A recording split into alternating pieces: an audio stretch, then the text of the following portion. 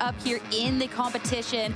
And now only one more set to determine who is about to be our next regional champion. Hopping into the game, Urshifu and the Mungus on the side of Carrie, going up against a really aggressive lead in this Fluttermane and Ogerpon for Paul. Really aggressive lead from Paul, but two Pokemon in Carrie's side that have the ability to terrestrialize into some very beneficial types right here. The Terra Fire Urshifu especially will make it resist every single damaging attack that is available to Paul on this turn. Of course, Amoonguss with the Terra Water could also be very useful to not take super effective damage from Ivy Cudgel and potentially be able to get off the Spore. But seeing that Incineroar in the back for Carrie, also a fantastic swap here to start getting some Intimidates down.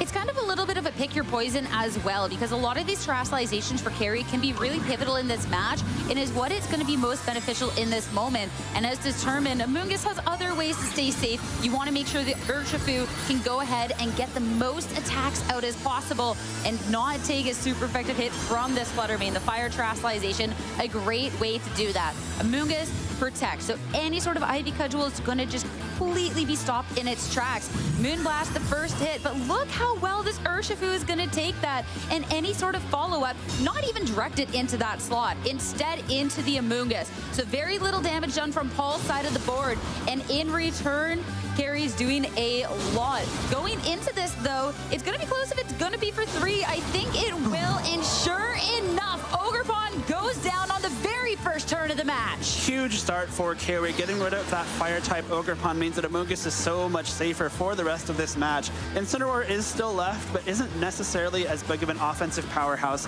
as the Hearthflame Ogerpon. It looks so close that Surging Strikes may have just missed the KO on another day, but Carrie's Urshifu is ready to take a huge turn 1 in this finals.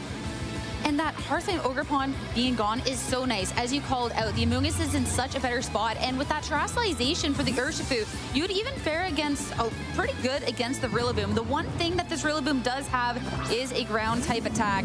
So regardless if it was the Urshifu or the Incineroar, wouldn't be appreciated, but Incineroar coming in, this will get the attack drop over on the opposing end. Thunder Wave, though, we've seen Paul use this throughout the day to not just slow down the opponent, but to completely stop them in their tracks. So now an opportunity for Amoonguss to not be able to maybe do anything down the line. It's going to be whether it can break through. That is the question. This time it will. Offensive Amoonguss. Sludge Bomb to bring Rillaboom down to half. Great Sludge Bomb there. Getting Rillaboom, as much damage into Rillaboom as possible is going to be crucial for Carrie here. One of the very few things that can comfortably take a Surging Strikes. And of course, not getting baited by a possible Terra Grass on the Fluttermane with a Spore. Getting that damage out, very important to keep this momentum going forward. Just slowly but surely trying to chip away at this Incineroar, though, Fluttermane with the Protect. Rillaboom has been taking damage after damage, though, with that Rocky Helmet. And of course, there is always just the super effective fire move from the Incineroar. So a second KO now in Carrie's favor. Only 2 Pokemon left for Paul. This Fluttermane that hasn't gone to do too much in the match, but Amoonguss is paralyzed on this turn, so that's going to be a start. Hey, I mean, if you got to be fully paralyzed on any turn, it may as well be the turn where the Fluttermane protected itself already. In 2-3 turns, Paul already down 2 Pokemon, and now it's just the Raging Bolt and the Fluttermane.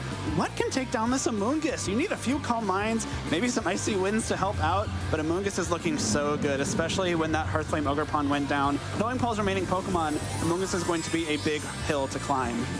And I mean, the Amoonguss now, and even information that we have is the Lander is still in the bag. The other of these Pokemon from Paul are quite safe, but Fluttermane going to try at least to make it through right now and not get spored or Rage Powdered away. And Incineroar, having taken so much damage previously from the Rillaboom, can go down to a Moonblast. So Paul trying to equalize the score, and a Calm Mind from the Raging Bolt as well. If you're looking at a Raging Bolt that really has to like a lot of upwards momentum, getting a special defense and a special attack boost is a great way to start, but Spore, Fluttermane was never the target. Instead, Raging Bolt gets the boost and instantly gets put to sleep.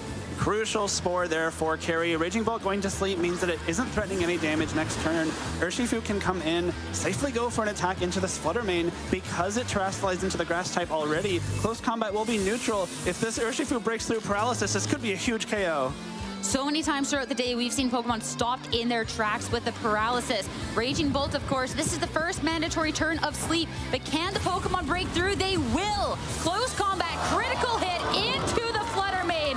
One Pokemon left for Paul, and it's just a sleeping Raging Bolt. Carrie has had all of the momentum one. Explosive game one for Kerry D'Ortona here, really wanting to take home this first game, get himself so much closer to winning that first regional championship. Sludge Bomb will come through into the Raging Bolt, get a little bit of chip damage while this Raging Bolt is still asleep. It is now able to wake up on any given turn, but once this grassy terrain expires, the recovery will be just limited to that leftovers. And when you're facing down 3 Pokemon, I think we saw that Landorus in the back for Kerry. It's going to be really tough for Paul to claw the back into this game. And Kerry can just play this so safe from here on out. You knowing that there's a chance for the Raging Bolt to wake up, still just target a Spore into it just in case. Sure, you're not doing the most amount of damage with this close combat, but you just have so much momentum going on forward. You're covered. Even if the Raging Bolt wakes up next turn, you put it right back to sleep. It's still going to be taking a big hit from the Urshifu, and there is still that Landorus in the back. I mean, at this point, the Raging Bolt, there's just nothing it can do. Not to mention the Amoonguss just going straight for these spores. Really smart here for Kerry, because as soon as Raging Bolt wakes up, it will just go right back to sleep as long as Amoonguss doesn't get fully paralyzed. Dragon Pulse comes out at +1 special attack, does a good chunk of damage to the Amoonguss, but Citrus Berry is there to keep it healthy. As well, at this point, the Amoonguss, there's always opportunity for it not to hit, but still, oh, we got to break. Okay, Urshifu gets paralyzed, so that is going to be no damage. A second paralysis, though, so Raging Bolt, it just gets away with a lot of damage, and those Thunder Waves coming up huge. Well, I mean, step one, right? If you're Paul, that's exactly what you need. I think you got to come out of this exchange with the Urshifu and Amoonguss with Raging Bolt at a pretty high HP count if you want it to be able to survive an Earth Power. I mean, you're not going to be taking damage from the Urshifu, that's for sure. The +1 Dragon Pulse, enough to take it down. And the Amoonguss still has to act. It was paralyzed last turn, but it will get the Spore. Landorus on the field next will be able to come in safely and hopefully be able to chip away the last little bit of the Raging Bolt. It will guaranteed have 2 turns to fire off Earth Powers into this Raging Bolt. The Raging Bolt has to stay asleep on this coming turn, and even if it wakes up on the next turn, Landorus is immune to that Thunderclap. Kerry's done a very good job managing the threat level of this Calm Mind Raging Bolt with a team that often can struggle into it. So much momentum from the get-go in that match and carrying it through to the very first victory. Kerry is 1 game away from being a regional champion. And what a match that was. We had talked about all the ways that Paul can reduce that damage to slow the game down, and Kerry didn't care about that at all. You just powered through Paul's entire team. That lead especially was really good for Kerry. This Terrifier Urshifu is so strong into the Hearthflame Ogerpon and the Flutter Mane. Paul perhaps thinking he might have been able to survive that Surging Strikes, but the Terrifier kept that Urshifu so safe, and as soon as the Hearthflame Ogerpon went down, that was the entirety of Paul's threatening damage into Amoonguss. Amoonguss was able to stick around, fire off some Sludge Bombs for support, and crucially put that Raging Bolt to sleep so Kerry could deal with it. And something we talked about at the beginning of the match was where Kerry was going to use the Terastallization. It was so well pinpointed onto the Urshifu. On the opposing end, the Terra Grass from Paul onto that Flutter Mane didn't really get to do anything, and that's a Terastallization in that endgame with that Raging Bolt maybe could have paid off quite a bit more to at least get past 1 turn, make it a mind game, try and go for something. It would have been close. Not very likely, but still an opportunity here. But where will Paul change things up? He has been a 6-time regional champion for a reason. Heading into game number 2, Can Kerry close this out? We'll have to see, but the leads. Fantastic lead for Kerry once again. This Landorus immediately threatening huge damage into both the Incineroar and the Raging Bolt. Incineroar is there for a fake out. You can only stop 1 of a ground type attack, and Spore. Will this Landorus be able to attack this turn, or will the Amoonguss get to put something to sleep? And that's the scary part of it, because neither option seems too good within this match. And the amount of offensive pressure this Landorus can have, I don't know. Paul's going to stop neither of them, though, with this Incineroar. Switching out instead and onto the field, Rillaboom. So at least if it is a ground-type attack, the Rillaboom will be able to take the hit, or a potential Spore, and Raging Bolt will get to protect. So great little pivot, but you still find yourself in a situation where Raging Bolt doesn't switch. The next turn, that could still be a lot of damage or that Spore. That's so true. The Sandstorm Storm will connect with the Rillaboom. Does a little bit of damage here. Amoonguss gets the chance to move, but the Spore into the protecting Raging Bolt will do nothing. Nice safe switch from Paul there. This Rillaboom able to get on the field, reestablish your fake out pressure if Kerry did decide to protect either of his Pokemon. But more importantly, you now have a a Pokemon that will resist that Sandsear Storm. If you Terrastallize your Raging Bolt like it looks like Paul is doing, you've no longer any Pokemon that are weak to ground. You're not weak to ground, but a lot of these not very effective hits that you would like the Raging Bolt to keep is now kind of gone, right? So a little bit of a trade there. Fake out into the Amoonguss, so no Spore, but Sludge Bomb instead. The call on the Terrasalization and so much damage done. Sure, the Raging Bolt is boosted up now for next turn with this Calm Mind, but you don't want your Raging Bolt to be down to that little health at the beginning of the match. Oh, that's such a good play from Carey. That covers both fake out targets so well. If the Rillaboom fakes out the Landorus, the Raging Bolt probably doesn't Terrastalize, but you're not attacking with Landorus, so who cares? If the Rillaboom fakes out the Amoonguss, you kind of have to Terrastalize that Raging Bolt unless you want it to get knocked out by Earth Power, and Sludge Bombing so early on makes this Raging Bolt that is now at +1 special defense so much easier to take down. What a huge play by Carey to regain this momentum at the start of the second game. And with Terrasalization available for Carey in this match, make sure that, yeah, you're not going to be hit by something super effective here or no powerful Dragon Balls to try and take you down. Steel type here on to the Landorus. Protect though from the Raging Bolt. When you have the set that can be getting so much health between turns and you're already so low, this makes a lot of sense. So at least you'll get some recovery. Landorus doesn't find its mark. Try and claw back a little bit more within this. Woodhammer though into the Steel type Landorus is just not that much at all. Sludge Bomb will hit the protecting Raging Bolt and of course the Spore into the Rillaboom, trying to catch a swap into something like the Incineroar. Still a good play from Carey though. I like that Terra Steel on Landorus a lot. I don't think there's no world in which the Raging Bolt was going to Thunderclap that slot this turn, and now you still have Amoonguss there to redirect a possible Thunderclap while your Landorus hopefully picks up the knockout on this Raging Bolt. It did a lot of damage with that first Sludge Bomb, but that recovery is now starting to add up on top of that special defense boost. Landorus, though, you know, Paul can switch it up knowing that the Terrasalization's been out. Seems so safe to just switch here, especially to limiting the amount of damage this Rillaboom can do is really, really nice. You get that Intimidate, you get a little bit of a pivot, and if this Raging Bolt sticks around, it's going to be put to sleep sooner rather than later. Grassy Glide does nothing. More damage into the Rillaboom, if anything, and it was the attempt at the double priority into the slot. Raging Bolt, again, does nothing, and Spore would put it right to sleep. Another great turn from Carey. That Landorus probably would have been knocked out by that Grassy Glide and Thunderclap combination if Amoonguss did not Rage Powder. Instead, switching in this Incineroar, a great defensive swap into this Rillaboom, and of course, taking no damage on the swap other than that Grassy Glide. More importantly, though, the Raging Bolt being put to sleep, it will have to take a turn of sleep on this turn. Parting Shot can remove that Calm Mind special attack boost.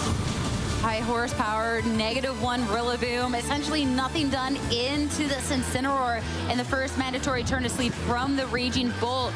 Carries so much momentum now, and using this just slow down what this Raging Bolt can do once it does wake up. Parting Shot, you can pivot back into a Pokemon to try and deal the damage, and of course, once the Raging Bolt wakes up, it no longer has that special attack boost.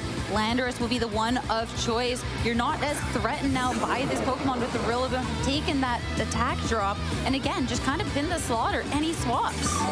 Again, trying to call a switch with that Spore there. I think that's a risk you're willing to take if you're Carey. If the Rillaboom swaps out, you get a lot of mileage out of that Spore. If it stays on the field, this Rillaboom isn't doing a whole lot on this coming turn. Raging Bolt recovery is starting to add up. The grassy terrain does finally end, so now it is just the leftovers. But I don't know if one Sludge Bomb will be enough to KO it from the Landorus. Perhaps if you double it up with Amoonguss, a double Sludge Bomb can do the trick here? It does have that special defense boost, so it's not going to be taken down by just the one hit. High horsepower into the Steel type, but the Intimidate has dropped so much. It is going to be a wake up from the Raging Bolt. Dragon Pulse isn't enough into the Landorus. No! 2 HP survival. Sludge Bomb now. The Raging Bolt was so low, enough to take it down. Oh, that's a huge survival from the Landorus here. Now that it is at 2 HP still and Grassy Terrain has ended, the only priority attack that Paul has is gone. The Thunderclap is no longer threatening a KO before it can attack. If Rillaboom wants to Grassy Glide, it will have to swap out and come back in to reset that Grassy Terrain. The Hearthflame Ogerpon does now hit the field, but there's an Amoonguss in the back for Carey that is ready to come in and mitigate that damage immediately. Yeah, you try and target down this Landorus to try and get rid of this Pokemon that's caused you so much struggles, and Incineroar will soak up that hit so well. So great switch here. And the Intimidate. This Rillaboom's now at -2, and the Ogerpon, something you really need to deal damage on Paul's end, at -1. A switch out from the Rillaboom, though, since you do want it to come back in and actually deal damage into this Incineroar, and something where you can have a little bit more flexibility onto this next turn. Amoonguss is ready to go for something like a Spore or a Sludge Bomb here. Swords Dance, though, from the Hearthflame Ogerpon, starting to become an even bigger threat at +1 attack. Sludge Bomb comes out from Amoonguss, though. That is a huge chunk of damage, and it gets the poison! That is so much damage, and this Ogerpon, the Pokemon Paul's trying to set up, is now on a timer, going to be taking this damage turn after turn. In this match, Carrie, from the get-go, has been putting so much pressure on, and those little moments to try and just shut down Paul as much as possible. More importantly, this Ogerpon now is very much in range of Aqua Jet. Even if Rillaboom comes back on the field and gets that Grassy Terrain healing going, the damage from Poison is more than the damage you recover from Grassy Terrain. So this Ogerpon is now on a timer. This timer might get even shorter thanks to this Urshifu. Yeah, you try and target a hit into the one slot. The Urshifu might not take much. Fake Out is just going to be that little bit of chip. I think, Cudgel, you would love for that to take down a full HP Amoonguss, but instead it's just a 2 HP Landorus. You get to take down a Pokemon, but again, you are on a timer, and you have a lot of momentum to make up with this Ogerpon. It's going to be so tough for Paul to close this out. This Ogerpon will be knocked out by one more turn of Poison unless this Grassy Terrain hits the field, and that would buy it one extra turn. Incineroar does hit the field. The Intimidate is reactivated. Now Ogerpon is back down to neutral attack, I believe, and the Incineroar on Paul's side even lower. Aqua Jet threatens a KO into Ogerpon, but of course you have Fake Out to cover that Ogerpon as well, and you can just go straight for Surging Strikes into Incineroar. Yeah, the Incineroar, it's getting out of there, and it's going to be Rillaboom to soak up that Surging Strikes instead. But with the priority that Paul has, that's against Paul in this very low health Ogerpon, it's not even going to get that final attack in. A second Pokemon down for Paul. That gold is in sight now for Carrie. Such a momentous lead here. Sure, Rillaboom will take the hit, but again, what else can Paul do within this match? I don't know, Sarah. This is going to be really tough for Paul. Carrie's done such a good job managing these offensive threats. The Raging Bolt and the Hearthflame Ogerpon both knocked out. All that Paul has left is this Rillaboom and Incineroar, the two Fake Out bros that are so popular in this regulation, but Carrie has managed them so well. Carrie still has a third Pokemon as well. You can swap out your Incineroar to get one more Intimidate. You can swap out your Urshifu for a little bit more safety on this turn. So many options available to Carrie that Paul just doesn't have anymore. And sure, there is the active Fake Out on the board, but with just Protect, you can play this so safe to not risk any pieces, and that is it! David takes down Goliath! Carrie, Dieratona becomes your Toronto Regional Champion!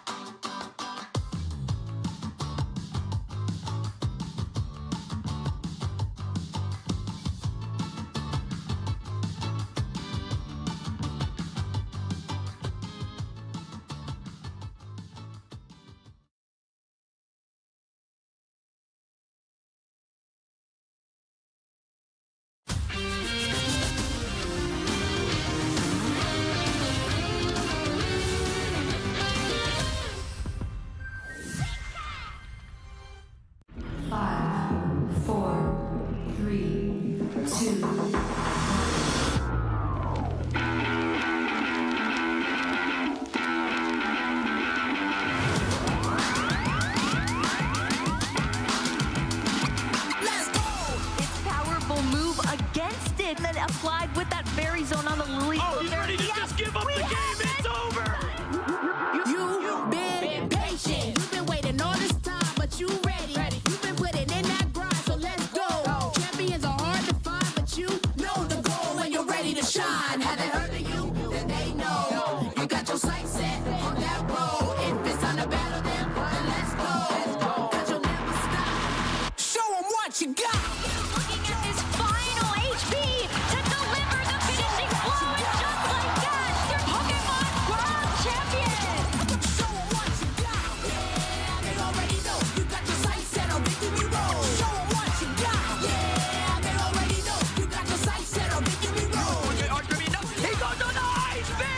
resetting the bracket, and then winning it in game number 5.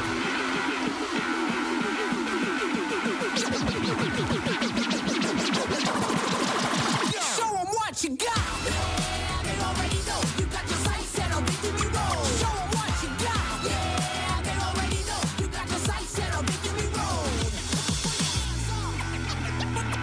Put your hands. Hello, everybody. Good morning. Top of the morning, indeed. It is the Birmingham Regional Championships here up the 2026 season, and we are your casters for the weekend. We've got Ben Kiriakou, Zoe Liu, Charlie Merriman, and myself, David Partington. Charlie, come on. Are you quite ready here? No, I'm not. I'm enjoying my tea time, David. What else do you expect? We're in the UK, the home of... It's not the home of tea, but you know what I mean. I'm glad you've enjoyed it so far, Charlie, because it's not just going to be cups of tea that we're going to be having this weekend. It's going to be plenty of beverages of spicy action for sure. And how are you feeling about this weekend? I'm feeling pretty good, David. Excellent. Zoe. I'm absolutely excited. We had an absolute treat of a show at Stuttgart last year, and I'm expecting all the great action to continue this weekend. And Charlie, any amazing words of yours from that wonderful mouth? About 5 out of 10. No, I'm very excited indeed. It's our first EU event of the new year, of course, and I don't know, it just feels like it's about time that we were back, you know, especially after Toronto last week. Oh, I've just been raring to go, David. Hold me back, someone. Well, it looks like someone has held you back, obviously. Yeah, there's a significant gap there. Yeah. So let's see where we are currently in the season. We're about midway at the moment here in Birmingham for the whole 2026 season leading up to Worlds. But Ben, take us through it, will you? Well, we're here at Birmingham just before EUIC. That's going to be in a few weeks' time, where our international competitors are going to be joining us in London, of course. Then we go through a little bit more of the season, some regional and special championships, of course, in Seville, Prague and Utrecht, Turin, before we go to NAIC and, of course, Pokémon World Championships in San Francisco with Pokémon XP along for the ride. So many fantastic locations for all of our trainers and spectators to come and check out across the globe here too. Now, of course, for this regional championship, we of course have CP, all those championship points on the line for our trainers who do particularly well here this weekend. Yeah, there's so many championship points on the line here. If you get first place, you get 350 championship points, as well as a direct invite to the World Championships. But the prizes continue all the way down to the top 64. And of course, if you're in the top 80 in the NA or EU regions of your region, then you will get that invite to the Pokémon World Championships. And don't forget about those prizes as well here at the Regional Championship. If CP's just not enough, then why don't you take a look at what else you can get here? Yeah, what does Uncle Golden Go have in store for a $6,000 on the line if you win in the Masters division? Even $4,000 if you're second. Juniors, seniors, $1,000. That's just mind-blowing. And, of course, those sweet, sweet booster packs. 108 of them. More than you can shake a stick at. Try and shake a stick at that. You can't. Physically impossible. I don't know. I'd have to put down my cup of tea to be able to do that. Yeah, you're not even holding a cup of tea. I know, that's how hard it is. Wow. Well, let's have a look at the EU leaderboard as we've been talking about tea, because those are definitely linked. Now, here are the championship points that all of the players in the EU region have got, and the ones who have the most at the moment. Look at those big names. Yeah, tier team here with 1348 championship points. And wow. I think that's probably enough for a couple of invites there already, if tier team didn't already have a direct invitation already. And just looking down the list, so many wonderful names that we've got on display here. Yeah, in addition to tier team, we've got also, Oliver Escolin, Eduardo Cunha, world champion. So a lot of really well-known names. Marco Silva, I could go on, but you can see those 4 golden tickets. These are players who have already qualified for Worlds. And they're all Italian. So is that going to be a repeated story this weekend? But not just that, of course. Victor Medina, a trainer who's been looking for that first big win for a very long time now. I believe that this is Victor's season. Only time will tell, Charlie. We'll have to see. But even though a lot of those trainers have already got that direct invite, they've still got a lot on the line to be able to earn that travel award to the NAIC in New Orleans this year as well. So if you are in that first to fourth leaderboard placement in your region, for instance, the EU region, then you get, as you can see, that in region 3,500 if you're already in the region of the international, or if you're out of region, say if you're going to the NAIC from the EU, then it's still another $3,500 as well if you're in that 1st to 4th. And 5th to 6th, for instance, get $1,000 too. So there's still so much on the line that keeps even our top trainers who keep winning coming back for more. I mean, to be honest, I just take priority registration at this point to make sure that you get into one of those big ICs. That's where the most championship points are on the line. And so not only that, there's also bigger prizing at the internationals as well. Really, really valuable thing to have in your back pocket. 100% is, Ben. Now, obviously, we're here at the 5th EU Regional, but we can't talk about the 5th EU Regional without talking about what just happened in Stuttgart as well last year at the tail end of the 2025 year, where, of course, we had the incredible Luca Cherubelli take that amazing win over Eric Rios in the final. So take a look at this little recap video. For some reason, you've forgotten. Hi trainers, Marcus Hamann here, and I'm bringing you the story of the Stuttgart Regional Championships. For the final tournament of the year, trainers, judges and fans gathered in Stuttgart, Germany to crown the last regional champion of the Regulation H rule set. A massive field of 661 Master Division players entered the arena, all chasing one final title. The tournament kicked off with an early statement. Davide Carrer stunned the crowd by taking down local favorite Fabian Braun using an unorthodox team built around Blaziken, Golduck and Espathra. A reminder that creativity still had a place in this format. But as the rounds went on, the metagame began to show its shape. Pokemon like Incineroar, Ursaluna Bloodmoon and Rillaboom rose to the top of the usage charts. Familiar tools refined over weeks of competition. The finals were set. Luca against Eric, two of the best players the game has ever seen, and only one could win this Tournament of Champions. Game 1 opened with immediate tension. Luca targeted down Primarina with Final Gambit and set up Trick Room. This decision opened the door for Ursaluna, and Luca never gave that advantage back, taking Game 1 and the early lead. Game 2 was something else entirely. Eric struck first, using Terra, Fire, Rillaboom and Primarina to remove Typhlosion before it could take over, something it had done all tournament long. But with only 2 Pokemon remaining, Luca fought back. He went for Fake Out plus Protect, removed Smeargle and set up Trick Room while his own Tailwind was still active. In the end, it came down to one last standoff. Luca's Grass Terra Incineroar versus Eric's Terra Fire Rillaboom. And in the final turn, Eric just had one out. He needed a critical hit Grassy Glide. The move came out and didn't get the knockout. And with that, Luca Cherubelli is your Stuttgart Regional Champion. What an extraordinary way to close out not only this tournament, but the Regulation H format itself. Congratulations to Luca, who adds another title to his already legendary career. What happens next? Stay tuned, as the next chapter of Pokémon competition is just getting started. I love the duality at the end there, where you've got the Terra Grass Incineroar versus the Terra Fire Rillaboom. They'd even switch types around, and yet it was still the Incineroar that came out on top, even though it was suddenly at a type disadvantage after all of it. What a weekend, Ben. Yeah, it was absolutely crazy. I mean, the end of our second go-round at Regulation Set H as well, and then 2 of the best players in the world in the finals, finishing things off. What an absolute culmination of all of their efforts over the season, and so good to see Luca Cherubelli, after the last tournament win was the World Championships in 2024, taking a regional championship to his name as well. Yeah, it was such an incredible finals. Luca Cherubelli versus Eric Rios. Luca running that hyper-offensive Hisuian Typhlosion Sun team versus Eric's a little bit more of a setup-based team with that Como-O and Golden Go, supported by that cheeky little Smeargle, which has very versatile support moves. I do miss Regulation Set H, but I'm very excited that we're now in Regulation Set F and all of the new tools that gives us access to. But to see Pokemon thrive that might not have such a place in this meta game. For example, the Sneasler, we still see it around a little bit in Reg F, but Ursaluna and Bloodmoon was rampant. Hisuian Typhlosion, I'm a big fan of. Those bigger options, you can't fake it out. Oh yeah, give me more.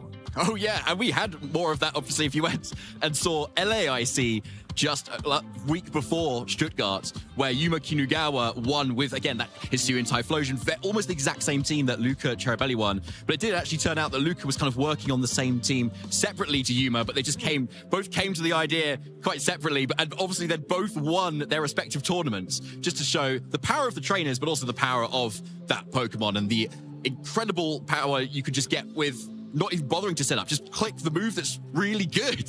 Yeah, I mean, that is the way that VGC tends to work, isn't it, David? Click the good moves, like knockoff into a Rillaboom, sealing the way. I just want to shout out the celebration there from Luca. You can see how much this means to him. And even though he's now got his direct invite, as well as already having a healthy amount of championship points to his name, now he, along with all of our other regional championship winners, are players that got top 4 at the internationals in LAIC. They have the whole of the rest of the season to start thinking and mentally preparing at the very least until we know what Champions is going to be looking like for the World Championships in San Francisco. Yeah, that's a really good point, Ben. Once you've got that direct invite, you can kind of relax. There's not fully relaxed, obviously, but there is That's a lot. Feet up. Cup of tea? Cup of tea, feet up. Yeah, absolutely. But there's not as much pressure to perform, to need to place really highly at the tournaments. You can experiment around a bit more with different play styles, with different Pokemon, and see maybe if there's something else that's better than what you've used previously. And not having that pressure to need to perform at, I have to get top 32, I have to get top 16, can really make it a lot more easier, more versatile to experiment around a bit and just have a bit of fun. Yeah, 100% there, Zoe. Now, obviously, we've talked about the finalists of Stuttgart, but let's have a look at the top 8 there as well. So, see if any of our trainers that we might even see this weekend have even saw featured in that top arena too. And yes, I think there are a few names that we have definitely recognized, not only from that we'll see this weekend, but also from many previous tournaments in the past. Eduardo Cunha, of course, our world champion from 2022 in London, but of course also the finalist at the Lille Regional Championship that Marco Silva went and won. Rocking that beret because Smeargle was on his team then, and it was on his team in Stuttgart as well, believing that to the end in regulation set H. And Golden Go plenty, and I think there'll be Golden Go plenty here in Birmingham too. I think so. And we've also got William Basilino there, who was our previous Birmingham Regional Champion here last year too. Unfortunately, not here this weekend, but really kind of getting a really good finish out of the way, I suppose, in the previous regional. And looking a bit further down the list, Nils Dunlop there, who was our EUIC champion in 2024, also in the regulation set F format, most recently now still using that Ursaluna that he was able to, in combination with Porygon 2, win EUIC with. It's a Pokemon he's very, very familiar with, has been using it in regulation set H. The natural progression, you see him using things that he's really experienced with coming back into regulation set F. We can't talk about the EU region without talking about Mikhail Kelch as well. Getting a top 4 there too with Ursaluna, Porygon 2, a duo that could be very good in regulation set F as well. And I imagine he's here this weekend as well to maybe try and even better that. Yeah, I remember I was kind of going around yesterday just seeing which players had arrived early and had checked in, and I did come across Nils and I was speaking to him and he said, yeah, he really loved that team that he won EUIC with, but he said this weekend he didn't feel that the team was quite as, strong in the current meta, so he was working on something different. And Nils is a player with a really creative team, so I'm really looking forward to what he's got this weekend. Not only that, but Nils is here with his brother Daniel this weekend, and Daniel was such a strong support to him over the course of EUIC 2024 as well. And Daniel is competing, so could we see an all Dunlop final? Yes, please. That would be amazing to see. But of course, we've got to get through the Italian scene first. And if you have a look at our EU champion leaderboard at the moment to see who has won all the seasons, there's a big ask if anybody else is going to be able to try and take Birmingham Regional Championships as well. Yeah, I mean, it's like, take you back to now, trainers. Which Italian trainer is going to make it to the finals and therefore win the Birmingham Regional Championships? I mean, maybe somebody else has got what it takes to take a regional championship. It's not often that we get this sort of streak coming along from a particular set of trainers, but it's all to play for here. There's nearly 700 players that are going to be playing this weekend. Every single one of them has got a shot. 100% there, Ben. Yeah, who is going to take that 5th one and be then over halfway through the EU regional calendar as well and fill out that top row as well, which would be really kind of satisfying to look at, I think, too. Zoe, have you got any thoughts as to who, if anyone you could guess, might take the win this weekend? Well, there's so many really, really good players. I also saw a sneak peek of Shohei yesterday. Said a quick hi to him. He looked quite busy, so I was a bit too shy to, fully go to him and be like, hey, I'm such a big fan. But Shohei is here this weekend, and My goodness, we've got such a strong caliber of players. And also just on UK home turf, there's a lot of really strong UK players. In fact, last weekend at Toronto, we had a lot of UK players running Okie Dokie and did really well, like Jack Clark, Costa, and Ben yourself. You were also there day 2 as well, playing really, really well.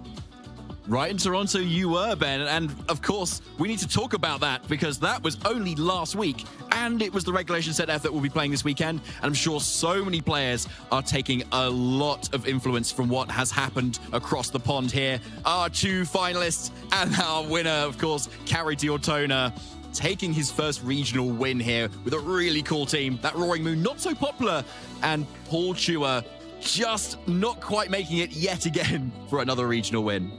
Maybe not quite making it yet again, but he's got plenty of fantastic wins under his belt. And Paul just is a believer in these balanced teams, the tried and tested Pokemon that will always do well in Regulations F. Something tells me we'll see approximately 350% Fluttermane this weekend, as well as, of course, that Urshifu hitting right through Protect. It's interesting that both of these teams have the Roaring Moon on them as well, a Pokemon that, as you said, wasn't so much backed heading into Regulations F.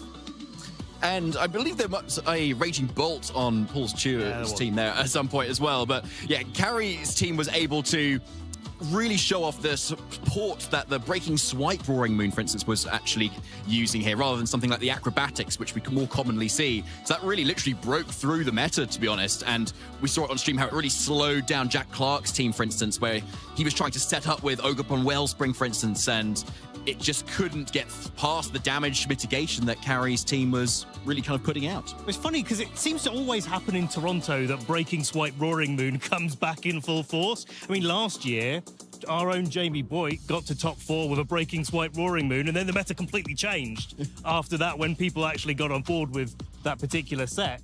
And then we come back to Regulation Set F. People go back to the Terra Flying Acrobatics sets. So it's like, oh wait, hang on, Breaking Swipe. It's still here. It's still really, really good. Yeah, and it definitely doesn't miss either, unlike something like Icy Wind. So anyway, it's a good move, right? There was real malice behind what you said there. We could hear the bitterness, Dave. I don't want to get into it. All right. Bitter malice. Yeah. Let's look at our top 8. We'll talk about it later. Exactly. Let's look at our top 8 here at Toronto last week, because it's not just our finalists. Plenty of other trainers have reached stardom there and having an amazing finish into our top 8, given the hundreds of players that were there in Toronto. Zoe, any standout teams or even players there for you? Yeah, a lot of really cool creative Pokemon and creative teams. Justin Tang rocking that Regidrago team. You know, that Regidrago, a Pokemon with Dragon Energy. It's like a Dragon-type water spell. It just does so much spread damage right off the bat. And then Dorian Kang with that Galarian Moltres. And we've also got a Dondozo Tatsugiri team. Now, that is a team archetype I have not seen in a long time that's being used by Kylan. So a lot of really cool Pokemon and really cool selections that weekend. I'm looking at Jack Clark's team there again, and I'm realizing that Okie Dokie is just a less hairy Grimmsnarl, isn't it? They're both black and green, and Grimmsnarl just a little bit more overgrown. Yeah, exactly, yeah. But Okie Dokie, phenomenal Pokemon, and one that we're very excited to see this weekend as well. The UK Dogies, that's right. We accidentally I think we had 8 of us there, and half of us were using Okie Dokie. Like accidentally as well. Yeah, accidentally. None of us talked about this specifically. I mean, like, we were all kind of a little bit on the Okie Dokie train, but we all independently just decided that it was the call. And some of us were right, and some of us, you know, we had a little bit of a different tournament. So, you know, it was a little bit of an up and down for the UK in Toronto. Hopefully Birmingham is a little bit more of a show for us. You did us somewhat proud, Ben. Somewhat proud. I love that. I love being decidedly average. That's my favourite thing. And more than average, Ben. Right. Let's have a look at the NA champions across. Because that would be incredible to see. But of course, if we kind of head on to our headlines first, though, and have a look at see what we were kind of thinking about this weekend instead, because we've got plenty of time to catch up on that as well. Now, Charlie, you had a little bit of a think about this weekend. What was kind of your main thought going to this weekend? The UK Dogies are raising the woof. That's right. Heading into Birmingham. And of course, we're on UK turf now. Yeah, we relocated to Toronto last weekend. And all those Yuki Woki Dogies were coming out in force. But here, even more so. And Jack Clark will be here this weekend repping that team. So, yeah, we'll be barking all the way to the future. Let's see. Can't wait, Charlie. We're going to be getting really shortly into our round one. But first of all, make sure you are following along on Pokemon.com/broadcasts, where you will see all of our broadcasts there for this weekend and the following events as well there. So we'll also be streaming on Twitch if you're watching on YouTube, and if you're watching on YouTube, we're streaming on Twitch, by the way. So you can follow us along there as well and join in with our poll if you're on Twitch as well.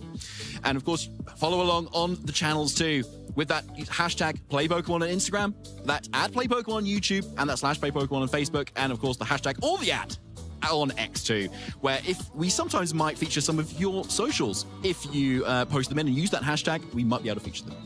Now, just like our good friend Incineroar, we're going to be going with a fake out and a passing shot over to the desk, and we'll be back with round one real soon.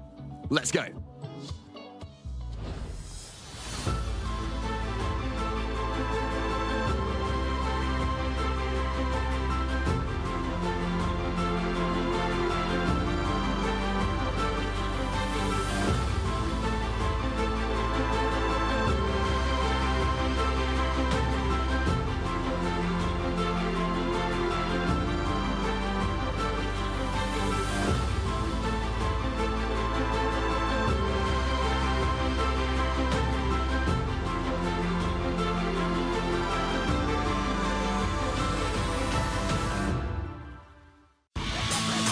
This weekend, the 2026 Regional Championships are bringing the electrifying action of Pokémon Scarlet and Pokémon Violet to the global stage.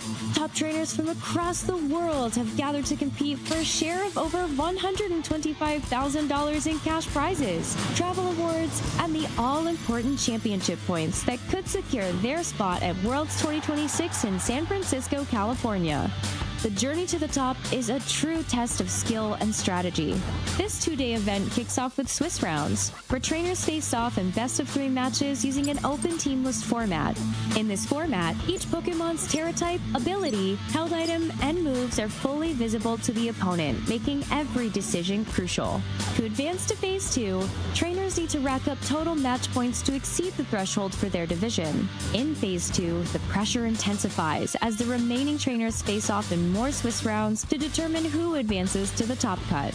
After all Swiss rounds are completed, the top 8 competitors, plus up to 8 additional competitors with the same number of match points as 8th place, will advance into an asymmetrical top cut single elimination bracket. Win and you move on. Lose and your journey ends. Only one trainer will rise above the rest to claim the title of regional champion. Who will etch their name into the history books this weekend? And who will punch their ticket to Worlds 2026 in San Francisco? Don't miss a minute of the action. Stay tuned all weekend long to watch the battles unfold live. To stay up to date on future Play Pokemon events, visit championships.pokemon.com. Benny Boo Boo. Charlie Choo Choo. That's the one. I'm trying to remember what the first form of Haxorus is called. Oh, I know. I didn't ask you. Welcome, trainers, to the Birmingham Regional Championships. That was good, wasn't it? That was good. I got a little bit of direction there, and it was worth it, Charlie. This time round, you've managed. It's been a few one-liners, but this time you've managed to really. This one. Mate. This one. That's not fair. It's only upwards from here. I had you in stitches with the not Ben Kiriakou. Oh, remember that? yeah, good times. That was nearly a year ago. It was. EUIC. Well, that's a few weeks away, but yeah, it's going to be the Valentine's weekend as well. And hey, can't think of a better partner to share it with than my little Venonat over there. Oh. All right, then. Well, how are you doing this weekend, traders? You looking forward to the Birmingham Regional Championships? We cannot wait. And Ben, of course, you were in Toronto last weekend. What are you expecting coming into this weekend? Do you know what? I saw quite a lot of things that I wasn't expecting at Toronto. The resurgence and the rise of Iron Crown and Didi as a combination, just like expanding force and really trying to go on the offensive. And a lot of more powerful strategies like that really wanted to take advantage of these balance-based cores that are a little bit more slow to set up, and maybe you want to be a little bit more front-footed in your approach to the game there. But actually, to be honest, even still, players like Paul Chua with the balance team that he piloted all the way to the final still managed to find a way through all of that sort of thing. So I wouldn't be surprised if we see a really nice, healthy mix here in Birmingham after seeing what did well in Toronto. Well, you couldn't have queued us up better into seeing what matches we have on our menu to present to you today. Let's take a look at the round 2 matches that are happening in the venue right now, or about to start, and let's see which match we'll be bringing it to you. Our first EU regional level event of the not 2026 season, but 2026 calendar year, and of the Regulation Set F 2.0. How is EU reacting to Regulation Set F? Is it going to be a different tear on the meta game to what they have over there in NA? We are very shortly about to find out. We are very short about it. And that is the big difference. And I know that we had a little bit of a UK expedition over to Toronto to be able to play in the NA metagame. It was quite a bit different to playing in Europe. I know that there are some players here making the trip from the NA region over to EU as well. So we get them, they then have a chance to see the little bit of a difference and see if they can still have what it takes to make it all the way. Very exciting, and even Shohei Kimura all the way from Japan heading over here. And now it's time we can see what those players are up to and what teams they will be running and what we will be bringing to you. UK Dogi fans, rejoice. Okay. And if you're tuning in from across the pond at some ungodly hour that time, rejoice as well. We've got Stefan Malt going off against Aurelian Sula, but we'll be talking a lot more about that match in just a moment's time because we have so many more fascinating matchups in the venue. Marco Silva also made Phase 2 in Toronto, going X3 overall, or X4, against Marcus Ko there with a Dondozo Tatsugiri team, but with a little bit of a wheezing mix-up there, trying to turn off all of those abilities. Might be quite influential into an Ursaluna. Javier versus Rayan, that's going to be a fantastic match. And, well, I saw this morning that JB was running locked in Monkey Dory to his team. It's a Pokemon that he's famously been a big supporter of. We basically never see it. It's one of those loyal free that doesn't get to see the light of day too often, but Jamie's a fantastic builder. Against Lorenzo, he's going to need to have built his team very well because that match is going to be very spicy. Yeah, Lorenzo, a previous regional champion from just the past couple of years. Yeah, Jamie sees your Okidogis and thinks, no, mate, you're backing the wrong horse there. You're backing the wrong dog. It's time for Monkey Dory. We did see some Pheasantipede as well, the third member of the Loyal Three, back in the first version of Regulations at F, and I think it's only a matter of time before we see it again. But it will be an okie dokie matchup that we're bringing to you. Stefan Mott there on the stage. We saw him on stream in the Toronto Regional Championships as well. We see you, Stefan. Hello. We love you too, my friend. Thank you so much. He can't hear us, honest. But going up against Aurelian Sula, there's no plushie metagame to speak of on the stage yet, Ben. That's very disappointing. Unfortunately. Well, you know what? I think there's going to be enough Pokemon action to tide us over until our next round. Stefan, I was having dinner with him in Toronto, and he was talking about the team that he's run. It's a sort of adaptation from what he won regionals with, that Garganacl and Cypher team that he became quite infamous with. But Garganacl is a Pokemon that he really does find a lot of value in, and a lot of what he was talking about was making some changes from the team that he used in Toronto to what he's going to be using this weekend in Birmingham. And I'm really excited to see if those little tweaks allow him to go just that little bit further. Yeah, I think we have an Entei mirror at least here. That Pokemon is on both of these trainers' teams, and it's a Pokemon that you really can't ignore. Give it a choice ban, and it's dishing out massive damage, especially with something like extreme speed. As long as there's no Psychic Terrain up or Farigiraf over on the other side of the field, then you can pick off targets with some relative ease, especially with the Terranormal. But this is the fascinating thing about Pokemon, of course. They might have trained their Entei, might have trained any similar Pokemon to be totally different, and now we see their accomplishments littering the screen. Yeah, Monterey Regional Champion, that was where Stefan used his Garganacl Cypher team to win, but he was also the Indianapolis Regional Champion with I think it was a Kyogre-based team, the sort of Kyogre balance team from back in that format. Of course, Aurelian, many finalist positions, just like Victor Medina, still searching for that tournament win. We know Aurelian is more than capable of taking the crown in any given event, but just hasn't managed to do it yet. Both of these trainers at 1-0, having a nice, strong start to their tournament, but one of these players will be going 1-1 after this round is complete. I think it must be such a psychological barrier if you're a finalist so many times, just trying to convert it to that big win. But the more times you get that finalist position, the more likely it is to come around that win. And here we go, Stefan Mott, famous for this Garganackle alongside Grimmsnarl. Gastrodon, shout out to you, Lou. Unfortunately, it's not the blue one. Fluttermane, Chien Pao, and this Entei. And it is indeed this choice band Terra Normal Entei with extreme speed, pairing so nicely with the Chien Pao, dropping the defenses of everything around on the field so that both the Chien Pao and the Entei, the dog and the cat, can hit all the harder. It's just like playing a Dragonite paired along with Chien Pao. You get that Terra Normal extreme speed with the choice band boosted up. Now, Entei is a little bit weaker, but at its disposal, it has fire coverage as well. And that's something that Dragonite doesn't really do so well. So it's really just a test of typing there. Plus, Sacred Fire is a totally crazy move, having a 50% chance to get a burn on your opponent. We have to give a shout out to that Garganackle as well, a Pokemon that really wants to slow down the playstyle and just getting that chip damage off, able to go for a cover 2 to give it even more longevity on the field.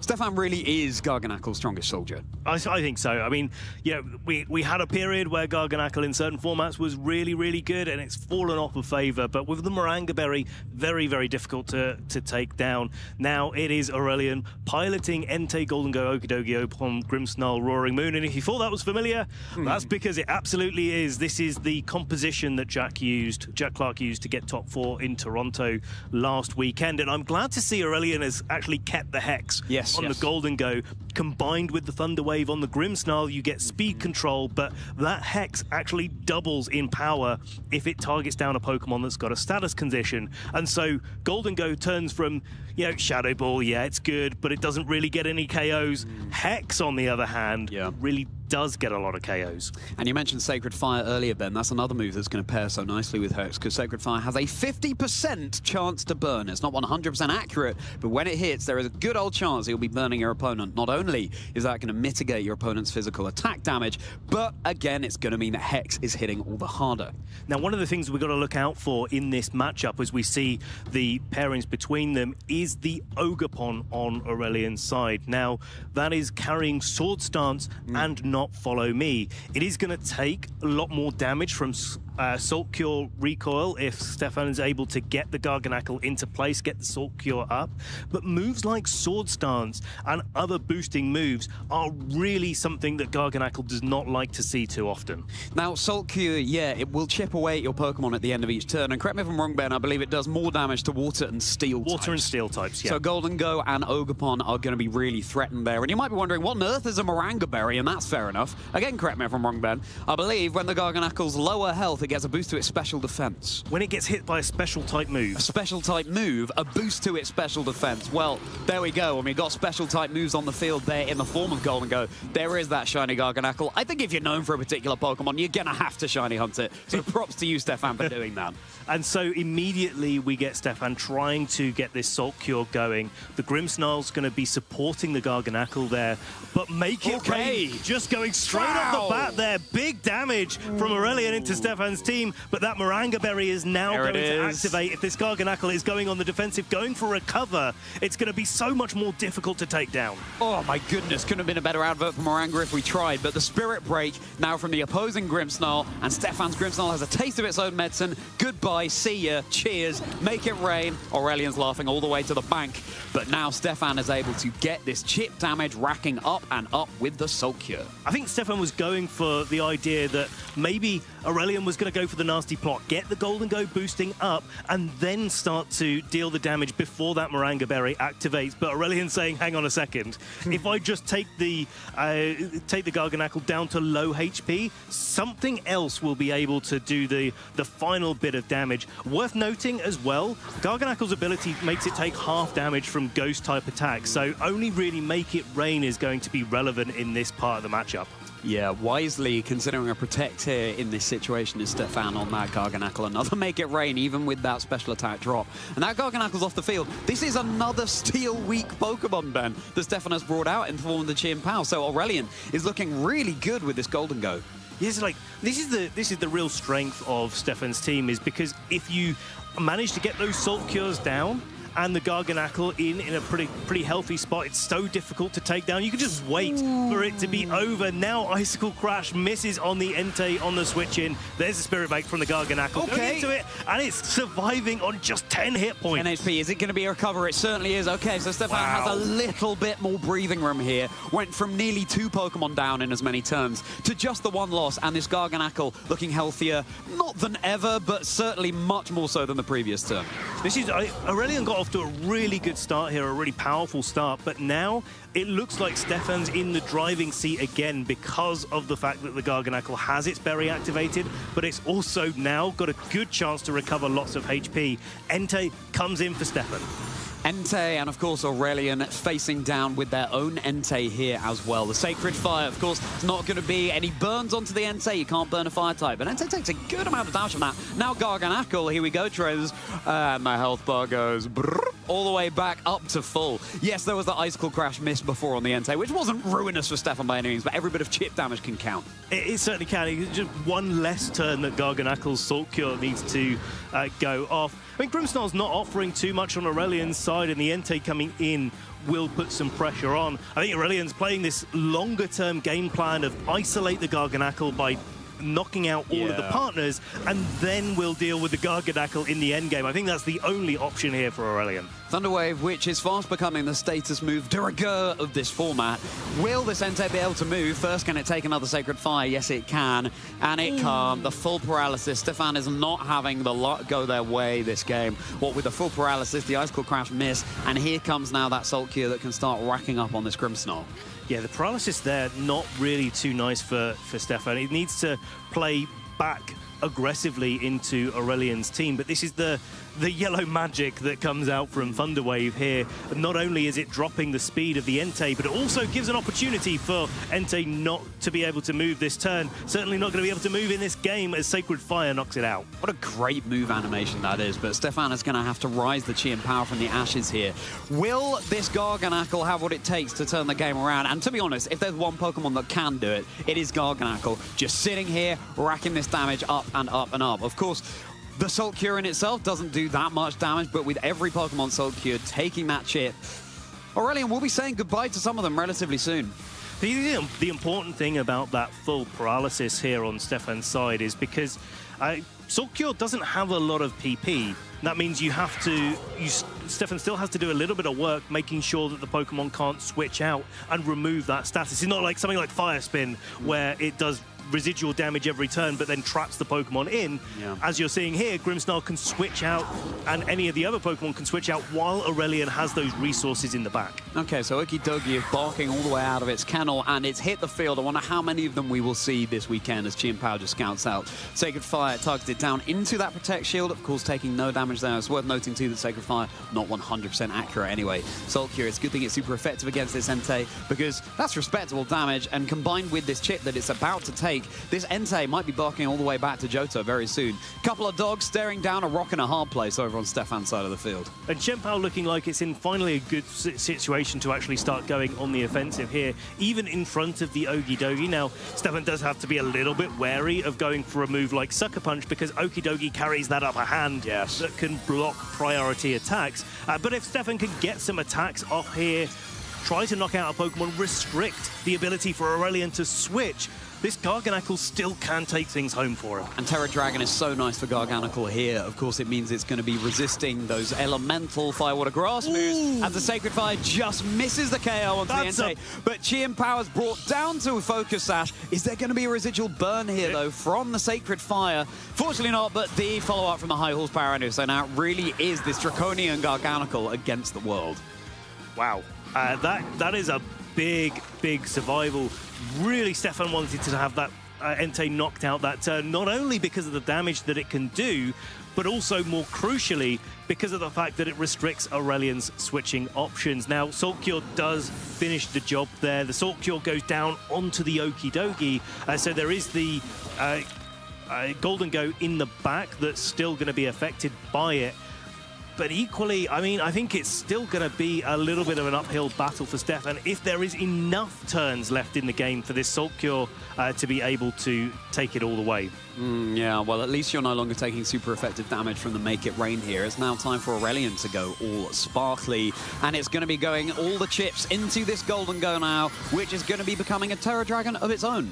And not taking as much damage from the Salt Cure. You know, I did make a little mistake earlier. I thought Salt Cure had a lot less PP than it has, but with 24 total, yeah, I think the Skarganackle is going to be able to go all the way unless Aurelian's able to get the boosts up with the nasty plot and get one big Make It Rain down into this Garganacle. Yeah, nasty plot is certainly what you need to counteract this Moranga Berry Garganacle, and yeah, Salt Cure no longer doing that additional residual damage because Golden Go is no longer a steel type here. So, is Stefan going to be able to stalemate this one out, or is Aurelian going to be heating things up? This battle is slowly, with the emphasis on slowly, but surely coming to a wrap. You know what, Charlie? I don't even think it's going to be that slow. I think one more nasty plot is all that this Golden Go needs. The fact that it's Terra Dragon and Citrus Berry, getting more of its HP back and taking less damage from Salt Cure puts it in a great position. This will be really interesting. It's enough. It is enough, even with that special defense boost, and that wasn't even a crit, so that just goes to show how unbulky Garganacle is on its special defensive side. Now, there was a lot that went wrong for Stefan in that game. There was a full paralysis, there was a miss on the Icicle Crash, there was the fact that Sacred Sword did not KO the Entei over on Aurelian's side. Which it would have KO'd the Entei if the Icicle Crash had connected. If it had connected, exactly that. That's exactly what we mean when we say all this damage can rack up, even if in the moment it looks like a tiny bit of chip. But we're heading into game 2. Aurelian has claimed that first game. And Ben, of course, what adaptations do you want to see, but also what do you think Aurelian did right in that game? Well, I think the isolation of the Garganacle, deal with it later. First, Make It Rain into the leads was great from Aurelian. Put the Garganacle into a spot where it had to go for recover. That slows it down. That's 2 more turns where the Garganacle didn't go for the Salt Cure. That's 2 more turns where it didn't rack up the damage on Aurelian's side, and Aurelian used that time so well to be able to target down Stefan's Pokemon, other than the Garganacle getting that Golden Go into a spot where it was really able to shine. Now I think Stefan's got to figure out a way of maybe playing the early game a little bit more proactively. I don't think Stefan was expecting the Make It Rain on turn 1. I think he was expecting Aurelian to play that little bit more defensively. And now that they've had this game won, they've sort of felt out exactly what the strategies are for each of their opponents. I'm expecting Stefan to make a big adjustment here. Yeah, I'm wondering if a late-game Garganacle would look quite nice for Stefan here, especially if you've been able to conserve the Terror with the Dragon, just in case Aurelian has that Okie Dokie lurking in the back as well. Maybe the opening with the Garganacle isn't what worked out so well for him there, but let's see what Stefan's thinking. Of course, he knows his team far better than Ben and I. Exactly. It's going to be exactly the same lead. The Garganacle and the Grimmsnarl going up against Grimmsnarl and Entei for Aurelian, but crucially, there's no Golden Go in the lead there.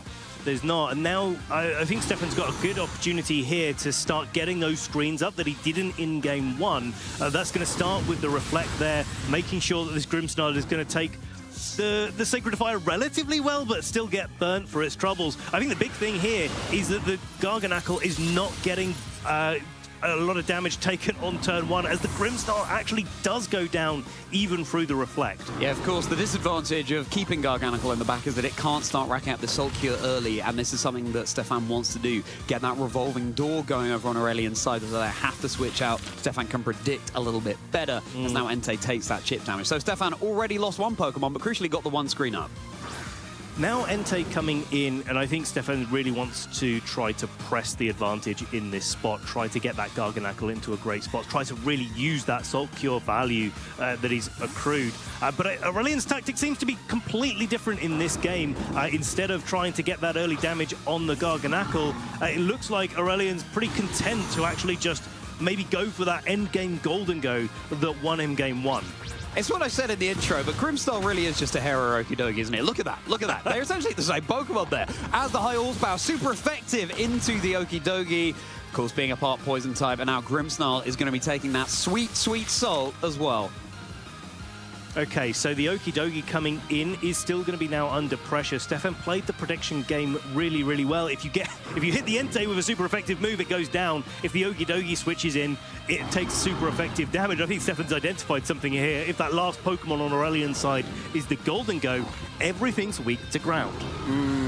Yeah, that's a really excellent point. You've got to conserve that Stomping Tantrum, and of course all the better if it fails somehow the previous turn, because it's going to get double power heading into the next one. The Thunder Wave, it is going to connect. There's always that little delay that makes us very nervous, but the Entei will be paralyzed.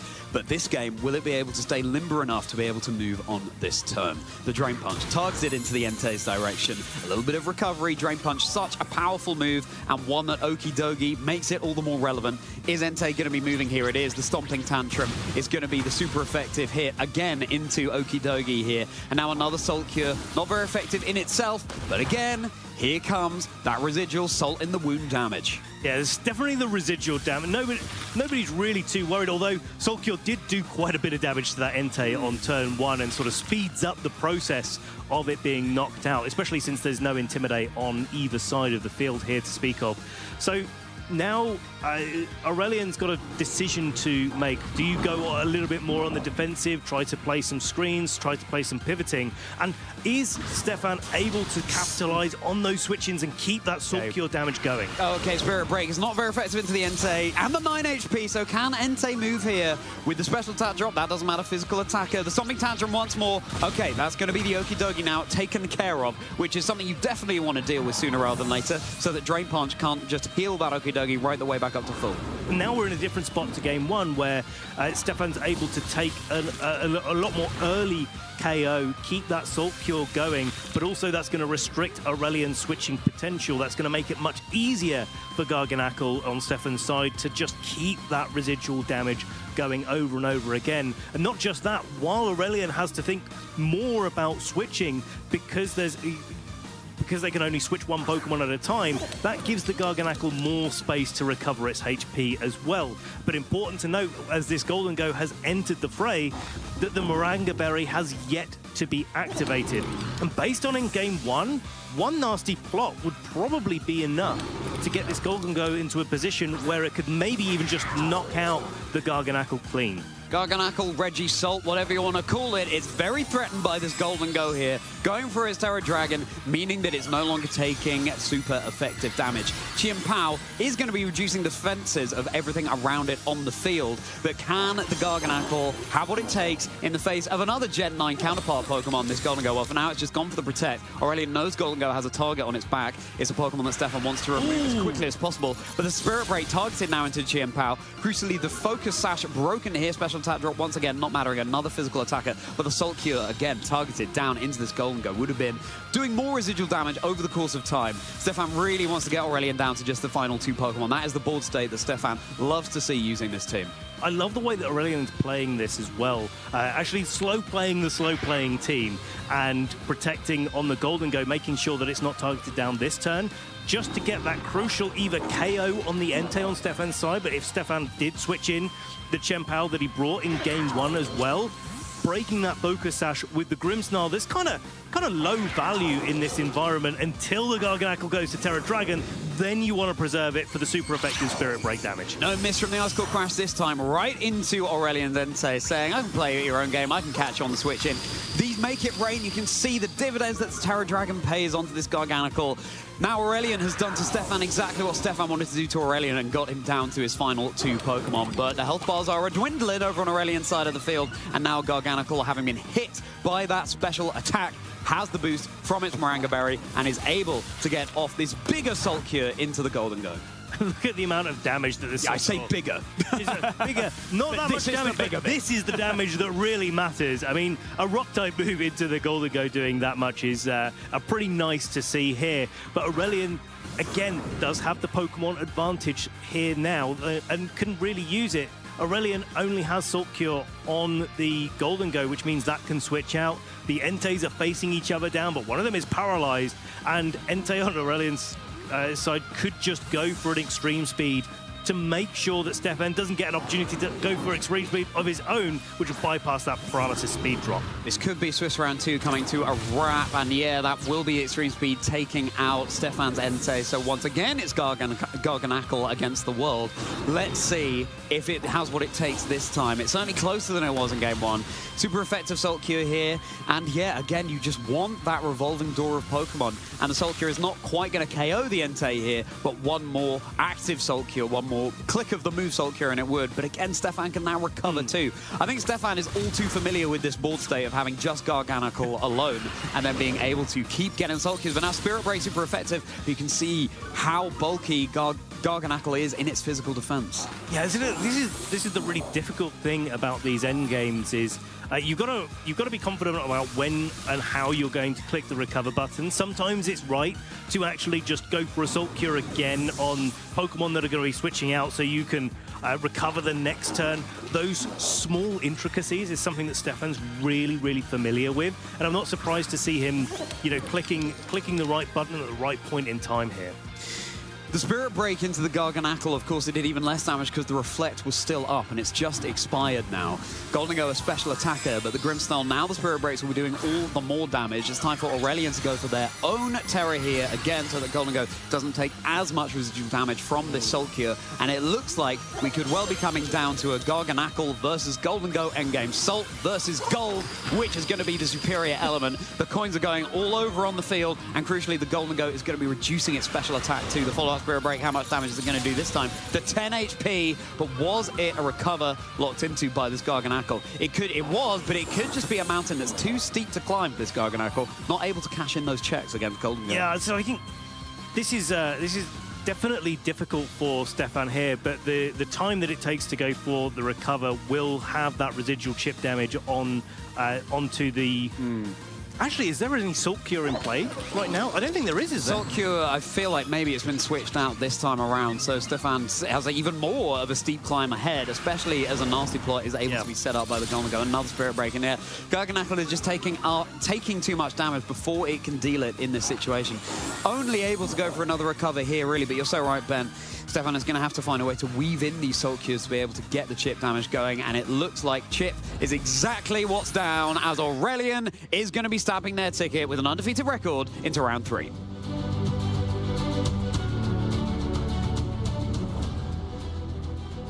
Yeah, really great positional game for Aurelion played there. Garganackle is one of those Pokemon that's really difficult to be able to take down, not least in the hands of someone that's very experienced with it.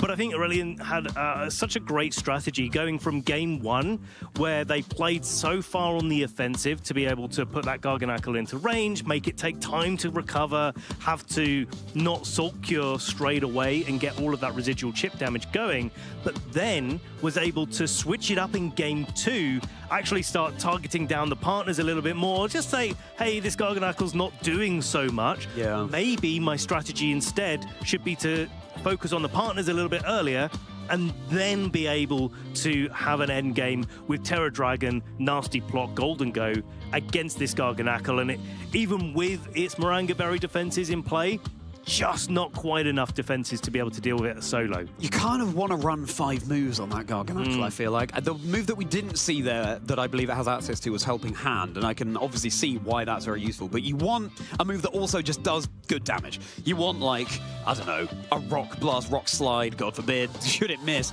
but just so that you can deal some respectable damage as well. Even just Wide Guard. Yeah, sure. On that set. I mean, think about, especially with Purifying Salt as the ability, that would stop this Goldengo taking really too much damage at all in this matchup. I mean, here's the replay. I mean, we saw many situations where it was just Aurelion's Pokemon taking down the partner to Garganackle before the Garganackle went down in the endgame. And went down as exactly what it did in both those games. A 2-0 victory for Aurelion here. Going into this tournament, I wouldn't be surprised if Aurelion hadn't had much practice at all against Garganackle teams, but just identifying, as you said, Ben, that Garganackle, if you target it down too much, if you put too many eggs in that basket, it's all too easy to just have all of that work undone by a simple recover. And so Aurelion identifying that, yeah, the best way is to get this Garganackle isolated, I guess. kind of works. We'll go with it. Yeah, sure. We'll go For now, with it. we'll workshop it. Yeah, we'll come back to that a little bit later on. We'll see if Stefan makes it into phase 2 because he's very, very good with that team and it's very strong in the current format. But maybe these regional differences between North America and the EU region could be too much for this Garganackle to take. We'll have to see as the tournament progresses. One other thing that I think Aurelian did really well in that game that we haven't really talked about through the match is actually just knocking out the Grimmsnarl so early, really focusing it down and targeting into it. Game 1, it was obviously the Make It Rain that was able to do that. But in Game 2, it was a combination of Sacred Fire plus the Spirit Break, even through Reflect, was able to pick up that KO onto the Grimmsnarl. And that removed a lot of Stefan's opportunity to play on the defensive, get the light screen up as well. That would have been really helpful in the end game against the Golden Go to have that light screen in play alongside the Moringa Berry. Those things combine to make Garganackle really difficult to take down. So Aurelian identified that so early in the set. I was just like, do you know what? I don't mind if the Moringa Berry activated. Just get that Grimmsnarl out of here. Yeah, exactly. It's really interesting talking about Moringa Berry when it comes to Open Team Sheet, because it's one of those items where, yeah, sure, you can see that it has a Moringa Berry, but many trainers out there will be thinking, and what is that? what does that mean? What do I have to... Yeah, well, I'll tell you, if you get hit by a special move, then you get a boost to your special defense, my friend. There you go. There you go. Not just we're all learning here. Arguably not that either. In fact, something I was speaking to... And sorry, Stefan, in advance for this, because I'm going to reveal something that maybe is best left unrevealed. But since it's uncommon as an item, I just want to broach it.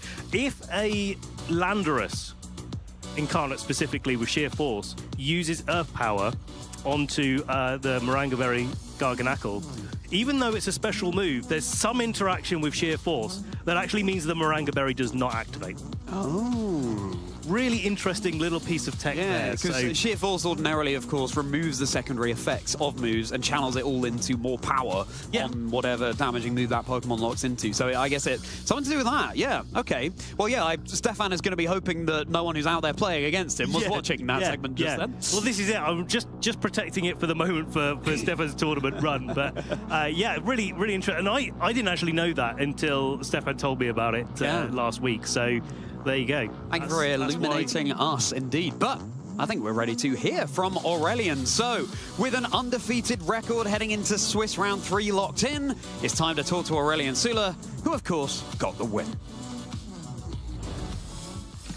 Nice little rhyme, Charlie. Very nice. Of course, Aurelian, it's a pleasure to have you back on the couch here at Birmingham as well. How are you feeling after an incredible win there? I'm feeling pretty great. Honestly, it's great to be back here too, playing an event again, going on stream again. Yeah, it's great. Yeah, and you were putting on quite a show there for us with an incredible team too. So, going up against Garganackle Soulcure Stool stuff, was that a matchup that you'd practiced going into this? So it's not a matchup I practiced a lot of time, but when I saw the pairing, I did expect Stefan to be running something similar to what he was running in Toronto. So I did start thinking about my Garganackle matchup as soon as I saw the pairing, yeah. It looks like you used that Golden Go really nicely as well, but like a really scary turn in that game too, though, where you were you left it open for a sucker punch from Chen Pao that could have just been clicked in and your Golden Go would have gone down. Why did you feel like you could click Make It Rain in that situation? I don't think Sucker Punch will have quite KO'd, and it's always a mind game where if it clicks Sucker Punch and I Terra, it doesn't do that much, but obviously it will also click Icicle Crash. So I expected him to protect, and I was thinking next turn I can probably protect, maybe, and get away with wait, does it equal? Yeah, no, I don't think Ace Speed will have KO'd with Reflect. Yeah. I think it was most of my game. I didn't expect him to target next to Golden Go. Yeah, I think I was mostly expecting Protect and then play from there. But Sucker Punch would have been bad. I'm not sure it would have been game over per se. Yeah, fair enough. The Reflect can really pay dividends, can't it? It's a hugely useful move. And that was something that's always seems to be a theme in a lot of your teams is Grimmsnarl, right? With Thunder Wave especially. You love that Pokemon, right? Yeah, I really do. Yeah, in fact, I originally didn't plan on bringing this team. At first, I was practicing a bit. I didn't have much time to practice out of the event, but I like the little practice I had with a team that also had Golden Go, but a more offensive set, and Whimsicott and all and Instant, and I realized I wasn't actually a big fan of that team not too long before the event, so I was like looking for something that I could like pick up quickly that would fit my style, and so I saw the team that Jack Clark used in Toronto, and I gave it a try, and it was the best out of the teams I tried. I figured that with Grimstall and all, it could fit my style, and it's only been 2 rounds, but so far I'm happy with that team choice. Great, yeah, that was my next question as well as to why you picked it. So yeah, thank you for answering us that there. So exactly, it does fit your style very nicely too, given the number of teams that we've seen you use, especially with that Grim style. Of course, at NAIC in 2024 as well, you got all the way to the final with that sort of team too, but obviously with Terrapagos instead of your other kind of setup Pokemon like Golden Go as well. So Aurelion, what is your goal for this weekend? I guess my goal for this weekend would be going as far as possible. Obviously, winning would be great because that would give me like a world invite, and I won't be able to go to UIC. Not sure if I'd be able to go to NAIC. So my season will just be like some regional, some like European regionals here and there, and like locals and GCs. So I need to do either like really well, like well consistently, to qualify or win an event. So I'd like to either win or at least do well enough to keep my season alive. Sure. Okay. Yeah, that makes a lot of sense. And coming into like regulation set F again here, I'm really interested to hear your perspective on this. How do you feel like things are different, if at all, this time compared to when we had the format last time in 2024? Honestly, I feel like we're seeing like a lot of new teams. It's like last time around, like as people have said, like the format was kind of dominated by the Japan balanced like style of team with like the Combined Rage Bolt and all that was like still really common even at like UIC, which no, UIC was the last event of the format. That would have been the like NA regional that Wolf won, I think. But like it was still like those balanced team. I think Wolfie used something like pretty different, but from the like Japan balance style. But I believe his finals opponent did have Combined Raging Bolt. I'm not sure, but yeah. And anyway, we really haven't seen like much of that at all this time around. And yeah, like we've been seeing like new teams competition. I feel like it's quite different as often happens when the format comes back. Like I feel like when Reg G came back, when Reg H came back, the format was always quite different from what we saw the first time around. Okay, yeah, it's good insight. Thank you, Aurelion. Now, finally, any shout-outs that you'd like to give? Yes, so yeah, like as always, like shout out to all the people supporting me, especially my parents. So like the people who I talk to about teams, even if I don't have much time. All my friends from my school, Epita, who always support me, including Rafael, who's here today too, is competing in VGC as well. And finally, shout outs to the society, the company I'm currently doing my internship at Agos, for letting me leave early on Friday to make it to the tournament. That's huge. Thank you so much, Aurelion. Hopefully we'll see you later in the tournament. For now, we're going to be cutting really shortly to a break, and we'll be getting into round 3 real soon.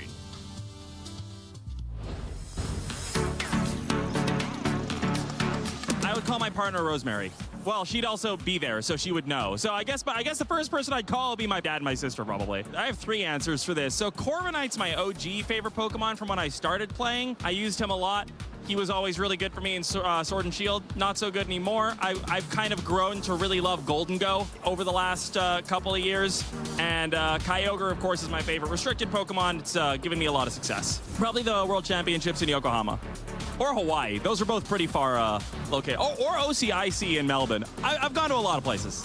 I look up to people who are just consistently really good players. Obviously, Wolf Glick would be one of those people. Marco Silva, Joe Ugarte. I really have a lot of admiration for the players who can consistently do super well. And, you know, in a game with this much volatility, those kinds of players prove that even though Pokemon has a lot of elements of things that sometimes feel like they're out of your control, the fact that these players can consistently do so well means that, you know, there's always a higher level of skill to be chasing. I've usually been a night owl, but I'm also getting older now, and I find myself waking up in the morning, and it's weird. So I guess, like, I'm, like, in the middle of shifting from being a night owl to a morning person. My favorite event food is no food, actually. I think, I eat like protein bars, and nuts, things that are high in protein, but I don't usually like to have a full meal during a tournament day because I don't want to risk a crash. So usually we end the day pretty early these days, so it's nice. I get through the day, and then I'm real hungry, work up a good appetite to go and just eat some great local food wherever we are. It's a cheap answer to say a legendary Pokemon, so I'm just gonna go with Golden Go. I like my Golden Go. Gimmighoul is such a cute little first form, so I guess we'll go with Gimmighoul. My favorite city to travel to for a Pokemon event has probably been Yokohama. The way that everything around Yokohama was so sort of Pokemon up for the World Championships was just such an amazing experience. Being able to just kind of look around Yokohama and kind of go on this little treasure hunt of finding all the little various Pokemon things, the big murals. There was just so much cool stuff around there. I thought it was an amazing destination. At events, I really like listening to power metal. It kind of like gets me focused up. I went to school for musical theater, so I like musical theater. I like everything. But right now, at an event, it's usually going to be power metal, maybe K-pop, but we'll go with power metal for today. Flying Gyarados, because that thing needs more flying moves. Like, we just need Gyarados to have a little bit more love in the flying department. He's so reliant on the generational mechanics to have same type attack bonus flying moves, so just give him something. Are you guys ready for the Pokémon Center? What are you gonna get at the Pokémon Center? I'm gonna get the Jigglypuff. What are you gonna get? I'm gonna get the Pikachu. Oh, I'm so excited! Okay, let's go! Let's go! Let's go!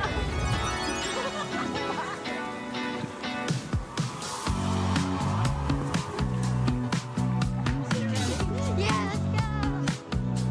Yes, we need to get these. Oh, this one. Oh, Psyduck. Oh, Psyduck, Quagsire, Tatsugiri. Oh!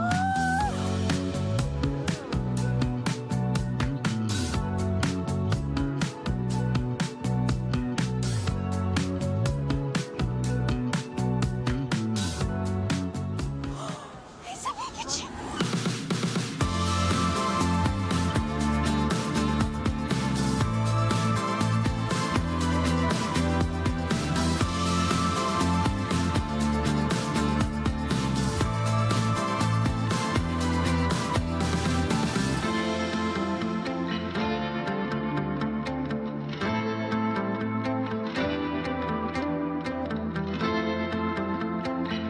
Tough choice. Remember, you can only have one.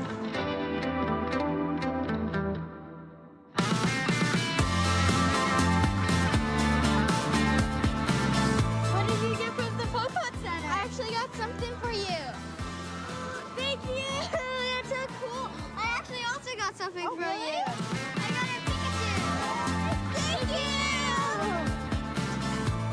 Oh, let's head to the arena, okay? Okay. How many Pikachus do you think you have? Too many, can't count. What are you gonna name your Jigglypuff? Probably Iggly Biggly Bob.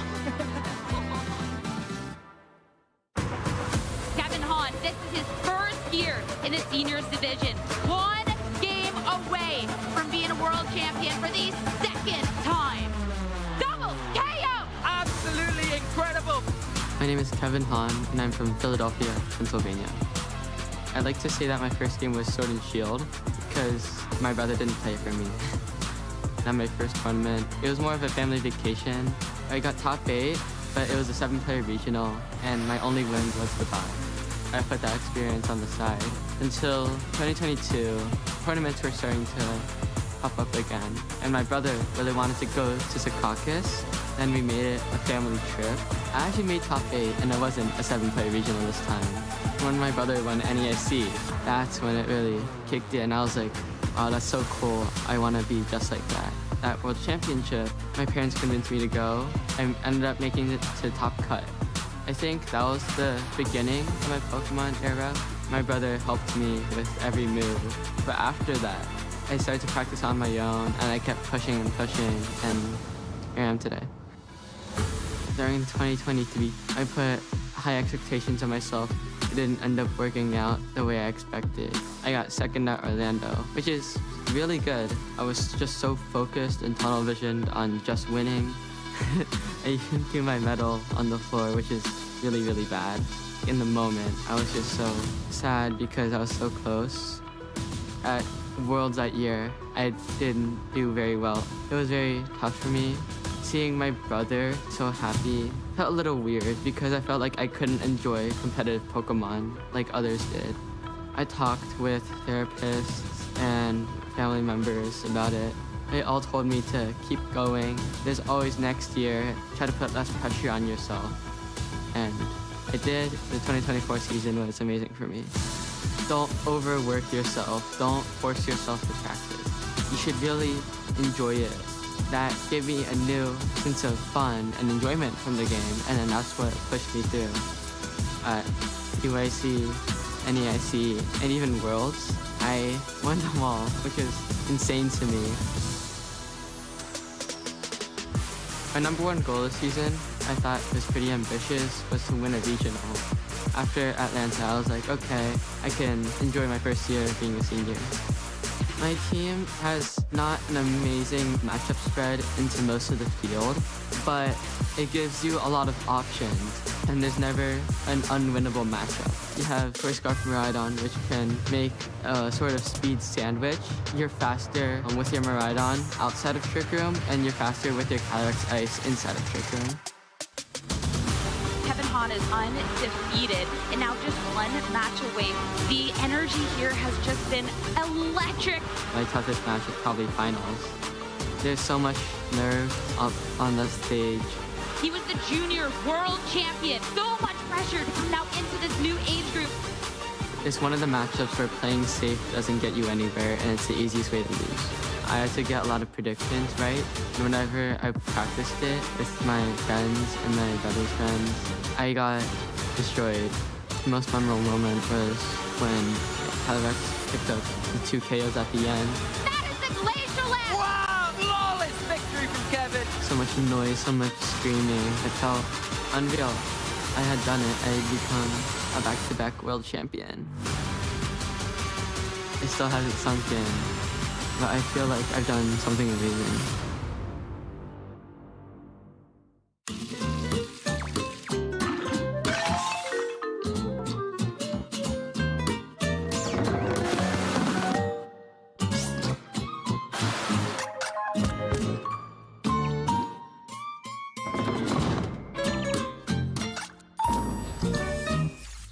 Hey trainers, we're back. We'll really be getting soon into round 3 of the Birmingham Regional Championships. But Charlie, I have a burning question, honestly. Yeah. Why do we never see Stantler in VGC? No idea. Welcome to Swiss round 3, trainers. Get it right? Okay, right? Yeah, I like that. Yeah. It's a deer. Yeah, No idea. No idea. Yeah. It's, yeah. Because usually it's with the other joke that's with when you. Why is there no Iron Team or something? And then it's. I see. Right. Sure. Yeah. I'm making work what I can make work. The Pokemon we have available. But yeah, good. That was. I don't think I've ever seen such a deadpan reaction as that. But sometimes it's what I deserve. David, you were able to talk to Aurelian just then, having won. What's Aurelian thinking heading into this tournament? Are they feeling confident? Do you reckon? Seems like it, yeah. Cautiously optimistic, I would put it. Okay. And Aurelian kind of always is, though. Kind of really much an underdog and doesn't really sell themselves as much as I think they probably should, given the incredible feats that they've been able to accomplish. Kind of multiple finals across the board. Obviously, can't talk about Aurelian without saying that they are kind of one of the ultimate underdogs because they've consistently gotten to the final without quite getting that win so many times, right? So he's... they're a person who is just so incredibly good and I think really deserves that win at some point. Kind of like Carrie at Toronto, really. Like, so consistently good for a while, and he's finally gotten that win. Yeah. Aurelian needs that time as well. It's going to happen. It's going to happen, we believe. Aurelian is one of the players out there, but there are so many other ones and so many others that we have our eyes on as well. Which players to watch do we have this weekend? Well, we've got quite the smorgasbord for you here. Jack Clark, of course, top 4 in Toronto. We're also so proud of Jack Clark here in the UK. I mean, clearly a lot of love for Umbreon, but it's not one that unfortunately made an appearance on their team. Really repping the Okie Dokie, flying that flag proud. But we've got to talk about Taya Team Masso as well. This is possibly the trainer I'm most excited about the future of. Just someone who really roared into action last season and now just keeps winning things left and right, including a grassroots tournament just last weekend. And still searching for that big major win, but so many top cuts, including top 8 at the Europe International Championships last year. Yeah, an incredible trainer, honestly, and someone who at every single EU regional has been doing so well, as you said, Charlie. And of course, on the far right there is our 2023 world champion, Shohei Kimura, all the way over from Japan, who we actually only saw a few weeks ago in Frankfurt, I believe, and got all the way to top 4, I believe. I think that's right. Yeah, so with an interesting kind of Mousehold Annihilate team. So you're really interested to see what he's kind of running for Regulation Set F. Yeah, absolutely. We just attract all of this talent from all over the globe here, Shohei Kimura. And of course, it goes the other way around as well. In Toronto last weekend, you'd have been forgiven for thinking it was an EU regional, with not with only the UK players over there, but Alex Gomez as well, and so many other EU players too. But will they have that run just because they've had a good record recently? Doesn't necessarily mean that they're going to go all the way, but we believe, and I wonder how their tournaments are going so far. I'm sure we'll be able to bring that information to you.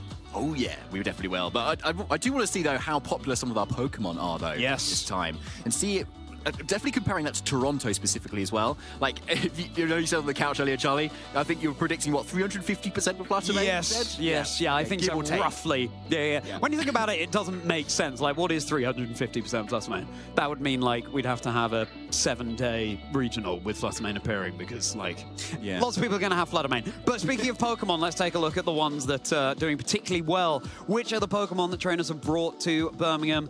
What is being represented most highly? And would you look at that? It's not quite 350%, but it is 47.4. Right in the lead, it is going to be that Fluttermane. And behind it is a Pokemon I personally have never heard of, David. What is that Pokemon in number 2? Is that Stantler? Nah, good point. It's not a deer. I think that might be in Incineroar. Incineroar, that's it. I think that's what it's called, yeah. And then Urshifu, of course, number 3. Urshifu that can so famously hit through Protect. So it's just always going to be good, but a perfect counter to it. Down in 5th position with Ogerpon Wellspring, the water absorbability at Surging Strike's not going to be doing anything into that. But a smorgasbord of other Regulation Set F favorites here. Yeah, there is. Ogerpon Halflame, a hugely offensively aggressive Pokemon, doing so much damage, often seen on the more hyper-offensive teams alongside Reggie Drago, for instance, which interestingly is not on this graphic, but Farigiraf is, for instance. So maybe more of a kind of bulky sort of balanced composition we've got over here in EU at the moment. But to say that, yeah, there is still a Chempao, there's still a Landorus, and Fluttermane can be any of those things. It can be bulky support, it can go on the offensive choice specs, boost your energy, but also boost your energy boosting your speed or your special attack.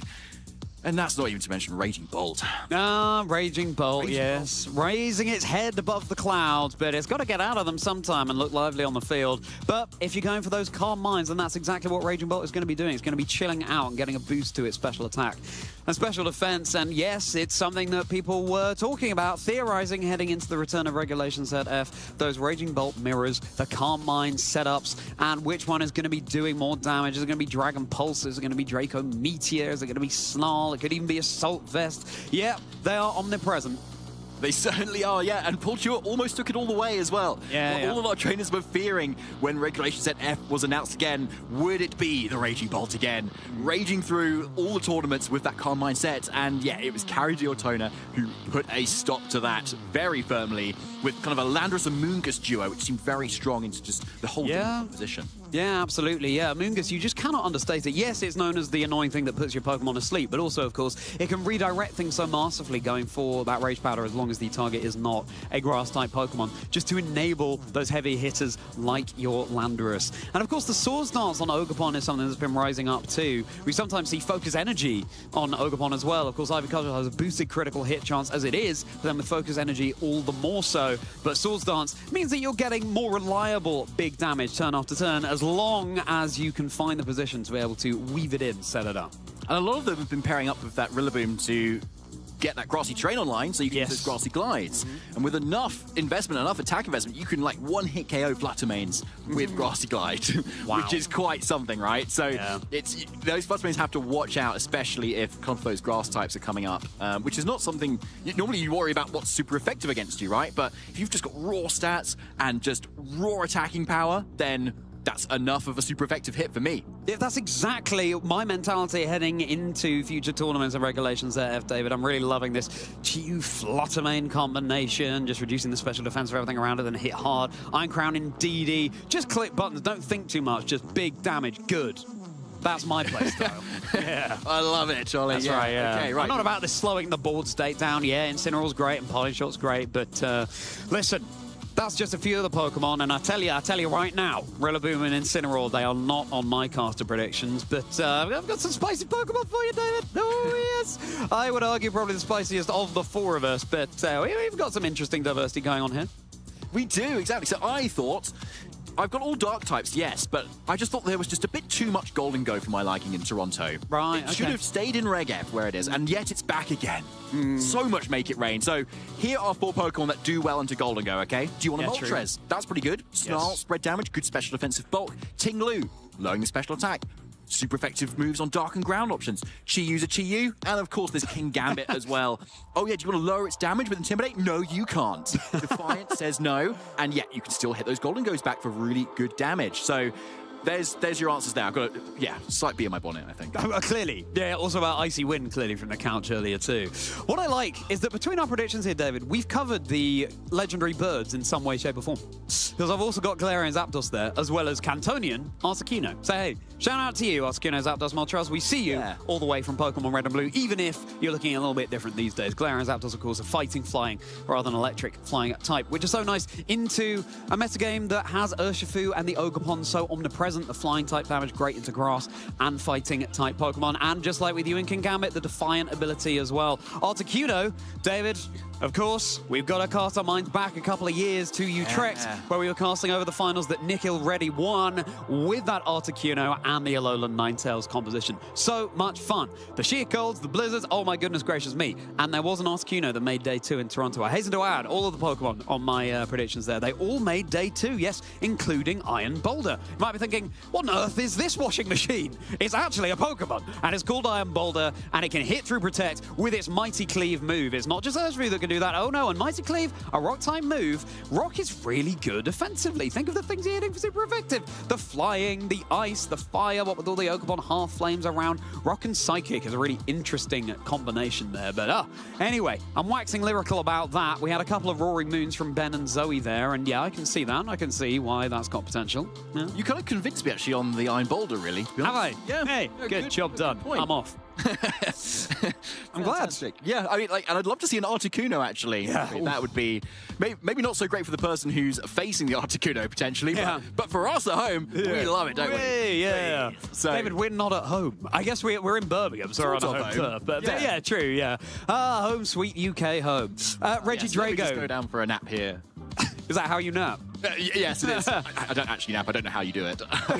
I've never napped in my life. Here we've got Iron Boulder on the screen for you. It's surprisingly speedy as well. Of course, this is the future paradox form of Terrakion, which is another Pokemon which is a lot of fun in Regulation Set F if you can get it set up with its justified ability. But of course, Iron Boulder has Quark Drive, activating the same as any other past or future paradox Pokemon ability, giving a boost to its most proficient stat. And again, if you can hit through Protect, the problem is, of course, Rock and Psychic, you have a good number of weaknesses. Yeah, it is a bit of a problem for Iron Boulder. So you really want to rely on its offenses if when you're using it. As you said, Charlie, Rock is really good offensively there, and you're suddenly swapping Fighting for Psychic, but compared to Terrakion, right? And Fighting is typically also a very good complementary and good offensively type to Rock, whereas Psychic is hitting your fighting types, sure, and you're hitting your poison types, sure, it's all right, but both are kind of resisted by steel, for instance. So it's never good when you've got one type that resists both of your sort of same type attack bonus stats. That's true. So getting around that is something that then the rest of your team kind of needs to support it with, but in the right conditions, Iron Boulder can definitely punch through. I mean, against an Okie Dokie, if you have, you can have Psycho Cut on your Iron Boulder as well. That would be fantastic. Yeah, just could one-shot that because, of course, it takes double super effective from those Psychic type moves being a poison and fighting type. Yeah, we'd love to see it more. I believe we had another UK player doing pretty well in the last Regulations at F with Iron Boulder. Oliver Gousden, I think, was running Iron Boulder. In fact, at that very Utrecht Special Championships, I believe Oliver came 9th, so just missed out on the top 8 there. And I tell you what, if it made the finals, it would have been great into the Articuno. Double super effective with your Rock into the ice and flying. And then it would have just missed. Yeah, maybe. Yeah, unfortunate. But I tell you what's not going to miss, and that's a big old Dragon Energy. I do love me a Regidrago, David. I think it's my favorite of the Regi Titans that we have, and it's why I've got this beautiful Regidrago plush here. And we've got its stat distribution on screen for you now. Massive HP, and of course Dragon Energy does damage based on the amount of HP that it has remaining. Oh, it feels so good clicking that button when it works. Yeah, kind of similar to the Typhlosion teams you saw at the end of Regulation Set H, right? That Lucas Cherryblade was using, Yuma Kinugawa was using. You just click that big funny button, and yeah, you've got that in Regidrago too, with Dragon Energy. And arguably an attack that is not as resisted as well, given the eruption, and you can't neuter with Rain either. Dragon Energy is just raw dragon power, right? So with the right support and that life orb that is typically run on Regidrago, then it does so much damage just across the board.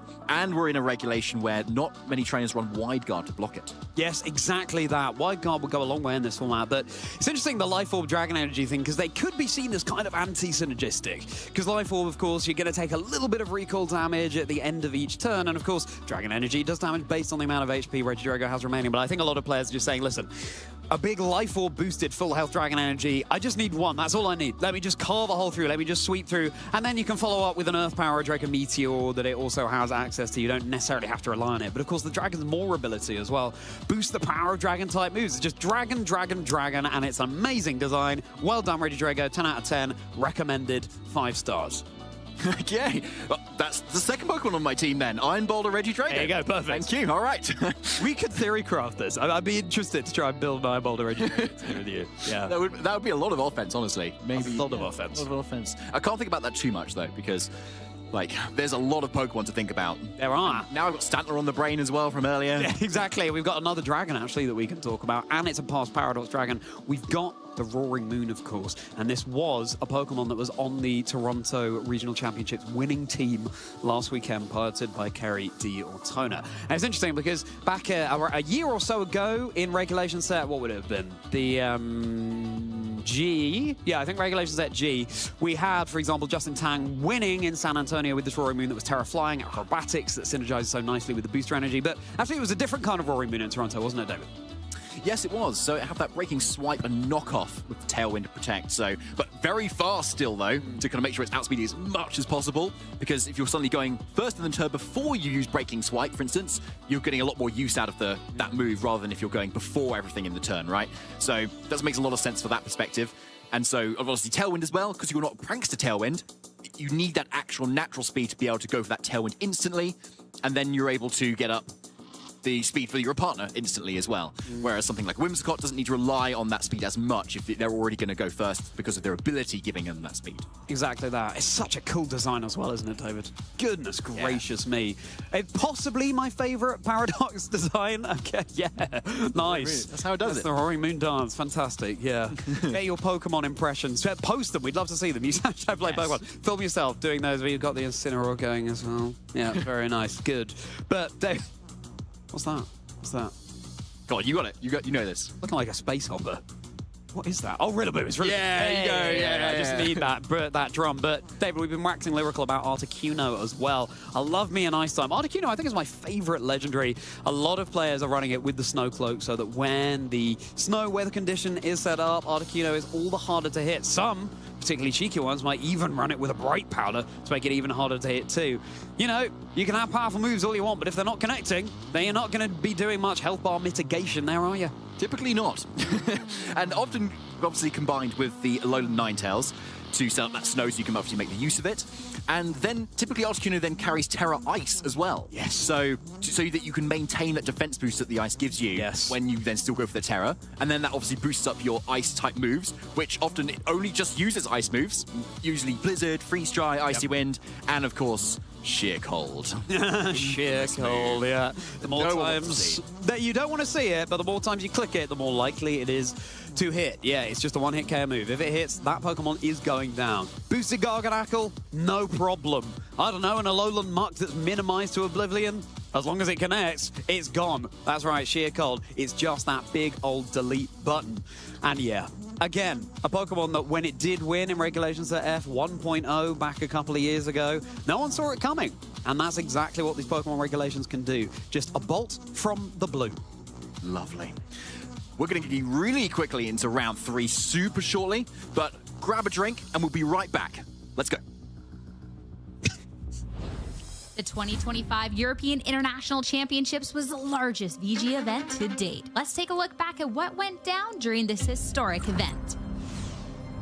It was a champion showdown to start off the day in the juniors division, with previous LASC champions Fabian Musicant and Ismail Ogi taking the stage. This was the 8th time these two have faced off at a major event, and everything was on the line. Calyrex Shadow Rider for Fabian was a strong pick across divisions, and it would prove to reign supreme once again as it took down Ismail's Calyrex Ice Rider in 2-0 fashion, earning Fabian his 2nd international title. In the seniors division, Louis Fonvier was on a tear, winning 3 regionals back-to-back and looking to earn another title. On the opposing end was Ian Larson, who had beaten Louis in Swiss and was looking to defeat him once again. Miraidon for Ian, Calyrex Ice Rider for Louis, and an exciting 3-match series ahead. Draco Meteor from Ian was key, taking massive KOs in games 1 and 3 and brought Ian to victory. In the Masters Division Finals, history would be made either way. After 6 years, Wolf Click was in the finals of an international yet again and was coming off not 1 but 2 major title wins, having revealed himself to be the Global Challenge 1 champion. Dill Yeomans was the hometown hero, the underdog looking to keep the trophy in the UK, with the crowd standing firmly behind them. Electric duo Miraidon and Furgraph paved a path to victory in the first game of the set, and Wolf was down but not out, utilizing Miraidon to great effect to even the score. In the final game, Miraidon was taken out early for Wolf, and the match was closer than ever. In the end, Dill brought Wolf down to his final Pokemon, Incineroar, but it was just the perfect piece, being able to 1v2 the endgame and make Wolf Click your EUIC champion. 1,400 people showed up to this tournament hoping and dreaming to win the entire thing. But it wasn't enough! With history made and new stories always emerging, you could be next. Check out Pokemon.com/compete for more information and see if it could be you as our next Pokemon champion.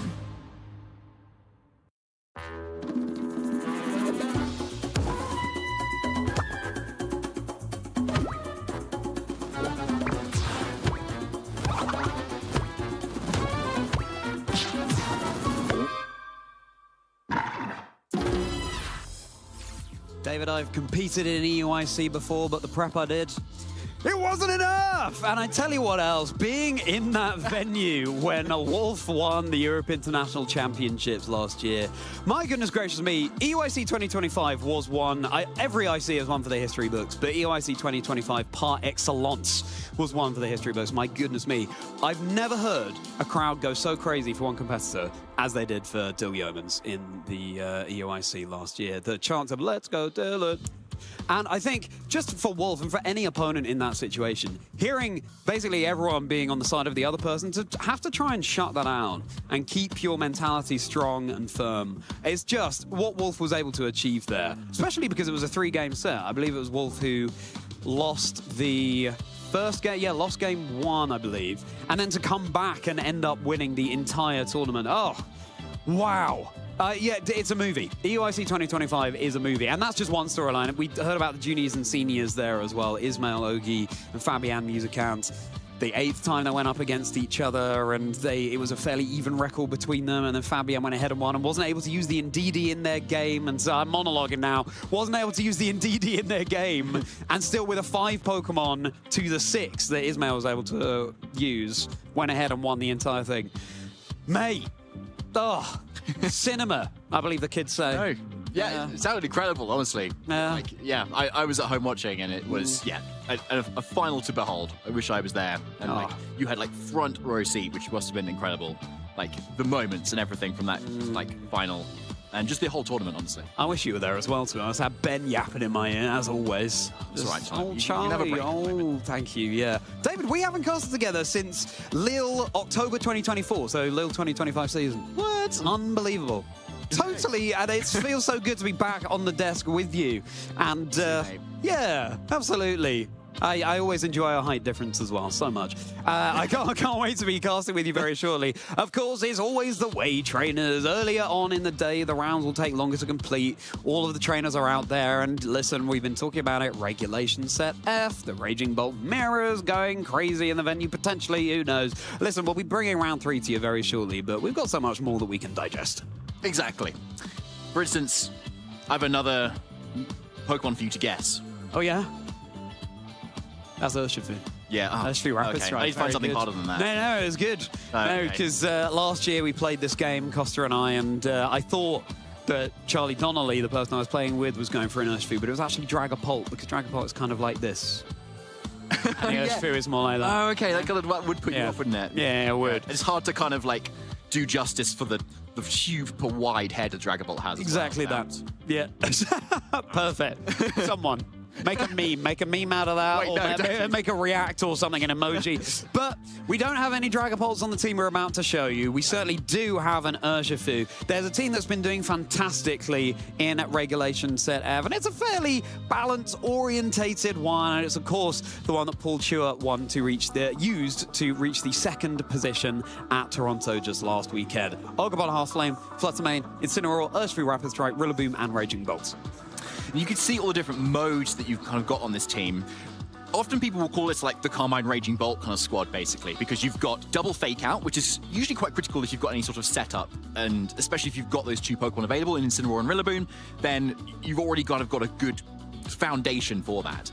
But you don't obviously have to go with Raging Bolt all the time. Ogapon is a kind of another raid boss that you can kind of create out of this team, right?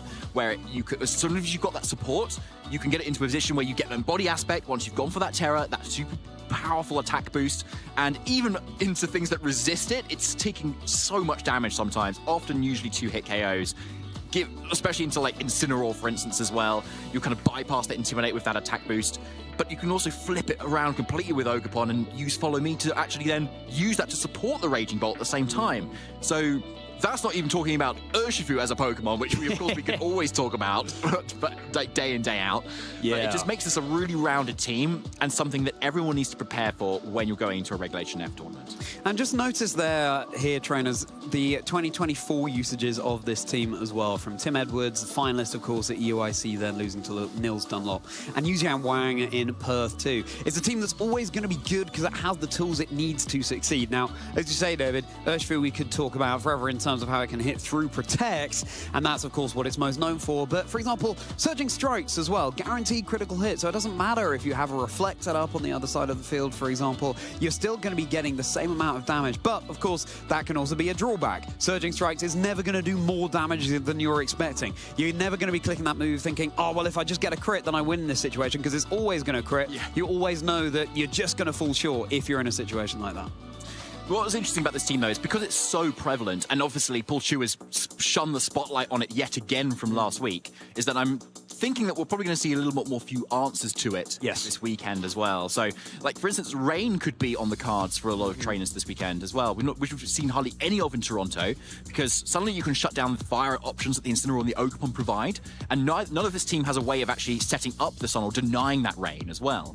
Obviously, Raging Bolt has a fairly good matchup into that, but often these Rain teams don't actually have lots of Pokemon weak to water, because often it's just Archaladon and maybe that you're kind of using a lot, which obviously resists electric and isn't weak to dragon either. And so Raging Bolt, even though you might want to bring it into Rain, isn't going to have the greatest time when the rest of its support can't do a whole lot. Yeah, of course, the Pokemon that's most likely setting up that Rain would be Pelipper, that's taking double super effective from electric, but then Pelipper provides a tool that you mentioned before as one that could be very useful in Regulation Set F, and any regulation really, and that is Wide Guard. All the Make It Rains around, all the Dragon energies around from Regidrago, having access to that move, wonderful. Now, I personally, I'm more of a Politoed enjoyer when it comes to the Drizzle ability, but it doesn't quite have the move pool that Pelipper gets. It's good, don't get me wrong. A bit of a Perisong goes a long way.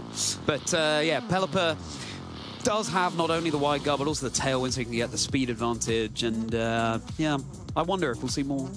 Let's see, though. So it's time for you at home to tell us who you want to see for our next round. That's right. It's community choice time. So here are your options. Oh, speaking of Pelipper, there we go. Flavio Del Pidio up there against Simone Sanvito. Of course, Simone already a regional champion so far this season. Francesco Magurno running this Orthworm team. If you missed that game at Toronto, everybody, definitely vote for that. Orthworm has a place in this metagame versus Ryan Guezi. Federico Camporesi, NAIC champion from 2025 season with Indeedee and Iron Crown. I love that combination. Me going up against Paul Hinter with a gouging fire that we rarely see. Eden Bachelor of the UK on home turf, going up against Barish Akshos. Eden, with that Glaria Moltres that you chose as one of your caster predictions, David. Yeah, I did, and that's the team I think Dorian Kang was using, and got to top 8 at the Toronto Regional Championship just last weekend, using that Moltres specifically as well. Perhaps with a different kind of supporting cast, but otherwise Eden making sure that they are making their mark again here, being our Stuttgart Regional Championship from last season, trying to run it back here in Birmingham. Yeah, well, your sport for choice, frankly, trainers. Whichever one of these you pick will be a winner. Are you going to go more for the unconventional Pokemon pick in the Orth one there, or are you going to go more for the big names like your Federico Camparaces and beyond? Well, it's all up to you. Get on over to the Twitch chat. If you're watching on YouTube, then hop on over to Twitch. You can vote in that chat for which of these matches you would like to see for Swiss Round 3. And bear in mind, it's only Swiss Round 3. All of these are such exciting matches, and we've got so many more of them to show you later today. But cast your vote. We don't want you to be disappointed if the one you want to see doesn't make it up. Exactly, yeah, there's plenty of opportunity. These are such strong trainers and such hometown heroes as well in Eden from the UK too. And of course at the top we've got the Italian showdown from Simone and Flavio. Simone already being one of our regional champions as well from this season too. Can he do it again? He's got a strong team, as we've been talking about it. Like, you've got Chen Pao there maybe over like what is usually that Flutter main slot, as you can see on Barish's team, which is running the same sticks as what Paul Chua used. So that interesting switch up there, going for that more ice type, could be very interesting as well. But up against Rain, as we were talking about, maybe that's the cool versus that sort of composition. There is so much to talk about here, and I can't wait to see who you pick. Yeah, we trust your chat, we trust you. I mean, you can't really go wrong with a selection like this. And such a diverse array of teams, too. I mean, Galarian Zapdos, again, that is a Pokemon that was on my caster predictions. And I believe in Toronto, we saw Galarian Zapdos on stream get paralyzed a lot. And unfortunately not be able to act through. But maybe there'll be no paralysis in play here. Of course, Galarian Zapdos, you can also set up a coaching to give your allied Pokemon a boost to its attack and its defense, as well as going on the offense. So, yeah, a Pokemon to be explored, for sure. David, what's your thoughts on Orthworm in this meta? I love it. Yeah. Maybe not in this meta, but I love it. Yeah. Well, to be fair, if you don't like Landorus, then Orthworm's your worm. Yeah, you know? Like 100%. Earth Eater will eat up those Earth Powers on those Sandstone Storms, and you're already immune to Sludge Bomb. You just completely wall it. Bob is your uncle. Do you have an uncle called Bob? Actually, an uncle-in-law. I do, actually. You do? Yes. Hey. Yeah, so... Well, okay, well, let me rephrase that. Bob's your uncle-in-law. Bob's your uncle-in-law trainers. Fantastic. Which of those? Get on over to Twitch. Vote for which of those matches you want to see. We can't wait to bring any one of those to you. Yeah, I myself, I'd love to get Orthworm a little go, because not only is the Earth Eater ability so fantastic, we get access to Shed Tail too. And it's a Pokemon that gets access to Iron Defense and Body Press. Set up those defense boosts with Iron Defense, Shed Tail, pass the defense boosts on and behind a substitute to boot to the Pokemon that's coming in. The creativity. Get in the kitchen, stir up those pots. Chef's kiss. You have me convinced again. Okay. Reggie Drago. I am bold, Reggie Drago. Okay, all right. Orthworm kind of does quite well with that composition. Yeah, if you kind of get up that Shed Tail and then get, say, that Iron Boulder in under that substitute, you can mitigate delectable. And then if you get Orthworm in back next to it, then of course they're disincentivized from going for Earthquake, because then the Orthworm heals up, even though Iron Boulder will be taking that super effective damage. There you go. Okay, half the team already. And we're only in the morning still in Birmingham. There we go. Let's see how that develops for the rest of the day. But for now, let's see which one of those matches you chose. Was it the Orthworm team, or was it not? Did we sway you? No, we did not. But we did sway you with our chat about Rain. It'll be Flavio Del Pidio going up against Simone Sanvito. That is a great match, chat. Fantastic choice there. We've got some incredible trainers for you and some incredible teams too. A previous champion, can they do the two-peat as well? And Flavio Del Pidio with that really interesting Rain team, which we've really seen not a lot of here, but very appropriate for where we are in the world. I guess so, but actually I think the weather's been pretty clement of late. It doesn't rain all the time here in the UK. This is something I get to be a mind bonnet about. Sometimes the weather's nice, quite often actually. Sometimes the summers are even hot. But anyway, no summer, it's just Rain that Flavio's bringing with the Pelipper. And yeah, our Chaladon, a Pokemon that still has a place for sure in Regulations at F. It's one that we're more likely to see more prevalently in Regulations at H, where the power level is that much lower. So, very interesting. Let's see how it fares. Now, looking at these 6 Pokemon, David, obviously we'll take a deeper dive into the team soon, but overall impressions about how Flavio and Simone's teams match up into each other. a lot of it's going to depend on the speed interactions, because we've got two Urshifus there, right? And obviously the faster Urshifu is going to have a natural advantage, especially given that Simone doesn't have Trick Room, for instance, or any other kind of obvious speed control, whereas Flavio probably has Tailwind on that Pelipper, for instance. So even if his own Urshifu is naturally slower, he can bring the speed back up again. And our Challon looks generally quite good into the rest of that team with Under Rain. So on paper right now, just seeing the 6, Flavio is probably my pick right now to potentially take this win. But not knowing much at the moment. Only time will tell, exactly. Who knows? Maybe Flavio's accidentally got Splash on one of his Pokemon, you know? Does nothing. Yeah, true. But what a flex that would be. There would be a flex. Collect Splash and still win. Oh, I tell you what, that should be on someone's bingo card. If I bring a Pokemon that has Splash to a tournament, can I still win? It's not like you have to use it, but it just has to be there.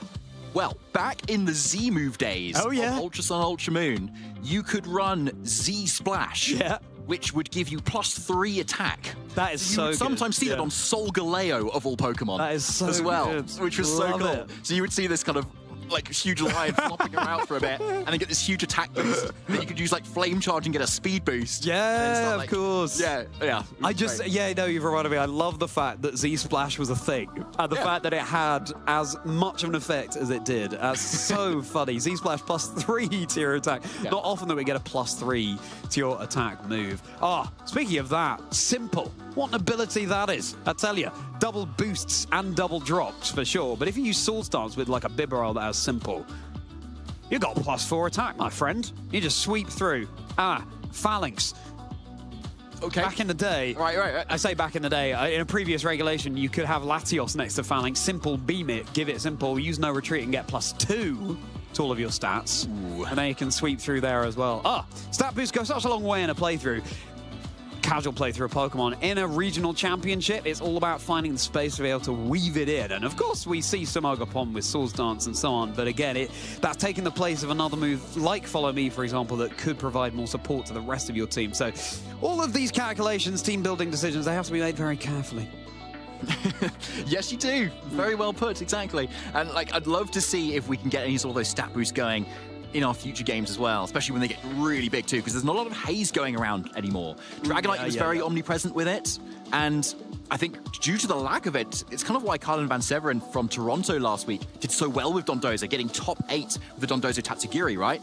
Because no one's running haze. Right. Like, you could just kind of keep going and like just make sure the matchup is good, and make sure you're punishing those Urshifu somewhat with maybe like a Rocky Helmet, and just keep going through. I don't think anyone's been running haze at the moment. So stat boosting could be the play right now. You heard it here first, trainers, but from the Pokemon back to the players, let's take a look at Simone Sanvito. If you're unfamiliar with Simone Sanvito, you're going to get to know him a whole lot better after this. And I mean, those achievements cannot be denied. You're Gdańsk regional champion from this very season, winning EUIC in 2018. I believe Simone was the Lille regional champion a couple of seasons ago as well. So some very recent accomplishments as well as that legacy experience. Yeah, 3-time regional champion overall. Couple of dealing plush. Unfortunate not to see a dealing on the team, Simone. Come on up your team metagame, tying in with the plushies. But I think if you were running a dealing, probably you wouldn't have such a good run. No, true. Fantastic analysis. Like, Simone's such an amazing player, though. But like, tends to put himself down quite a lot on the socials as well. Like, he kind of often says, he's got maybe not the best player, or words to that effect.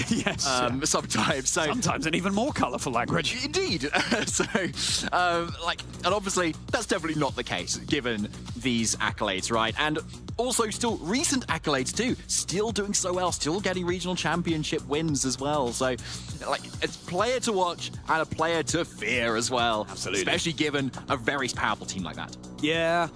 Again, just good stuff, complementing each other so well. I love how Chien Pao synergizes with any physical attacker on any team, really, just dropping the defenses of everything around it so they're hitting all the harder. And yeah, what variant of Raging Bolt will Simone be running? That remains to be seen, if it's going to be a Life Orb or more of an Assault Vest or Boost Your Energy even. So yeah, basically, this is a trainer who knows Pokemon inside and out and is definitely going to be ready to put on a show for you against Flavio.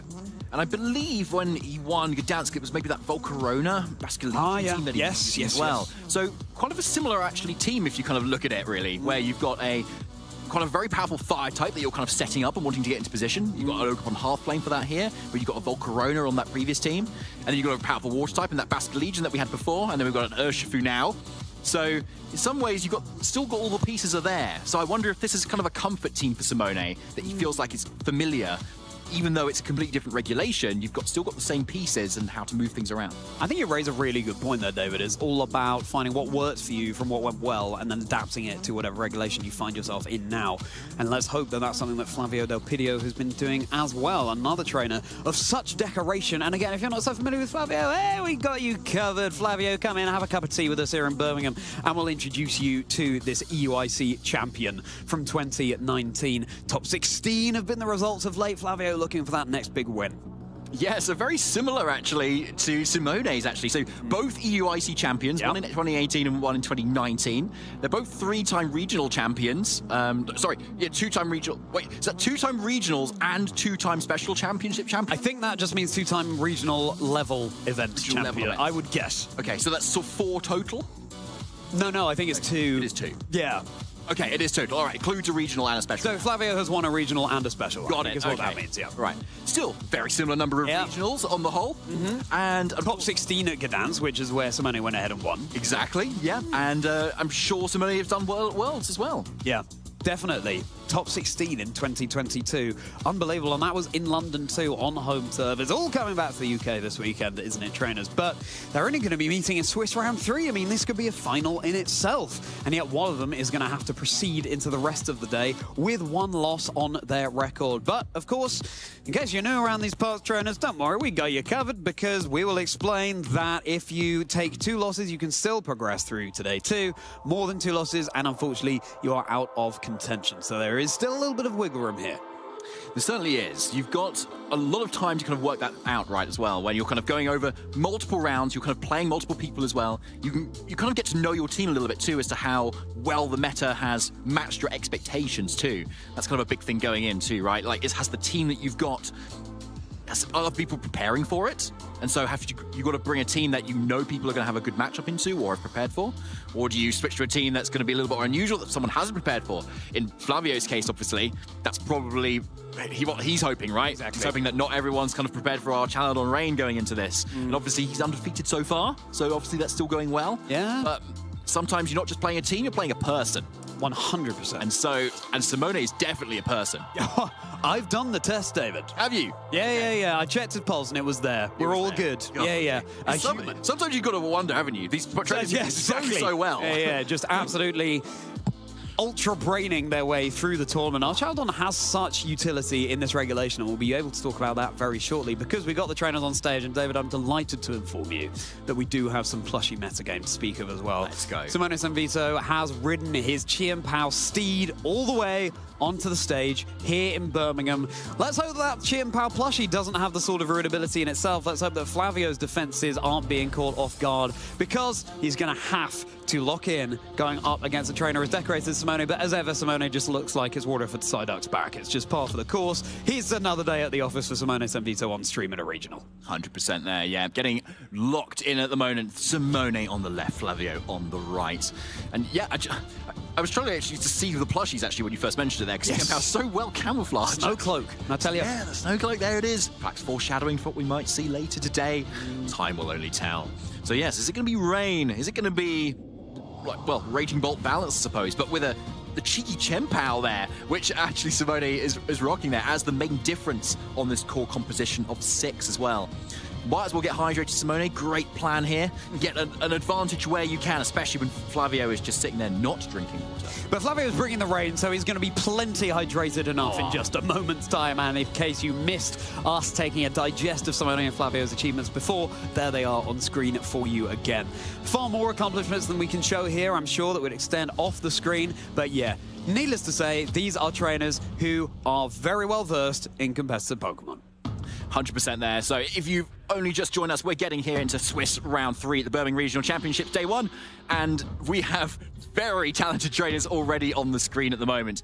Plenty of champions to go around here too. I wonder at what point you start to lose count, you know, of the number of wins that you've got. I wonder if either of those trainers have gotten to that point. I've definitely asked a few trainers, and they've been like, oh, when was it that you won that regional? They're like, oh, I can't. Oh, was it? Dortmund? No, well, I'm like, come on. Right. It's always a fun one when you have to tell them. No, you won in 2023. And that's the one. That's the one. Yeah. Here's Simone's team. Incineroar, Chien Pao, Urshifu Rapid Strike, Ogerpon, Raging Bolt, and Rillaboom. So yes, there it is, with that Chien Pao over what is usually the Flutter main on this spread, and specifically what Paul Chua had got to the final of Toronto with. So interestingly, the Incineroar has the Taunt here instead of something like the Flare Blitz, but it makes a lot of sense when you've already got some fire coverage on your Ogerpon there, which is going to be that main damage dealer. So Incineroar being more of that supportive role there, and Taunt specifically kind of shutting down Amoonguss, which is otherwise a little bit of a thorn in the side of this team otherwise.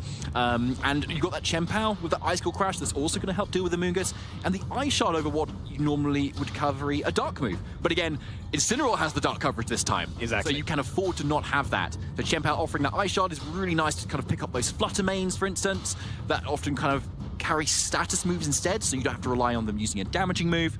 And you can kind of chip away on Focus Sashes, or a Pokemon that's gone down to Focus Sash, for instance, too, like a Whimsicott or a Tornadus, for instance, as well. Because being a priority move, your Ice Shard can go first and then get that KO. And it's going to be a Raging Bolt with the Calm Mind and Booster Energy here as well. That's the variant. And Dragon Pulse rather than Dragon Meteor. So favoring accuracy over that big burst damage, but one that can miss. I want to call out the Terra Flying on Incineroar here as well. This is something that Kerry Dortona had on their Incineroar when they won Toronto just last week. And I remember hearing Kerry talking about how in a team building group, including Patrick Connors, who of course I know you know well, David, from NAIC 2024, the champion there, they were just trying out different Terra types on their Incineroar, and just Patrick suggested, why don't we try flying? I mean, it would give us some advantages we wouldn't have had otherwise. And it's Dark. It really came into play. Of course, it means you're no longer taking super effective damage from ground type, to name just one example against those Landorus's. But from Simone now, we're going to be casting a deluge all the way into Flavio's Rain team very shortly.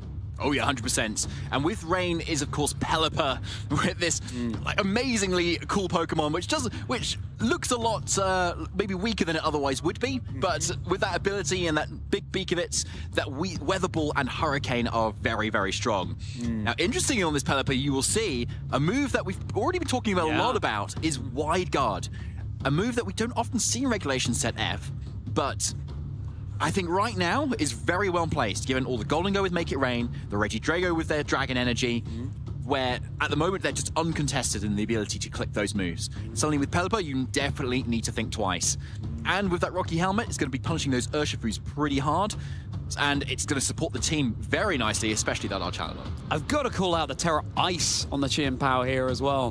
Very rare that we see that, but it makes a whole lot of sense. Chien Pao is not a Pokemon that tends to stick around on the field for a long time at all. It's so flimsy, you could say. We'd often see a Terra Ghost where it can get around a Fake Out, for example, but you may as well, if you're just missing a KO that you would otherwise get with Ice Spinner, and of course Ice Spinner not quite as powerful as Icicle Crash, Terra Ice, they can just go through, and of course Terra Ice, yeah, you're not switching up your resistances there, but again, if Chien Pao's not on the field for a long time, it makes sense. And often you'll see Terra Stella particularly on a Slash Chien Pao. But yeah, if you've got multiple ice moves that you want to be clicking multiple times, exactly, yeah, because you've got two of them, then it makes sense to kind of keep up that damage boost consistently rather than having the one-time boost. Yeah, and Terra Bug on the Archaludon here is really nice because it means that you go from taking super effective fighting type damage to resisting it. Yes, Bug definitely has risen up, and of course you resist those ground type moves that Landorus can dish out too. Okay then, trainers, it's time. Simone Sanvito is hitting the field against Flavio Del Pidio, Amoonguss and Urshifu over for Flavio, and it's going to be Raging Bolt and Rillaboom for Simone.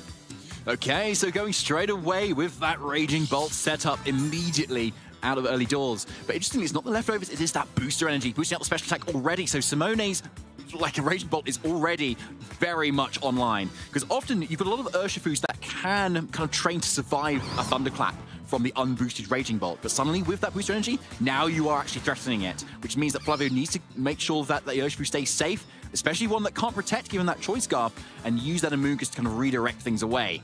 But right now, Fake Out plus Thunderclap is pretty safe. Let's see if that comes out. Fake Out to resent any sweeping onto the Raging Bolt, and it's just going to be the big one-hit KO from a priority-boosted Thunderclap from the Raging Bolt. Head well and truly out of the clouds, and Urshifu well and truly back into the dojo. Looks like Flavio maybe tried to overextend a little bit there, going, surely you just don't go for the obvious play. And then Simone using that regional championship difference to be able to just go for that obvious play, where I think a lot of trainers might think, they might try and go for something a little bit more complicated than that. But that is the power of booster energy. You can suddenly get those immediate KOs here, and you still got the healing in the grassy terrain that the Rillaboom's provided as well, and a really nice one too. But the Amoonguss is still sitting there right now, and is definitely threading a spore into the Raging Bolt pretty hard. So you've got to think about how you're going to get around that this time, because there's nothing you can really do to stop it unless you're trying to slow down the pace of this game with, say, trying to just boost up and then outlast the Sleep once it kind of goes into that slot. And with the Terra Fairy on that Raging Bolt, you can suddenly take the Archaludon attacks. And right now, Simone just doesn't have the damage on the field that they would like against this Archaludon. Steel and Dragon type, it's very difficult to remove. You have the high horsepower that's super effective into the Archaludon, but very physically defensive, and Amoonguss can just redirect should it choose. Simone is targeting down the partner of the Archaludon, because Amoonguss too is one that you want to remove sooner rather than later, especially because it can put some Pokemon asleep, and lo and behold, that is going to be Raging Bolt going off to the land of Nod on Cloud 9. Okay, so yeah, there's a Raging Bolt asleep, obviously, and no Calm Mind has come out, though. It is just that Dragon Pulse instead. So a little bit on the back foot at the moment when it comes to Simone's team, given that Flavio still has the Dragon move on that Archaludon. And critically, it's Dragon Pulse, not Draco Meteor. So you can just consistently keep going for Dragon moves and not lower your own special attack, and so stay on the field.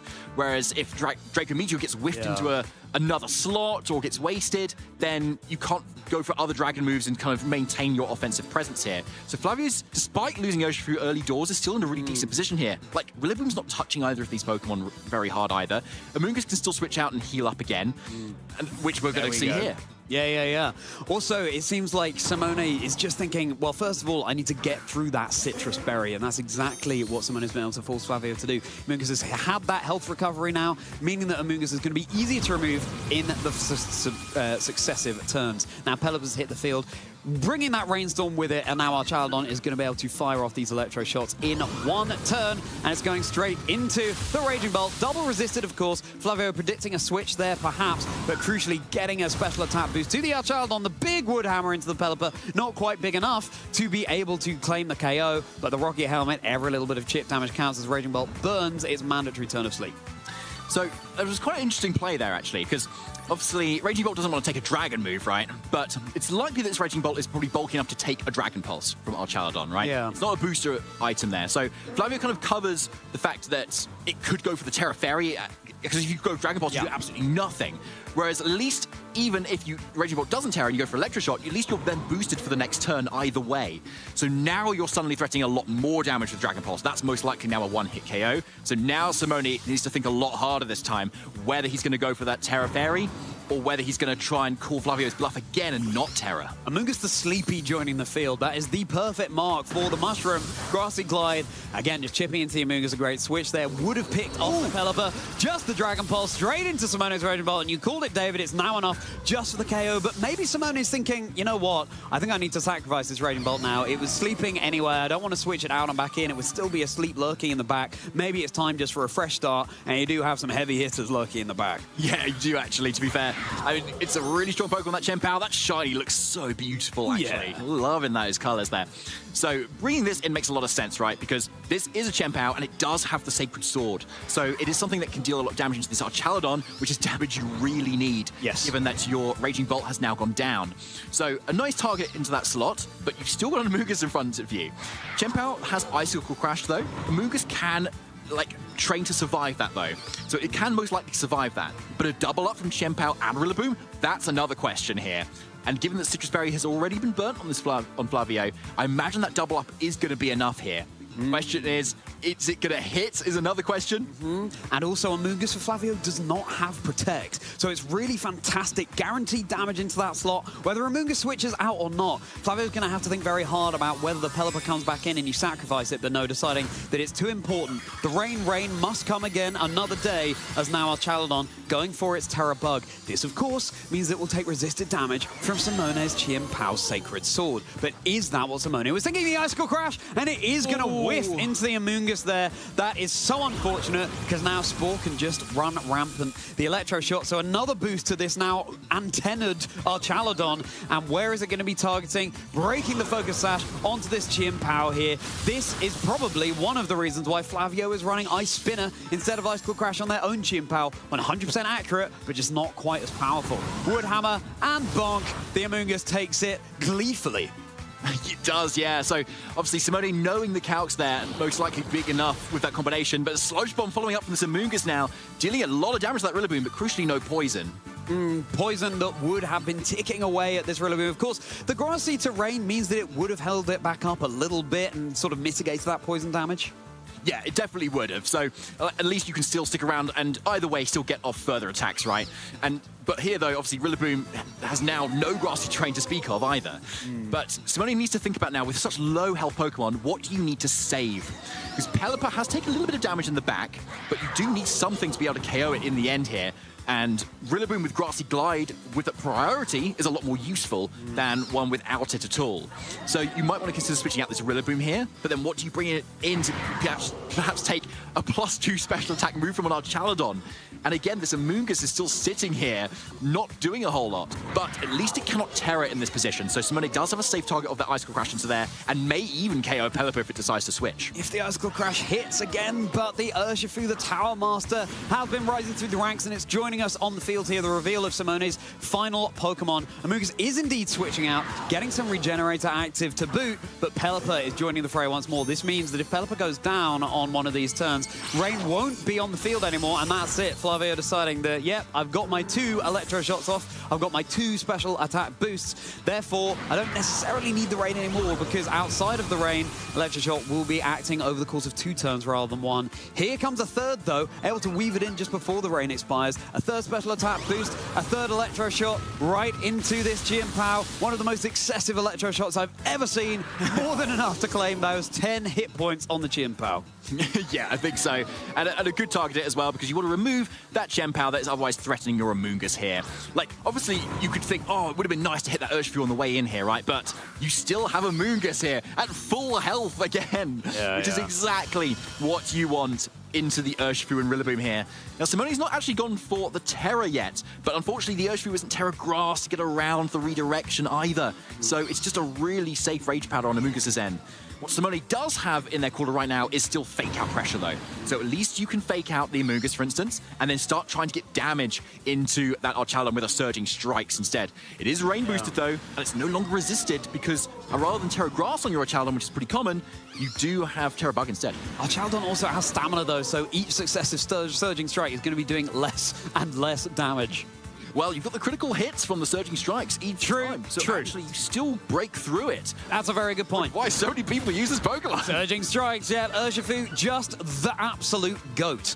Now, the flinch, the defense boost from stamina on Archaludon, the Rage Powder, though, from Amoonguss, so Urshifu is going to have to deal with this one first. You know, in the rain, given that this is going to be hitting it 3 times, it's not terrible damage. It's not terrible. And although the Surging Strikes is a lot better into the Archaludon, you still need to have the damage into the Amoonguss at some point, right? Because it's got Sludge Bomb. That's offensive. Like, it can start to, like, perhaps even 1v2 Simone's team at some point here. And given the grassy terrain, everything is healing up still too. And maybe with a Poison Tick from Amoonguss on something, that could deal a lot of damage as well here. So imagine Flavio is just going to still keep hitting that Rage Powder plus attack, to be honest. What Simone does have in their corner here, though, is if Flavio tries to target Urshifu, you could still protect from a move. Whereas obviously this Rillaboom cannot, given the lack of protect and the Assault Vest here. So if Flavio wants to play it safe, they should probably target Rillaboom, but it's Urshifu that can deal the damage still. So Simone still has an out. Terra Bug Archaludon is so perfect in this situation, and it's so fascinating for Flavio because of course, bringing the Pelipper, you boost up the Urshifu's moves on Simone's side of the field, but now the rain's expired, it's gone, so it's kind of mitigation of the advantage you give to yourself as well as as little advantage as possible to your opponent. Surging Strikes redirected into the Amoonguss, and of course, with no rain on the field, not hitting quite as hard, but the Citrus Berry has already been consumed at least, so Amoonguss brought down now to about 1/3 of its HP. Terra Steel now onto this Urshifu, Simone's down, but not out, recognizing that there could still be a slim way that Simone could come out on top. Rillaboom now taking that +3 special attack boosted Dragon Pulse means that it is just going to be this Urshifu, the axe over its head, and the hammer dangling above it as well, because it looks like Flavio has just forced the forfeit from Simone. Yeah, it looks like it. Yeah, there's not really any way this Urshifu can kind of really break through here. Like, Flavio's Archaludon actually doesn't have body press, so Terra Steel is actually quite strong once the rain has gone for the Urshifu there.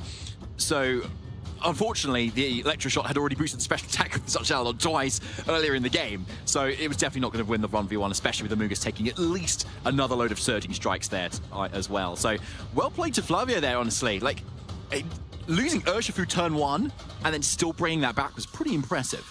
Yeah, it really was.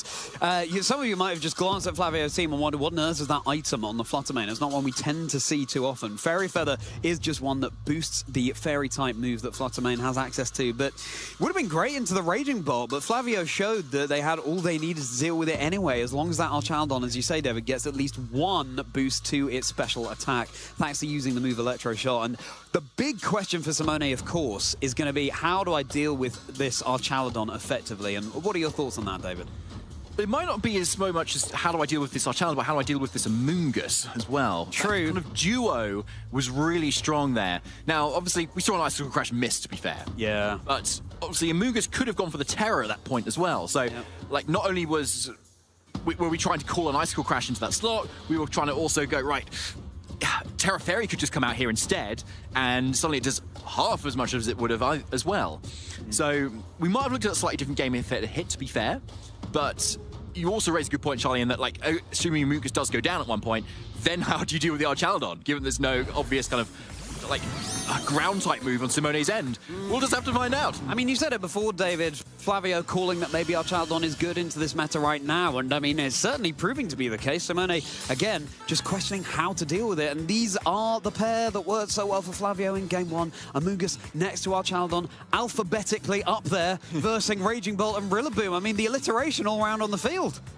And those are also in alphabetical order as well. Yeah, and Raging Bolt, Rillaboom. Wow. Anyway, that's the linguistic side of things. David, let's get analytical. Okay. So, yeah, I like the switch up in Flavio, obviously. You've got a Pokemon that can really slow the pace of the game down with both the Spore on this Amoonguss and the Snarl option on this Archaludon too. Now, obviously, you can't go for Electric Shots quite yet unless Pelipper switches in, but it is a fairly safe switch in here if you wanted to for that Amoonguss. There's unlikely to be a Grass-type move into that slot, but instead, we just see the Raw Fake out here, playing it safe to start with. The Raw Fake out followed up by the Snarl. The crit on the Rillaboom, that doesn't matter so much. It's the special attack drop onto the Raging Bolt that you're really looking for here, because Flavio has identified that one way that Raging Bolt can deal with this Archaludon is by setting up these Calm Minds. That might just be my favorite move animation in the whole of Pokemon, David. That drop in the ocean, making sure that Raging Bolt is seeing all the more clearly that the rain has gone, but as Flavio got the Pelipper lurking in the back to provide those storm clouds on the field once more. We would expect so. I think we would.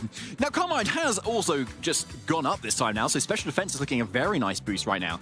But you have to imagine that Flavio probably has their own Xianpao in the back to be able to kind of hit this Raging Bolt on the physical side here, in case Special Defense starts getting a little bit too out of control as well. Yes. But Amoonguss is still sitting very pretty at the moment, not really threatened by any sort of double-up KO either, especially with that Citrus Berry. So there's still a big pressure for that Spore into Simone's slot. So do we see the Protect? We do. More alliteration, Spore into Simone's slot, David. Let's see how much more comes out, as this time Simone's Raging Bolt is protected from the Snarl. Looks like Rillaboom will be taking it, but again, Rillaboom is a Pokemon that can shrug off those special attack drops, and of course that negligible damage. Dealing with the Amoonguss sooner rather than later is certainly on Simone's to-do list for this game, and of course getting it munching through that Citrus Berry early too, so that you don't have to contend with that later as well, just when you no longer have the damage resources available. Yeah, that's a good point. Once you kind of get it lower to that point where you can kind of get around that Citrus Berry even, that would be really nice. Like one more high horsepower, for instance, could get it to the point where the next attack after that goes around the Citrus Berry and still just KOs it instead of having to get it activated. Yeah. But at the moment, given the speeds as well, you could get that KO, as we can see at the moment. But that's trusting that Flavio does not go for the Terra Fairy on this Amoonguss yet either. But let's see. Another Snarl, so I believe this Raging Bolt now is down to neutral. It's taken a second Snarl having used a Calm Mind. So as long as Flavio keeps that in check, then all good. Dragon Pulse now into the Amoonguss, going to be more than enough to make it eat that Citrus Berry. Nearly enough just for the KO here, but again, that's the Amoonguss's health restored a little bit, but at least Simone's got it down lower than they did in the previous game, but just too little too late because the Raging Bolt will now be snoozing once more on the field. Yeah, a huge Snarl coming out from Flavio. Obviously, without that, Amoonguss most likely would have just gone down there. But yeah, we're in that same position again now. Amoonguss can just switch on out, to be honest, and heal off all that damage. You do open yourself up, though, to a Wood Hammer, which we can see Simone targeting into that Amoonguss slot there to be able to punish that a little bit there, because that then technically kind of buys Simone a bit one turn at least to kind of try and wake up, where at the moment, Flavio's Archangel's not going to do a whole lot of damage. Yeah, Flavio calling it masterfully. No Pelipper switch in here, just the Amoonguss that double resist the Wood Hammer. Yet another Snarl. Simone thinking, okay, I'm going to have to try a different tactic against this Archaldon unless my Raging Bolt wakes up soon. Yeah, burning at least this turn of sleep here. Simone's team, again, this is just a combination that's so deadly for it. Now the Sludge Bomb onto the Rillaboom. There's no poison to speak of, but super effective. I always love seeing an Amoonguss dealing more than respectable damage. Some people would say they don't like seeing that as well, to be fair. And one of those people might be Simone. Yeah. But yeah, we see like a bit of a war of attrition here. As soon as you remove one of these pieces, you're kind of giving away some of the pressure you were applying as well. Like Amoonguss is applying that Sludge Bomb pressure, that Spore pressure, Archalon applying that Snarl pressure, Simone applying the pressure to just try and set up. And with that Rillaboom as well, keeping a slot that can't be spored as well. Neither wanted to give at the moment until now. Flavio bringing in that Pelipper I can only imagine, but does Simone catch it? Flavio giveth and Flavio taketh away, but right now giveth the rain. And indeed, David, is this the turn when Rillaboom has gone for another Wood Hammer into that slot because it would have been the right call, or has Flavio once again been one step ahead? The Electro Shot now crucially getting this special attack boost. Probably not going to be enough to secure the KO onto this Rillaboom, holding the Assault Vest. Not very effective, and with its special defense boosted to boot. But there is the Wood Hammer. Pelipper, once again, brought down low. That's a calculation that has been consistent across those two games. Crucially, though, Pelipper is hanging on, so it could switch back in to provide the rain. But the recoil, the cost for using such a highly damaging move as that Wood Hammer means that now Rillaboom is going down. Yeah, unfortunately it is. And another unfortunate second turn of sleep for the Raging Bolt there. So your average number of turns of sleep, and I'm sure Simone does not want any more of those either. But what he is able to now get in is a Pokemon that can start making use of their own damage without Amoonguss being on the field as well. But bringing the Chien-Pao instead here, though, which is a nice call. You outspeed both of the Pokemon on the other side. You're threatening a lot of damage with Sacred Sword as well. And you can't be Snarl Drop, for instance, quite a lot too. So I really like this play, and particularly as Pelipper does not have Protect either. So it's kind of just a sitting duck, literally, in front of what's Simone has. And Raging Bolt is still at +1 special defense as well. And looking at Flavio's team so far, special defense boosts could help last out this game. The other thing to contend with is Rillaboom is not... Okay. Well, Raging Bolt does wake up, though. Wake up, but attempts the Thunderclap into Pelipper. It looked like, but it failed because Pelipper does have access to non-damaging move as well. Nice Sacred Sword here, and it's a fantastic move into this Archaldon. You're ignoring the opponent's defense boosts. Tailwind was the move of choice from this Pelipper here. So now Flavio's team is going to be acting all the faster for a few turns. Here comes another Electro Shot. So this Archaldon is now at +2 in its special attack, and thanks to the rain being up, going to be acting in one turn two into the Chien-Pao. Just like with Simone wanting to get through the Citrus Berry on Amoonguss, Flavio wants to break this Focus Sash as soon as possible. That's exactly what they've done. But 1 HP, infinitely more than 0. Yeah, exactly it is. And there's no less attack damage that's going to come out from this Chien-Pao yet. But Tailwind is now up, very crucially. But this Chien-Pao does have Ice Shard, so it can most likely still pick up the KO on the Pelipper here instead. But not before Archaldon will be able to kind of do something at least anyway here at the moment. Now, this Raging Bolt has gone for another Calm Mind, +2 special defense. Flavio definitely needs to pray that they've got something in the back at the moment to be able to contend on the physical side of this Raging Bolt. Otherwise, it could potentially run away with the game. We might have the reveal of it now, but we don't know. Amoonguss is just going to be revealed instead. So Flavio wanted to keep their cards close to their chest in that regard. Chien Pao will be stalling out. I don't blame you, my friend. You literally have a sliver of HP remaining. Just another Snarl, though, here. So as you say, David, yes, this Raging Bolt is looking bulky, but it's not looking offensive. And that's exactly how Flavio wants to keep things. But you're so right. Simone is kind of playing Flavio at their own game here, saying, okay, in game one, I could see that your Archaldon got out of control, but what if I make my Raging Bolt unremovable from the field too? How are you going to deal with it now? I like this play here, actually, from Simone, too. So you've got the Protect on Chien Pao because you know that Archaldon is most likely kind of going to chip it down here anyway. But now you're kind of still pressuring with those Ice-type moves so that Archaldon still needs to respect Chien Pao and therefore not target your own Raging Bolt. So there it is, Ice Shot straight away. With the Sword of Ruin boost as well, that Amoonguss is no longer long for this match. The Pokemon that was such a thorn in Simone's side in the previous game. Now this Archaldon, I believe, at +3 with another Electro Shot. Easily enough, once more, very excessive Electro Shot into this Chien Pao, and it's going all the way back to the Ice Ren Shrine in Paldea. Now, Raging Bolt will have to be joined by the final Pokemon for Simone. Is that going to be the Amoonguss down? Finally! Finally! Yes, it is. Now we are free, but is Simone going to be able to continue to carve a path through the match? So now Urshifu coming in, last two Pokemon left for Simone. No more kind of obvious supporting pieces here either, but also the Amoonguss is down at the perfect time for Simone's Urshifu to come in.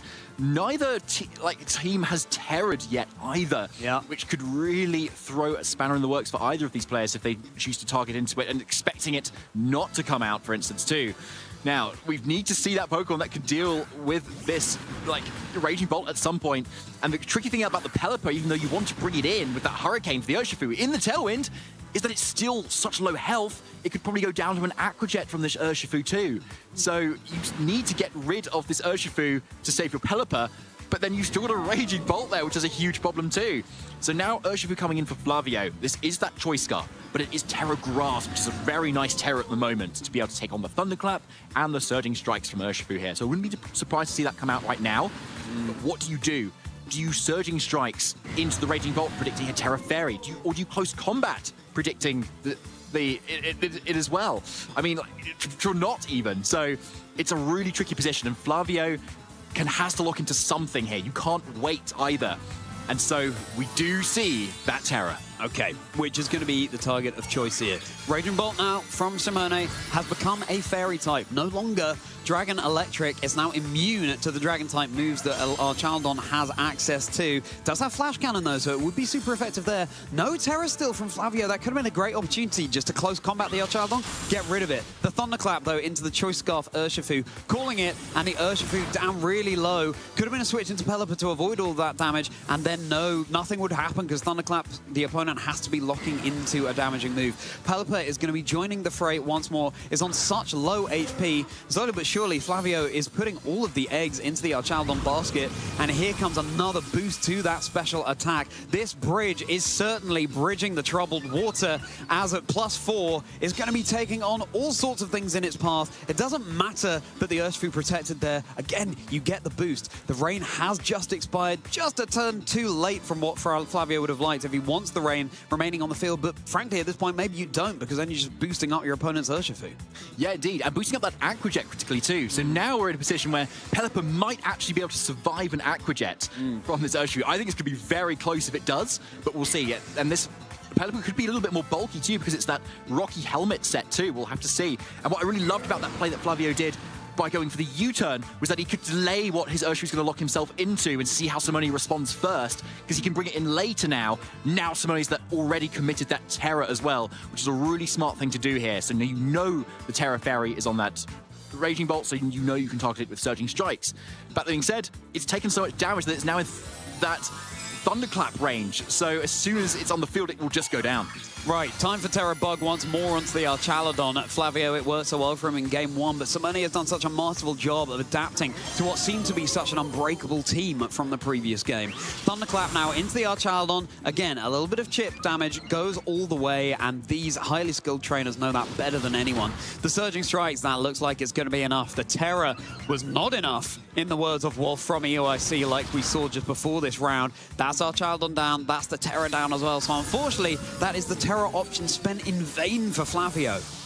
Yeah, that was a really unfortunate Terra for Flavio because Simone called it so well there, just going for the raw Surging Strikes. But not before Hurricane comes out first. Yeah. It's that Urshifu. Speaking of raw, it's outside the rain, meaning it's not guaranteed to hit. And the confusion now onto the Urshifu too. Flavio saying, using all of the tools at his disposal to try and stop Simone in their tracks. The confusion coming through, that's not guaranteed, of course. And look at the health bars over on Flavio's side of the field. All of a sudden, it's looking like this Raging Bolt has given the Archaladon a taste of its own medicine and become unremovable in its own right. Yeah, it's a great point, Charlie. It definitely has kind of flipped the tables completely now. Yet this Raging Bolt is just not going to be touched by much right now. Thunderclap is just a guaranteed KO into that Urshifu.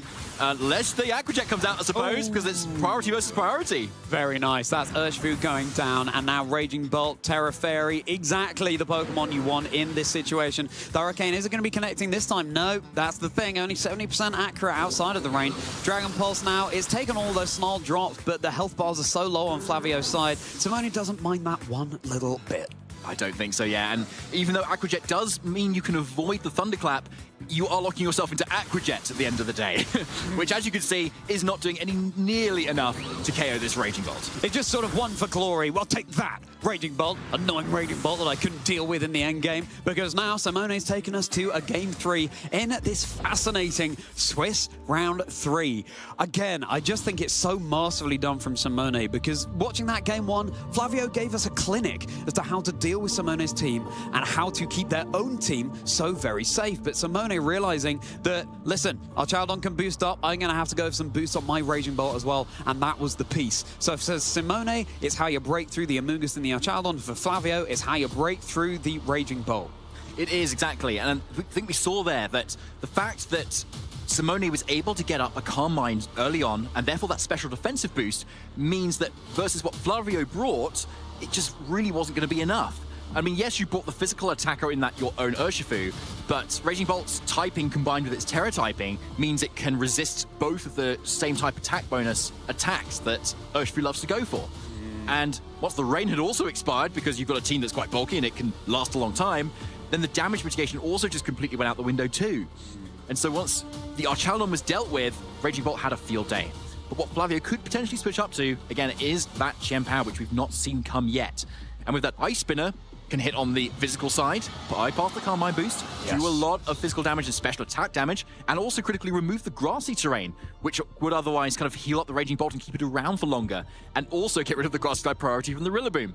So that would be my prediction for Flavio to kind of switch up in this match. We'll have to see if he does it, because it means you do have to give up something that you were otherwise relying on. I mean, Scarf Urshifu wasn't doing a whole lot, to be honest, so I wouldn't be surprised to see that maybe switch out. Yeah, potentially. I mean, again, Flavio's Chien-Pao's rocking that Terra Ice too, so it's guaranteed fantastic fighting type damage that Simone can go for into that slot. And I mean, Chien-Pao is frail as anything as well, so it's not a decision to be taken lightly here. And it's certainly a game plan that's very different from the previous two, but this is the thing, it comes now down all to this final game between Simone Sanvito and Flavio Del Pidio on the stream here, trainers, in Swiss Round 3 of the Birmingham Regional Championships. It's going to be the lead that works so well for Flavio, and Ogerpon is a lovely adaptation here, because if that is indeed the Chien-Pao lurking in the back for Flavio, then that'll be super effective damage. The Amoonguss is threatened to go for its Terra early as well. And being that Terra Fairy, which is a little bit more unusual, unlike something like Fire or Water, means that it's a lot weaker in front of Ogerpon, which is on the field right now. It's a really safe slot where usually Amoonguss runs a Terra that resists Fire instead. So a really nice bring here for Simone, which has a lot of opportunity to dish out the damage that it needs to. With that high critical hit ratio, it might even get behind the stamina boosts that this Archaladon can provide as well. But obviously, you're bringing a Fire type into a Rain team, right? So at some point, Pelipper's going to come in. So it could be that Simone's wanting to use this Ogerpon maybe more as a defensive piece to use Follow Me, redirect away Spores, for instance, from the Urshifu, so the Urshifu can do all the damage that it needs to here. Yeah. So here comes Pelipper. That is indeed the Pelipper. It's going to be mitigating the firepower of this Ogerpon because, of course, the Drizzle dampening that move. The Ivyculture was indeed locked into, and we saw Simone double target the Archaldon, actually, just trying to catch a Terra or not. Close combat. Pelipper's resisting both of these, so it's the perfect switch in for Flavio here. This poor Pelipper has not had a fantastic time the previous 2 times. It's just switched into massive damage and brought down low very early on. But the Sludge Bomb now, super effective into the Ogerpon. Look at how much damage that's doing. This Amoonguss, you cannot ignore its damage output as much as people would like to. Yeah, you really can't, actually. And, like, if you're using Ogerpon to kind of Follow Me away Spores, then, yeah, you're just leaving yourself open to just being Sludge Bombed, which another one, obviously, will just KO. So, a really nice play there. Unfortunately for Flavio, 3 for 3 on no poison for Sludge Bomb as well, unfortunately. But dealing the damage has seemed to be all that Flavio has needed so far. Now, Pelipper being on the board here means that the rain is obviously up, but yeah, as you say, it takes so much damage on the switch in every single time in the game, and given it's not very fast, it's now just being threatened with a KO again. So Amoonguss needs to either go on the defensive here with a Rage Powder to keep it safe, but Ivyculture first is in the rain anyway. Ivyculture in the rain, and it can also get the critical hit, meaning it would deal much more damage. Again, Simone just wanting to get it munching through that Citrus Berry. The Rocky Helmet onto the Pelipper means that each Surging Strike is going to be damaging the Urshifu a huge amount, but at least you get rid of the Pelipper so no more rain can be on the field, and that is really big for Simone, because one of the big problems in the previous 2 games was how Archaldon was getting carried away with those special attack boosts from the Electro Shot.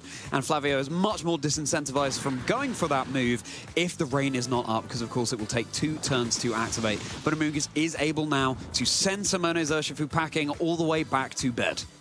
So now we're in a position, though, where even though Simone's got a really nice KO, now Simone has no offense really coming out of this turn. You've had the Ivy Cudgel originally, it's in the rain, right? So it's not doing a whole lot of damage.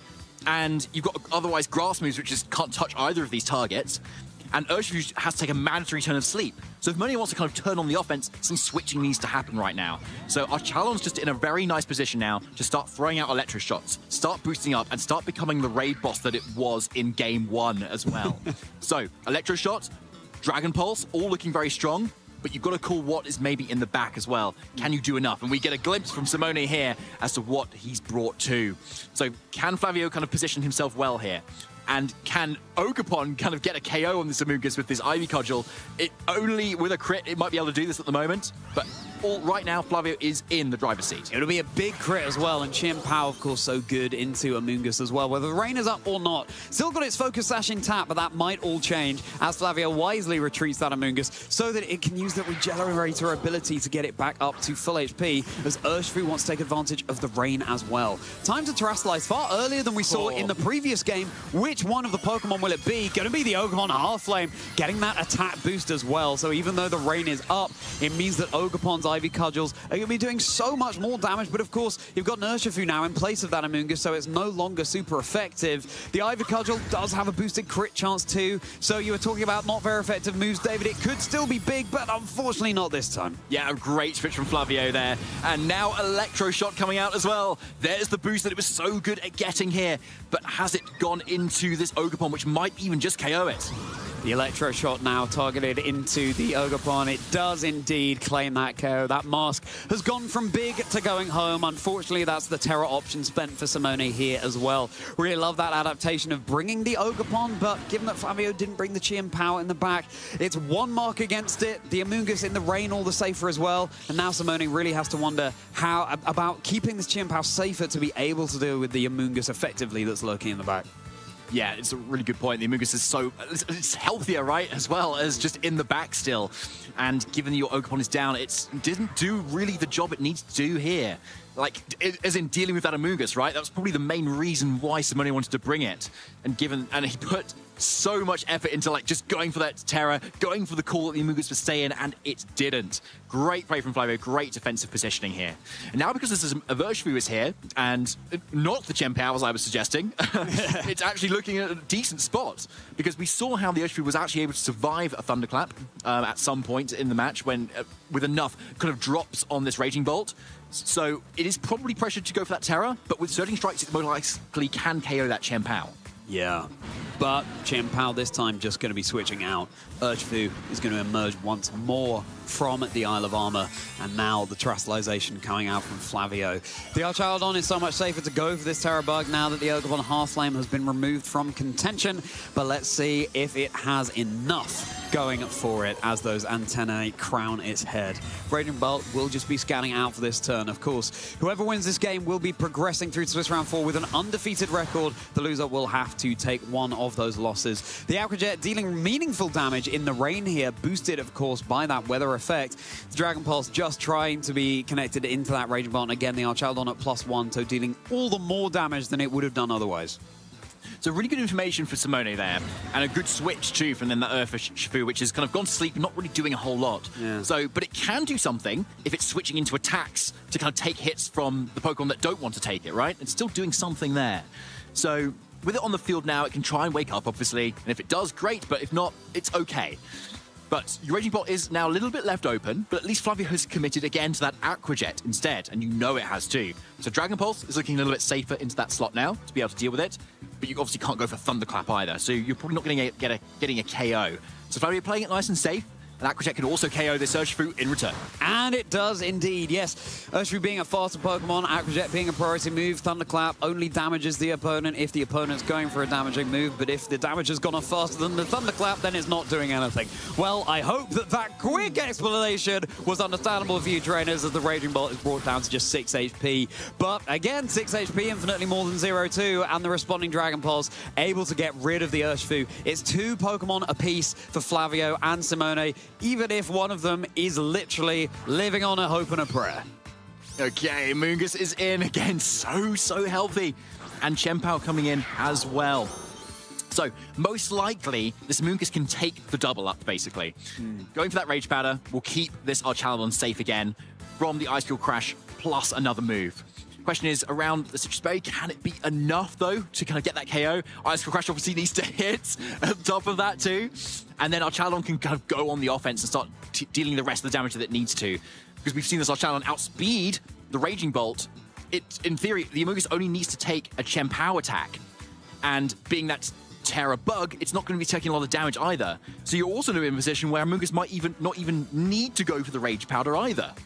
The only thing it does do is keep the Archaladon safe from Thunderclap, specifically, if you are worried about that. But a Spore could come out just as easily into either of these targets too. It's kind of poetic that Flavio is ending Game 3 in the way that Game 1 was so dominant with the Amoonguss and Archaladon next to it, and Terra Bug to boot. The Ice Core Crash does connect this time. Not enough to take the KO onto Amoonguss. Just as you said, David, some of these Amoonguss are trained to be able to take that hit, but it could still get a flinch, and that could well be the pivotal factor in the game. Snarl is going to be dodged or protected by the Raging Bolt. It could still go into the Chin Pow, and it does, crucially breaking that Focus Sash. The special attack drop doesn't matter into this physical attacker. Spore, the Amoonguss does not flinch, and that looks like the headset's removed. That looks like Simone knows that the writing is on the wall. Yeah, that is the game lock there. Needing that flinch there from Simone from that Chen Pao, unfortunately. But Flavio's dominance with that Archaladon, with the lovely antenna on its head, were incredible. And Flavio Del Pidio wins round 3. Congratulations to Flavio, an Italian showdown on the stage. All the more fitting, given that every single winner of our EU regional so far this season has been Italian, and it could well be, again, could be Simone again, it could be Flavio again. They're still in contention. All of them are in contention. You can take up to 2 losses, and you can still progress through to day 2. But, David, we were talking before the game about how potentially Archaladon is a good call heading into this metagame. It'll be interesting to see which kind of Raging Bolt that Simone is running, for example. I gotta say, I don't think we could have treated the viewers better to all of the ins and outs that the Regulation Set F metagame has to offer right now in its current state with this Raging Bolt versus the Archaladon. Let's not forget that it was you that chose that game. So thank you so much, viewers, for that community choice. Thank you indeed. Yeah, I think very well put, Charlie. It was kind of a really good position where you can see how an adaptation can really counter the meta, or what could be, you might see, right, or what could be common coming out. And so we can see how Simone needed to make quite a few calls there in that matchup to be able to kind of bring it up against Flavio, especially in that game 2, you know, kind of going for those Carmines, relying on waking up a little bit earlier, kind of calling that Terra Bug as well on that Archaladon at the end of game 2 to be able to KO it as well. Yeah. Whereas Flavio was able to play that relatively safely weren't a lot of calls going around. He could just kind of safely snarl, or he could safely electro shot just to boost up. Wasn't getting threatened quite a lot. And also, you know you've got a good team matchup when you don't need to rely on Protect very much either. And you could see both of the Mungus and Visage Chaladon didn't have Protect and didn't really need it either. Just great natural bulk, great natural typing into what Simone wants us to bring. Yeah. Really good call. And of course, that also meant that Simone was able to just target that Amoonguss slot so safely, because you're not going to be whiffing into any of those pesky Protects here. So the way that Simone was able to adapt was so fantastic in Game 2, David. And again, because Flavio made it seem so dominant in Game 1, like Flavio just had this on lock, this matchup. What do you think? Looking at this sort of from a zoomed out perspective, coming into this match, do you think that Simone had the tougher matchup? Yes, definitely. Like, that range shutting down the Ogerpon, which is otherwise quite a good option into Amoonguss, was pretty huge, honestly. And you could see how someone needed to commit Terra Fire on the Ogerpon to try and KO this Amoonguss through rain, right? Yeah. Like, and Flavio just switched it out. Yeah. You know? Like, it's just that simple, right? Like, and that's what Simone felt that he had to do to try and get rid of it, given the rest of the team composition that he had. Like, and he still brought Xian Pao as well, and that's still, Amoonguss still survives it as well. Yeah. And so we saw how Paul Chua in last week in Toronto also kind of struggled with the Amoonguss on Carrie's team for a similar reason. Like, and you need to kind of otherwise bring things that can shut it down. So Simone obviously had Taunt, for instance, that could kind of help with that Amoonguss matchup, but then you're bringing Sonora into a rain matchup, right? Right, Again, is so tricky. So you've got that duality where you're kind of punished for the options that you have for other Pokemon when it's supported in a way that you don't want it to be. And that's why that kind of makes a bad matchup, basically. Yeah, well, very well summarized, David. Thank you very much for that. What did you think of that matchup? Use #PlayPokemon, let us know. It was absolutely fascinating, I thought, between these trainers. And again, it's only Swiss Round 3. We've got so many more rounds of fantastic Pokemon action to bring to you. So whatever else you've got on this weekend, cancel it. Cancel it. Maybe you'll have some important stuff. Don't cancel that. But cancel everything else, because this is going to be such a hype tournament here in the UK. And I tell you, they bring the spice to UK players. They also bring the hype. They bring that energy. So wonderful that we had so many of them in Toronto last weekend, and most of them are here again this weekend. They're just so committed to this Pokemon action. They want to go for that win, and it's all going on here in Birmingham. But also, you've got to shout out the Italians, right? Can they do it a fifth time? Yeah. Can they win a fifth regional? Yes, we've had 4 regionals in the EU season. All of them have been won by an Italian player as well. And we've obviously just featured one of them on stream already. Is that Simone Sanvito. And Flavio Delpidio is not one of those 4 yet. Here he is, doing very well with a team that could be very good into the meta and a great team call. What if he's our champion? I know. What if, David? Well, if he's our champion, then he's our champion. I guess there's no 2 ways about it, but it would again mean another Italian having a fantastic performance at a regional, another regional winner. Of course, Italy had such an incredible season last season as well, what with Federico Camporesi winning NAIC, just to name one achievement that the Italians gained. But how did they prove their mettle? How did they get their training, David? Well, there's plenty of opportunities that you can do to kind of get their training in, right? It's not just the regional level, but you can also do that at the local level as well, right? Just around the corner, or maybe a kind of a couple hours drive or train or something, could be a local near you where there are little lower numbers of people and a more casual sort of environment where you can kind of play test and practice your team that you will be wanting to bring to that bigger event, and also great time to kind of meet other players as well. And here's what's in store for you if you do choose to attend one of those locals.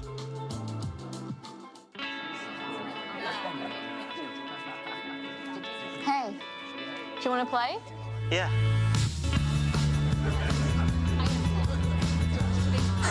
Nice. One shot? Wait, yeah.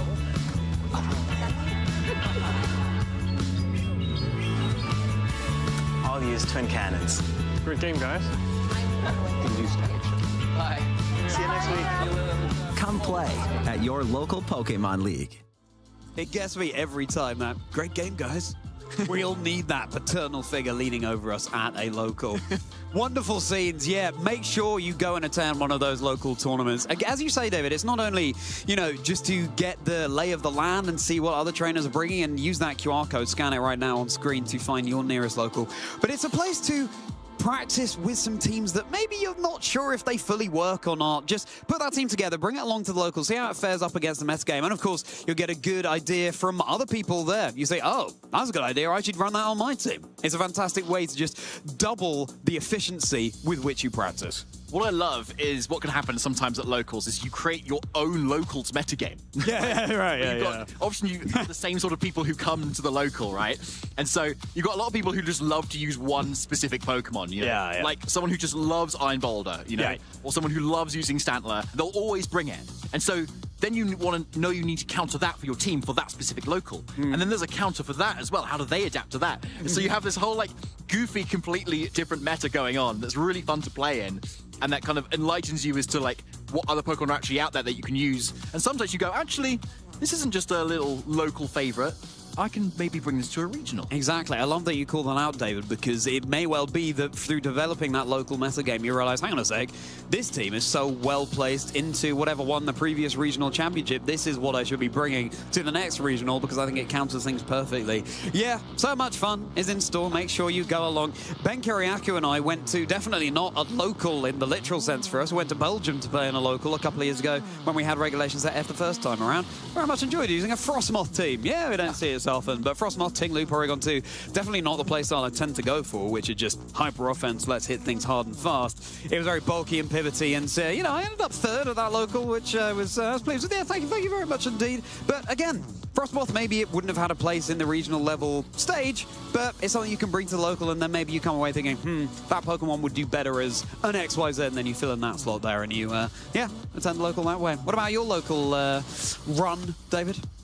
I haven't been to like a local recently, but over a few months ago though I did, and it was a really interesting one with a Sisuian Braviary. Nice. With expanding force, so you go for the Terra Psychic to put yourself on the ground, so you benefit from that Psychic terrain suddenly. Yeah. And then you can go for this expanding force. And what's even better is that you can use Tinted Lens, and therefore your not very effective attacks are just not very effective. And then suddenly you're doing double damage to those targets and everything just wipes off the board. Expanding Force, what a lovely, lovely move that is. Yes, Arcanine Labs, that's where you want to be going if you want to be signing up for any of these tournaments and getting involved in the scene. And we'd love to have you. Come on down. Come on down. Arcanine Labs, you can search that, you can put it into your web search bar as well. Would love to see you here. And something tells me that if you do join us, if you attend your first regional, it will not be your last. Yes, exactly. Yeah, you get the bug, the terror bug, you could say, when you kind of come here, to be honest, because you meet so many people and you realize like after, you might not get the greatest of like Swiss round scores generally over the course of the tournament, but it's kind of to be expected if it's your first, for instance. Yeah. But you now know what to do. Like, if I just changed that about that match, I would be, 4-4 instead of 3-5, for instance. Or if I just did that slightly differently. And then you realize actually there's only just a few tweaks or just a few different things you can do to suddenly win an entire match. And that's where it comes. That's when you can realize that actually it is very doable to get into that day 2 slots. Once you've practiced enough, once you've got the good team, you can do it. Well, speaking of day 2, Flavio Dopidio had a fantastic showing there. May well just be stamping their ticket in. We won't be able to have an interview with them because they gave us such a treat in that previous match. I know, David, I know. But listen, trainers, what's that I hear you cry? You're wanting more? Well, don't you worry, because we'll be back very shortly with Swiss Round 4. You know what's coming. Woodhammer goes down into Rillaboom. That's a knockout. And Simone Sanvito with Rillaboom by his side with Alone and Ninetales in the team is your 2026 Gdansk Regional Champion. Hello, my name is Simone Sanvito. I'm your 2025 Gdansk Regional Champions, and honestly, winning feels amazing. My biggest obstacle for this tournament was, if I had to pick one, it's probably my top 4 match, as I played my opponent in Swiss. I also won there, but the game was super close, and even after my win, I didn't feel as good about that win because I think that if I had to play him again, I would have lost. So winning there in top 4 gave me a big confidence boost. To prepare for this tournament, I just tried different kind of teams, and when I landed on this one and when I was practicing, I felt like I could play this team better than the others. So I said, okay, this is gonna be my pick for the tournament, and I went with it. Oh, Ninetales, the Pokemon that helped me in every situation this tournament, despite not appearing in finals, was Ninetales. With Anchor, Disable, and Blizzard, if you get what I'm saying. She bailed me out of a lot of very difficult situations. I just played versus my friends and versus other people just to get a better feeling of the team. Learn how to approach different matchups, how to win them. Also, it's important how to lose them, so you don't repeat those mistakes or those positions in tournament. My advice to one day win a regional champion or even something bigger is to get out there, play, lose, learn from your mistakes, try harder next time, and if you still lose, then try harder the next time, and so on, until at one point you got it. The community is amazing, and Pokemon VGC is a beautiful game. Also the other TCG and GO as well. But I've been a mainstay in the Italian community for VGC for a very long time. For more than 10 years, I saw the community be born and grow, and the community is amazing. I'm happy to be a part of it, and I'm very grateful for that.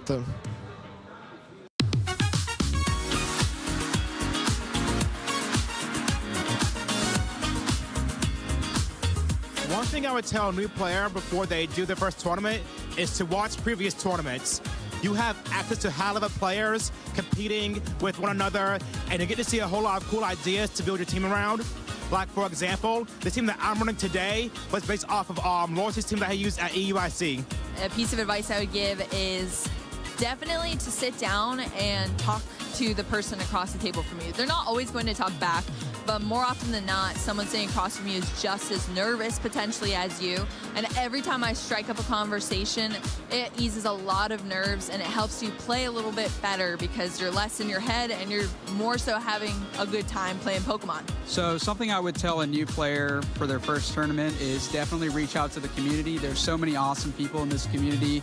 I definitely wouldn't be here if it wasn't for the awesome community. So I definitely say to talk to some friends, make some friends, you know, kind of enjoy yourself, learn from them. A lot of people in the community love to help. So that would be my top advice.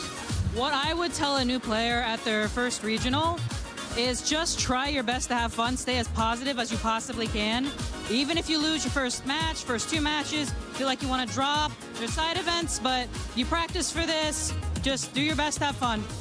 One thing I would tell a new player who's coming to their first tournament is to bring a team that they're comfortable with. Knowing your Pokemon, how all the matchups play out, goes a long way. The first thing I would tell someone who is, getting ready for their first tournament is to not be so nervous. I get it's a big event, you don't know how many people are going to be playing. You're going to meet new people, a million deck options out there, but just lock into whatever deck you're practicing with.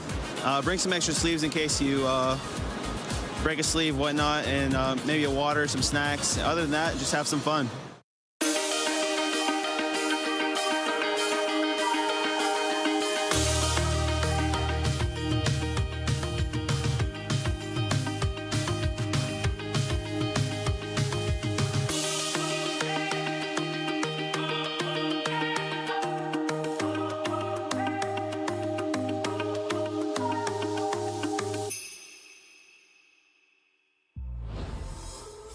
Hey, Pokemon trainers, thanks for joining us here at the Birmingham Regional Championships. And we've got, for the first time today, Zoe on the desk. How are you doing? I'm absolutely thrilled. That was such a great set of 3 games. A last match between Simona and Flavio. Just, an absolute masterclass. And Flavio showing why maybe Archaludon is in quite a bit of a nice position right now in the meta to counter all these raging bolts and all of these other Pokemon that's, just getting boosted up by the rain and just rolling out of control, essentially.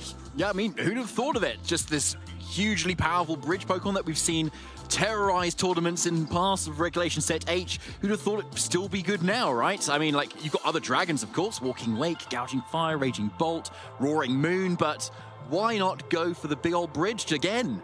You know, why not? Steel Dragon is such a great typing. It has so many great resistances, and it's only really hit super effectively by ground and fighting, which is also why Landorus and Urshifu are such popular Pokemon in this format. But outside of ground and fighting, there really isn't that much you can hit the Archaludon with for super effective damage. Not to mention the fact that each time it gets hit, it gets a stamina boost or gets a defense boost because of its ability Stamina. And it just, you know, as time goes on, the more you try to knock out this Archaludon, the harder it becomes to knock out. It really does. It just becomes that huge raid boss, doesn't it? Where, like, you need to have the answers for it, otherwise it will just roll you, right? I think Raging Bolt at least has often some recovery on it, often maybe leftovers or some grassy terrain to help heal it up. Archaludon also can benefit from that grassy terrain if that's going to be there too. So it's something that you really need to get rid of quickly before it starts boosting up, which it can even do without a boosting move, can't it? It's got that stamina ability. So just physical hits will just boost it up without you even needing to, like, use a move to do it either. So that means you can afford to use that Assault Vest and use 4 attacks instead, making it such a powerful Pokemon. Yeah, and you can also just boost up Archaludon with Electro Shot, which boosts special attack each time it goes for the move. Even if that move goes into a Protect or into a Ground type, it doesn't really matter because it still gets the boost, and that's why it's so easy to use and so difficult to punish as well. So, you know, Archaludon showing maybe it is the Pokemon to go this weekend. Did any of us have Archaludon as our caster position? No, we did not, I don't think. I think something I was thinking of going into this weekend was the fact that we really have a lack of weather teams going around in Regulation ZF, right? Yeah. I think you don't really have any rain teams other than what we just saw right now. Not really any sun teams. Torkoal seems to have kind of fallen by the wayside a bit. Often, sometimes manual rain, right? Sometimes Tornadus often has Rain Dance for Sunny Day, but nothing with like a dedicated team, you know? Nothing with like Pelipper or Torkoal that really wants to set it up. And also, no Tyranitar, and barely any Ninetales either. Only kind of one snowy team making day 2 in Toronto as well. So, I don't know, weather mate's had its day, but then again, we've just had a round where it really shone. Yeah, with a rocky helmet as well. That's not the most common move you see on a Pelipper. It's normally, you know, holding something like a Focus Sash to increase that longevity. But in that Game 3, we saw how pivotal it was in dealing chip damage to the Urshifu. Each hit of the Surging Strikes gave it so much recoil that the Urshifu was eventually whittled down. Yeah, it definitely was. So it made a lot of sense to kind of bring that too, didn't it? And it's interestingly that the Raging Bolt versus Archaludon, a lot of the time that you wanted bringing your Urshifu into it to kind of get around the boost that it might get or make use of the rain, yet both resist Surging Strikes as well on top of it. Yet it's still such a good Pokemon to bring.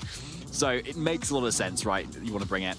And something that Toronto showed us as well is that generally Urshifu just had more usage in day 2 than in day 1, showing that our trainers are still getting so much value from Urshifu Rapid Strike specifically at the moment. Like, Urshifu Dark doesn't seem to be going around quite a lot, but it's still just a good Pokemon that no one's seeming to reliably be able to KO, and therefore maybe it's just a staple of this meta.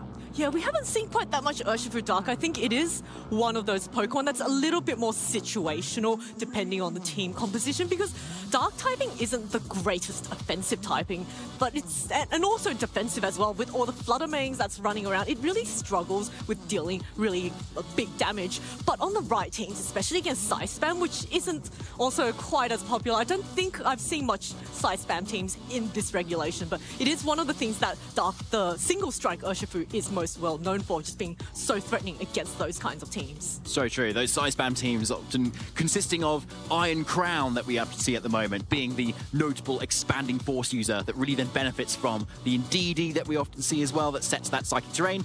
And it was also so great at supporting the Iron Crown and setting off those expanding forces, right? With the Follow Me and the Helping Hand at the same time. So it makes a lot of sense that people want to use those Pokemon, right? But when Incineroar's around and just any Dark type can shut it down, then it can be hard to bring. But of course, that's where the rest of the supporting cast comes in. So yeah, we'll have to see if we see it later on in our day today, or even day 2 as well. Yeah, I'm really excited for a lot of, I think when Regulation F came right around, everyone thought, oh, you know, we've had this format before, we've all solved it, but then everyone came right out with those okie dokies in Toronto. So I'm really excited to see if our trainers are going to surprise us this weekend with some even more, you know, spicy picks or other techs that's really just going to show that the meta is far from being solved and there are really fun and really creative ways to get around all the popular Pokemon in this format. I do like that, actually. Yeah, because you've got to look to the Pokemon that have a lot more stats, right, when you're in Regulation Set F, because that's where we are at the moment. You are allowed to use all the Paradox Pokemon at the moment and kind of the lower-powered legendaries that, like, you know, like Articuno or Zapdos, for instance. So it's often looking to those sort of Pokemon that to kind of throw onto your team rather than some of the more lower-powered Pokemon. And that's where, like, Okidogi has really shone, right? It's got great stats, but has been overlooked in the past. And so maybe we'll see something similar to that. Like maybe some of the other loyal three we might see, you know, Pheasantipity or Monkey Dory, who knows? Well, there is a Monkey Dory that Jamie Boyd is running. Of course he is. That's really... And Monkey Dory, I think it's quite an interesting Pokemon. It gets Fake Out. Its, you know, ability Toxic Chain is actually really annoying for the opponents to face because in combination with Fake Out, not only are you getting flinched, there's that chance of getting badly poisoned, and then slowly over the course of the game, that Pokemon or that poison status is just going to take away your health, and it just makes it really difficult for, you know, the player to stay on the field, and means that you're really on a timer and you really have to work hard to get those knockouts before your own Pokemon get knocked out from poison. Ooh, recommending Toxic Stool to our players. I don't know, Zoe. Don't we want to see that? But it's a good strategy, though. It is a good one. That's the problem with it.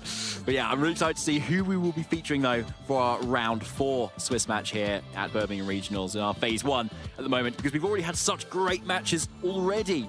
Multiple regional champions already on our screen. And of course, even though one of them did lose last round, they can still go on and win it. You can afford to lose a couple of matches here and there across our tournament. Wow, look at all these notable matches. We will be featuring Eric Rios up against Henwei Zhang, but there's also Ryan Gessie versus Naoka Takasago, Barish Ekosh and Stefano Greppi, and Florian Hoffman versus Eduardo Cunha. So a lot of really fantastic matches up on the screen right now. And we're seeing a Porygon 2 that we talked about a bit earlier, but haven't really seen quite that often in this current format. We haven't, no. And despite Porygon 2 being a EUIC champion winning in the same regulation by Nils Dunlop in 2024 season as well. But it just doesn't seem to be around at the moment. But here is Eric bringing it back, trusting in it there versus Henwei Zhang there, which would be really cool to see.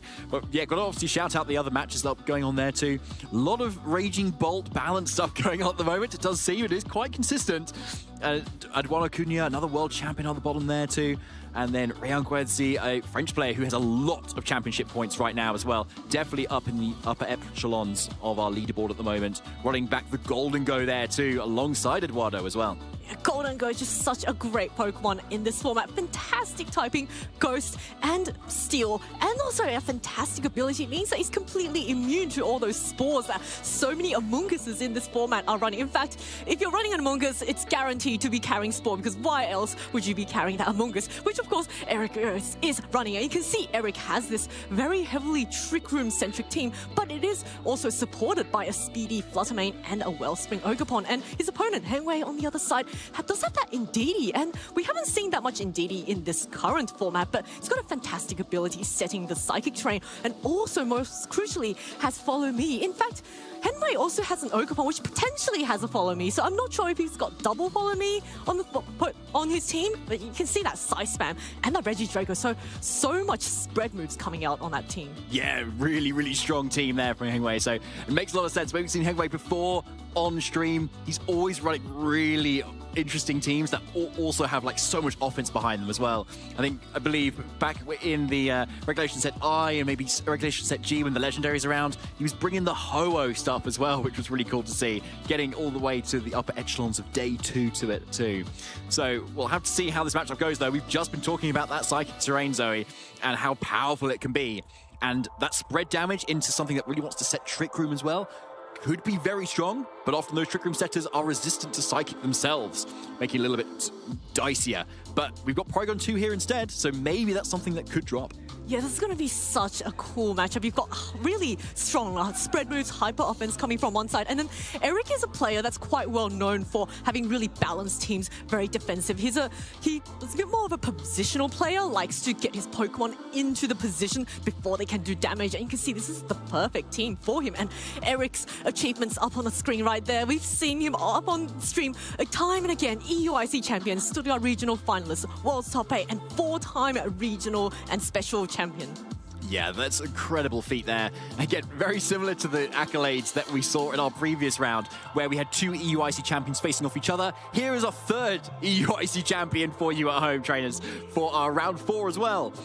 Not facing another 4th EUIC champion, unfortunately. But who knows, maybe in the future Hengwei will be too. But either way, Eric is such a talented player there. And we saw how close he got to taking the win in Stuttgart just last month versus Luca Ceribelli as well, with that amazing Komodo team. Yeah, I have no doubt he's going to go very, very far in this tournament. But his opponent, Hengwei, on the other side, is also a very consistent player. Hasn't quite got that, champion title just yet, but he's gotten quite a few top 8, I believe, top 16s, top 8s, so quite a lot of consistent achievements. And he's also a player that plays a lot of the UK regionals. So he's a player that's maybe quite familiar with a lot of the players this weekend here, because of course we're in Birmingham and we've got a lot of UK players. We certainly do, yeah. There's always a strong home turf that we have here at UK, and of course at any of our other EU regionals as well. There's always plenty of people from the local scene coming to these huge events here, so a really good opportunity for the UK players specifically to travel not quite as far and show what we've got. Yeah, I took a train here. That's how far I've had to travel. Fantastic, Zoe. I think you drove here. Yes, I drove. Yeah. Ben's a good driver. I see. Well, now we can see our players up on the screen. Once again, let's go through their accolades. Eric Rios, whom we've just gone through, and Hengwei, Utrecht top 8, NAIC top 16, Turin top 8, and the DC Open top 4. So a lot of really consistent achievements. So this is also a player, that's, I wouldn't be surprised, take a championship title at some point in the future. And this is going to be such a awesome match. I always love seeing Side Spam teams. Iron Crown, such a good, fantastic Paradox Pokemon. I love all the Paradox Pokemon. And let's have a look now at Eric's team up on the screen. So Eric will be using that Incineroar, Porygon 2, Fluttermane, Ogerpon, Amoonguss, and Ursaluna. What a fantastic Trick Room team. It really is, yeah. So very reminiscent of Nils Dunlop's winning EUIC team, with just a couple of changes there here and there as well. Interestingly, you've got the Fluttermane with that substitute, which is really cool to see. So as soon as you play defense in front of this Fluttermane, you risk it just going for that substitute and just capitalizing on a free hit onto it at a later point. Now, the Ursaluna, though, we do have to focus on at the moment. Really strong option once you've got that Trick Room up. And with that Flame Orb means that you can suddenly activate that Guts boosting move, and then suddenly you can't be statused by other Pokemon that would want to status you, like Amoonguss, for instance, as well, which is a really strong option too.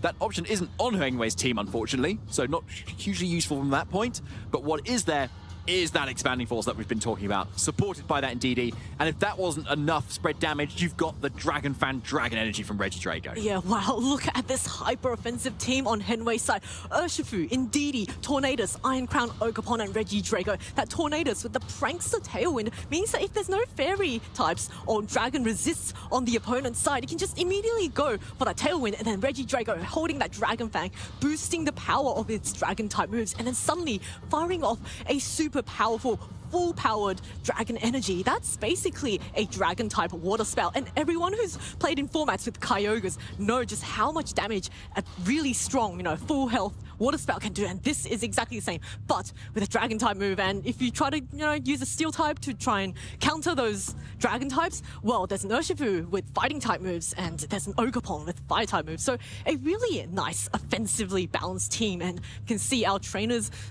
all the very different teams. I don't think there's a single repeat Pokemon on either side, unless you count the Ogerpons, but they're both holding different masks. So Eric's Ogerpon is the Wellspring form, and Hengwei's Ogerpon is the Hearthflame. So actually, I would say they're completely different teams, and that is a first, I believe, because I don't think there's been a time this weekend on stream yet where we've had two trainers facing off against each other with two completely different set of 6 Pokemon. So, oh my goodness, we're going to get started straight into this match. It's going to be Ogerpon Halfplay and Regidrago immediately up against this Incineroar and Porygon 2. Okay, so a really interesting matchup here that we've got. Incineroar Porygon 2 really defensive, really wanting to support and get up that Trick Room as soon as possible. And the attack boost as well, not wanting the special attack boost if you're Hengwei, so a really good lead from that perspective. So we've got defense versus massive offense, right? You've got to respect both the Ogerpon's massive ability to do damage with those Ivy Cudgels boosted with the body aspect, and you've also got to respect the Regidrago with those dragon moves as well. Now, this Regidrago is not Terra Ghost though, so it can't get around a fake out. Neither obviously can the Ogerpon either, being locked into a Terra and an item as well. So Eric has a fairly safe kind of fake out Regidrago and kind of Trick Room play here, as most likely as the Intimidate on the Ogerpon, you're not going to be able to get any one-hit KOs here. So depending on how this rest of the turn goes, Eric may, capitalize on this position, but Hengwei looking to switch out that Ogerpon now. Yeah, Ogerpon just wants to reset that attack drop, and in place is going to be there Indeedee switching in with the Psychic Terrain active, which means it's going to be blocking any fake out. That immediate Dragon Energy coming off does so much damage, but is not enough to get the knockout on either of these two Pokemon. And looks like Eric has called the switch in and gone for the U-turn on this Incineroar, so refreshing that potential fake out and Intimidate for a future turn. And also is going to bring in, I believe, probably the Ursaluna, which means it's going to get its guts activated this turn. And if the Porygon 2 went for the Trick Room, that means, oh, there we go, there's the Trick Room, and now this Ursaluna is ready to rumble with this Trick Room set up at full health and with guts boosted. And there is no Intimidate on Hengwei's side, so there's nothing really able to reduce this Ursaluna's attack. Yeah, that is just the classic play here of just getting in your Ursaluna as quick as you can as Trick Room goes up to make the most of the 4 more turns of Trick Room that are here. And that's the beauty of the Terra flying on this Porygon 2 as well. You can just go for those spread type damage. Your Porygon 2 can survive the attack, recover up, complement the damage with Ice Beam as well. So you've got that ice and ground coverage, which is so strong into pretty much everything that anybody can ever have. And so Hengwei's super on the back foot right now. You say no Intimidate can come in, at least you do have Follow Me. But yeah, if you're hitting with Earthquake, it's spread damage. Yeah, now that's Porygon 2 going for that Terra flying with those balloons on its head, just celebrating the fact that its partner Ursaluna is just so free to be able to get those Earthquakes off. And now that's Indeedee going for the Follow Me, just trying to keep its partner safe. But we all saw that Ursaluna went for, actually first, Porygon is just going to recover first, so get the health all the way back to almost 4 HP. But the Ursaluna is now going to fire off a super powerful Earthquake. How much damage does this do? It's going to knock out this Indeedee, but it brings the Regidrago down so low. What did this Regidrago go for? It is a Draco Meteor. Dragon Fang boosted Draco Meteor is not enough to get the knockout. Ursaluna hangs on with 11 HP, but it's probably going to go down to the burn damage this turn, and Ursaluna is down, which means all of a sudden Eric has lost his premium Trick Room hitter. Yeah, I did think that recovery was a little bit greedy there, actually. Not being able to complement the Earthquake damage and go for an Ice Beam there. So potentially Eric trying to predict this Regidrago to go on the defensive, go for a Protect, for instance, as it might have just gone down to a Facade or that Headlong Rush as well, but instead, Hengwei making the perfect play there. Draco Meteor instead, just doing enough, plus that extra chip from the burn there was perfect to delete this massive offensive threat that Eric had. But obviously, Trick Room is still up, and Porygon 2 is we've been talking about raid bosses, haven't we? Regibolt and this Archalon. Porygon 2 is one of them too, right? It's so bulky, and it can do so much healing with that recover too. So Hengwei's got to think about how to deal with this Porygon 2 at some point and deal enough damage to do it. But one thing that can do that is Iron Crown, boosted by the Psychic Terrain as well, doing a lot of damage. And Incineroar very well positioned right now too to make use of that, as we've got only Steel and Psychic type moves on this Iron Crown, unless of course it goes for that Terra Water, where it has Terra Blast that it can use to kind of dish out the damage that it needs to on things that resist its 2-stab attacks. Yeah, Regidrago first is going to swap out, wants to reset that special attack drop, and in its place is going to come the Ogerpon, which is a really nice switch in. But first, it looks like we're going to get the Terastallization on Hengwei's side. It is going to be on that Iron Crown into the Terra Water, so not only is it going to take neutral damage to all of the Dark-type moves from Eric's Incineroar, it's also going to be able to threaten the Incineroar super effectively with a Terra Blast. First, Porygon 2 now goes for the Terra Flying, which is no longer resistant, but that doesn't do very much to this Iron Crown. And the knockoff also coming off, but of course, because Iron Crown has already used the booster energy, that's not going to do very much. And now this Terra Water Terra Blast onto this Incineroar is going to be easily enough to get the knockout. And all of a sudden, Eric is forced down to his final 2 Pokemon. And that is a Fluttermane. That is not a Pokemon that enjoys being under Trick Room. No, it's not actually. Let's see what the booster energy gives it. Most likely special attack, I would guess, if you are using the set that you are. Yeah, which it certainly is. So there is a chance that it is slower still than the Ogerpon and the Regidrago here. Probably unlikely, given it's just blisteringly high natural speed stat. But looking like Eric might be going on the defensive here, given that it's most likely still slower. And yeah, Porygon 2 is very bulky, but you could see the damage that it deals, just not very much at all. So Hengway's doing a really good job here of actually stalling out the Trick Room and deleting Eric's offensive options to actually make use of the Trick Room itself here. And so there's the Protect from Fluttermane, now on the defensive in Eric's own Trick Room. Yeah, I think also Porygon 2 got the attack boost, not the special attack, so that's why its Terra Blast just isn't doing quite as much. And you can see actually it's doing a decent amount to this Ogerpon, but I say decent, it almost knocked it out. But the Fluttermane, a very nice protect from that expanding force off of the actually no, it's the Ivy Cudgel that's going to be coming off first onto this Porygon 2. So it looks like the Iron Crown went for the Tachyon Cutter onto this Fluttermane. So very nice protect, but there is still one more turn of Trick Room to stall out. And the question, as you called out earlier, David, who's going to be faster? Well, we know the Porygon 2 at least is going to be the fastest in the Trick Room, right? So at least you can deny the Ogerpon from going for an attack. But most likely, the Tachyon Cutter is going to be enough to actually KO the Fluttermane, unfortunately. So, like, unless Eric gets a double protect here, it's looking pretty dicey, really.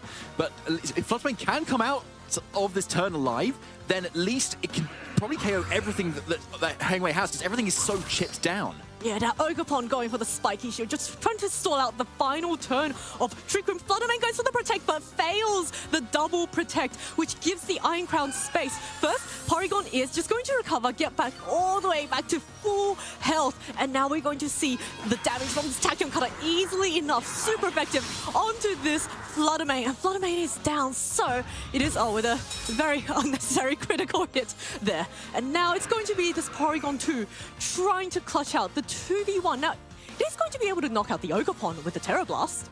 Yes, but now the Trick Room has unfortunately expired. And so this Ogerpon can still go on the offense at least for one turn here and deal the damage that it needs to.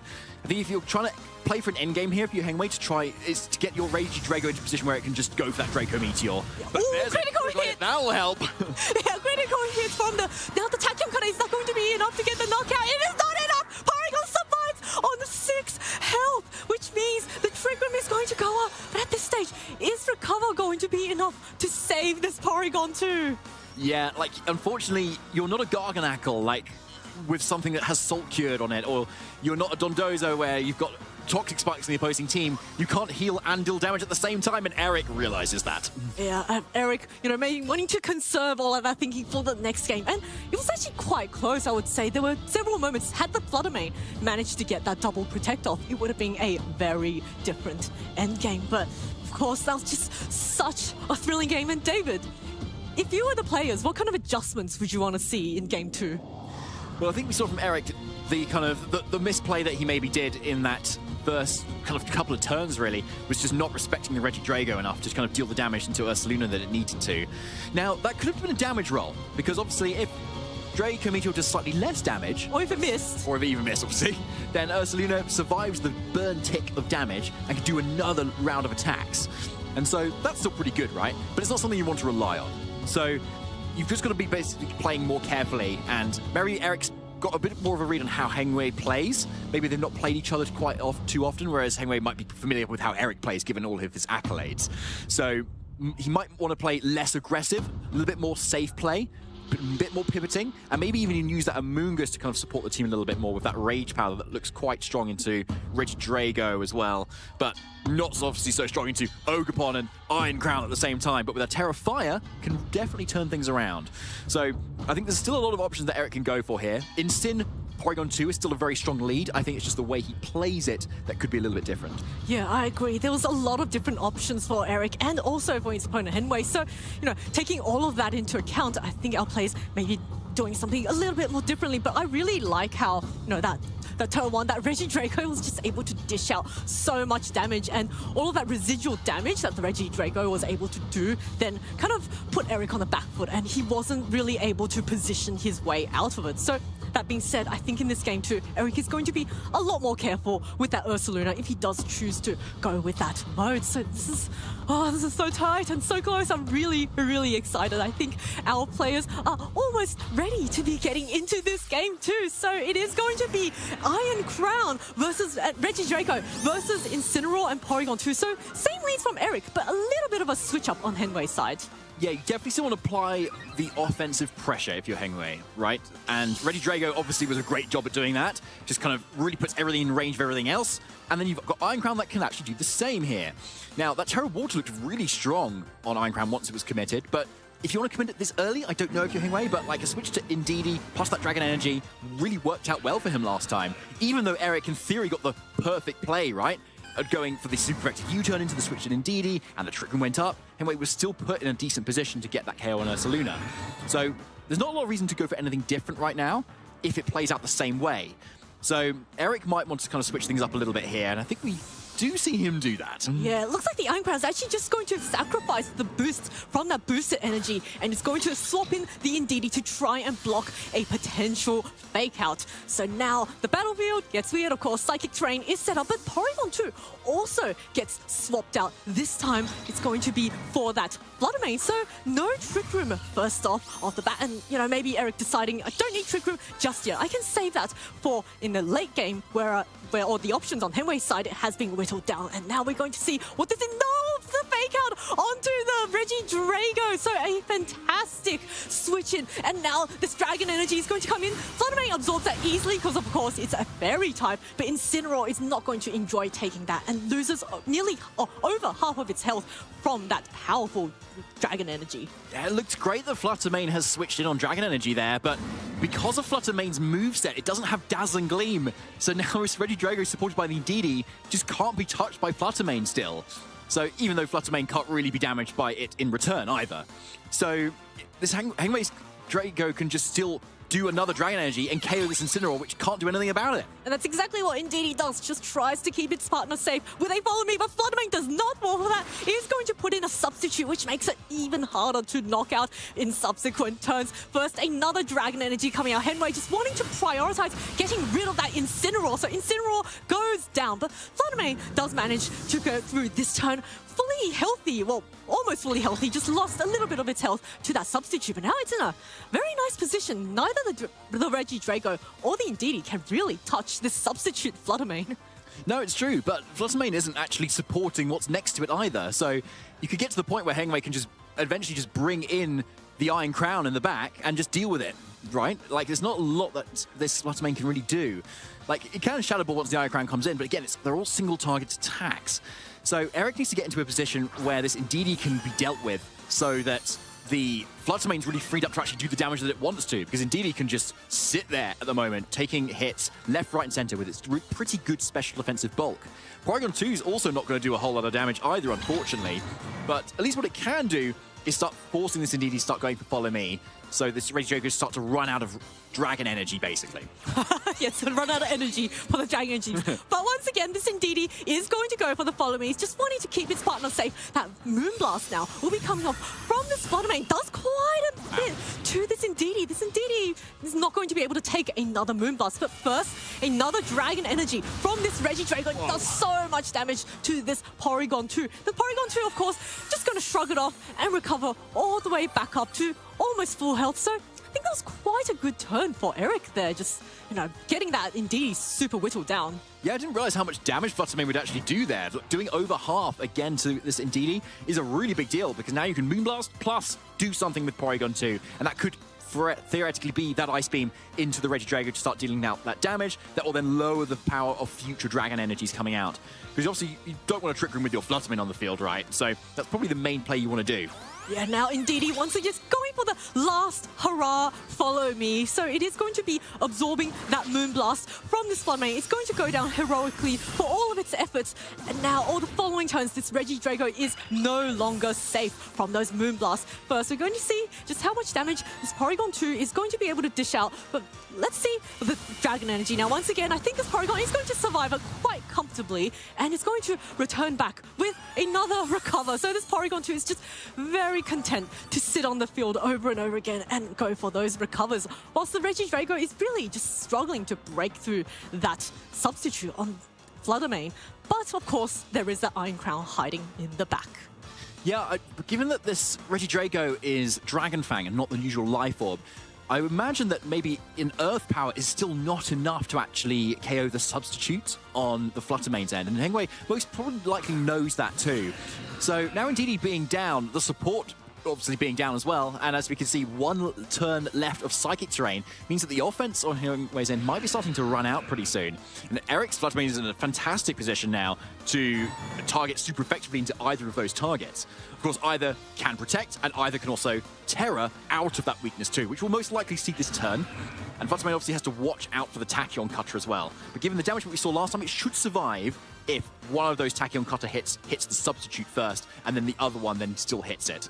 But if that plus an Earth Power, that might not be enough. Well, it looks like we're going to get a terrestrialization on Hengwei's side. It is going to be that Iron Crown going into Terra Water, so wanting to remove that weakness to Shadow Ball from the Fluttermane. So we're going to see whether or not this was the correct terrestrialization from the Fluttermane. Fluttermane goes for the Moonblast onto, is this the Regidrago? Yes, it is. Regidrago goes down in one hit, and that means the Iron Crown is probably not going to be able to knock out this Fluttermane if it went for the Tachyon Cutter. So now let's take a look. Actually, it's going to be the Expanding Force. So a nice bit of spread damage. It doesn't do quite that much to the Porygon, unfortunately, but does crucially break the substitute, which means that the Fluttermane is in danger of getting knocked out from a Tachyon Cutter. And now Porygon 2 has settled the Trick Room, which means actually the Fluttermane is now the fastest Pokemon on the field. But the Psychic Terrain does expire, which means no more spread expanding forces. Yeah, that's a really critical thing here. Whittling down the offense now, so this Porygon 2 can kind of stall out a few more turns of Hengwei's overall damage potential. So there was a really nice overall safe play from Eric there, actually, to kind of go for the attack. Even if Regidrago survives that attack because it went for the Terror or if it protected, at least you've still got Trick Room up for the Ursaluna that's most likely lurking in the back. And now Porygon 2 can safely go for recovers before anything attacks either. So now Eric probably just wants to recover and just wait for Fluttermane to go down so you can bring in Ursaluna safely. And in the meantime, Hengwei still needs to respect the Fluttermane, right? You can't ignore it. It's got a special attack booster energy on it, and could do a lot of damage. So Eric's in a decent position here, actually, as long as he can keep the Porygon 2 on the field, keep it healthy as well, so that when Ursaluna comes in, it can support it properly.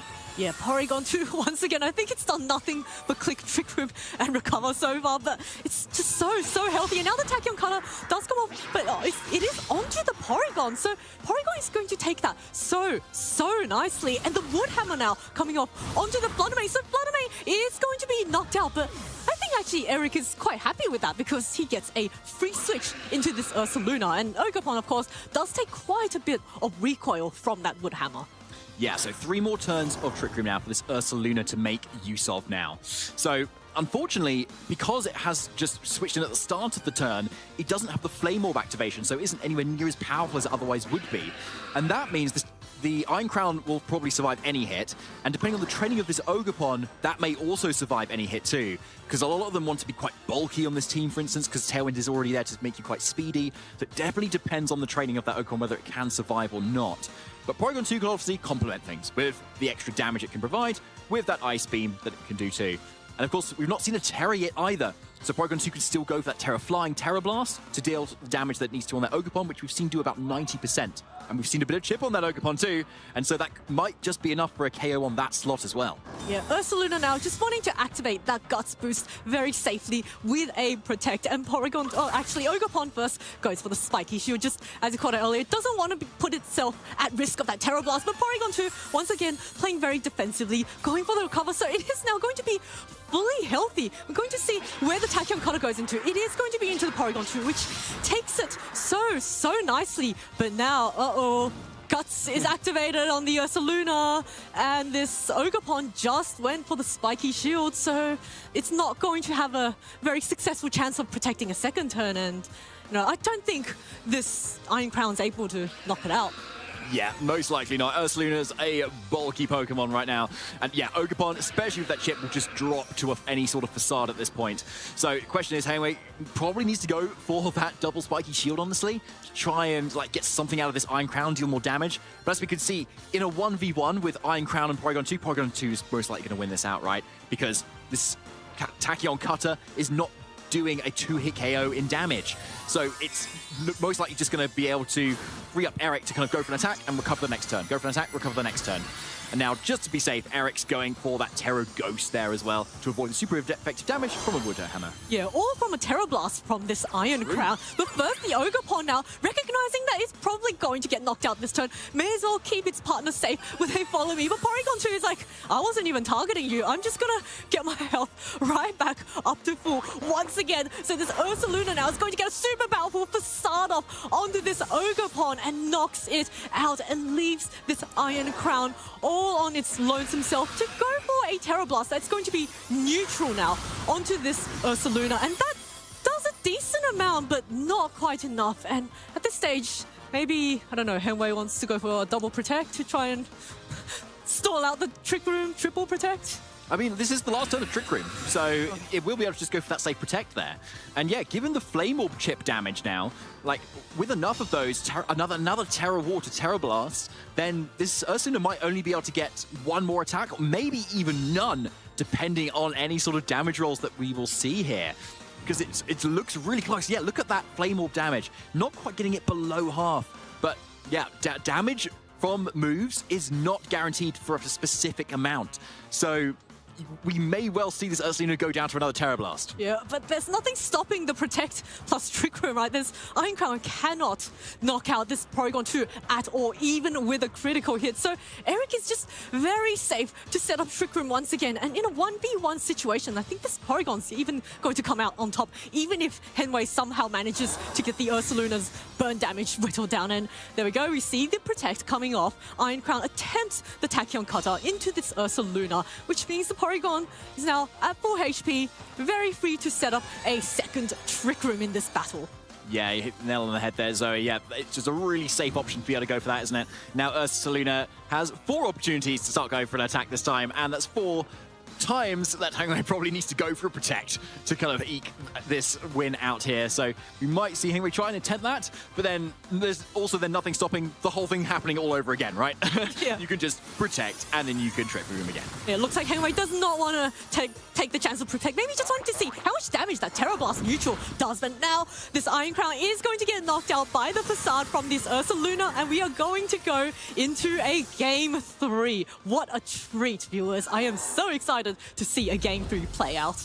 That was a really cool set from Eric, honestly, because you could see he wanted the game plan of Porygon 2 and Ursaluna in Trick Room.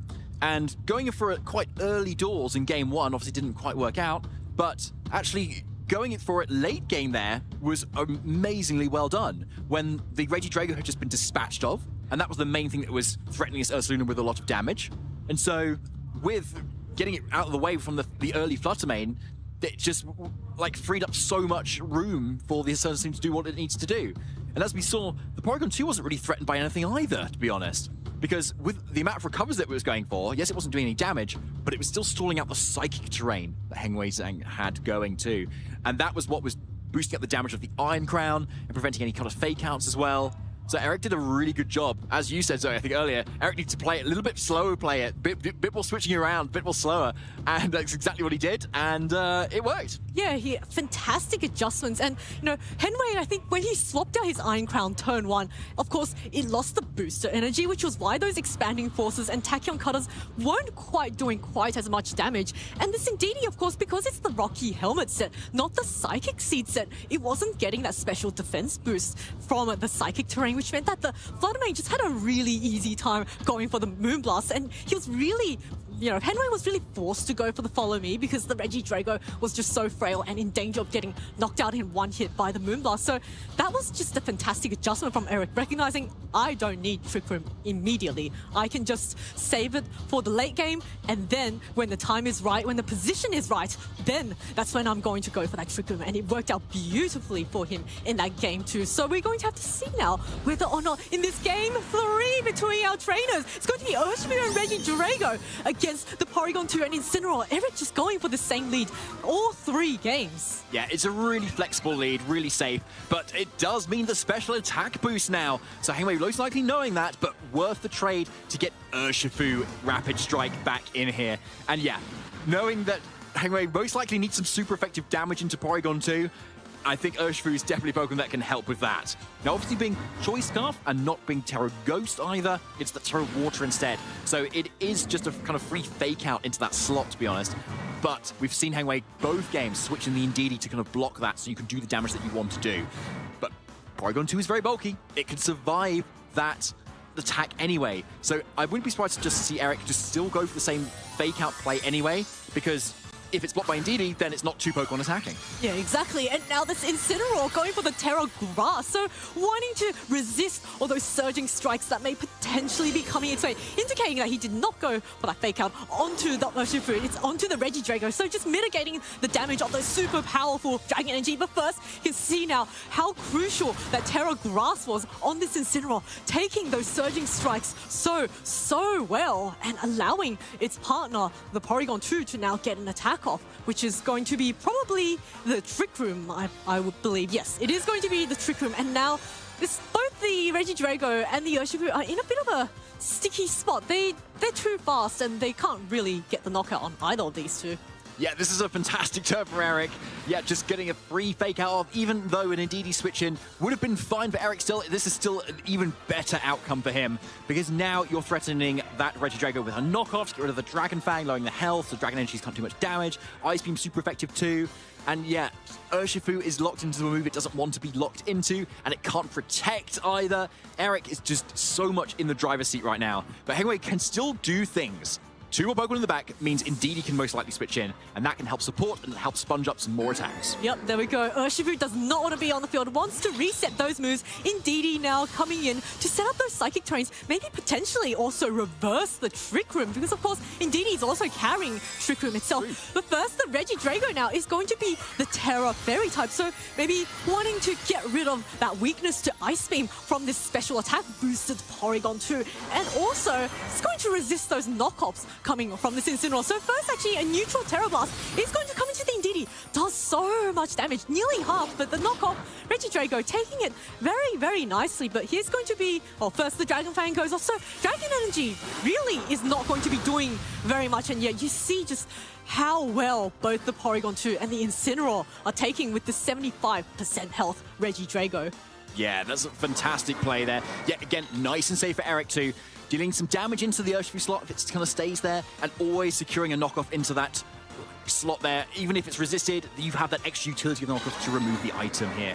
So, 3 more turns of Trick Room now, and it's still looking really strong for Eric. He's not got a lot of reason to kind of switch things around too much. Incineroar can knock off this Indeedee to kind of get the KO. It can't tear it out of its weakness either, and we can see the damage that this Porygon 2, this Regidrago is doing is also not very much, especially into an Assault Vest Incineroar. And a Porygon 2 that's so bulky, it can take another hit and then just recover off all the damage yet again. So Hangwei really needs to start pivoting around, start sorting out this Trick Room together, get this game back under control. Yeah, Indeedee is so threatened by the knockoff. He's going to swap out in place of the Iron Crown, which means that if the knockoff went into that Iron Crown set, there'll be nothing to knock off, so at least he won't be taking that much damage. The first Porygon 2 doing what it does best, getting those recovers, getting itself back up to full health. Meanwhile, the knockoff now still super effective. Oof. Onto this Iron Crown. That's a lot of damage, and how the Draco Meteor is going to come off is going to be enough to knock out this Incineroar. That's been such a thorn in Henwei's side. Oh, under Trick Room, if Eric's got that Ursaluna hiding in the back, this might be a very good opportunity to bring in that Ursaluna and just start all over again what happened in Game 2. Yeah, it definitely is. So 2 more turns of Trick Room now. Oh, and yeah, 3 more turns of Psychic Terrain looks like too. And it's going to be putting in the work right now. Good thing is that what it can do, though, is kind of switch out the Regidrago to reset its special attack drop and get in the DD yet again to help support this Iron Crown as well. But what you might want to do is actually just sack the Regidrago instead and just protect Iron Crown, allowing Regidrago to go down, so you can then have an opportunity to stall up the last turn of Trick Room with a Follow Me instead. But the tricky thing is, because Ursaluna is here, Indeedee isn't going to be enough support from an Earthquake, however. But the downside from Eric's point of view is because if you are Earthquaking your own Porygon 2, Terra has already been spent, but at this point it might actually be worth it. Yeah, I agree, but now it looks like the Regidrago actually does not want to stay on the field, wants to reset the special attack drop, and Iron Crown going for the Protector, a nice, safe, defensive play. The Terra Blast now is going to be going onto this Indeedee, and it's going to be a critical hit, so it looks like a damage roll previously, so we'll never know whether or not that critical hit mattered, but the Indeedee does go down, which means no more Psychic Terrain. The Earthquake, non-Guts boosted onto its own Porygon 2. I don't think it'll do too much, so yeah, nice bit of chip. So Porygon 2 can just recover that off at a future time. Indeed, and yeah, most likely a critical hit that doesn't really matter either. Earthquake most likely still getting the KO on the Iron Crown, as well as the Indeedee, obviously, in that turn too. So not a bad option, to be honest. And Eric now going to the final turn of Trick Room, looking pretty happy, honestly, because the Iron Crown is also just protected, so it's just an open slot to be able to KO. So again, Hangway probably needing to rely on a double protect to be able to get rid of that. But if Eric has Flutter Mane in the back, it's looking pretty strong still anyway. I mean, Porygon 2 can be that raid boss, it can sit there, it can recover up as well, and Flutter Mane can deal with the rest of the damage that it needs to in this final turn. So Eric should be able to kind of close this out unless anything crazy kind of happens. Yeah, Eric is in a very strong position with that unrevealed Pokemon in the back. And now we can see trainers are really taking their time. This is such a critical turn. Regidrago, of course, is going to protect on the final turn of Trick Room. Porygon 2, and reading that a bit and just going for the recover, so to make sure that it's able to take those really powerful spread moves. But Facade first comes up onto this Iron Crown, and even though it is resisted, Iron Crown is a little bit too frail, and at such low health, it is going to be knocked out, which means that the Choice Scarf Urshifu is now going to be forced to come out this turn. But of course, this is a fantastic turn to come out of because Trick Room has just expired, so you've got the speed advantage, and because Eric has gone for the Terra, that Ursaluna will be hit super effectively. Yeah, so it's a great Pokemon to have in the back right now. So Eric is a little bit more on the back foot, obviously, but with both an Ursaluna and the Porygon 2, you still have a lot of offensive pressure here. And Hengwei most likely can't get a KO on both at the same time. He's going to need to target one over the other. So most likely Eric is going to want to target down this Urshifu though, because it's probably the main threat for any sort of Flutter Mane that could be in the back instead, because it will outspeed it and may even just KO it with a Surging Strikes as well, given the frailty that Flutter Mane often is. So if you can target into that slot though with the Ursaluna and get away with it, it goes down obviously. In trade for your Porygon 2, you're probably okay with that. But if you go into, if the Ursaluna does get KO'd, then it's looking pretty dicey. But it looks like no Protect on Ursaluna. Yeah, it looks like Eric reading that. Henway's really in a bit of a sticky spot. He's going to force Henway to target the Porygon 2 to deny that Trick Room setup. And now a Dragon Energy is going to be fired off, but without the Dragon Fang and with a little bit of a chipped health, it doesn't really do very much. And now this Urshifu is going to be knocked out in one hit from this Facade, which leaves the Porygon 2 very, very free to set up a Trick Room once again. And now it looks like it's really over for Henway. That Regidrago can't even touch the Flutter Mane that he's got hiding in the back as well. So fantastic play there from Eric, just, getting all the great board positioning. Yeah, really fantastic play there. And Henry probably was banking on, probably expected Flutter Mane in the back there. But yeah, congratulations to Eric for a terrific win. And Eric Rios has done it once again. What a masterclass, showing us in all three games why he's such a great player. That really great defensive play, never rushing. Of course, in that game one, I think he rushed a little bit and then he lost the game one, but then just adapted so beautifully. And in the games 2 and games 3, he was just really in the driving seat. And I really wanted to call out that final turn where he didn't protect the Ursaluna right in front of an Urshifu. I think a lot of trainers, oh, why would you leave that Urshifu wide open? The thing is, that is a scarfed Saluna wide open. He was a scarfed Urshifu on Henway's side, which meant that it had to lock into something. And if it locks into Surging Strikes, that's not going to knock out the Porygon 2. And the Porygon 2 can probably, once the Trick Room set up, is going to be able to deal with the Urshifu one-on-one. And then there's the Regidrago that just couldn't really, touch the Flutter Mane that was in the back, which, because of boosted energy special attack, was going to be faster than the Urshifu. Yeah, exactly. It's tricky, and especially if Flutter Mane is in the back, you don't want to lock into close combat because then you can't actually touch it, assuming you get any KO. So Surging Strikes kind of needs to be locked into there, which makes it really tricky to kind of close this game out. So we saw players left and right, as you can see. Regidrago doing the business in game one, but not quite in future games. Ogerpon also, really not the play once the Trick Room had got up either. Just drops to so many attacks. And the Iron Crown coming to every game as well. Doing a lot of damage, a lot of work with that Terra Water was a really cool bring, but unfortunately the offense that Eric provided with that Ursaluna was just too much Hengways to weather. Yeah, that was such a thrilling game to watch. And, Porygon 2 just actually dealt really significant damage once it got that special attack boost. And it's one of the things I really like about Porygon 2.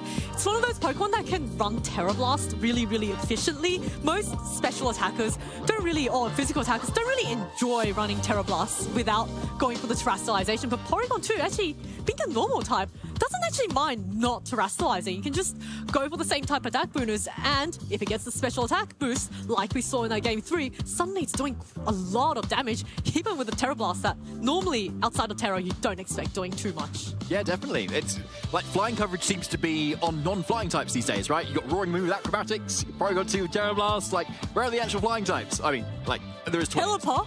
Pelipper, there you go. Yeah, okay, there's Pelipper. and yeah, I was going to say Terra Flying Porygon 2, but you just said that, so yeah. not that one. Or Terra Flying Iron Crown, or Terra Flying Indeedee, or Terra Flying Incineroar. Well, I remember Niels Dunlop's EUIC winning team that was very similar to Eric's team, and weren't 3 of the Pokemon Terra Flying from memory? I can't remember. Or was that his Dance or Lil winning team? I can't remember which team he had, but there were 3 Terra Flying types. It was like a Terra Flying Tyranitar. That must have been Lil, because that was the Sand team with Corviknight. Okay, yeah, that must have been him. Yeah, it is a good typing, isn't it, right? It's got 3 weaknesses, but they're not all common typings to have, actually. Rock is not often everywhere on every team, and same with Ice as well, especially when the most used water type is Urshifu, which doesn't really carry ice moves. So, actually, electric moves are pretty common, but otherwise flying is quite good defensively. Yeah. And we saw, of course, how useful Eric was to be able to do that.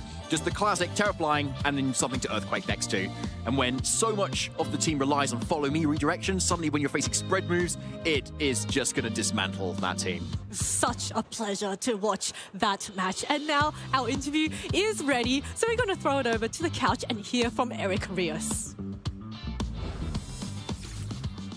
Thank you, David. Thank you, Zoe. We are here on the couch with Eric Rios, the winner from our Swiss round 4. And that was a pretty crazy match, Eric. Yeah, it was, yeah. And you were saying just before we went live that this was not a great matchup for you. Tell us about how you navigated it.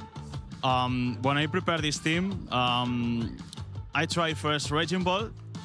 But then I go back to Among Us because I want to beat all the standard things, the balance teams, because I didn't face any side spam in Toronto. Last week. I faced all of it for you. So then I switch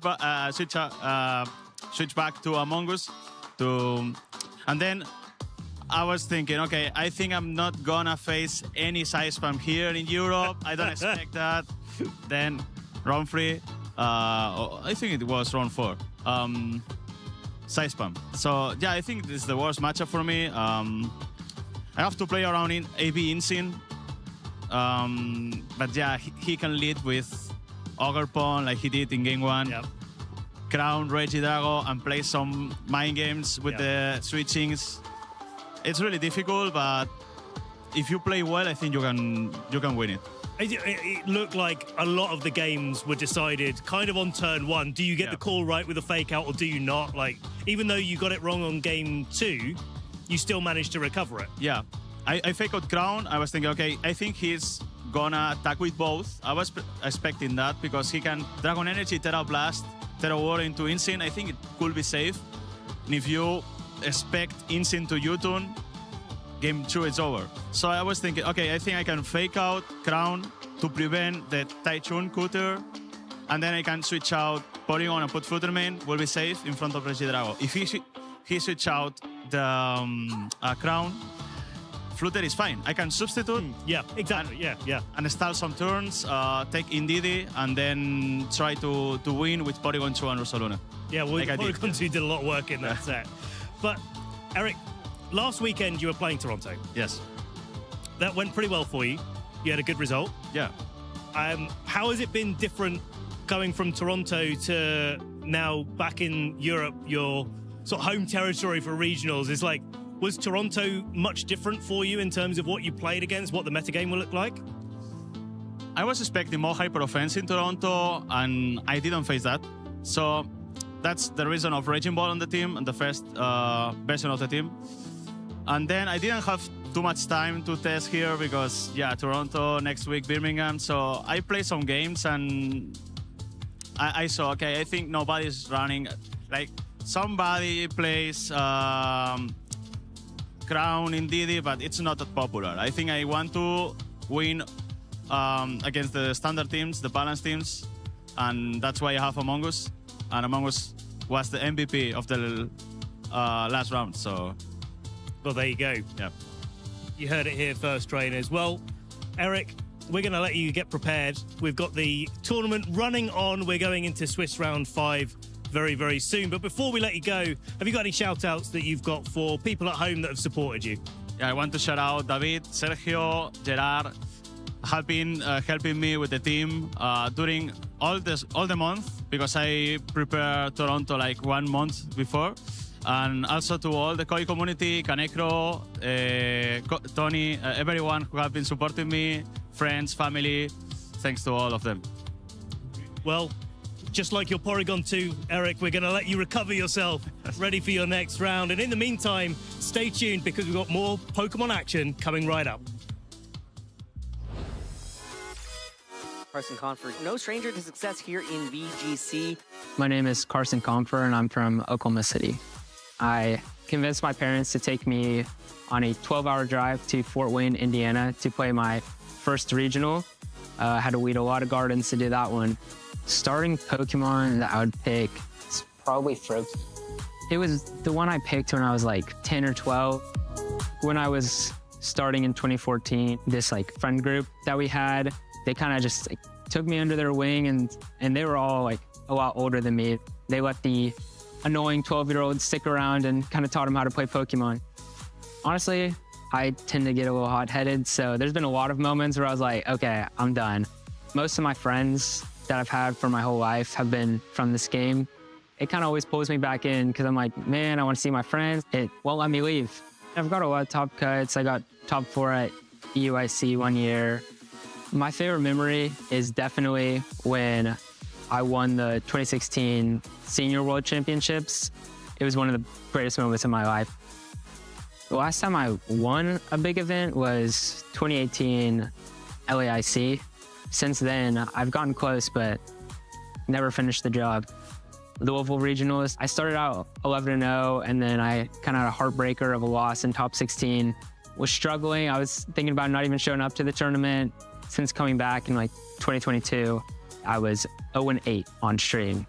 And when they told me my top 32 match was on stream, I was begging them, please don't put me on. I did win, and that one was a pretty decisive win, so I was really happy about that. Marcus, my top 4 opponent, and we both had the same team. We built it off of what OE used to get top 8 at LAIC, dropped my Dondozo matchup entirely, and focused all on beating the Marco's Sun team that won LAIC. I'm really surprised that like all the changes that we ended up making like so last minute came together into such a cohesive team. You know, finals was pretty hectic with all the misses on Joe's side, and there's a lot of damage rolls. There was really no point where I was like, oh yeah, I won, until like it was basically completely over. I have a really big competitive drive. I come to these and I want to win. players are shaking hands, and it looks like the writing is on the wall. Carson Confer is going to be your Sacramento Regional Champion. I was just really happy to win, and I honestly couldn't believe it. It feels really nice to not only break the stream curse, but break it in a very definitive way. My main goal was probably to win a regional. I've been trying for a really long time, and I'm happy that it finally happened. My overall goal playing competitive Pokemon is just to do the best I can. I think it's just the continual improvement aspect. I really hope I win the World Championship this year. You know, we'll see what happens, but I'd love to win again. Winning Worlds and Masters for me would just be that pinnacle accomplishment. I've kind of achieved almost everything I've wanted to with this game already, but I just love competing, so I'm gonna keep trying to do even better. Hey Pokemon trainers, welcome to Pokemon Championship History, a series where we showcase important matches throughout the history of competitive Pokemon. Let's flash back to the 2017 North American International Championships. This was the final event before Worlds, so it was the last chance for trainers to earn an invite. We turn our focus to round 3 of day 1. Giovanni Costa is a West Coast VGC trainer that had one simple phrase, "Believe in Eevee." For the entire 2017 season, Gio played a team revolving around Eevee and its exclusive Z move, Extreme Evo Boost. But at the start of Game 3, Gio's Eevee plans fell through as Tobias gets a perfectly timed poison. Will knock out the Eevee. And it would only get worse for Gio, because after Whimsicott and Incineroar were knocked out, he was now in a 4-1 Pokemon disadvantage. A situation so dire, even 3-time world champion Ray Rizzo didn't believe in a comeback. Yeah, so that is going to be game having 4 against 1. With the whole world counting him out and facing impossible odds, Gio had to place his faith into one Pokemon, Dragonite, his favorite Pokemon of all time. Dragonite was added to his Eevee team just in time for NAIC, and now it was time for Gio to show the world that anything is possible as long as you believe. So Smeargle maybe fake out Spore. But after being put to sleep by Tobias' Smeargle, Put it to sleep. And Tobias now completely free to just relax, play out the last few minutes of this game. and taking a huge amount of damage from Nihilego, things were looking dire for Gio. Not a one-hit knockout, though.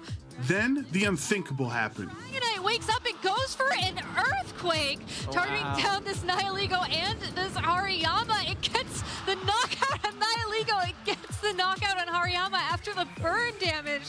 What just happened?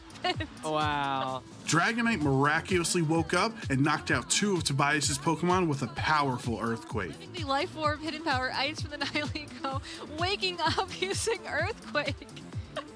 Tobias was down to his last Pokemon, Smeargle, who still couldn't knock out Gio's bulky Dragonite. The tides had turned, and Tobias could see the writing on the wall. Wow. I don't think Smeargle's able to pick up that victory, so wow, what a comeback there. Oh my man. Okay, Gio defying all the odds. He believed in Dragonite. And with that, Giovanni Costa's Dragonite delivers one of the greatest comebacks in VGC history. Gio proved that truly skilled trainers can win with their favorite Pokemon. Thank you for watching, and let us know some of your favorite moments in competitive Pokemon history by using the hashtag #PlayPokemon.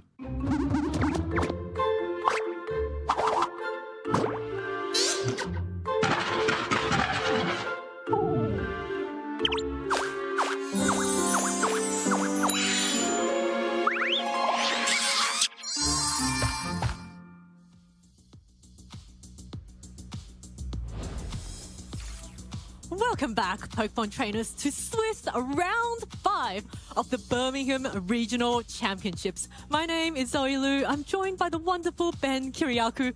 Now, Ben, on a scale of 0 to 10, how excited are you for this upcoming round? Where 0 is not excited, and 0 10 is not very... excited, 10 is most excited. Well, I haven't seen the notable matchups just yet, but I'm pretty excited. I'd say at this stage of the tournament, I'm like a 7 to 8.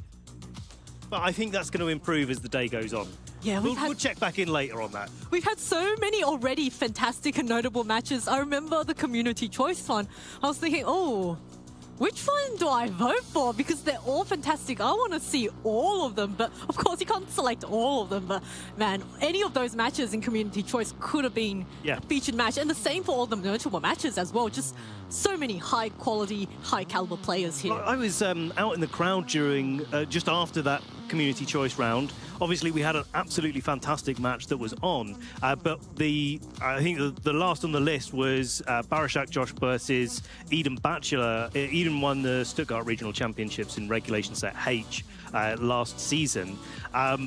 And both of them, I spoke to both of them independently, they both said how good the match was and kind of like, hey guys, you kind of missed out there on stream with the quality of what was happening there. And if that's what's happening off the stream, what's happening on the stream, we get so many matches, just like the one with Henwei versus Eric in the last round. Yeah, it's always a testament to how good a matchup is when both the players are saying, oh wow, that was such a good game. So I'm really excited for this round 5. And let's take a look now at, I think, the notable matches, which I believe will be ready very, very shortly. So yeah, this is like this is that point in the tournament where things are really starting to heat up. Yeah, okay, this is going to be great. Nils Dunlop versus Marcus Coe. Right, we're going to contain ourselves for just a minute because down there on our other notable matches, Shohei Kimura making the trip over from Japan. I've spoken already to like 3 people that have already played Shohei, and they all said the same thing, that they got Shohei'd in this tournament so far. So Shohei carrying on that winning streak, but former regional champion Lorenzo Silvestrini against him. Maybe that's the one, that's the person that's going to take Shohei down a peg or 2. Yeah, what a great matchup. And of course, there's another world champion there. Eduardo Cunha versus Jonathan Marston. So we see another Indeedee Iron Crown team. So that team did quite a lot of work in that last stream match. Of course, it didn't quite get the win, but you know, we were able to see Henwei showcasing why that's such a strong team matchup. And of course, Victor Medina, a very, very consistent player, hasn't quite got the championships yet, but has come so close so many times up against Livio Sandberg. So a really good matchup as well. And I'm just wondering, it's going to be any time now when Victor gets that win. He has to win. Yeah, well, any tournament, you could see Victor up there. It's a mark of a great trainer. It's not just being able to have those deep runs and win, but having those deep runs and getting to the finals regularly, giving yourself the opportunity to win the event, is just a mark of his consistency overall. I don't think it's long before Victor's going to be taking it. Maybe this is his season. Yeah, I would not be surprised. And Victor, just as you mentioned earlier, it's actually very difficult to play at that level of consistency because there's things like missing moves, critical hits, getting flinched by a rock slide, and a top player really has to take into account the RNG factor that's in the game. What are you laughing at? I had to keep flinching every time you said all those things. It's giving me some flashbacks to all of those years of playing. How about Fissure hitting 3 times in a row? Okay, so yesterday, I'm going to go slightly aside. Yesterday evening, I saw Zoe playing a match, and she hit 3 fissures in one match. It was, you know what, fair play. Zoe put herself in a position where she could go for the fissures, but still, at the same time, it's like, well, you just got to hit sometimes, and that's really sometimes just the way the cookie crumbles. Yeah, that's, one of those games where I got very, very lucky, but obviously, a lot of the top players, they can take into account those moments where you may not get quite as lucky, but because of the best of 3 tournament format and the fact that we have all these Swiss rounds, it really mitigates the amount of RNG that can happen. You may get unlucky in one game, but with consistent good plays, you're able to then get that comeback and play well. And 2 consistent players on our stage right now. Nils Dunlop on the left versus Marcus Coe on the right. And these 2 trainers, I always love Nils' plushie game. The Mega Swampert sitting there on the desk. That's been a staple of Nils on the that's on a the signature. streets. Yeah, it's pretty much completely a signature for many, many years now. Always comes back with him. A little bit of a lucky charm. Nothing on Marcus's side, but I think Marcus has got a really really cool team composition and something I'm really looking forward to digging a little bit deeper into as we go into the match. Yeah, Marcus is running that Dondozo Tatsugiri team, but we'll save that just for a little bit later on because there's a lot of really cool things we can go through. And, you know, Niels, as I spoke to him earlier yesterday when he was checking in, and he was saying that the team that he won EUIC with, he didn't think it was quite as strong in this format, so he wanted to run something a bit different. And Marcus, of course, going with a very wild team of, well, I'd say wild. Dondozo Tatsugiri isn't quite that wild, but it is a little bit less common in this current format. So now let's look at Niels, look very focused, and I will say actually quite relaxed, you know. Yeah, focused and relaxed. Niels is definitely used to being up there on stage and certainly up there. But, you know, nice to see both of them having a little bit of a smile. And, you know, I think it's that moment before the match where you've really got to start locking in. Achievements, if you haven't seen either of these players before, you've got Niels on the left, our EUIC champion in Regulation Set F in 2024. He's a three-time regional champion as well, top 4 at the World Championships, and back in 2018, which was about when that Mega Swampert was coming into its own. And, of course, Marcus on the left, getting top 8s in some global challenges there, playing in the Singapore local metagame as well, where they're very well known, the Singapore community, for building lots of really interesting different teams. They're not afraid to go against the grain. Something I really like to see, and something that's coming out in Marcus's team building here. Yeah, I agree. A lot of Singaporean players have these really cool teams. But first, now, let's take a look at Niels' team. A bit different to that EUIC Wood Championships team. It's going to be the Incineroar, Golden Go, Urshifu, Amoonguss, Landorus, and a Roaring Moon. So Roaring Moon coming, you know, fresh off of Toronto, getting that Toronto regional win, and we'll have to see now whether or not this Roaring Moon is going to get that win for Niels. Lots of common decisions on this team as well, but I mean, you've got the Breaking Swipe that did very well. Carrie managed to pilot to the victory in Toronto.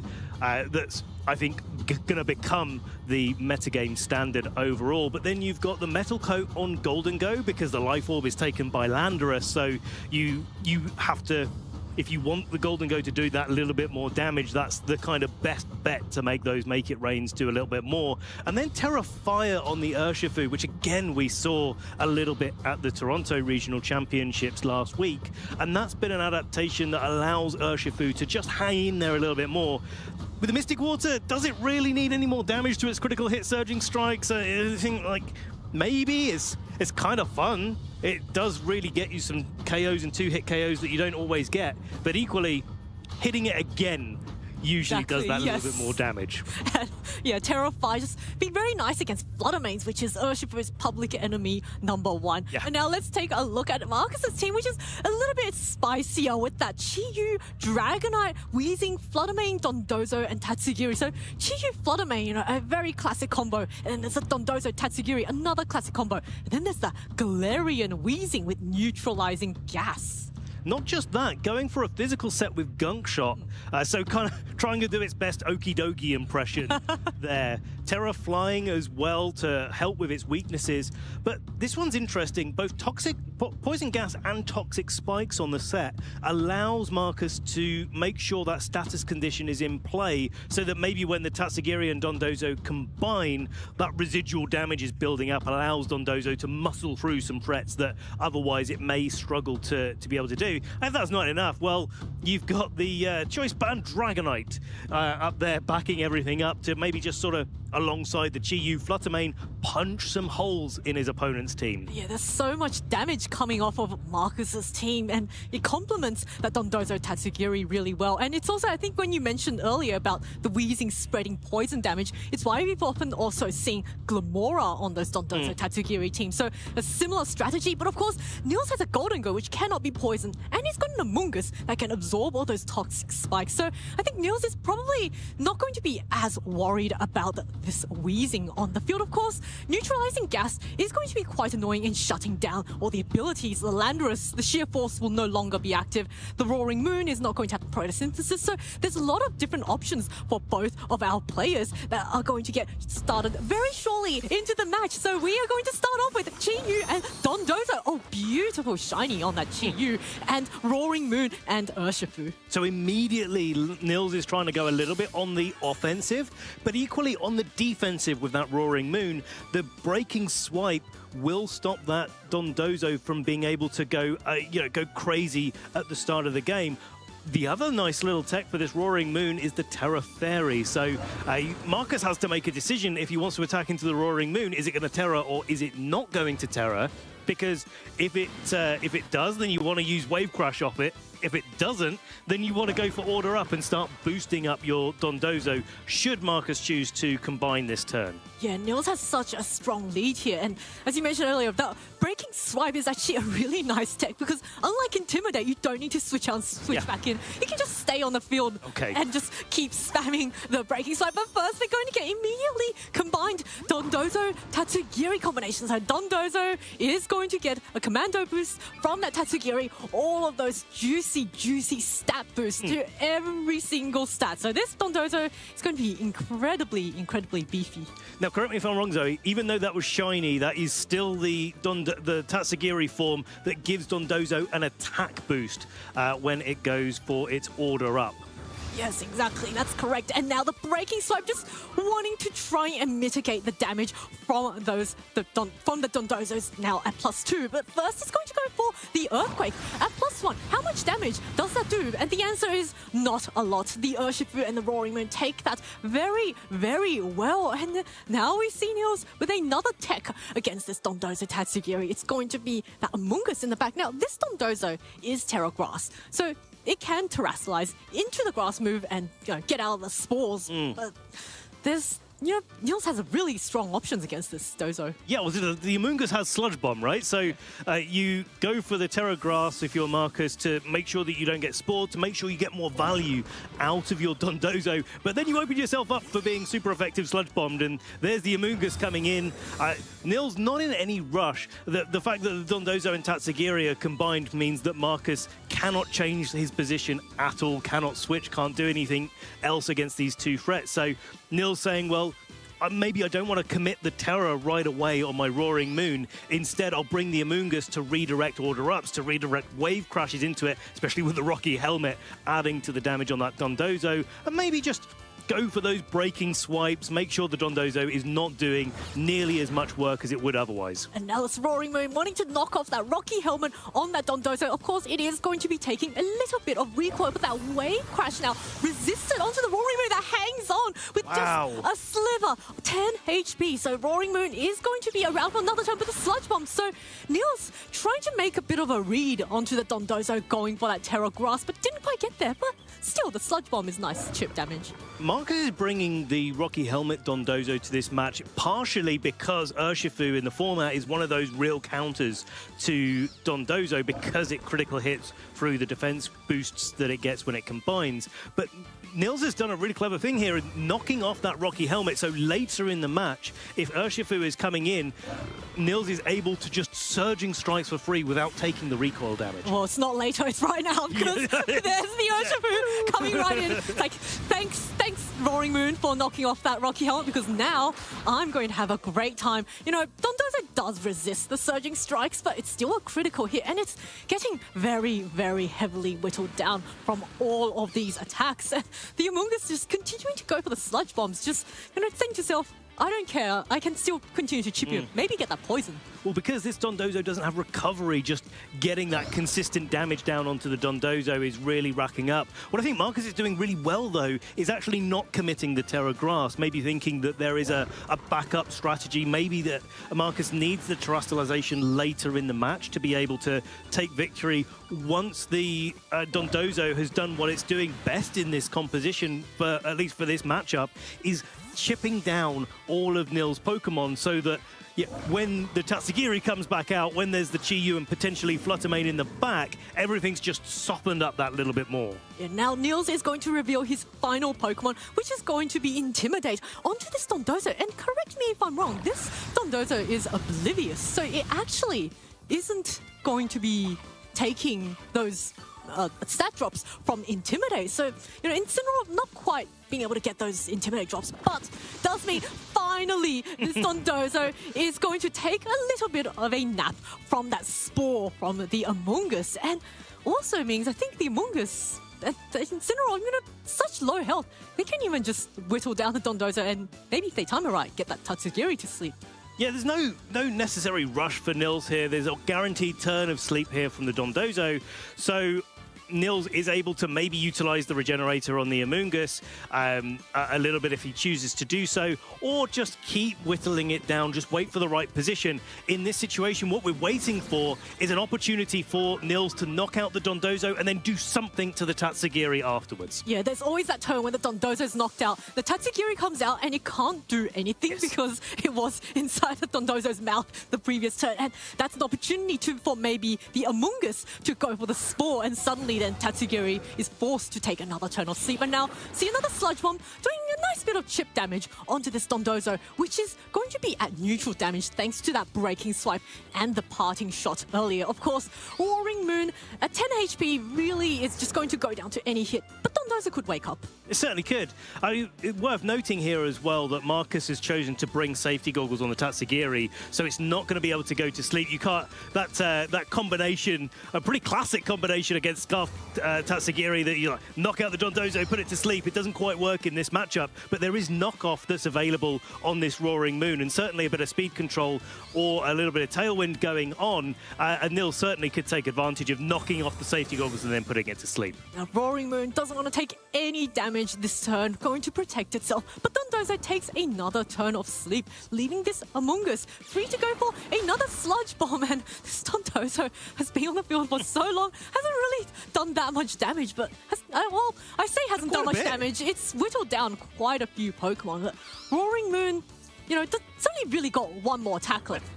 I don't know if after the item has been knocked off, knockoff is a little bit less powerful. So I'm not even sure that knockoff would be able to do what it takes to knock out this Dondozo this turn. I think that's really sensible from Nils to go for the Tailwind this turn.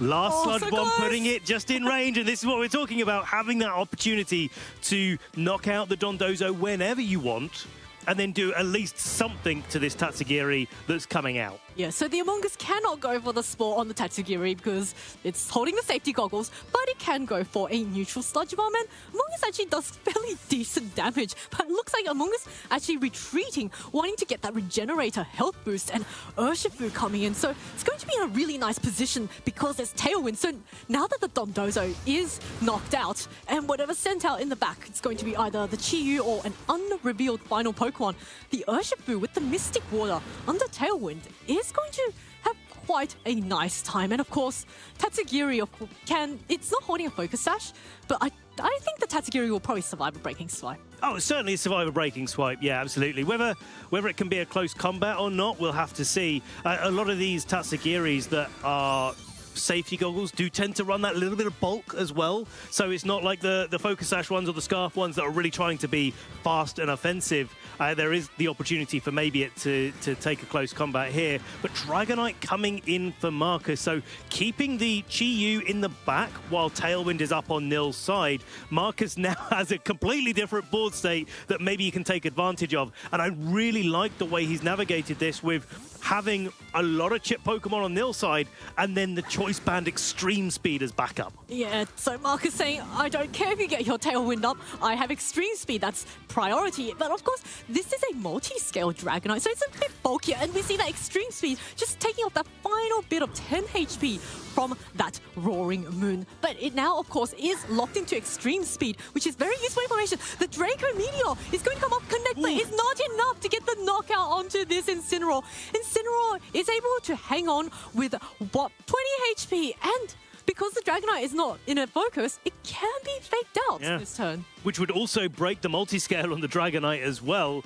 So Dragonite's multi-scale halving the damage from any attack, but only if it's at full HP. But this Tatsugiri is looking like it's in a pretty good spot overall, especially if Marcus can protect it. It's whether or not you want to switch out the Tatsugiri into the Focus Sash Chi-Yu while the Tailwind's up and while you've got a couple of threats on board that could, if Nils predicts it, go for the spores into Marcus's side of the field. Yeah, Dragonite wanting to reset that Intimidate drop and also maybe wanting to reset that Extreme Speed is going to send out this Focus Sash Chi-Yu, that gorgeous blue color. I cannot stop looking at it. It is beautiful. Anyway, the fake out is going to come in. So a really nice way to, a critical hit as well onto this Chi-Yu. The Muddy Water now coming up super effective onto this Incineroar, connects and knocks it out. And all of a sudden, Nils is left with an Amoonguss and the Urshifu up against a very healthy Dragonite in the back. So Dragonite's actually in quite a nice position here. But of course, Chi-Yu is going to get put to sleep by that Spore.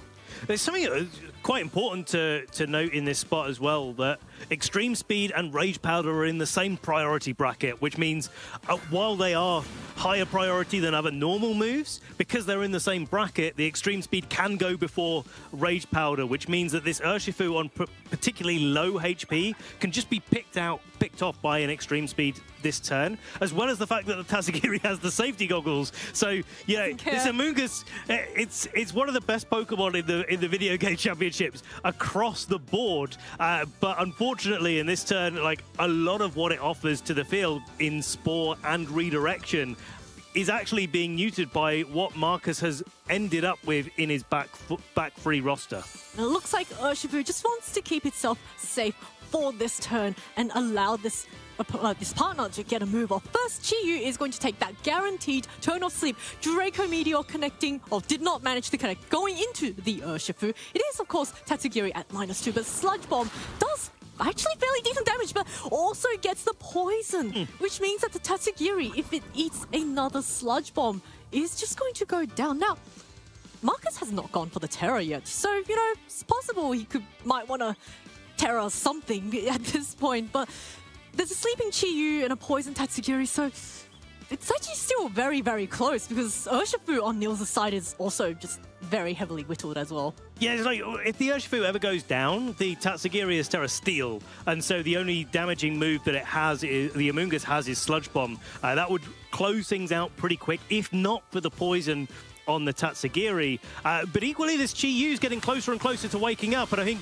Nils is respecting... Yeah, very much respecting that, making sure that it's not going to wake up and go for a big Fire-type attack into the Amoonguss. Draco Meteor, though, does connect, beats a Ruin off the field, does allow Urshifu to hang on this turn. Another Sludge Bomb going into the Tatsugiri, not getting the KO this turn, but it's actually looking like next turn the poison is going to take the Tatsugiri out. Yeah, the Tatsugiri has very limited time on the field, and both the Amoonguss and the Urshifu having access to Protect means that they can just protect this turn, scout out exactly what this Choice Band Dragonite is going to lock itself into, and then, because the Dragonite is affected by those Spores and Rage Powders, it's going to not really enjoy getting put to sleep there. Yeah, so this is a tough end game, right? Because the instinct is for Marcus to, after this double protect, of course, on Nils' side, the instinct is to maybe just try to Extreme Speed and muscle through the Amoonguss, but it's carrying a Rocky Helmet, so that might not work with Spore and consistent Sludge Bombs, and if you ever get poisoned, maybe that causes you some problems in about 6 turns' time. But on the other hand, if Marcus decides, with the healthy Dragonite, to just lock in to an Outrage, for example, that could just knock out the Amoonguss this turn, and then that's it. It's all over. Yeah, now Amoonguss going for the Terra Water, so actually no Protect from this Amoonguss this turn. And it looks like Helping Hand, a fantastic call from this Tatsugiri, just knowing that it's not got that much time on the field, but Urshifu now keeping itself safe. Okay. Do we see an Outrage? What did this Dragonite lock into? It is going to be Earthquake, so interesting. Very nice play there. I really like that play, because it's going to, of course, knock out the Tatsugiri, but it was going to go down anyway, and the Amoonguss just is knocked so low, so did the Amoonguss? Yes, he goes for the Spore. So is the Amoonguss and the Urshifu able to knock out this bulky Dragonite? Well, that's gonna if it does, it's gonna have to be before the Dragonite wakes up, because both the Amoonguss and the Urshifu are in Earthquake range now. Here's the Surging Strikes, affected by the multi-scale, of course, but going for those critical hits. So the first hit gets affected by the multi-scale. The second and third hits do full damage overall. That's a good chunk of damage overall. Dragonite falling asleep. But the Amoonguss now gets to go for a Sludge Bomb, and this is going to be the name of the game. If the Dragonite wakes up this turn, it's going to wake up. It's going to take the Surging Strike. Does it wake up? Okay, we're gonna 3 hits, and then we'll find out. Sorry, 3 hits. So first, second. If the Dragonite wakes up this turn, do you wake up this turn? Show us Earthquake. 1 HP. Do you wake up? Do you Earthquake. wake up? Come on, let's see. Oh, not yet. Hold it. Yeah, no. Okay. Amoonguss, the MVP of that game, just getting that Sludge Bomb. Oh wait, what? Dragonite avoided the muddy water. But of course, Surging Strike is going to come out on this choice span. Yeah, and there's Aqua Jet to make sure you go first. Yeah, so was the turn, but I can't believe we had. One more turn. I can't believe I didn't even notice the accuracy drop on the Amoonguss from earlier. I forgot about it earlier, but I thought it's not holding a Bright Powder Dragonite. That's not what it's holding. That was my immediate reaction. I'm like, hang on, choice band doesn't have that effect. Yeah, but now looks like both of our trainers are thinking about the next game, because we all know what's going to happen this game. Urshifu is going to knock out this Dragonite that survived on what looks like a tiny sliver of health. That was such a roller coaster of a game. Aqua Jet taking off that final bit of health from this snoozing Dragonite. So Niels is going to advance to the second game with a game advantage. Wow, I mean, what a great match. I really thought that Marcus was coming back in that end game. It looked a little bit dicey with the Dondozo, as it was not quite doing as much as maybe Marcus wanted it, but it does show the experience of Marcus overall to not go for their Terra onto the Dondozo early, make sure it stays there, gets as much chip damage onto everything as possible, but then Nils just about was able to pull things back. And I do want to call out, actually, if Nils hadn't gone for the Aqua Jet into the Chi-Yu that turn, then the Beads of Ruin would have still been in effect, and that 2- Draco Meteor from Tatsugiri would have knocked out the Urshifu. So Nils playing that so perfectly in what was actually turned out to be a really intricate game state.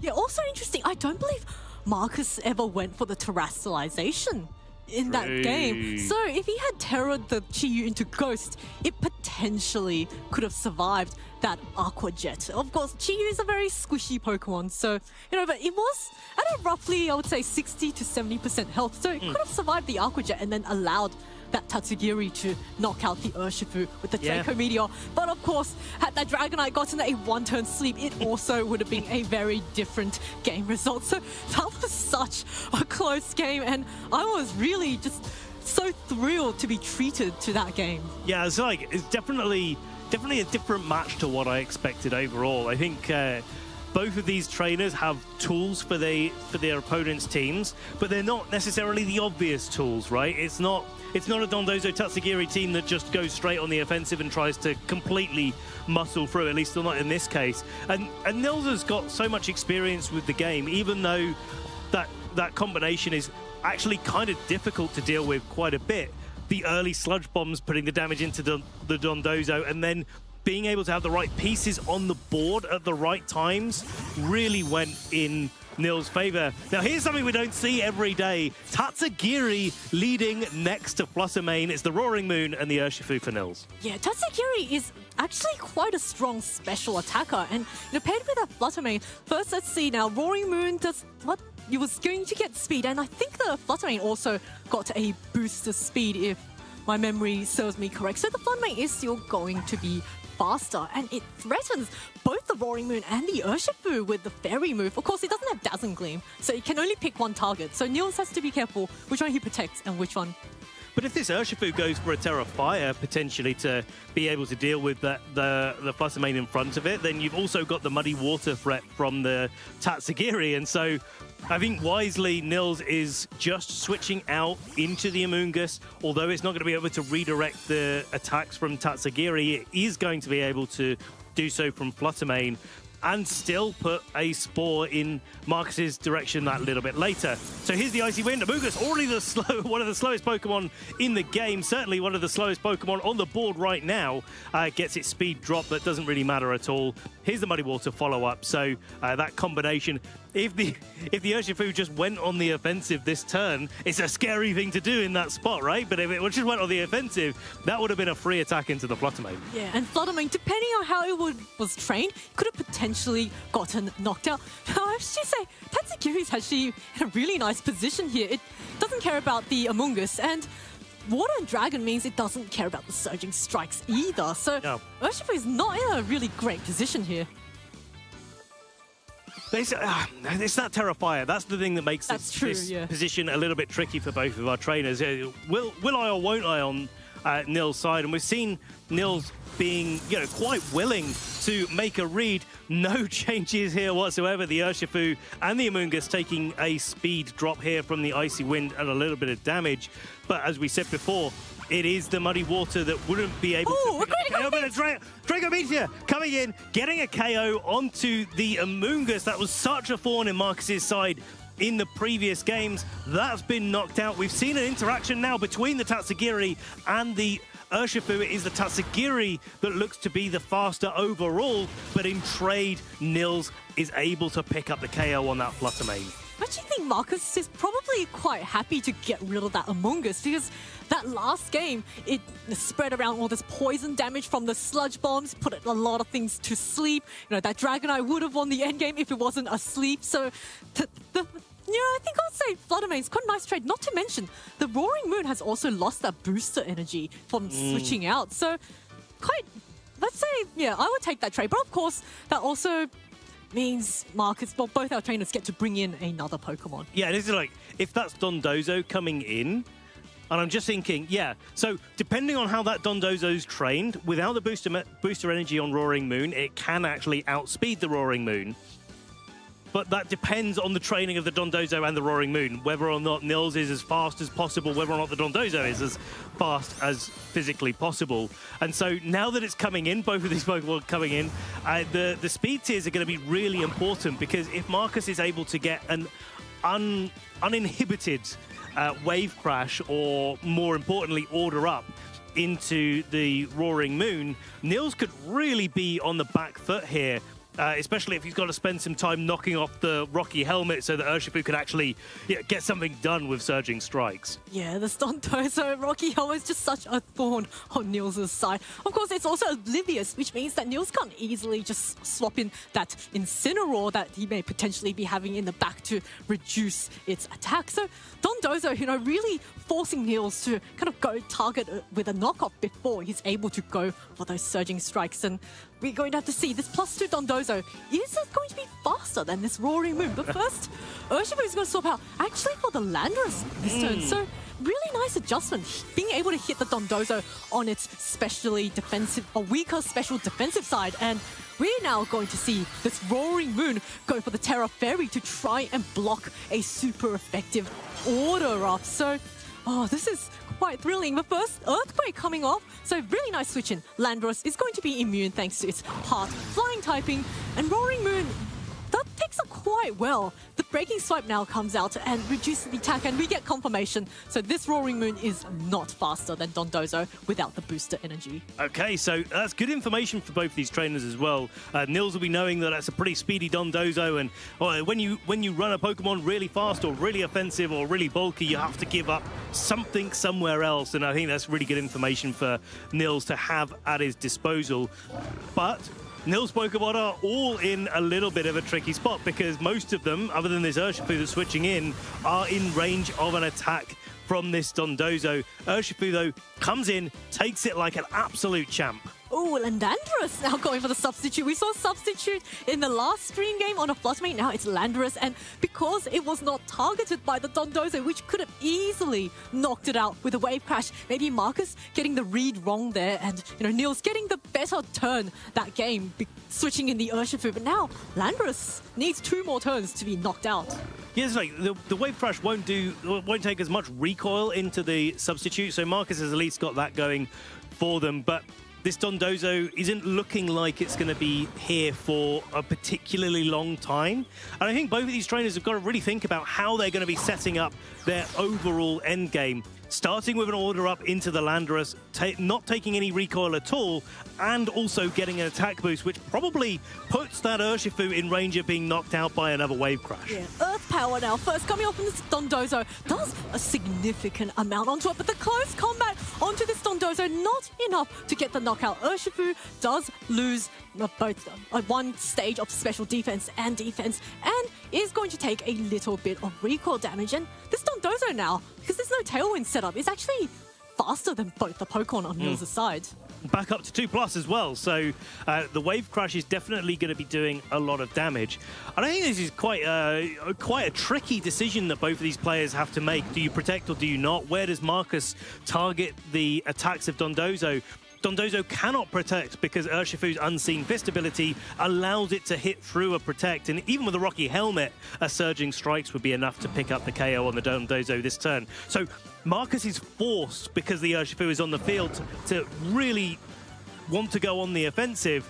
The question just is, which Pokemon do you target down? Yeah, now the Urshifu is going to get recalled. I mean, doesn't want to take any more damage. The Roaring Moon coming out this turn once again. Landorus protecting, maybe hoping to bait a Wave Crash onto this Landorus. So what did Marcus go for? It is the Wave Crash. So fantastic protect from Nils, taking 0 damage, getting that Roaring Moon in for free, and really forcing the Dondozo to, if it targets the Roaring Moon, then it can't really target the Landorus. So kind of forcing Marcus to pick a Pokemon. And it's like, well, do you want Landorus to pick up the KO or go for a substitute? Or do you want the Roaring Moon to maybe have an opportunity to set up a Tailwind in this spot for when the Dondozo does get knocked out, and then Tatsugiri and whatever the last Pokemon it is from Marcus's side is feeling that pressure from not being able to outspeed any of Nils' Pokemon in the end game. Certainly when someone's got a Mystic Water Urshifu in the back and Tailwind in play, not to mention the Life Orb Landorus,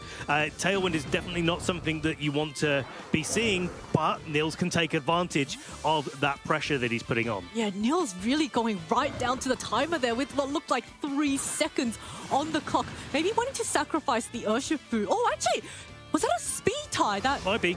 That Roaring Moon actually gets the attack drop now onto this Dondozo. Does, of course, take another turn of recall damage. The Wave Crash coming out neutral onto the Roaring Moon finally knocks out the Roaring Moon, and the Dondozo will be taking a little bit of recoil. Now, how much damage does that put it in? Oh, so close, but now this Dondozo is faster than both the Urshifu and the Landorus. Well, this is a really good opportunity for Nils to maybe try to set up another substitute here if this Dondozo is in Aqua Jet range. You've got to take a little bit of HP damage in order to get that Aqua Jet onto the Dondozo, but I think that's a worthy trade overall. Sets Nils up a little bit more for this end game where there's Tatsugiri and another Pokemon in the back that Nils has to get through. But Marcus has been playing this so well, having just that little bit of HP remaining on the Dondozo, choosing the Roaring Moon rather than the Urshifu, which may have been able to take the Wave Crash on the switch-in and denying any opportunity for Tailwind later in the game. This is, again, just such a tight game, and so much more back and forward than Dondozo-Tatsugiri matchups of old. Yeah, but the Dondozo lives the Aqua Jet on what looks like a sliver of health, which means that the Order Up is going to knock out the Urshifu, and the Landorus, if it attempted to target the Tatsugiri slot, is actually going to do absolutely 0. So did this Landorus go for subject? Oh no! Earth Power, so Dondozo is finally down, and now we're going to see Marcus's final Pokemon.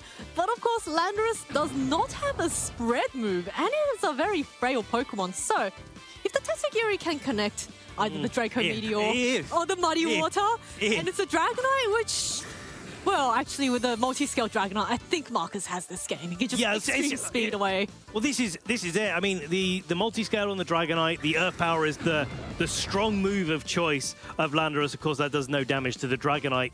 And Marcus has played this so well. Nils has done really good job to keep himself in this game without the resource of the Amoonguss, which Marcus was able to knock out so much earlier in the game with a Draco Meteor.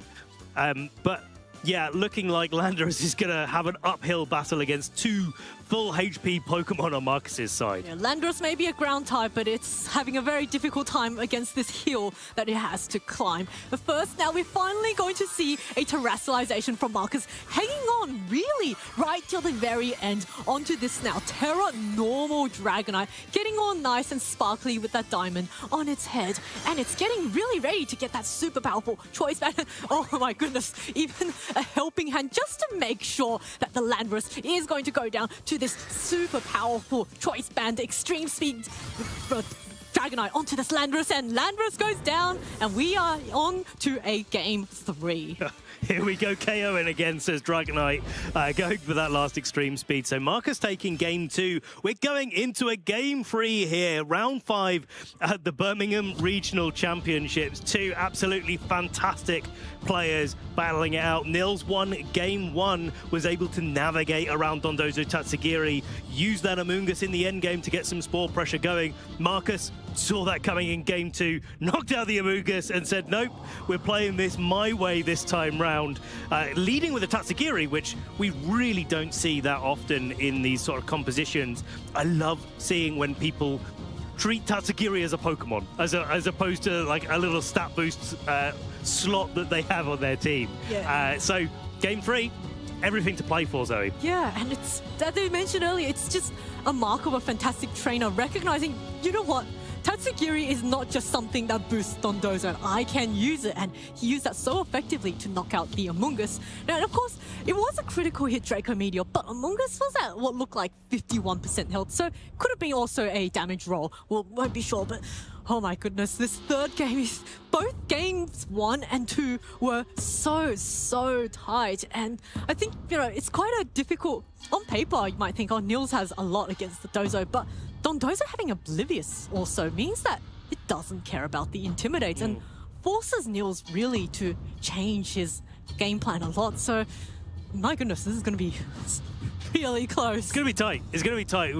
With how well both of these players are, it's definitely anyone's game. And both of these trainers have the experience to take it all the way. I do think Nils is really navigate very well around Dondozo using the breaking. So you think if that was a Terra Flying Acrobatics Roaring Moon, we'd be having a very different conversation, I think, now about how to suppress this Dondozo that's being so oppressive. But here we are.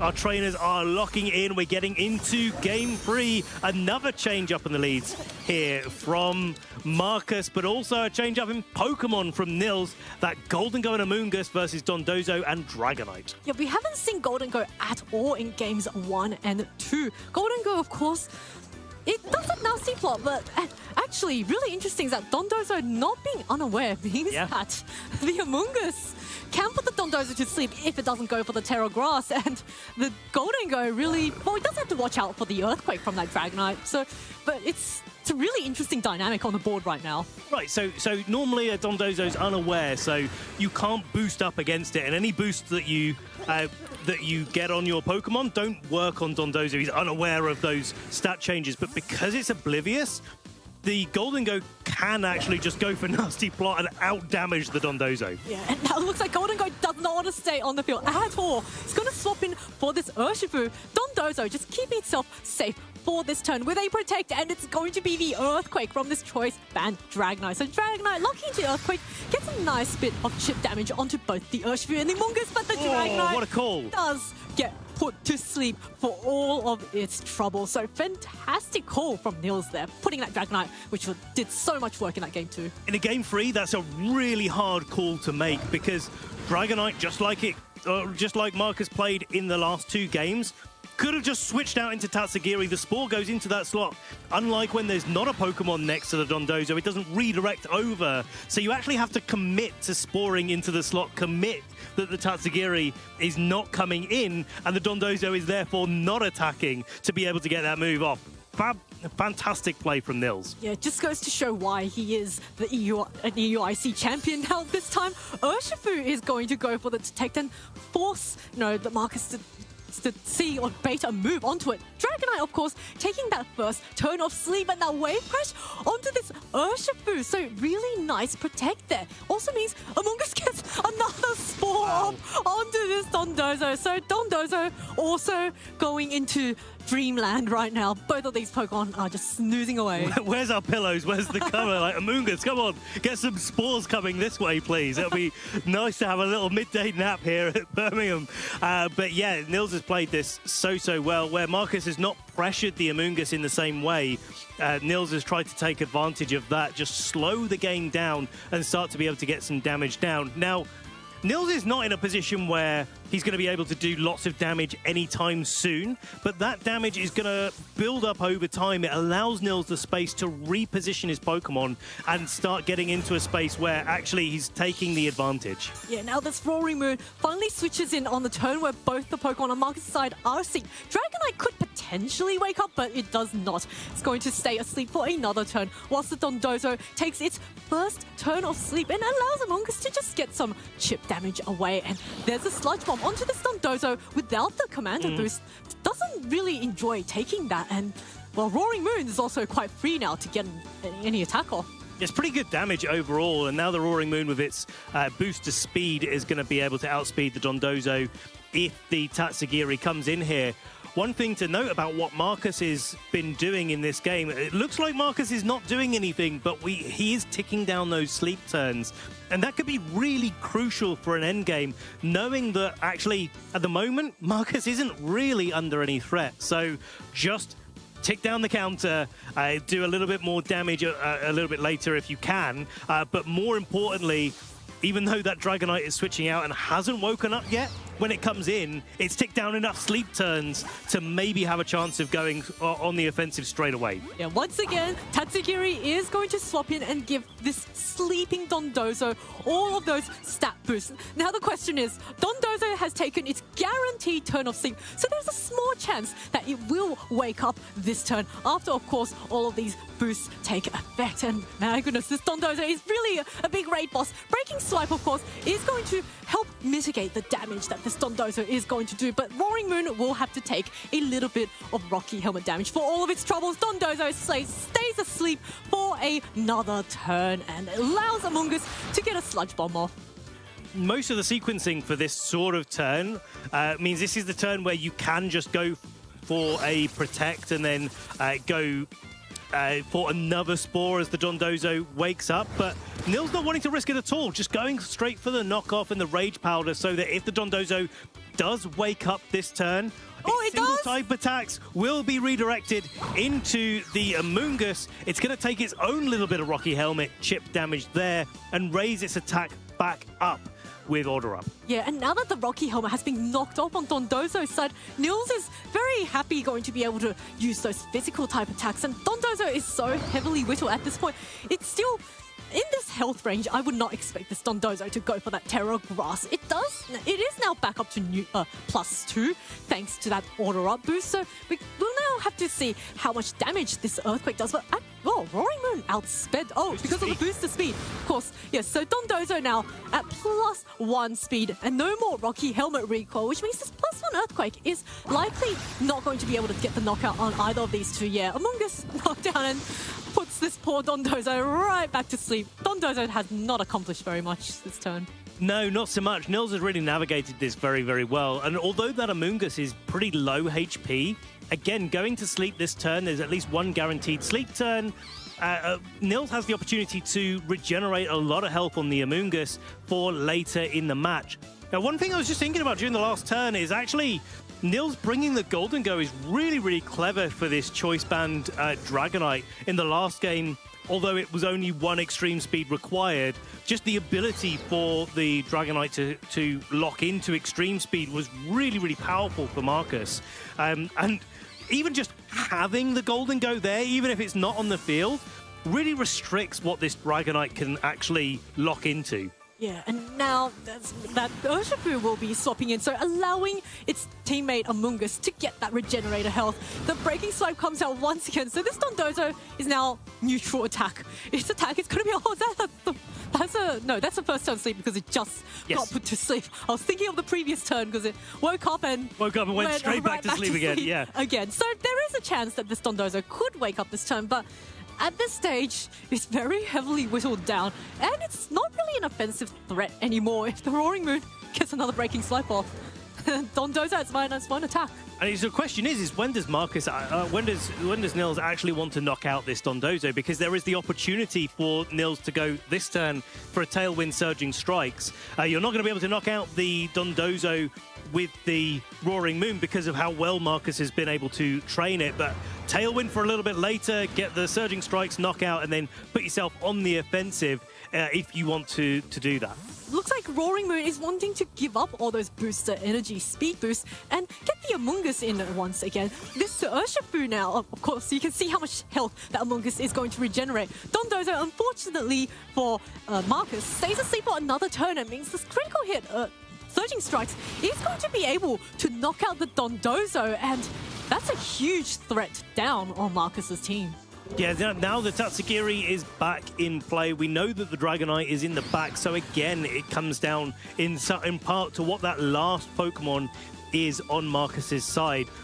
And Marcus has been able to do so much with just those 3 Pokemon in the early game in all of the sets that we've watched. I mean, game 1, Marcus went straight for the Dondozo and then used the Pokemon in the back to try and form an endgame, which Nils was able to overcome. But game 2 and now game 3, I feel like Marcus has taken things a little bit slower, got the Dondozo in that little bit later, and that's proven just that bit more valuable overall. Yeah, and the Dondozo, having been put to sleep for so many turns, it didn't really manage to get much accomplished. And you can see, both the Amoonguss and the Roaring Moon are at less than half health, but I'd say Nils will take that trade happily because now the Sleeping Dragonite's come off. It has taken 2 turns of sleep, so there's a pretty good chance it will wake up this turn or next turn. Yeah, but it could just get put right back to sleep again, and there's that Golden Go, as you called out earlier, waiting in the back. Yeah, it could be taking extreme speed, but Marcus could also just, with the Dragonite having a good type situation going on right now, just lock into another Earthquake, maybe even just an Outrage, just to put some damage down onto either side of the field.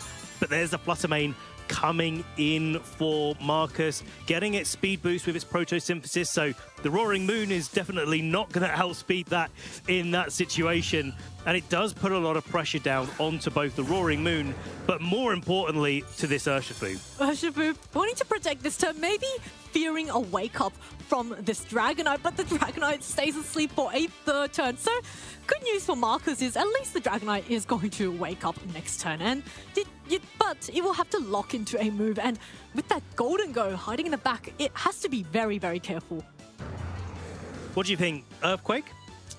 If you Earthquake, then the Fluttermane is going to be forced to protect, and then the Fluttermane's not doing anything, whereas right now it's heavily threatening both the Roaring. It's tough, isn't it? Because I was thinking like, is there a chance for an Icy Wind Earthquake on the Terrifier on the Urshifu that's kind of causing a bunch of problems, because then you knock the speed down to the Urshifu, your Dragonite gets a big attack off, but it's very, very committal, and I feel like this is one of those turns where you have to kind of find your lane and stick to it, because otherwise you don't want to fall too far behind. Looks like now we're going to see the Terrestrialization coming up onto this Sleeping Dragonite, which is going to be guaranteed to wake up this turn. Maybe it also not wanting to take that super effective breaking swipe, but because the Roaring Moon is faster, unless the Dragonite goes for the extreme speed. So first, Roaring Moon protecting, just wanting to scout out what this Dragonite locks itself into. The Dragonite now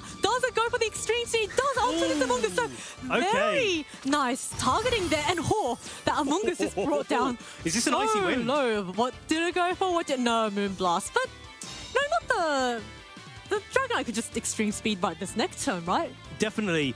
One thing that looks really good, though, in the back, and this is what we were talking about earlier, is this Golden Go can come in on the Extreme Speed 4 absolutely free, preserve the Roaring Moon there, and the Fluttermane only has access to Icy Wind and Moonblast, which allows this Golden Go to start thinking about setting itself up, which is, I'm sure, why Marcus has decided to retreat it this turn, so he can change the moves a little bit later on. Yeah, really nice play there. Now, Tatsugiri is going to swap in Among Us, once again, keeping itself safe. We saw it switch out 2 times and brought itself right back to almost full health. So now this Icy Wind coming off, it's not going to be very effective on this Golden Go, but might be useful for the Tatsugiri to guarantee that it outspeeds the Golden Go and maybe try to get a Muddy Water, accuracy drop on it. But it's I would say it's a bit difficult for Marcus right now.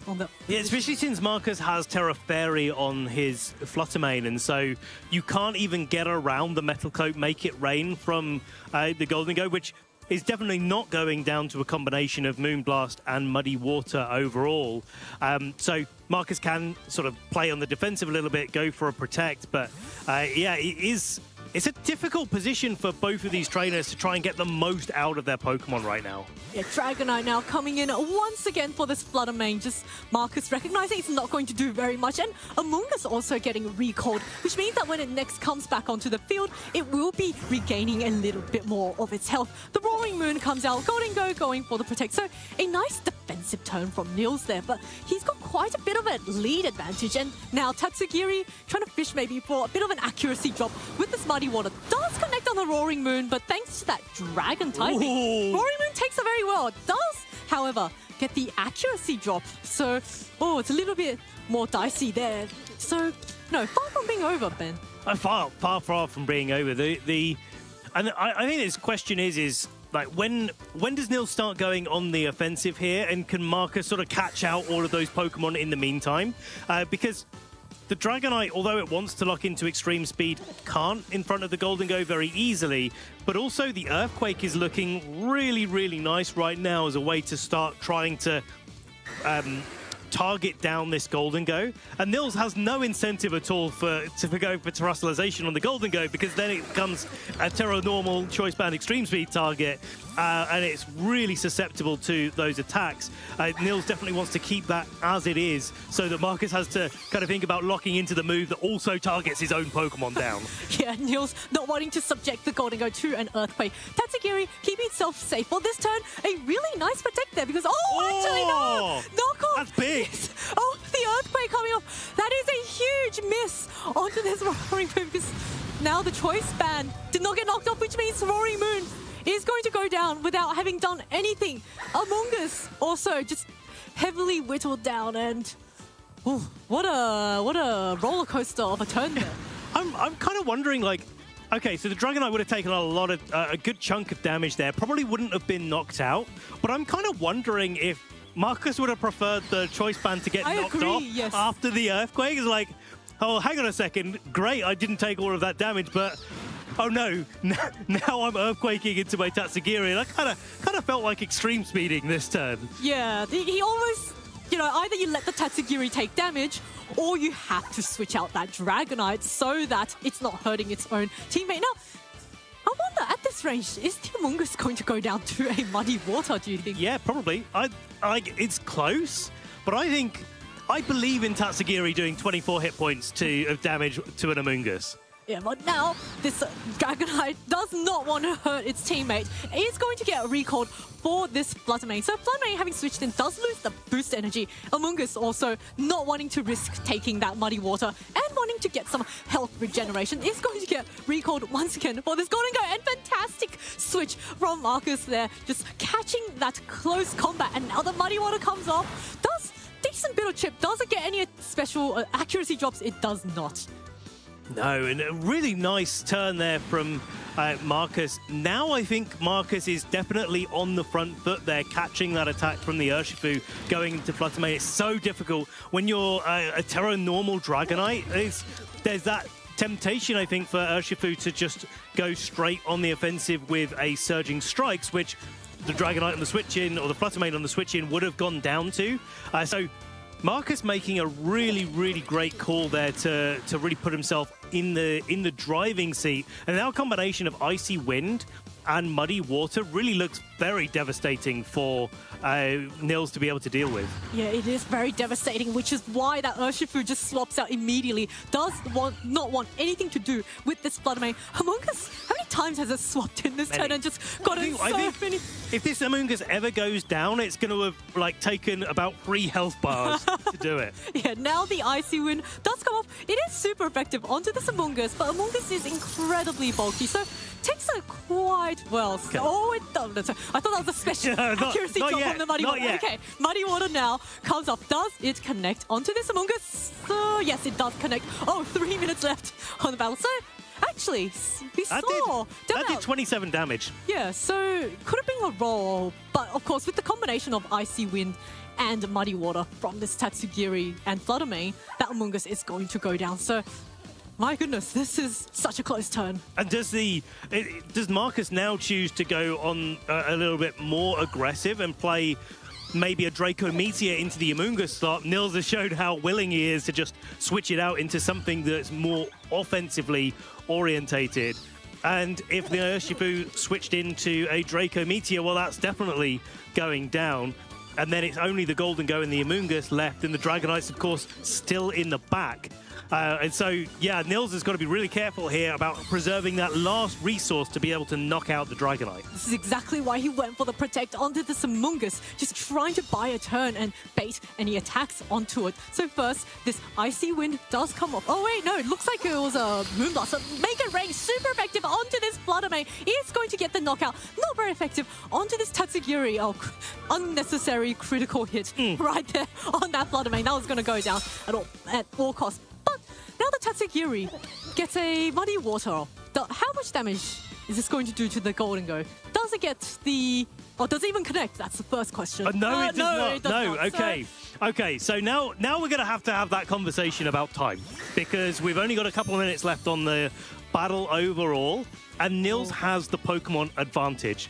So you've got to do some quick mental maths here overall as like whether or not Nils can bring the Urshifu in safely enough to be able to hang on, or if Golden Go can do that little bit of extra damage that it needs to push the HP percentages in Nils' favor. Now, Nils is a long-standing trainer who's been in a situation before, but this is dicey no matter who's being able to play it. You can see the timer ticking down. We're gonna end this battle one way or the other very soon. All right, Among Us is switching out. Urshifu is going to come in.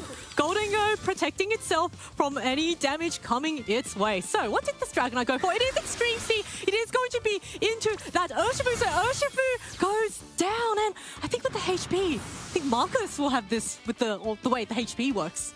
Yeah, it looks that way overall. Maybe Nils needed to go for a bit of more damage onto the Make It Rain with the Regenerator of the Amoonguss switching out there. But this has been a while since I've seen this, so I think we're going to let this play out and see exactly what happens overall. But if Nils is able to do the damage, if the attack goes off, which I'm not sure whether it does or not. Okay, all right, it is time. It is time.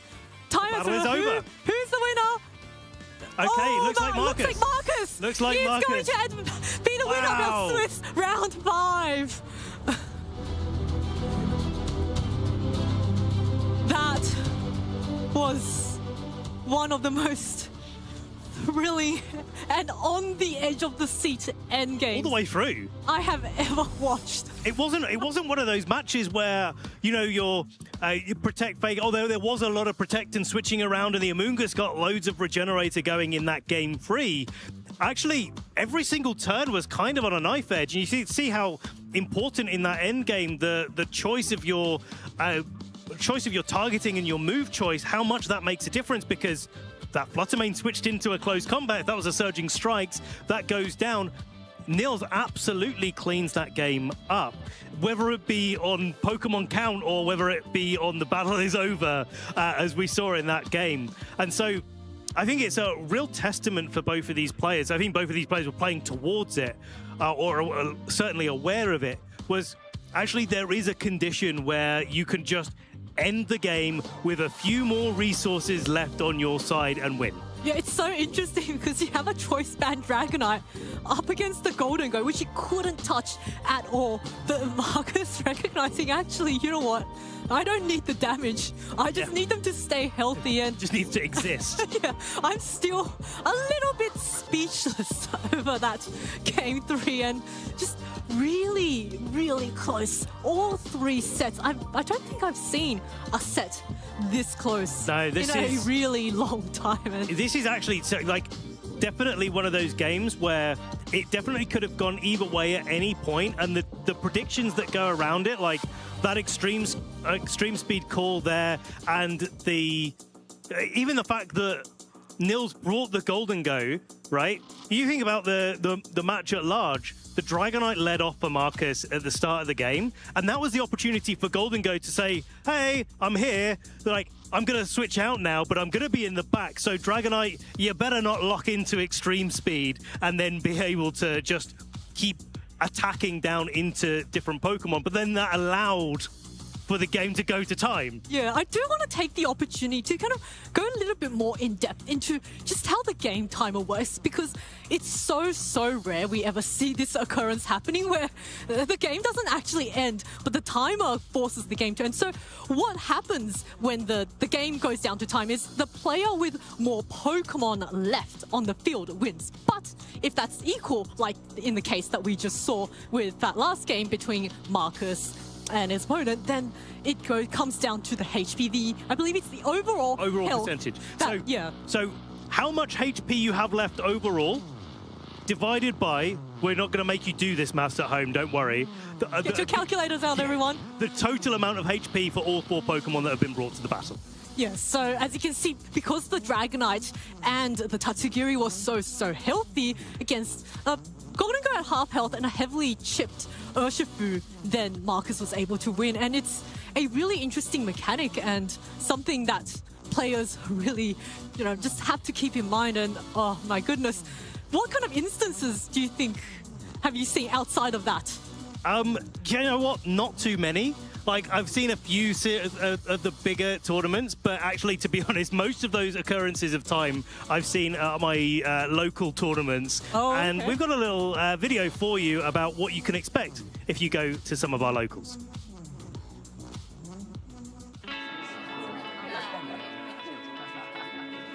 Hey, do you want to play?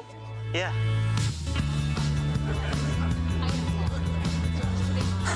Nice. One shot? Wait, that guy. Yeah.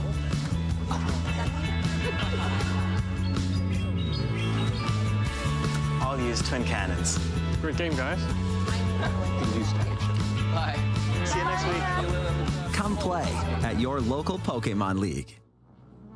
Yeah, that's. I always find that locals are a great way to really start to prep for these regional and international championships that we have, and the ability to not only just try something because there's not quite as much on the line, there's not quite as much at stake, but also just to be able to go and make some friends and find out like who's in your community, who can you maybe go with to events or build together with or just prepare with going up to these regional championships and of course the international championships as well. Scan the QR code to find the events that are close to you. Yeah, it is so easy to find your nearest locals. There's so many around as well, and my favorite thing about locals is the fact that you can connect with a lot of other like-minded trainers, and I've made so many friends in this game going to locals. In fact, I think my closest locals, wow, that's a tongue twister for me. My closest locals is just a 10-minute walk away from where I live. So I absolutely just love going there once a month, you know, testing out all those cool, wacky ideas and maybe try to catch my opponent off guard. Yeah, so like that's the thing, isn't it? Especially your locals as well, where quite a lot of good players are going to as well. Like some of them get pretty stacked overall. We've had some in the UK here that have been like, well, yeah, we've got some world caliber players here. We've got like 50 people competing in a challenge, and you know, even if there's not many championship points on the line, everyone's still having a great time. If you want to have a great time as well, not only the locals, but have a little look at our link to find the regional championships that are coming up. rk9.gg/events/Pokemon. There's all of the regional and international level events that are on there. Yeah, you don't have to compete. You can also just spectate. I know a lot of players who are maybe a little bit newer to the scene, maybe not feeling that confidence, just want to check out the scene, what it's about, especially at ICs. There's so much to do outside of competing. There's a lot of side events. You could go to the pop-up shop, Pokemon Center pop-up shop, and there's a lot of plushies, booster boxes you can get. Oh my goodness. Yeah. My favorite thing is just going shopping there. Yeah, I'm right there with you on that, Zoe. I was out on the floor actually, chatting to one of the players from a group that came down from Newcastle in the UK, and they were saying like they showed me a photo of like them back in 2014 playing some of like the local tours that they were playing. They went through this like qualification stage to another level event. It was a great time, but they haven't really played since. And they were telling me it's like they've come along, they've gone at 0-3, so they're out of the event. But actually, they're having a really great time. They're really enjoying it. The scale of the tournaments nowadays is kind of blowing their mind. And they're off to the fun zone to play all the side events and just have a great day out with a bunch of like-minded people. Yeah, I know a lot of players, you know, they might want to just take a bit more casual approach to the regionals. They say, oh, I don't really need to get, you know, top 16 or top 8. Just want to come here, have fun, and maybe halfway through the day, I'll go and play in the side events. You can get a lot of booster boxes from playing, booster packs from playing the side events. So I really enjoy doing these and checking out, you know, other games and just lots of other fun to be had at all of these events. If we get a chance later today, Zoe, I'll challenge you to a metronome battle. Okay, I will take you on that challenge. Before we do that, we're going to be back very soon for some more action here at the Birmingham Regional Championships. Don't go anywhere. Hey Pokemon trainers, welcome to Pokemon Championships History, a series where we showcase important matches throughout the history of competitive Pokemon. In every trainer's journey, luck plays a valuable role. But what is luck? At its core, VGC is a game of risk management. The double flinch rock slide. Assessing when it's worth it to take a risk for the chance of glory. This is the game we play. And another flinch! Knowing every turn there's a chance the game doesn't go your way. Commentator Adam Doricott had a favorite phrase that perfectly encapsulated luck in Pokemon. You've got to buy a ticket to win the raffle. Adam believed that luck leads to opportunity, and that opportunity can make for some of the most iconic moments in competitive Pokemon. To knock out the Landorus. Oh, and a freeze! Exactly. Kuno gets it! Let's flash back to top 4 of the Salt Lake City Regional Championships in 2022. This was the first live event for Pokemon in over 2 years. With a new competitive format for the season and optimism all over the venue, Pokemon Sword and Shield was finally ready to take the spotlight. This was the first official event for the VGC Series 12 format, which allowed 2 restricted Pokemon per team. 2 of North America's best were vying for a spot in the finals. Joe Ugarte was a regional champion, known for succeeding with Sun teams. Groudon and Zacian were the restricted duo, but Gmax Charizard was the powerhouse of the team. Aaron Traylor, the Dallas regional champion, with over a decade of experience in VGC, was always willing to go for the unconventional play, like Dynamaxing his Whimsicott, doing anything necessary to win. Both of these trainers here in Game 3. Only one, unfortunately, can move on to the finals, and one of these guys is not going to be able to realize that dream. In Game 3, with 3 Pokemon apiece, in a tale as old as time, Groudon versus Kyogre, the combination of Sun and Gastrodon hindered Aaron's Kyogre game plan. Behemoth Blade, though, now into the Groudon. This is in the Sun with the Salt Vest. It's not enough to take out the Groudon, so he will get one attack into Zacian, which will be enough to knock it out. Aaron is now down to his final 2 Pokemon here. After losing his Zacian, Aaron would rely on Kartana, the Pokemon he Dynamaxed in all 3 games, to bring this game back to neutral. Kartana, with the Max Airstream, takes out Groudon, so now Joe has lost his Dynamax Pokemon. It is 2-2 right now. With Groudon knocked out, Aaron would need to KO Gastrodon if Kyogre had any chance of coming back in this game. Aaron has to deal with the Gastrodon this turn. Gastrodon is finally taken care of. He is down to his final Pokemon, the Pokemon that this team is really built around. Single target Water Spout, but it is in the Sun, so it does not do a lot of damage. It's up to the Sacred Sword. It's Kartana, does take it out, and there it is. And it's down with this Kyogre, unfortunately, against Zacian. Aaron's chances of winning were incredibly low, but not 0. And as luck would have it, Kyogre bought in for a chance to win the raffle. The Kyogre has to gotta go for double protect. He gets it! He gets the double protect! Aaron with a 30% chance protects his Kyogre, and the Sun is gone. And if you want to keep using Play Rough, there's a 10% chance you won't even hit. And the single target Origin Pulse does connect. Finally, something going right for the Kyogre. Does bring Zacian down to under half. You know another one will knock it out. Oh my goodness! The 10% chance comes true. Kyogre nimbly dodging the Play Rough from the Zacian. Aaron played to his outs, no matter how unlikely. The odds of getting a double protect, Origin Pulse hit, and a Play Rough miss were less than 3%. But now it was time for Kyogre to cash in. But Joe, you've got to buy a ticket to win the raffle. You sure do, Adam, and I think Aaron agrees with us. Water Spout with all that HP, Zacian is dead, and Aaron Trailer is moving on to the finals here in Salt Lake City. Kyogre wins the raffle, and Aaron Trailer proves that luck is a skill in VGC, so never give up as long as you have a chance. Thank you for watching, and let us know some of your favorite competitive Pokemon moments by using the hashtag #PlayPokemon.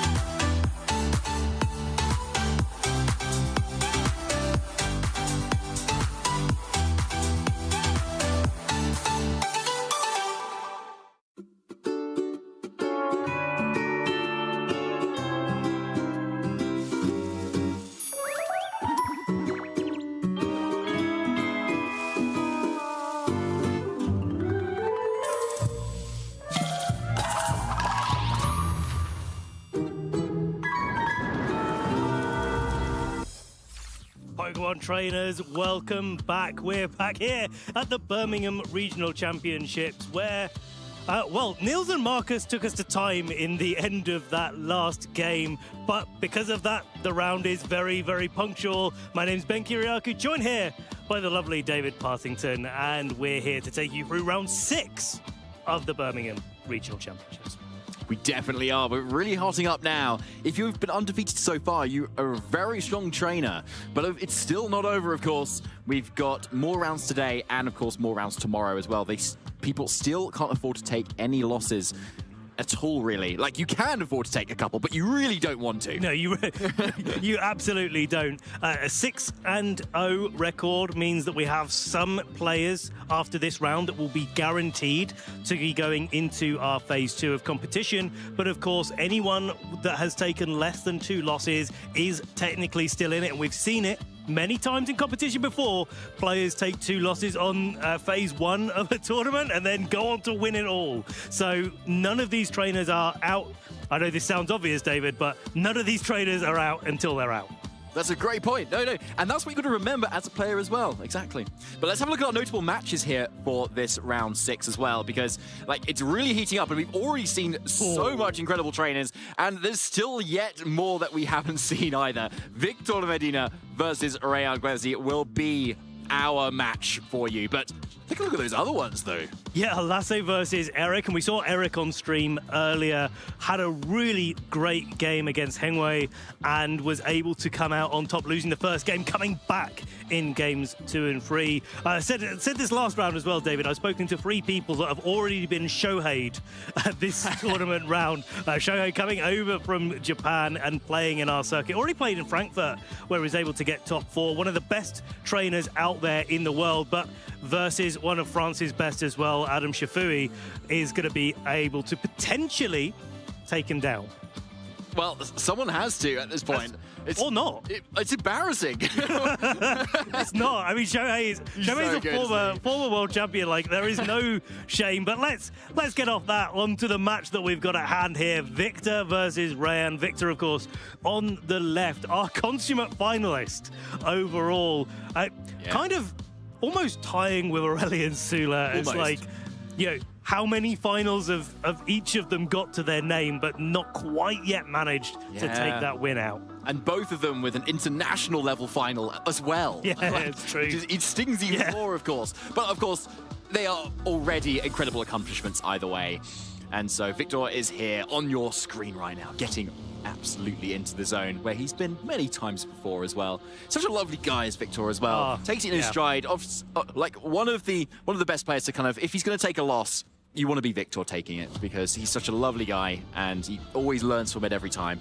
He's just got such a nice smile. He's such a warm character to have at the venue. Rayan, of course, though, no slouch, no stranger to the top levels of competition either, and certainly one of the players that I've been watching out for this season, because they're just taking things to another level over the last couple of years. Yeah, they definitely have. Now let's have a deeper dive into their accolades here. Victor on the left, of course, the Frankfurt Regional finalist in 2026, the LIC finalist in 2025, and 2 times World's Top 8 and an NIC Top 4 to boot. Incredible amounts of CP and prizes won at those tournaments. Rayan getting top 8 multiple times across the years and a top 16 in Liverpool, which was overall their kind of breakout performance, and then have managed to keep on that consistency over the years, playing in many different regulation sets. Lille, of course, most recently played in Regulation Set H, and we are in Regulation Set F, so slightly different, but still the consistency and the more recent consistency of Rayan is definitely something you can't underestimate. It isn't. Victor with their team. Victor! Exactly. And so it's this throughout of today, and a lot at Toronto as well here. So some interesting things to note here is the Choice Scarf Urshifu carrying Ice Punch, interestingly, as well. So yeah, water types often use Ice moves, right? But Urshifu often doesn't. But in a world with Landorus and other Ice Weak Pokemon, Ice Punch does make a lot of sense here. And the Swords Dance Oakmon, another standout for me. Yeah, so like just being able to go on the offensive, and double Grassy Glide is definitely something that you can't underestimate either. I like the Ice Punch as well because it's instead of playing Ice Spinner, which Urshifu also uses, but you don't want to turn off your own grassy terrain. So yeah, it's like Ice Punch is kind of second best in that spot. I kind of feel like it's more for Raging Bolt than for Landorus, because you can just Surging Strikes a Landorus pretty easily, but getting key damage off onto Raging Bolts can be really, really important. And that's relevant for this match, as both our trainers do have that Raging Bolt. Now, Rayan's team on the screen right now has some really interesting techs as well. So yes, common 6 Pokemon for sure, but that Fluttermane, interestingly, has Mystical Fire. Really cool idea there, especially if you don't want to have a fire move on your Incineroar, you want to have Taunt maybe and squeeze a lot of those wonderful supportive moves in there. Why not put it on your Fluttermane? It's got big special attack, and it's got fire coverage, if it wasn't already great at all. But of course, to add to that, it also drops the opponent's special attack that you target down into, so maybe this is an adaptation to Calm Mind Raging Bolts, and just if you're playing the mirror match against the Fluttermane, if you need your Golden Go to take an Earth Power or Sandsear Store from a Landorus, but you can't necessarily knock it out this turn because it's Terra Steeled, well, Mystical Fire not only doing super effective damage, but also dropping the special attack and allowing your Pokemon a little bit more room to breathe. Yeah, I love that call out, actually. It's a really cool, like, supportive and offensive piece there. That's not a wildly used move, honestly, but a very good one, too. It's a bit like having just Terra Fire, Terra Blast, really, isn't it? But you don't need to commit the Terra Fire to it either, and you have that amazing secondary effect. So this overall matchup, you got a couple of Raging Bolts, but one's Calm Mind on Victor's end, and the other's the more supportive Assault Vest set on Rayanne's end. Maybe kind of focusing more on the Golden Go sort of setup for Rayanne, whereas Victor might be focusing on the Raging Bolt instead. Whether these players want to kind of go down those routes is anybody's guess as we get very quickly right now into Swiss Round 6 at the Birmingham Regional Championships. Incineroar and Fluttermane kicking things off. Rillaboom and the Landorus getting us started from Victor's side. And immediately I see that Fluttermane just putting on so much pressure, but it has got to worry that little bit about Rillaboom and its ability to go straight on the offensive with a Wood Hammer, try to knock it down. Now, Victor's also putting pressure onto the Incineroar with the Landorus and the Earth Power that it has at its disposal, but then you don't necessarily want to be able to have to deal with that Icy Wind in the meantime. So both of these trainers, especially including Terrestrialization, have lots of different options for how this match unfolds, and it really is down to the Pokemon in the back as to how they want to go about this and whether or not they want to leave their Pokemon susceptible to any damage in order to try to carve out an advantage. It's going to be Incineroar switching out first, though, into the trusty Mushroom Amoonguss, loving to sponge up a few grass-type attacks, or even a ground move as well, which it will take, but not very well, versus this Landorus Incarnate, going for that Terra Poison Terror as well, making sure it can take on a lot of those attacks, particularly that Icy Wind from that Fluttermane, if it's going to come out this turn. But first, fake out into what was the Incineroar. A good switch in for Rayanne to kind of punish that with a cheeky Rocky Helmet. And there's the Icy Wind, so Victor calling that correctly, but can he capitalize on this turn with a big attack from this Landorus? Earth Power, Sludge Bomb, Life Orb boosted, Sheer Force boosted. There's the Amoonguss. It's bulky, but it does take a huge chunk of damage. No recovery from a Citrus Berry either, just a little bit of recovery for all these Pokemon with the grassy terrain. And it looks like Rayanne's taken quite a bit of damage, but that Icy Wind kind of starting will start to stack up if Victor doesn't actually deal with this Fluttermane in the next few turns. The fortunate thing for Victor is that defensively he's in a really good position with the Terra Poison. The Amoonguss isn't going to be able to do too much and certainly would be knocked out to another Earth Power. But equally, the Fluttermane again is still under threat from the Rillaboom from a Wood Hammer. But we know that cheeky Incineroar is sitting in the back. Yeah, it definitely is. And it's one that loves to switch in, but when you've got a Landorus that can reasonably Earth Power either of those slots, it's a very risky one. Could be. Fluttermane going on the defensive, not going to take any damage this turn. Earth Power into the Amoonguss, taking it down. That's an early KO for Victor, sort of securing his position in this match. A really good KO there, a nice reliable one as well. And yeah, there's a nice safe Wood Hammer into the Fluttermane slot too. So safe positioning from Victor there, spreading that damage, knowing you've got a good defensive board position. You don't want to throw that lead away if Rayanne suddenly catches a Protect into a double up there. So good positioning there as Rayanne now has to choose what to flip in here for their third Pokemon of revealing. Well, it's going to be the Urshifu there, carrying the Splash Plate. I was going to say Mystic Water there. It does the same thing, but it's a Splash Plate instead of Mystic Water. And so that really does put the onus on Rayanne with the Icy Wind. Now being able to have another Icy Wind go down and the Urshifu to be able to really dish out the damage onto Victor's side. Urshifu's one of those Pokemon, of course, you can't protect against it. So you have to play defensively in different ways. And usually that's switching in a Rillaboom, right? Or being able to switch in another Pokemon like Raging Bolt that can take those attacks. But Victor only has so many of those Pokemon at his disposal right now. Yeah, and wanting to kind of conserve that Landorus and the speed at which it can be reset again is going to be switching out. And guess what's coming in? Yes, you probably guessed it, even if you're not watching. It's Incineroar coming in as we go for the Terror time. And it's going to, of course, be on Rayanne's end. It's already been committed on Victor's end. That Urshifu is going to go for that Terror Fire. Makes a lot of sense into the Rillaboom and Incineroar that is now here as well. Really been picking up since Toronto. Mystical Fire first into the Incineroar, lowering that special attack, covering in case that Landorus has gone for the attack into the Urshifu. Surging Strikes also into that slot though as well, so a great cover from Rayanne and super punishing that Incineroar. Either way, something was going to go down that slot, and the Incineroar is a big one. Yeah, definitely taking away a lot of Victor's support there. Rayanne doing a really good job, even though the first couple of turns looked a little bit dicey. With the Intimidate from this from the Incineroar earlier, the Fluttermane can hang on from the Woodhammer, and Rayanne is able to take a KO on a Pokemon that's actually supporting really well. But now it means that the Fluttermane can get its speed control down onto the Landorus, allow the Urshifu to go for the Surging Strikes a little bit later. And Victor's got to be really careful about how he navigates this combination of speed control plus Urshifu. So Raging Bolt coming in now this time. This is the Pokemon Victor was most likely wanting to try and set up, but the question is, does he have the board position to do it right now? He spent the Terror. Fluttermane is threatening Moonblast here as well. And question is it in range of a Grassy Glide? What do you think, Ben? I think it's close. With the recovery that it got last turn, I think maybe that it's out of range right now, but if it is, it's only just, and if it's not, it's only just. Yeah. Either way, maybe. Okay, right. So Fluttermane wanting to switch out now. Maybe Rayanne isn't confident it will survive. So Incineroar coming in instead makes a lot of sense. It's bulky, and it loves to come switching on into those physical attackers. And the Detect coming out from Urshifu here. Has Victor gone for a Calm Mind, though? That would very much punish this defensive play. Yes, it has. Great call there from Victor. Absolutely free to get that Calm Mind boost up. And now threatening a lot of damage with that Thunderclap. Woodhammer into the switching Incineroar. Not going to do a lot of damage, but getting that Calm Mind off is going to be big.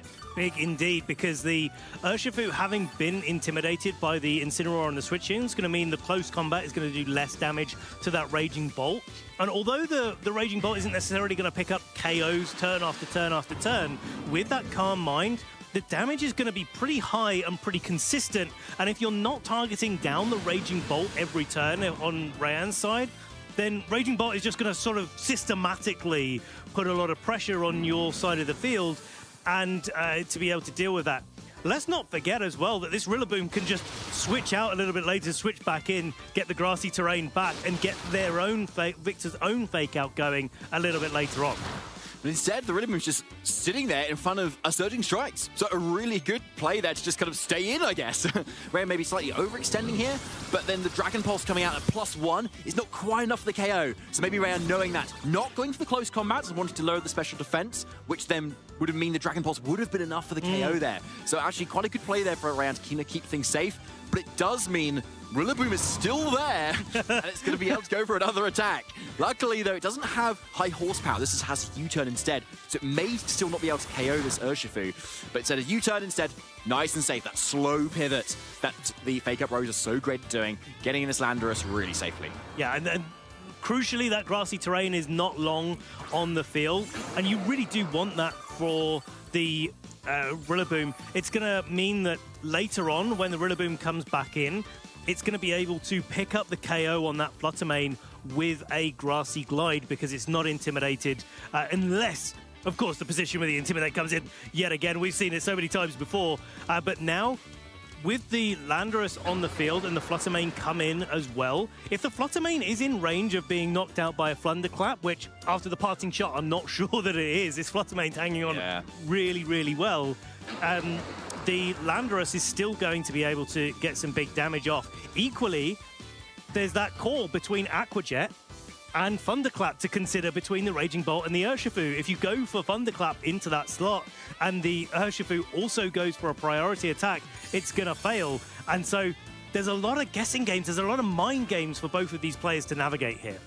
So there's the tech not wanting to even play that mind game at all, just knowing it's going to keep itself safe. And Moonblast instead just comes straight out of the gate. A very important amount of damage, but there's an Earth Power into the Fluttermane, getting just a clean knockout there. Again, Victor splitting the damage, keeping things nice and safe as well. And you can see the value of that special defense boost on Victor's Raging Bolt. Even before Leftovers, a 3-hit KO with Moonblast there, not even including protecting turns for Leftovers as well. So a really bulky Pokemon that's looking a bit hard to get rid of right now. Especially now that the Icy Wind didn't come out on the Fluttermane, and so this Landorus is as fast as it was ever going to be in this endgame scenario.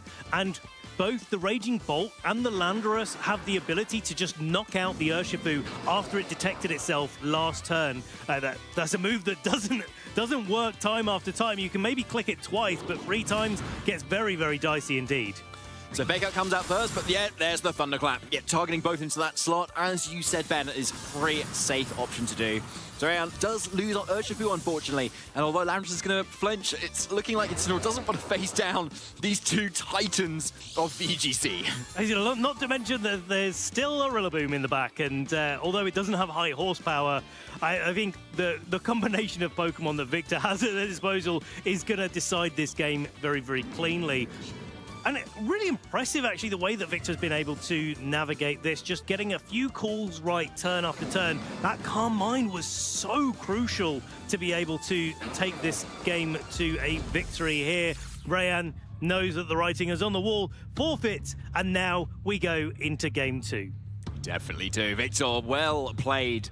And bringing in that Raging Bolt as well in the very late game and kind of capitalizing with that really crucial Calm Mind just kind of really sealed that position, right? And Rayan just wasn't able to kind of dish out the damage it needed, even the super effective damage. Yeah. Because this Fluttermane that Rayan has is the speed booster with the booster energy, not special attack booster. So it's going to do as much damage as it's going to do, really. Like, just without any specs, without any boost to its attack. And so if Rayan wants to try and push past the bulk that Victor was providing on all of his Pokemon, Rillaboom was surviving attacks, Landorus, Raging Bolt, everything was just taking hits so well, then is there a case here for Golden Go to come, which is something that can set up? Yeah, I think the Golden Go could be a really cool shout here, especially with the speed control, trying to knock Victor's Landorus down so that it can't just Earth Power into the Golden Go and just have a really good time of it. But it's tough, right? You've got to get that Golden Go into a position in front of what is actually overall a pretty aggressively created team, even though all of that damage potential is disguised with a lot of HP and a lot of bulk, right? It just means that Victor is in a spot more often where he can just go on the offensive without worrying about whether he's going to get KO'd on. Yeah, I really like that position, actually. Now, going into game 2, though, like, Rayan obviously has to make some sort of changes going into it, and then Golden Go is one of them, for sure. And Incineroar is another option as well. It's something that can kind of taunt some of these more supportive options here, given the Calm Mind that was coming out here as well, and the other opposing Incineroar Victor has. But, like, it's still going to be pretty slow as well, and then there's so much attacking options that Victor has anyway. You've got both a Landorus and an Urshifu which you can test with, and Incineroar can't take on those very well. It does seem a little bit uphill for Rayan. I think it feels like it, but Rayan is a very experienced player. He's been in this situation before, I'm sure. Let's see how these trainers are going to be interacting with each other in game 2. They've already got a little bit of good information between each other. It's going to be a switch up for Rayan, leading Incineroar and Urshifu instead of leading the Fluttermane from game 1. Victor, on the other hand, Landorus getting that in nice and early again with its Incineroar of his own. So Victor's showing that his Incineroar is slower than Rayan's Incineroar there, which is kind of key information to going forward. But Victor's Incineroar is Terra Ghost, so it does also then have the opportunity to go for that Terra and avoid a Fake Out, as well as the super effective damage from either a Searching Strikes or a Close Combat. So the threat of that is pretty real right now. It'd be a fairly safe play to go for here, so you can guarantee that Fake Out damage instead. But it looks like Victor's maybe not wanting to play that right this second. So switching to the Raging Bolt, which is definitely going to take some attacks fairly nicely. Yeah, really nicely. In fact, there's a double switch out from Victor. So I think one of the things I like about Victor, he's such a consistent player. He's like, well, if I can have 2 nice, comfortable switch-ins, that's what I'm going to do. So I don't take that extra damage on the early game and put myself into a better spot overall. So there's the Surging Strikes into either target, which is going to resist either of them as well. A really nice play here, especially when you know if you're Victor, you've already had Incineroar on the field, and therefore Rayan had already been intimidated, and therefore if Close Combat came out, it's going to be at -1. If Surging Strikes came out, it's going to be resisted. Yeah. So either way, you get away with almost like a double protect in front of an Urshifu there, where you've now punished the fake out turn, you've burnt that, and you've got unintimidated Rillaboom and a Raging Bolt that could even start setting up. Well, it's certainly nothing going to be stopping this Raging Bolt getting its first Calm Mind at the very least. And Rillaboom's in a great spot to support it doing that with the fake out that it's just brought into the field. Now, last game, Rayan did go for the Terastallization on the Urshifu, and maybe could do again in this game. But if it doesn't, then this turn, then the Rillaboom and doesn't play on the defensive, then the Rillaboom on Victor's side gets an opportunity to just maybe try to carve out a cheeky knockout onto this Urshifu on this turn, depending on how Rayan wants to play this. So here we go, into the turn. Urshifu does not want to contest with these two resisted Surging Strike Pokemon, and instead Amoonguss coming in instead.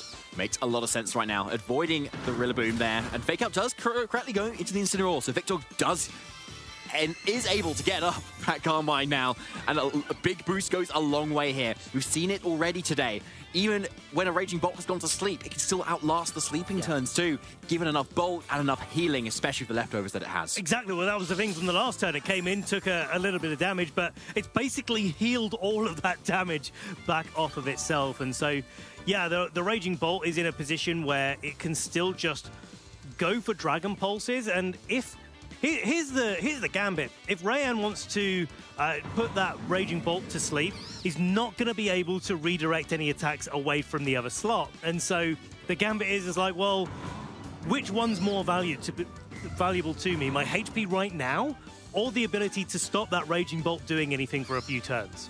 Can we have both? No. Oh, damn it. I can't decide, Ben.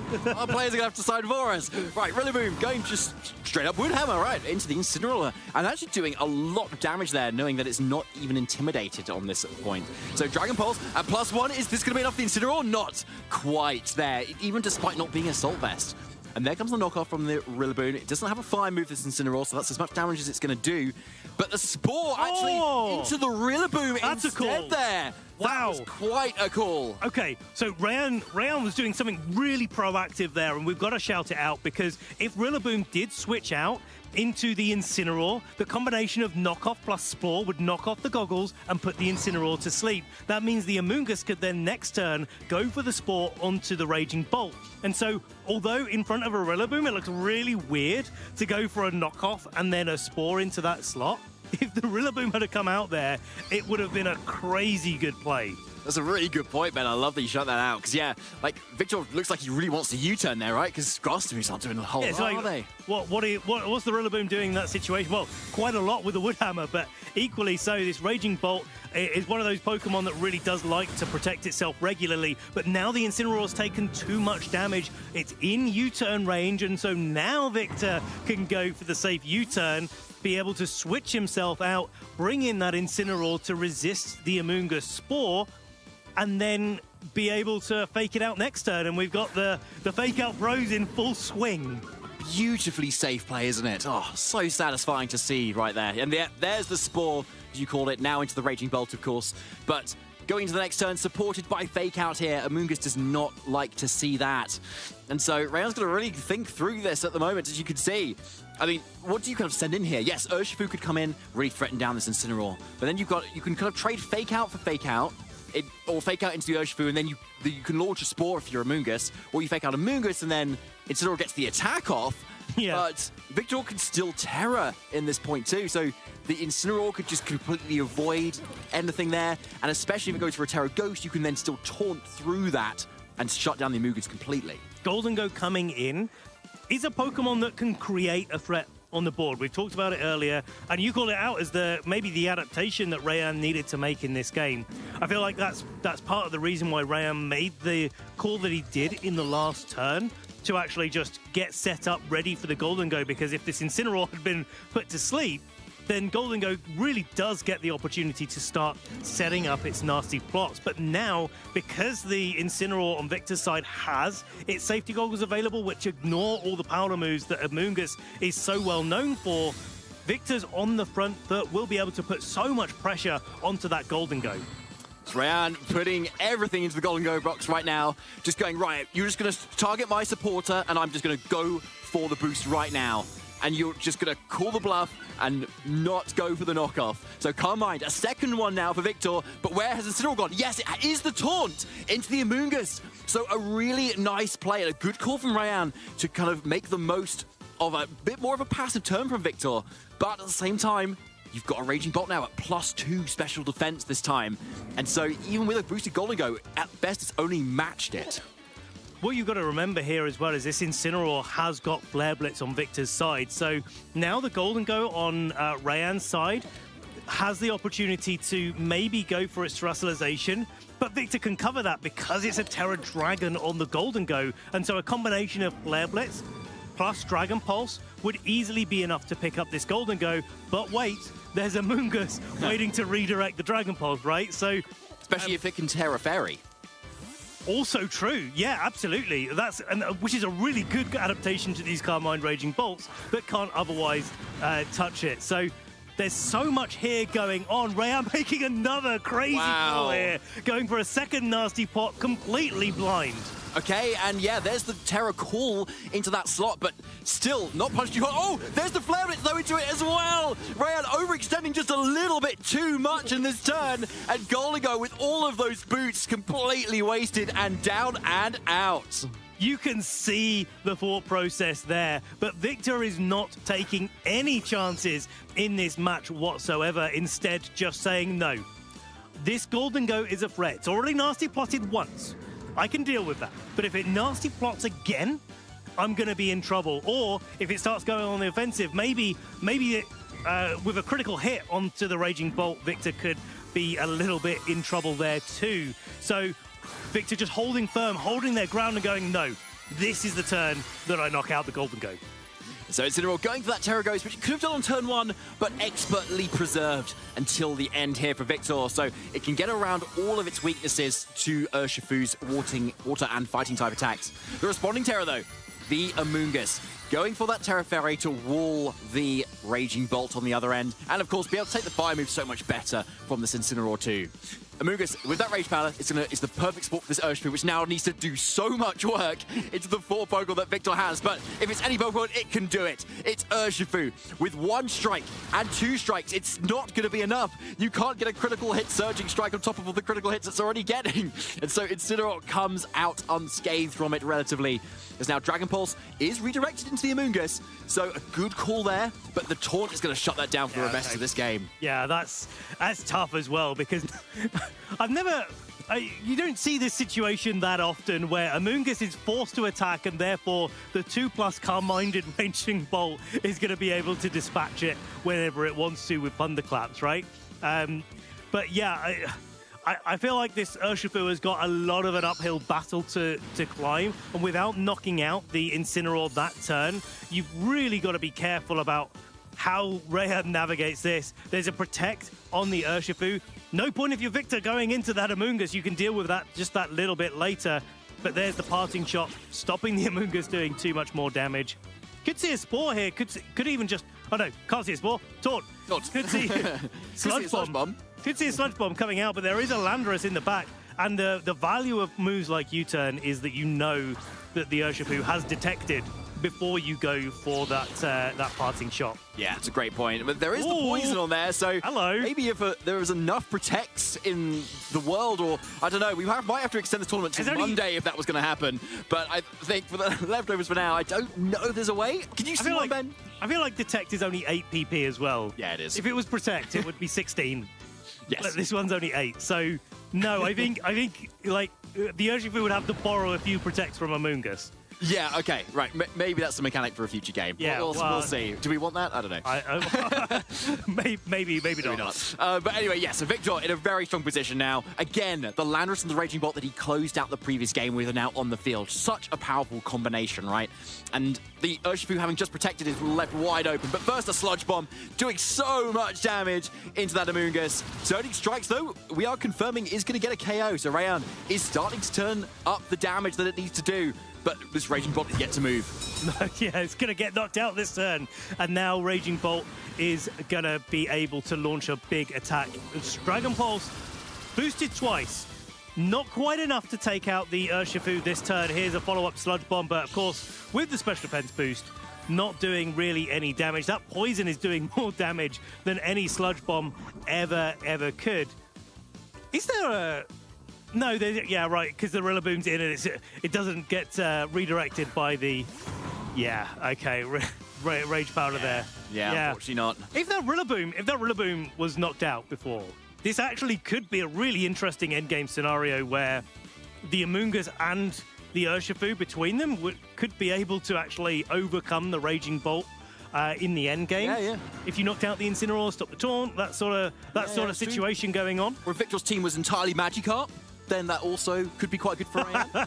Yeah, maybe we've got some wishful thinking about going into a game 3 here, David. But yeah, Victor navigating this game so well. There's the Grassy Glide into the Urshifu, knocking it out, and it is just Amoonguss versus 3 Pokemon on Victor's side. Just like last game, Victor's been able to secure a really clean victory. It's a 2-0 for Victor Medina here, round 6 of the Birmingham Regional Championships. A hugely dominant win from Victor Medina there. What an amazing trainer, and really showing how Raging Bolt balance is just such a force to be reckoned with, and if you just don't have the right tools, you cannot break it. Like, Raging Bolt didn't even get close to getting KO'd. No. Either of those games. Which, to be fair, is actually how a lot of those games go. Like, sometimes you just have to isolate the Raging Bolt and to be able to just knock it out later at your convenience when there's nothing next to it to support it. But I think that's a lot of the time, that's maybe a little bit more of a harder ask to be able to achieve. And we do have to call out, Rayan played that really well. And I think, especially on stream, and against a player of Victor's caliber, that I think there can be some temptations like, oh, if I go for this crazy play that could actually work out really well for me, what if it goes wrong? And a game down, Rayan did that with the knockoff Spore into the Rillaboom that didn't, in the end, switch or U-turn. And it's like, you've got to give Rayan so much credit for being on that stage, under those lights, under the pressure of facing down someone that's really strong, and making the call. Didn't go well for him on that turn, but you can see the thought process, you can see the call that he was trying to make, and it could, in another game, have won in the match. It's really true, and it's just a testament to Victor as well when you know how ahead you are. Not only necessarily in Pokemon, but also in games when you're in game 2. You might start to overextend a little bit, feel like you can make a risk a little bit a few times because you know you've got another game in the bank. But we saw Victor make safe after safe play, and just covering for so many different options all the time, like not U-turning on that Rillaboom, or like just double switching on the start of that game 2 as well, knowing that there's nothing Rayan can really do to punish that, to be honest, without kind of giving up a lot of ground, or just like switching out something when then you're kind of not getting any damage either. So it was just a really well played game, and you can see how Victor stuck with all 4 Pokemon of those for games 1 and 2, knowing his matchup, knowing that these are the Pokemon he needs to bring to close out the match. So one of the things I really like about watching Victor is just how kind of systematic he is as a trainer. Yeah. And when you think about that and you watch him, and if you go back and like watch some of the previous games that he's played on stream, because he's played quite a few on stream for us, and we've had the pleasure of being able to have them on broadcast regularly. It's no surprise that Victor's consistently making it not just to phase 2s of tournaments, but pretty much it's not guaranteed into cut by any stretch of the imagination, but you kind of expect him to be able to make it to that stage of the event. And you can see why watching those sort of games, it's just like one turn after the next and safe play and safe play. And especially when piloting these kind of balance-based teams and using that calm mind, leftovers, grassy terrain-based Raging Bolt that's so stable as a Pokemon. When you've got a player like that with big, consistent stat, like walls of stats that they can just use really effectively, it's just really great to watch. It is, isn't it? Yeah. When you give our trainers, especially our top trainers, these tools, these big pieces to kind of show us off what Pokemon can really do. Yeah, it is really cool to see. And why so many people like gravitating to these teams. We saw our notable matches earlier. Like, it is these 6 Pokemon that seems to be all on the top tables right now. So something needs to try and break through to beat this, because there's never one team that's like absolutely like unbeatable, you know? There's a few teams that have been like very common, obviously, but there's always something out there or someone out there that can beat it. Yeah, that's like... I'm just waiting to see if they show up. I've seen it. Yeah. They're going to be switching in later. Okay, all right. But that is, I think that's the fun thing about the video game. But you know what? We'll have to come back to that because Victor is ready to go. So take it away over on the couch. Well, fancy seeing you here, Victor. I'll let you know, trainers, that backstage I saw Victor. He asked me what I was doing for this round. I said I'd be on interview, and Victor said, I'll see you there. And I saw you there. Hello, and you did. You had that confidence, and you went all the way. How are you feeling? I'm feeling great. I'm 6-0. I qualified for day 2 already. Hey. So I'm feeling great. I think I played well in the whole tournament for now. I think these were my most shaky rounds, maybe on stream. I always get a bit nervous on stream, so that surely shows when I'm playing. And yeah, but I'm really happy because I did have quite a bad streak now on stream, and I was able to bring it back. Very nice. You broke the curse. We love to see it. So that was a pretty clean 2-0 victory there, Victor. Talk us through your thoughts. Well, first thing I saw, it was like he has 3 ground weeks, so I probably need to bring out Lando and also an Amoonguss. So Lando was very, very good because I have substitute, so I can deal with Amoonguss easily. I can deal with Instinct, Goldengo, Raging Bolt, and basically he had no ground resist. So basically, I was trying all the time to Lando be the centerpiece of my game plan, and then the problem was that Urshifu.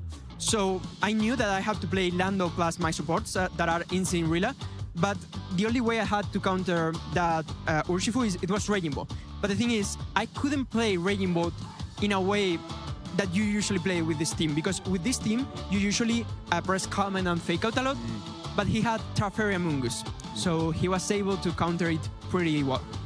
Yeah, so I did it like first Lando and then Raging Bolt. Sure. That makes sense. Yeah. Well, it worked out very well in the end, and there was that turning game too where Rayan attempted to go to +4 with his Golden Goat, using another nasty block, but you were able to just get the KO there. Was that, I mean, talk us through your thoughts at that moment. It was kind of a read because he could have protected the Sport, but he was very afraid of the taunt. He needed to swap into Urge plus, do that +4. I was thinking of taunt plus Dragon Pulse, but the thing is, I was pretty sure he was going to do that. And the line, if I did Dragon Pulse taunt, that it was the safe play, it was going to end up in a 50-50, I think. So I went for the read that turn. And it worked out. Speaking of reads, you told me just before we started interviewing that there was a turn that surprised you in that game. Talk to us about that. Yes, a bit. Well, there was a turn where I had to do U-turn with my Rillaboom. I wanted to get out, but he knew that. And he wanted to knock off +4 because my other sleep resist, the other one Pokemon that doesn't get slept on, is Instinct. So if he knock offs first and then Spore, he could catch my Instinct on the switch. So what I did, it was to Will Hammer his opposing Instinct, so I could Will Hammer, Dragon Pulse, and then U-turn to KO the Instinct. So that worked out really, really well, and I'm pretty proud of that play. Yeah, absolutely. All of these reads that you have to make, especially from a top trainer like Victor, it's wonderful to hear your thoughts.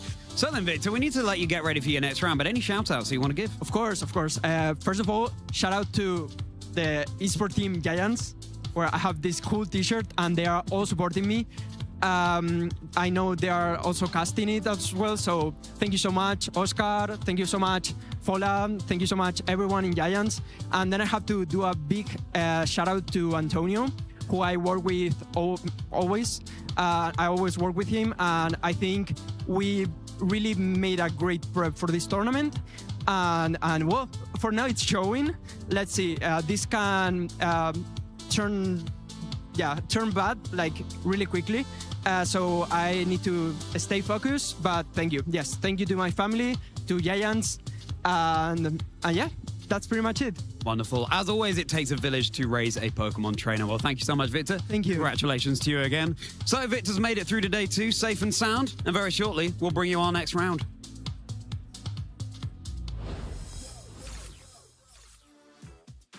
I'm Victor Medina. I'm a VGC player, and I'm here just to get better, to try to qualify for the World Championship and to play VGC.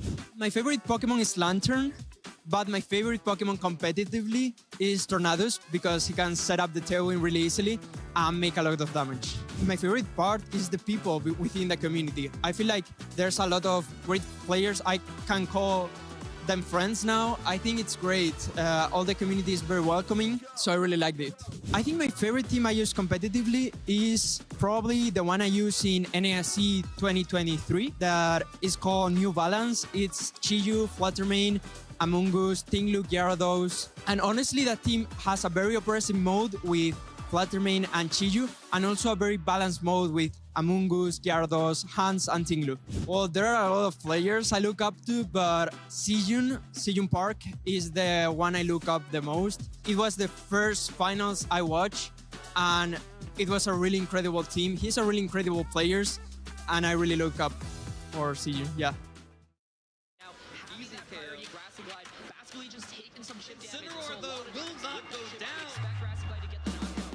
Welcome to Dazzling Duos, where we highlight a particularly potent Pokemon pairing. I'm David Partington, and this time we are turning to the pivot pals Incineroar and Rillaboom. So why does the metagame seem to always revolve around these two? Incineroar is a fire and dark type, giving it 6 resistances, 1 immunity, with only 4 weaknesses. This enables it to take a myriad of attacks thrown its way, but many can be weakened even further. There's its ability Intimidate, removes Parting Shot, Will-O-Wisp, and Knockoff. All these tools make removing Incineroar seem like an almost impossible task, even with super effective moves. But against Water and Ground type Pokemon, Incineroar would rather wait in the wings. Enter Rillaboom. As a pure Grass type Pokemon, it has more weaknesses than resistances, but that doesn't stop Rillaboom from being incredibly versatile. Its ability Grassy Surge sets grassy terrain as soon as it hits the field. This powers up its Grass-type moves, making them incredibly strong, and Grassy Glide becomes a priority attack.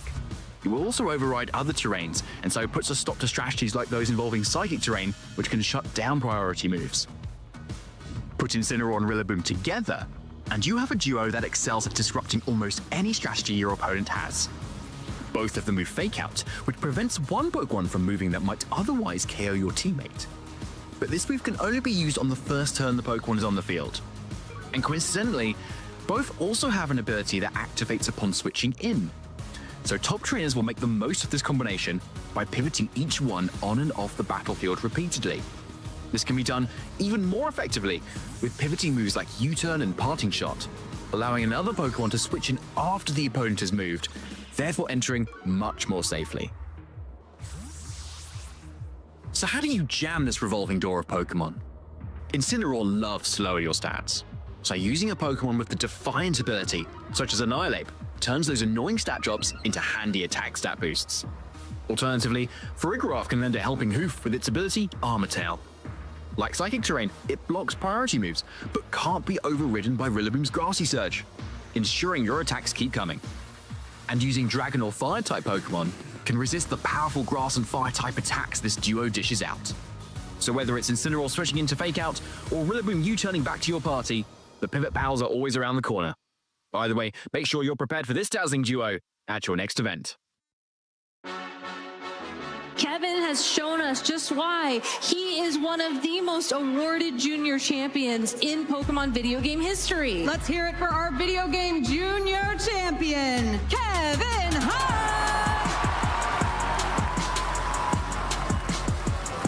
strategy was to stay calm and relaxed and overall play well, and also be completely fine with losing, but only take one game at a time. I was worried a lot about Miraidon and Calyrex Shadow Rider because when you're using a Calyrex Ice Rider team, those are always your two toughest matchups. My team is very balanced-like, so you can't just lead the same Pokemon every single time and win every single game. You actually have to think through the leads and think through the Pokemon, but if you do that, you get a big reward, and it's really just nice. And my MVP would be Calyrex Ice Rider, as it's my restricted and it did the most heavy work. There's no wide guard! Zamazetsu didn't click the wide guard, and Rillaboom takes the whole brunt of that hit! That's gonna be a one-hit KO and an attack boost for Calyrex! My strategy didn't really change because it got me through day one, and I thought that if I just kept doing it, it might work. Kevin Hahn, the reigning EUIC and NAIC champion this season. So that would be quite the trifecta if he could cap the season with the World's win. My finals was the most difficult match through the entire tournament because being on stage is already stressful enough, but to be down a game right after is even more stressful. And this is not the first time Kevin Hahn has had his back against the wall. Tatsuomi one game away from becoming the Juniors Division World Champion here in Honolulu, but Kevin Hahn, of course, might have something to say about that. My most memorable moment on the stage was taking deep breaths after I lost game one and then pulling it back. Take that high horsepower, resisting it, but the critical hit Thunderbolt! These Iron Treads can't survive the turn! As soon as one of the last turns in game 3, my Draco Meteor hit the Iron Treads, I knew I had won because it always knocks out, and I have Calyrex Ice Rider to beat the Rillaboom in the back. But with a Calyrex Ice Rider waiting in the wings, will it have enough in the tank to take all 3 of these KOs? That's the forfeit, and Kevin Hahn throughout the season has proved he's the best junior in the world, EUIC champion, NAIC champion, and now world champion in the Juniors division for the Pokemon video game.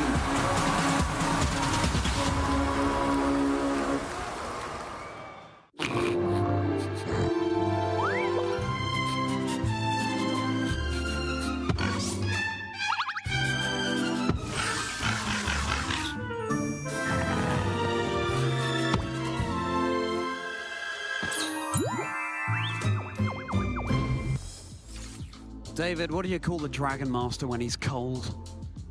I don't know. Glacial Lance. Welcome back, trainers. It's nearly Swiss Round 7 at the Birmingham Regional Championships. He loved it. He loved it. He loved it. I loved it. There we go. It's Charlie Merriman on the desk with David Partington. And I tell you, the game's been coming thick and fast, so have these stellar names out there in the field. I see what you did there. Call that one too. What did I do? Stellar names. Terra Stella. Stella. I see. Okay, yeah. That was unintentional. I think maybe you gave me a wide berth there. Just any Pokemon-related word. I give me a little laugh. So thank you. Yeah. Thanks so much, David. That's all right. Yeah. Victor I Medina needed a bit of a boost there. Yeah, well, thank you. Yeah. Thank you, yeah, especially after that first one fell flat. Victor Medina winning in that previous game. Could this finally be the weekend? I said it in the couch earlier, didn't I, Dave? I said it. I believe that this is Victor's season where I finally get that first major win. And could it be here in the UK, in Birmingham? And also put a stop to the Italians who keep becoming regional champions over here in EU this season. Well, at some point, though, all the Italians will just be regional champions, and then everyone else can be regional champions after that. Really? Yeah. I think. As long as they, then stop winning. Well, yeah, I guess that's true. But maybe it spurs them on if they haven't won one yet, A little bit more motivated to do it for the first time, and then everybody else can then win some after all the Italians have won a regional. How very egalitarian of you, David. Let's aspire to that. Let's hope that. I don't know. Well, as long as those fantastic Italian players will be in the circuit, then they could still go ahead and claim those titles. We are nearing the end of Phase 1 here at the Birmingham Regional Championships. We've just had Swiss Round 6, and because Victor is undefeated, 6 wins is what you need in order to progress to Day 2. That does mean that there'll be some trainers out there who know that they have no longer have the capacity to make Day 2, unfortunately, but not every trainer is here to make Day 2. Not every trainer is here to go all the way. They'll have their own goals that they've set themselves. Maybe it's just to turn up in the first place. Maybe just to get the one win. Who knows? So we're all proud of every single one of you trainers. We are. Well done. And you. Proud of you, Charlie. Thanks. That's Thanks all right. so much. You're a trainer. Yeah, true. So yeah, I'm very proud of you as well, Dave. Dizzy Dave. Here we go with our Generation 2 pins as well. I got an unknown. We got a Murkrow. Does your Murkrow have a name? No, it doesn't actually. Shall I name him? Yeah, sure. Go. Looks like a I don't know why. I want to name him after Stefan Mott. I want to call him Stefan. Why? I really don't. It's just the first name that came into my head. Oh, yeah, but Stefan. It does suit Stefan, actually. Yeah. I think so. Yeah. What about I'm a fan of that. Hey, there we go. He's here all weekend. Yes. My question mark unknown. I mean, that is the question, isn't it? What if we call it something a little bit inquisitive? Or, Yeah, exactly. Yeah, something unknown, you could call it. Or what's question backwards? Noitsink. Noitsink, yes. Noitsink. Sure. Yeah, it's a questionable name as well, so it kind of works in that sense. You can use the hashtag play Pokemon, can't you? To let us know what you want to name me unknown and David's Murkrow over there. Go for it. Love the Johto love there, the Gen 2 love, David. That's my favourite generation. Let us know your favourite generation while you're out at trainers. We'd love to know. What's your favourite? I think Generation 3, actually. Yeah, it's kind of like Emerald was my second game. I started in Leaf Green, but then Emerald I loved so much. The Battle Frontier was incredible. I loved Sceptile just as a Pokemon as well. Yeah. Absolutely incredible. Amazing designs in that generation as well, particularly. Really good. Yeah, Generation 3, no, absolutely. I remember, this really dates us. But back in the day, going from the Game Boy Pokemon games to then Game Boy Advance with Generation 3, Ruby, Sapphire, Emerald, Fire Red, Leaf Green, and just the technological leap that it felt like at the time. Like, whoa! Everything's so much more colorful, everything's so much smoother. I mean, a far cry from now on the beautiful Nintendo Switch system, of course. But listen, that's how technology evolves, trainers, just like us here in the Birmingham Regional Championships, all the Pokemon out there on the stage. But let us know your fondest memories as well with hashtag playing Pokemon, of how your experience of the games and how your mind was blown. I remember playing Sword and Shield for the first time, having my mind blown, seeing these 3D Pokemon, how beautiful the art style was. Ah, yes, nostalgia with Chaz and Dave. Mainly Chaz, I just sort of went on a monologue there. Yeah, that's all right. You did. And that's absolutely fine. Little trip down memory lane, Charlie. Exactly, yeah, I'm still there. No, of course. And of course, Gen 3 was where we first were introduced to double battles. Yeah. Like, as an entire format. But when your Pokemon got KO'd in Gen 3, you got switch into Pokemon immediately within the same turn. Exactly. And then the turn carried out. Yeah. That really kind of made things very fast-paced and very interesting. Spoke to a fellow caster, NA caster Scott Glaser recently, who was talking about that. Attended a tournament in Generation 3 where that was being used. And he was talking about the strategy where you can use it. It was something like Explosion Mewtwo. And then maybe it was also Explosion Gengar or something, basically because Gengar's immune to the normal type move. It might not have been Gengar, but then you use Explosion followed by Explosion or Self-Destruct or something like that. And that meant that, okay, maybe you take a couple of KOs on your opponent's side, they switch in, then Gengar uses Explosion, and then they go down too. So like on turn 1, you've won the entire game. Yeah. Oh, those were the days. Those were the days. But from the past, bypassing the present into the future, because in a few weeks' time, it'll be the Europe International Championships, trainers, over the Valentine's weekend, no less. Love you, man. Love you too. There we go. Hey. Good. We're looking forward to the Europe International Championships because we should be our second international stop of the Play Pokemon season after the Latin America International Championships just a few months ago. What are you expecting, David? EUIC? I mean, Nils Dunlop won that in Regulation Set F back in 2024. Of course, it was Wolf Glick last year in 2025. I mean, any names or Pokemon that you have your eye on? Of course, Birmingham will really go some way to determining what the metagame will look like.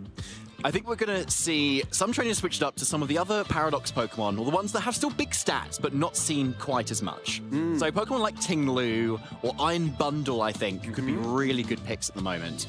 Particularly if you're Iron Bundle, you are outspeeding Chien-Pao and Fluttermane by 1 point, and that's enough to obviously be consistently outspeeded all the time, especially with a speed booster energy. And with Freeze Dry, very strong across the board. Into Urshifu as well, hitting it on its weaker special defensive side and supporting with Icy Wind and Encore. I feel like it's a really strong pick.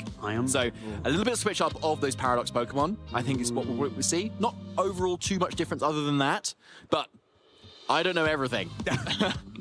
Don't know everything, but you do know a lot. You know a lot, David. Don't do yourself a disservice. So Iron Bundle, it's a good call. It's a good call. But of course, we've got a blueprint for EUIC because we had an EUIC in Regulation Set F back in 2024. Why don't we remind ourselves of what the top 8 looked like back then? Because it was Nils Dunlop going all the way with his fantastic Porygon 2 Earth Lunar team. It's essentially a team that says, no thank you, Raging Bolt. Then we had Tim Edwards with one of those Raging Bolt in the finalist position. A sensational run that Tim Edwards had through that tournament. One of their first competitive Pokemon tournaments, going all the way to 2nd place, one of the most stacked tournaments in the Pokemon calendar. That is not something to turn your nose up at. Definitely isn't. A hugely impressive run there. And looking down like the rest of the teams there, and the players too. Very notable players, right? Like Luke Cherubelli there, world champion and regional champion there still. Alex International Championship too. Your Raj Makers as well, doing incredibly well too with a really tried and tested 6 there. And probably the more spicy picks maybe towards the lower end of the top 8, and that Tinglu, that Diego has, and the Hisuian Arcanine that Davide has too, along with the Okidogi, of course, which really popped off in Toronto. Yeah, Okidogi was still making waves back then, trainers. I believe Jack Clark was really on that Okidogi train, even in the very first iteration of Regulation Set F in 2024. And yeah, we do see very similar Pokemon to what we're seeing these days in Regulation Set F. A whole lot of Fluttermane, a whole lot of Rillaboom, a whole lot of Incineroar there. I say a whole lot of Rillaboom. Actually, there are only 3 in that top 8. And I think Ben at Toronto last weekend only faced 1 Rillaboom over the course of the entire weekend, which I don't quite believe. But there you go, it happened. And of course, a lot of Raging Bolt and Chi and Power as well. Yeah, plenty of really good Pokemon, and a lot of what we're already seeing, right? But Raging Bolt, interestingly, maybe on half the teams there, but at the moment we're seeing it at the top tables quite consistently at the moment as soon as we look at those notable matches. So be interested to see whether that is something that increases or decreases. Only time will tell. But yeah, Diego's team is something that's very different, right? There's a Dondozo, but there's no Tatsugiri there. True. Noticed. It's a really interesting Pokemon that when you use it on its own, it's a very different role. Very slow, very bulky, most likely Fissure, Yawn, that sort of thing, slowing things down a little bit more. And when it's got all that physical bulk, where everything is so physical in the metagame at the moment, it makes a lot of sense there. Urshifu, Rillaboom, Incineroar, all so physical attackers that Dondozo can actually soak up a lot of those moves, even Rillaboom. Very good point. And the Gouging Fire as well. Something that we know it's been on a few teams out there in the field here in Birmingham this weekend, but it's not something we've really been able to take much of a dive into so far in Regulation Set F. Burning Bulwark, of course, acting like the move protects, but any contact move that hits into it will be burning the attacker. Gouging Fire is a Pokemon that really had its time in the sun, actually, in the first iteration of Regulation Set F. That wasn't even a pun, but David, I should implore you to follow me around and just point up jokes that I'm unaware that I'm making. But Gouging Fire, I'm sure that it will have a place as well. You know, if your Paradox pick getting into EOIC this year is Iron Bundle, then mine, I think, is Gouging Fire. Okay, Gouging Fire. I mean, Fire Dragon has historically been a very, very good type. Mega Charizard X, for instance, used to run it as well. And we had Reshiram, which wasn't actually very much used at all. Yeah. Its typing's still good. Yeah. Yeah. Typing. Very nice, yeah. But maybe that wasn't such a good point. No, it is. No, Mega Charizard X is really fantastic. Are there any other Dragonfires? I don't think there are. Turtonator. Oh, hello. Yeah. Oh, yeah. It's got a tiny bit of use as an Iron Defense Body Press user because it has shell armor and therefore can't get critical hit from Urshifu. That's interesting. Yeah, but that's not so much trading off the Fire Dragon typing, apart from, I guess, kind of defensively. But do you have any experience with Gouging Fire yourself, David? Is it one that you're interested in experimenting with? Or? I tried to use it in the Grand Challenge, actually. Recently. Oh, yeah? Yeah. It was all right. It was okay. All right, it was okay. It was Clear Amulet and kind of supported by Torkoal as well, so you could Photosynthesis boost up its attack and set up with Dragon Dance, which was good. It was good in theory. I think it could have done with a bit more support from some of the other team members, and obviously with it being a fire type, I'm kind of giving up the opportunity to run other fire types. Sure, yeah. At the risk of making too many weaknesses. I just found that Dragon Claw on its own wasn't doing a lot of damage without a lot of boosts. Right. Heat Crash, though, that was something else. That was a lot of damage. Yeah. But then if you want a lot of fire type damage, why aren't you going with Ogerpon Hearthflame? That's another question. So I do like it, but I think it's basically not me who needs to make it work. I think it's going to be another trainer who's better than me, and that won't be too hard to find. Very diplomatically put, David. But from the past Paradox Pokemon all the way now to the present, let's see what the standings are like in the venue out there at the Birmingham Regional Championships. Which of these trainers is sailing right through to day 2? Which of them still have to clutch out the next couple of rounds on the day in order to make it into that phase 2? Eric Rios, loud and clear at the top there with a 6-0 record. Marcus Coe, who we featured on stream earlier, beating Nils Dunlop, our EUIC 2024 champion from Regulation ZF as well. Taron Birdie of the UK, Jonathan Marston, all on home turf, along with Femi there as well, of course, all on 6-0. And Marcus Harmon, our fellow commentator, is there, so that's 6-0 as well. Very nice. Yes, there he is, and running a very Marcus team, which is the currently very good team that everybody's running. So yeah, classic Marcus move, just kind of showing how it's done, basically. Showing, right, this is a good team at the moment. I'm going to educate everybody and show how it can win every single matchup. Yeah. Also because I'm Marcus. Also because you're Marcus. That is a very big caveat to add in there. Well, we see you, Marcus, of course, another one of our fellow casters, and all the very best to you. Now, stamp their ticket right through into day 2. You have to win at least 6 of the rounds in phase 1 in order to progress into phase 2. But then cast a ride down into these 5-on-1s, who still very much have a chance. Shohei Kimura, our 2023 world champion, who, yes, has hopped all the way over from Japan. I say hop, it's definitely more than a hop, the trip from Japan to the UK. It's more, well, I would say a flight all the way over here. 5-on-1, but could still very much make it through. Again, you just need that one more win in order to get through to phase 2. Yeah, I believe he just lost last round versus Adam Shafui, actually. Okay. So finally, he's taken a loss at this point, but knowing Shohei, I'm sure he's going to win plenty more this weekend, honestly. Yeah, well, fingers crossed. But it's sad to say, but it is true that some of the trainers might also now lose from here and end on that 5-3 record, which is always so disappointing because, of course, you're just one win away from making phase 2. But, just because you're having a fantastic day so far, just because you've been clutching out all these wins so far, doesn't mean it's necessarily going to continue in that direction. But it's for the love of the game, isn't it? And the friends we make along the way. It certainly is. Have you made any friends today? Any friends that I've made today? Yeah. Not doing so well at the moment, then, actually. No, actually, no. No, of course, I've made friends. Oh, you have? Oh, okay. Of course, I've made friends. You? Like my Venonat over here. No, I'm joking. Well, I mean, we were already friends, but the atmosphere out there is so wonderful, too. Of course, you and I are both UK locals, so we know a good number of the players who are out there in the field today, and it's wonderful to see everyone just congregating. I remember Birmingham last year as well, where I was competing. We don't need to talk about how my tournament went, but it was wonderful jubilation all around. Everyone just, because, it's only a few times a year that we all get to gather and share our love for Pokemon at a live event like this. So, hope you're all having a fantastic time watching along with the stream as well, trainers. Have you made any friends today?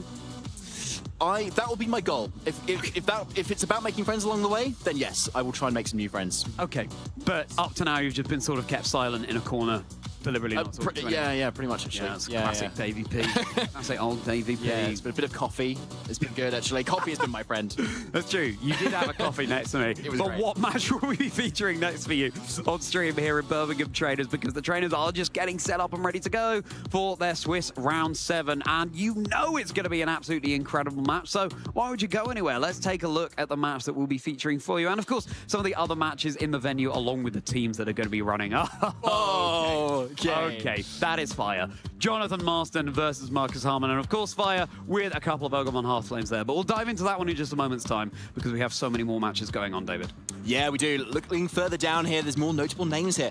Nicolas Hoy Nielsen as well, a really strong trainer there, often known for running Zorok Hisui in form back in Regulation Set H, I believe. But running the Cresselia, though, this time, which is really interesting, alongside the Ursaluna versus Oliver Ackerman there, running the Rain team that we've seen a little bit earlier of from Flavio Del Pidio there. And, of course, speaking of Flavio, there he is versus Eden, a Stuttgart regional champion. Not recent Stuttgart, but the one before that. Running back the Moltres Galarian team that Dorian Kang used in Toronto last week, finishing top 8. And Jorge Tabuyo versus Samuel Pereira down there as well. A couple of Cresselia on that graphic. That's not a Pokemon that has really stamped its mark on Regulations at F so far, but there's certainly a few of them out there, and you have access to such fantastic support with Cresselia, not just your Trick Rooms, but Lunar Blessing and healing up, not only the Cresselia, but the Pokemon next to it as well. All sorts you can do with that. But yes, Marcus Harmon, who we were waxing lyrical about just then, over from Germany, a fellow caster here for for us in the EU, going up against UK resident Jonathan Marston. And Jonathan is, I feel like whenever I talk to Jonathan, he sort of says, oh no, I'm playing so badly, it's not going well, it's not going well. And then I'll see him later and say, okay, well, I won that round, but I'm not playing well. And he'll reach the end of day one and said, yeah, I won every single game, but I'm not very good, I'm not very good. He's fantastic, and he's got to start believing it. Oh, 100%. Yeah, he's a regional champion. Yeah. Harrogate 2019. Yeah, like very well played. Yeah, really strong trainer, and also more recently as well, getting into a top cut, I think, in the 2024 season too. So very strong, and running back a strong team too. We've seen obviously before. Today as well, using that Iron Crown. I believe it was Hengwei Zhang was using it as well versus Eric Rios in our earlier match. And almost coming out on top, honestly, very closely, but up against a tried and tested team, which in theory, both have probably practiced against each other's teams going into this matchup. Both very familiar teams. So yeah, when you're both using a tried and tested team, then it starts to become a bit about skill and player difference. And that's when it gets really interesting, because you need to start making those calls, those reads, and how well do you know your opponent? And speaking of those players, there they are on screen, getting locked in. Looking ready to go and looking smart for the occasion too. There's no plushie metagame evolving, David, unfortunately, but we're sure those plushies are lurking in some backpacks somewhere, cheering on their beloved trainers. Yeah, indeed, Iron Crown, I'm very pleased that we're able to showcase this for everyone at home, because if you're not familiar with this strategy, it can be absolutely devastating if you're not prepared for it. Psy Spam, also it's called, setting up the psychic terrain with Ndidi, and then Expanding Force hits both targets on the other side of the field, and hits them hard as well. It's a really powerful move, not least because Iron Crown often gets a boost to its special attack thanks to the held item booster energy activating the Quark Drive. So it can just tear through teams if you're not prepared. Of course, we've got some fire types and dark types, more notably, like Incineroar, that will be totally immune to that damage. But looking at Marcus's team, it remains to be seen whether there'll be any resistances or immunities that Marcus has to offer in the face of a really threatening duo. And of course, indeed, it can also go for something like Helping Hand just to boost the damage further. Yeah, there's a lot of potential options both these trainers have. You could argue so many arguments for all 6 of the Pokemon that could come versus either of them, to be honest. So Marcus, though, I mean, like, I would love to just kind of see inside Marcus's head for like 30 seconds, just to kind of see all of the kind of thoughts that are going on, like, constantly, right? Just I don't think anyone would understand it. That's the thing. It makes sense only to Marcus. He's just operating on a higher plane. But Jonathan can absolutely do that too. 100% there, yes, definitely. Jonathan has proven himself being that regional champion that he knows he is, and a very strong trainer too, and the heart of the UK scene as well. And I know good friends with Dill Yeomans as well, obviously getting that finalist position in EUIC 2024. And speaking of the accolades, there they are on your screen for your pleasure. Yep, you called it out, David. The Harrogate Regional Champion from 2019 over on Jonathan's side of the field. Now, these accomplishments, they're from 2020 to 2019, but Jonathan is still around and still achieving fantastic results. As for Marcus, I mean, one of the most decorated players in the world, not to mention EU. We've got World's Top 4 in 2016, a 3-time regional champion. Marcus, we see a cheeky eyebrow raise. Seems like Marcus is feeling relaxed, just breathing in the moment, which is wonderful, because yes, it might be more pressure playing on stage under those stage lights, but at the same time, what a wonderful opportunity to be up there in front of everyone playing the game that you love so much. And Marcus is no stranger to just relishing that too. 100% there, really locking in now at the moment. You've got to be thinking in this matchup, like, what do you want to lead? Especially given that both of these trainers have likely practiced the matchup as well. They may even already know exactly what they want to lead into the matchup too. Whether the trainer in front of them makes a difference to that is another question. Depends how well they know it. But let's first take a look at Jono's team here. It's the Urshifu Rapid Strike, of course, and then the duo of Iron Crown and Ndidi. And you've got Tornadus to kind of boost the speed of everything, unless you're versus a Trick Room team. And then you Ogerpon Halflame for big damage, and Choice Specs Fluttermane.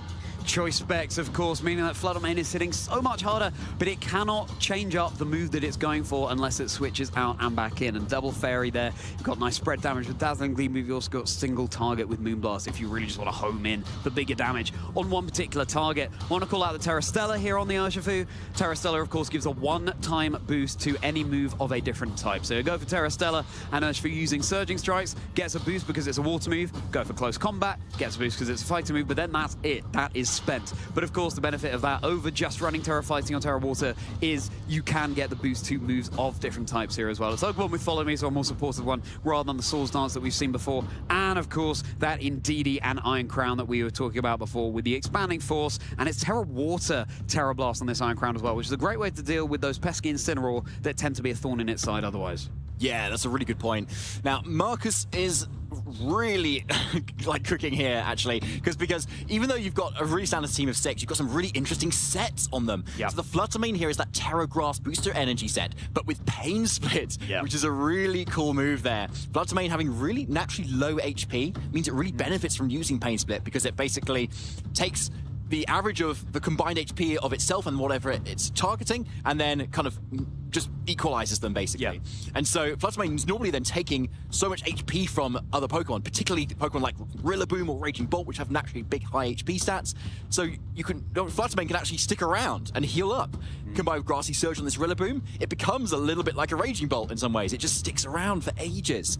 And so it becomes this amazing little kind of tool piece that can shut down other Raging Bolts, but also keep itself around versus the big HP threats. It's also really interesting to note that Marcus is indeed running an Ogerpon with Swords Dance rather than Follow Me, so going for this more offensive variant, and we'll have to see how that will match up into Jonathan's own. And actually, what key thing about that is that if you look at the rest of Marcus's team, none of it resists Fairy other than Ogerpon, but because you don't have Follow Me on your Ogerpon, you can't redirect the Choice Specs Moonblast that this Fluttermane might be able to go for. So I wouldn't be surprised if Jonathan wants to kind of go down the Choice Specs Fluttermane route just because of that. Yeah, and it's going to be Booster Energy Fluttermane for Marcus instead, so perhaps a little bit more flexible. And of course, there wouldn't be regulations at F without a Raging Bolt on the field. So, Swiss Round 7 here at the Birmingham Regional Championships, everybody. This is our penultimate round of Phase 1, so let's lock in as these two incredible trainers take the stage. Jonathan Marston versus Marcus Harmon. Raging Bolt and Incineroar staring off against Indeedee and Fluttermane. Oh, wow. Okay, so Indeedee going straight away for the Psychic Surge, but not paired with its typical Iron Crown, buddy. It is going to be that Fluttermane instead.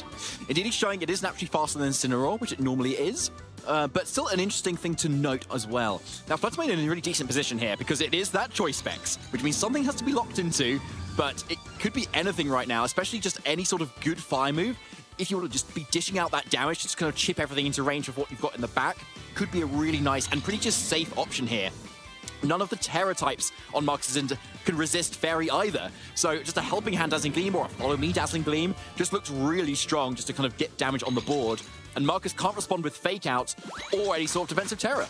Helping Hand is going to be boosting Fluttermane's Gleam all the more. It's going to be all the more sparkly. Raging Bolt will be scouting out for this turn. It's just going for Protect, so no damage coming its way, and it would have been super effective. Let's see how much damage this Incineroar is going to be taking. It's not going to appreciate it one little bit, bringing it down to just below half health here, and Incineroar has a berry, so really useful for Jonathan to be able to get that Incineroar munching on the berry now rather than later. You want to burn it as soon as you can. Parting Shot, this is not something a Choice Bets Fluttermane wants to see. Of course, it has no utility to be able to boost up its special attack again. It's now been dropped, and now Marcus can switch something else in. So this looks like Marcus is a little bit on the back foot, but actually this is a really nice defensive play here. Unfortunately, Jonathan did not go for the Follow Me on the Indeedee, so now the Fluttermane is obviously a lot less threatening going into the following turns. And if there was no Helping Hand, then the Dazzling Beam would have not triggered the Citrus Berry on the Incineroar, and so gives you maybe more of an opportunity to try and KO it past the Citrus Berry instead later. But as you say, Charlie, sometimes it's quite good to get it out of the way now instead, so that you know at least it's gone for future turns. So looks like Ogerpon is the switch in instead, being at half flame, but it's going to depend on the training as to whether it can still actually survive the onslaught that this Fluttermane has. Ogerpon, of course, will be resisting the Fairy-type moves that Fluttermane can dish out, and if Marcus is able to weave in a Swords Dance at some point, obviously that can become a really threatening piece. 100% there, Charlie. Now, going actually into like the following turn, you see how Indeedee actually still has Psychic and looks just really strong generally into the overall offense, because you need something that can still hit this Ogerpon half flame, which is the main thing that can resist the Fairy moves that can come out. And being that Swords Dance, it's a really tempting thing to go for right now. So Jonathan needs to punish that somehow before it gets completely out of hand, and going for Psychic could just be that. Will that be what Jonathan is thinking along the lines of? Well, for now, Mark is going for Terrafire on the Ogerpon, of course, has to be Terrafire. Ogerpon, whichever mask it's holding, will determine the Terra type it has, and it will determine the boost in stat when it goes to that Terra. So the attack boost, thanks to the embody aspect now. Raging Bolt takes a heap of damage from the Dazzling Gleam, and let's bear in mind this Flutter Mane is at -1. Now, Ogerpon can respond with a +1 Ivy Cudgel into Indeedee. Going to be enough for the knockout with a critical hit there as well. Ivy Cudgel, of course, does have that boosted critical hit chance. And now the Raging Bolt can respond with that Thunderbolt. Now with the Life Orb, though, boosted, it's going to do a lot of damage, and that's a 2-hit KO on Fluttermane, which is normally a very bulky, specially defensive Pokemon. Now, Jonathan does have the opportunity to switch something in here, obviously. Marcus, I wonder if he has the Rillaboom in the back. If he's got it, it's a really nice switch in here to be able to get that Grassy Glide, have that priority, and just kind of basically snipe the Fluttermane before it can go for any sort of attack here, which he's not yet revealed. But now probably feels more confident about bringing in, seeing as the Indeedee's gone. Of course, Marcus might be expecting that Jonathan has an Iron Crown lurking in the back, having led the Indeedee, but we've just seen that Jonathan has no such thing. No, there's no Iron Crown in this matchup, and maybe this is a game plan that Jonathan has honed, priming your opponent to expect that the Iron Crown is in the back, when in fact, no, maybe Marcus is playing around unnecessarily. Yeah, that's a good point. The information game is so crucial here. Of course, Jonathan doesn't know what's in the back from Marcus either. Either way, this Fluttermane is still looking pretty strong, but if it is threatened by, say, that Grassy Glide that's in the back, assuming that then goes down, then what does your Urshifu do into this turn? Starting Strikes is looking great now because the Grass typing has gone from this Ogerpon, so it looks like Marcus does not want to risk that trade at this point. It is indeed the Rillaboom, David, who's going to be providing this lovely meadow on the field. It's overwriting the Psychic terrain. That Grassy Surge is now in play. Thunderclap, though, able to be super effective into the Urshifu, bringing it right down to its Focus Sash, meaning that Urshifu is able to get off at least one attack here, but will that attack be enough? And where was that Urshifu targeting? Dazzling Gleam is going off next. That's saying sayonara to Raging Bolt. Marcus having lost that crucial piece in Regulation Set F. So both trainers down to 3 Pokemon here. Urshifu going for the Surgeon Strikes is going to be soaked up by this Rillaboom, but 3 of them, that damage you can't ignore. Now, Strikes does come out here, and there is a KO for Jonathan at the moment, but Marcus is in a really strong position right now, because Ogerpon can just come in here and threaten Glassy Glide into either of these targets, and then you've also Rillaboom that also has Glassy Glide that can threaten to either of the targets at the same time. So it really puts Jonathan on the back foot, particularly as Fluttermane can't even protect, and even if Urshifu protects, it can still go down to the hit next turn as well. So it's looking really rough at the moment, even if you've got all that speed, right? Its priority moves are so crucial. And because Jonathan's now lost the Indeedee, he can no longer get that Psychic Terrain up to kind of counter this strategy that Marcus has so cleverly crafted at the moment. So even that Ivy Cudgel to get rid of that Indeedee earlier on was actually such a key KO for Marcus. Yeah. Because the Fluttermane was so tempting, wasn't it? It was doing all the damage. It would have just gone down to that Ivy Cudgel as well. But Marcus realized how important the terrain was to win the speed battle. And that's exactly what he's almost done here already.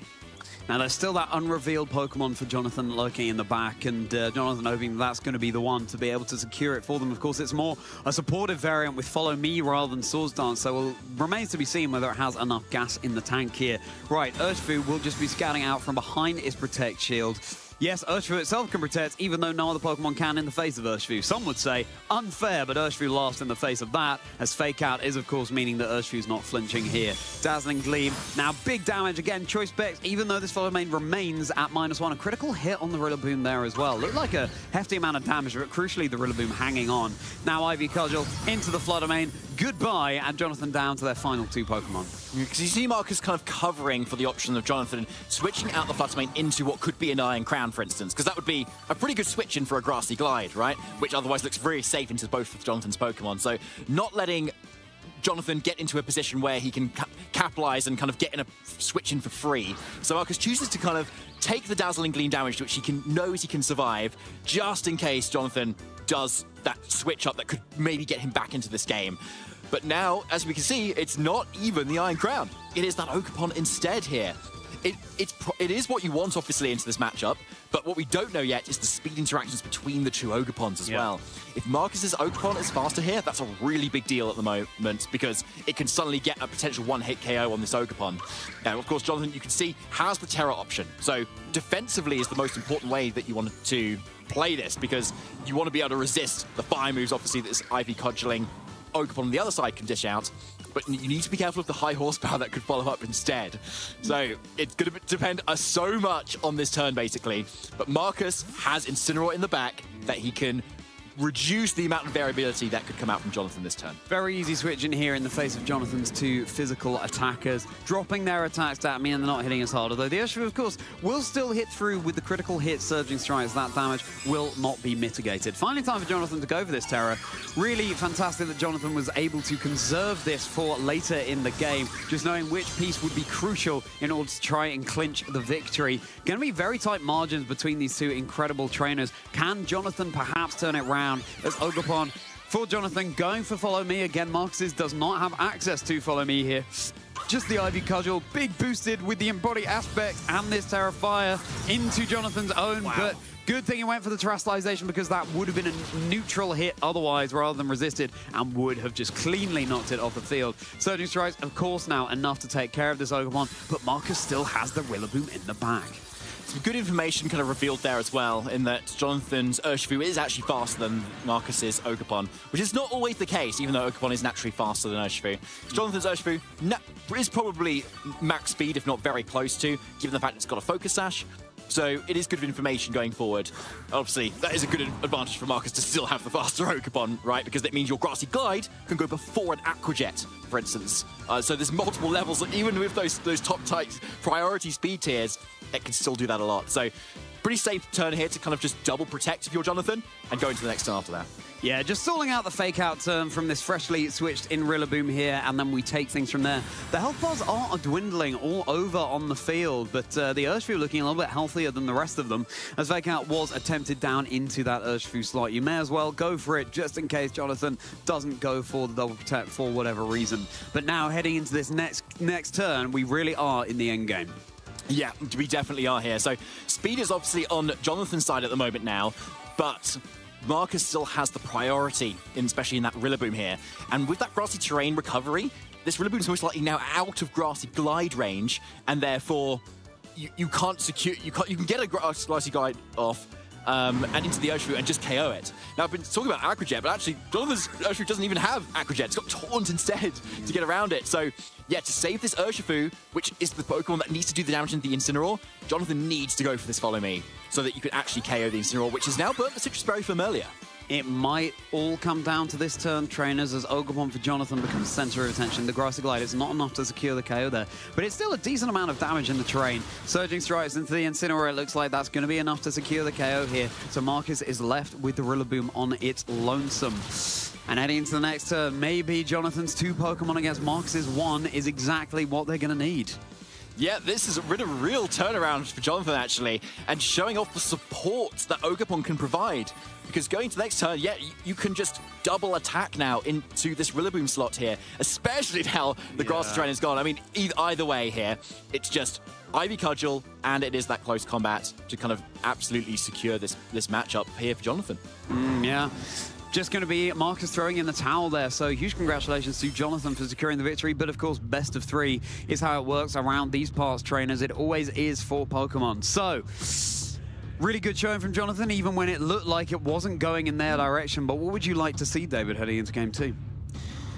Well, we saw Marcus play that relatively safely, and we saw how he was trying to cover for the Flutter main switch into something that could resist Grassy Glide, but then took a lot of damage because of that from the Dazzling Gleam that was just consistently chipping down all of Marcus's Pokemon.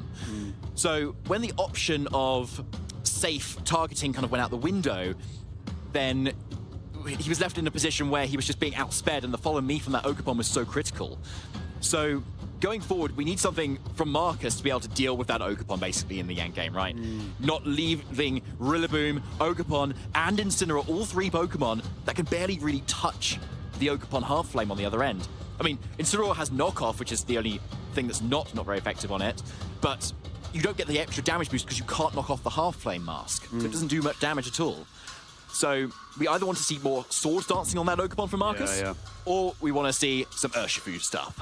I like the decision from Jonathan not to bring the Iron Crown in that previous game, because maybe you don't want to contend with those terrain wars between the Rillaboom and the Indeedee. But for now, Sidekick is going to be the way forward as Indeedee and Urshifu hit the field this time for Jonathan, and it's going to be the Raging Bolt and Incineroar for Marcus. Right, so going into this turn now, Raging Bolt is still looking pretty strong at the moment with its just natural bulk. And because you're not the calm mindset, you do have a non-priority electric move option in that Thunderbolt. So Jonathan is kind of forced to kind of support this Urshifu either by going for a protect or going for that follow me to get around it too. But Urshifu is in a strong position to start dishing out the damage that it needs to. And with close combat, lowering your defenses, because you're focused, you don't mind that as much. What you do need to be careful of, though, is if Marcus does end up switching into that Rillaboom now, because Jonathan has led the Indeedee, shown his cards now, and so we'll definitely lose the terrain war unless Indeedee wants to come out to then be brought back in later on in the game. Exactly that. Just have to pivot these pieces around in the revolving door, as Ogerpon will be joining the field in the stead of the Indeedee now. So Incineroar now switching for Marcus. There's not going to be a parting shot here, just the manual switch this time around as Rillaboom, there it is, just coming in and overwriting that terrain. Grassy Surge springing up all over the field. Okay, a really good switch, and obviously you definitely want that versus an Urshifu, and definitely versus one that's just protected as well. So there's the Thunderbolt, not even going into that slot either. A great call from Marcus to deal a lot of damage to that Ogerpon, bringing it just over half damage. That is still so powerful for a resisted hit here. We've got a little bit of reveal of speed interactions there. Not a huge deal there, because Ogerpon is almost always faster than the Raging Bolt, but just to be sure. But now we've got another terrain mind game, Charlie. Indeedee could just come in straight away once again, and Urshifu could do the damage. But it's probably not Urshifu that you want to stay in at the moment, because you risk Incineroar coming in, lowering your damage for the close combat, and then Raging Bolt just sits there taking so many hits really well. So you might want to actually switch out Urshifu at the moment and preserve that while you kind of go on the offensive, because you need to start dealing damage at some point. You do. These trainers know what's on the line here. Of course, they've stamped their ticket in today too, but the better record you have in Phase 1, the more smoothly Phase 2, the more mistakes you can afford heading into that latter stage of the competition. Incineroar switching in instead right now, again, to provide this Intimidate. Urshifu can just get critical hits right through that as long as it uses its Surging Strikes move. But this cannot be said for the close combat. Will be the call here. Surging Strikes into what was a Rillaboom would have been not very effective. Of course, it means that Incineroar is going to be able to have the barrier. There's no way the Incineroar is going to be knocked out by the Urshifu here. But again, it's softening it up so much heading into successive turns. So a very rude welcome for this Incineroar as Rillaboom got in on out of there. And now the Thunderbolt, again, super effective into Jonathan's Urshifu, bringing it all the way down to its Focus Sash. That was an amazing call there from Jonathan, honestly. Like, just Rillaboom that's just freshly switched in, right? That is just so tempting to go for Fake Out, go for Grass Moves into Urshifu, go for a big Wood Hammer into Indeedee, for instance, that could come in. Like, very tempting. But again, Marcus kind of switching out his Fake Out user on the turn that it was on the field for the second time in the same game. Jonathan calls it really nicely and super hard punishes it now, getting a lot of damage onto Incineroar that's now in range of whatever Flutter Mane probably wants to go for in terms of its fairy moves or anything else that it probably wants to go for too. So, and Jonathan's also been able to not switch his Indeedee yet, which was obviously a piece that he probably wanted a little bit more often in that previous game that would have maybe closed things up a little bit nicer. But we're still in front of a Raging Bolt that's dishing out a lot of damage and is very bulky. So Jonathan needs to start applying pressure onto it at the moment. And this might be Marcus going for a responding Terror. Really nice that the Flutter Mane is now not parting shotted and is going to be able to deal with this Incineroar before it gets that parting shot off. So it keeps it choice specs all shiny and sparkly and ready to dish out just as much damage as it ever could. The Fake Out meaning that Urshifu is just going to go down. So much for flinching, it was on such low HP anyway that it's going to be enough to secure the KO. And now the Moonblast into Raging Bolt. No longer super effective, but it's still so much damage. You can see the dividends that the choice specs plays. Responding with the Terra Electric boosted Thunderbolt now into the Flutter Mane is known more for its special defense, and it is able to take that hit with just a sliver of HP remaining. Both of those past Paradox Pokemon staring each other across the field, they've been brought down oh so low, but will they become a thing of the past? Oh, it's a really good question, Charlie. It was a really good call from Marcus there. So Jonathan kind of calling the terrain-based play in that previous turn by going, oh, you're going to switch out your Rillaboom here. You want to preserve it. And Marcus going, you're not going to switch in your Indeedee, though. And just goes for the raw fake out into a non-protecting Urshifu, and it just goes instantly down, losing such a key piece that Jonathan could have easily swapped or just protected, showing the mind games and the level of that complexity here that's going on between these two trainers. Now, Jonathan's thinking really hard here because if you go into Indeedee, Marcus could just switch in Rillaboom. So if you go Ogerpon first and then have the option of Indeedee going back in, you keep the mind games guessing for Marcus as well. So he can't safely win the terrain war either. Now, Ogerpon with Follow Me here looks very strong, right? Because you can redirect away a Thunderclap potential. And when you redirect away a Thunderclap, it doesn't actually do any damage to the redirecting Pokemon because you're using a status move. So that's immediately on the board at the moment. That frees up this Flutter Mane to just continue Moonblasting. And into the Raging Bolt, that looks really strong. Unfortunately, you're not locked into Dazzling Gleam, which would be a little bit better here, but still Moonblast is great. Marcus just needs to make the decision whether to go on the offensive, call Jonathan's bluff again, or go for the Protect and maybe switch this Incineroar out to refresh some Fake Out.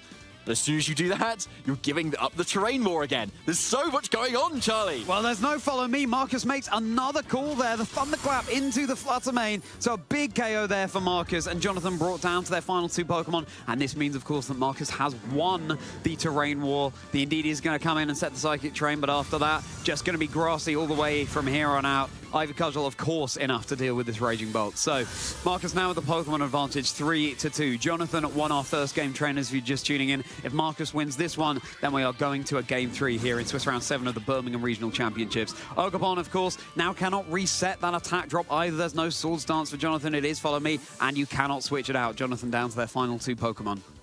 Yes, a really good switch there with Parting Shot, and it could just come in straight away for the next turn too. So yeah, Ogerpon being revealed as the last makes a lot of sense here. And you probably want to bring in your Incineroar once again to make sure you do indeed win the terrain war, because if your Rillaboom is faster than the Indeedee, then the Indeedee will get the Psychic Terrain instead here. So it's come down to the last two Pokemon again. Game 1, we did not see the speed interactions between the two Ogerpon still, so it's still all to play for, but Marcus definitely has a huge advantage at the moment, being one Pokemon up, given the speed interactions that can still happen here, and you've got an intimidated Ogerpon on top of that too. But critical hits can still happen. And even at -2 attack, Ogerpon has the opportunity to go for that Terror and start dealing the damage it needs to. It is certainly not over when you've got an Ogerpon Heartflame. All the less so when you have Helping Hand available in your Indeedee too, boosting up the damage. Yes, the Ogerpon's at -2, but it could still potentially sweep through, especially with a Rillaboom lurking in the back. So Marcus still has to think very carefully if they definitely want to secure their spot heading into Swiss Round 8, the final one of Phase 1 with an undefeated record. Yeah, there's a lot on the line right now. 6-0 is great, but 7-0 is definitely better here. Marcus at the moment can still play this very safe, switching into that Rillaboom. And even if you go down, you still means you've got the grassy terrain ability here, and means you can get in your Intimidate again with your Incineroar in the following turn. But it looks like that's not going to happen here. Jonathan going straight on the offensive instead, with that Embody Aspect. Embody Aspect boosting up the attack of this Ogerpon, and again, as you say, David, boosted critical hit chance on the Ivy Cudgel as well. And if there's one thing that can turn it around, it would be a Helping Hand boosted Terra Ogerpon with the crit chance of Ivy Cudgel, but it will be Marcus going first. That could be confirmation that Marcus is faster, or it could be a speed tie. Remains to be seen. Ivy Cudgel now coming out from Jonathan's own into Incineroar. Will this be enough for the KO? No, it's not. There's no critical hit there either. Knockoff now into the Ogerpon. That's going to be enough to secure the KO. Indeedee is not a Pokemon known for its damage output, so it looks like Marcus has secured himself for Game 3. Yeah, 100% now, to be honest. Psychic is it's a good move, but it can't touch Incineroar at all. So this is definitely a lock now for Marcus. And yeah, a definite Game 3 as well. So really well played from Marcus at the moment there, because you saw how he was just able to make those calls exactly when it counted. But those calls weren't necessarily calls that were super risky either. He was already slightly ahead and just was playing it a little bit safe there. Now, because I wanted to talk about that turn where we saw the Thunderclap into that Flutter Mane, right? Yeah, which looked like a call. But actually, if it goes wrong and Ogerpon goes for the Follow Me, you know Ogerpon's then not attacking. and as well as, say, Raging Bot not attacking. And so then Fluttermane maybe at maximum gets a KO on either the Incineroar or the Raging Bolt, and then you can still bring in something fairly safely after that, like your own Ogerpon, and it's still definitely not over from there. You still have the option of going for Grassy Glide plus Rillaboom switch in, so it was more risky for Jonathan to go for the play that he did rather than Marcus did for that. So when you're playing that risk management game, you've got to work out how much you feel like you can afford to go for the risk, and whether you feel like your opponent needs to go for the risk as well. God, so many layers there. There certainly are, and it's those layers that you have to think deeply into in order to be in as fantastic a position as these two trainers on stage here, Jonathan Marston and Marcus Harmon. It all comes down to this final game between them at Swiss Round 7 at the Birmingham Regional Championships here. So, was it the same four Pokemon we saw from both trainers as in Game 1? I think it was. It seems like they're fairly locked in on their game plan. Even though it was a different lead from Jonathan in that game, we had Urshifu rather than Fluttermane in the lead, which I would say would have worked out relatively well for Jonathan, but then did end up losing. So going back to the Fluttermane and the Indeedee that worked so well for Jonathan in Game 1, it's Incineroar and Ogerpon for Marcus.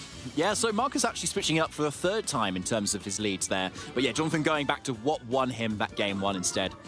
Now, Intimidate coming out is not going to matter against these two targets, but it makes sense that Marcus is actually bringing the one Pokemon that does resist Fairy, which makes it not completely safe for Jonathan to just lock into a Fairy move without doing minimal to Ogerpon and risking it trying to set up on it as well. But you've got to be afraid of the Psychic that can still punish that too. So, but anyway, I still like this play from Jonathan. Even if a Rillaboom comes in, you're still a Fluttermane. You're still immune to Fake Out. Even if you might kind of go down, you're at least going to be trading damage, say with a really powerful Shadow Ball that might come out into this Ogerpon.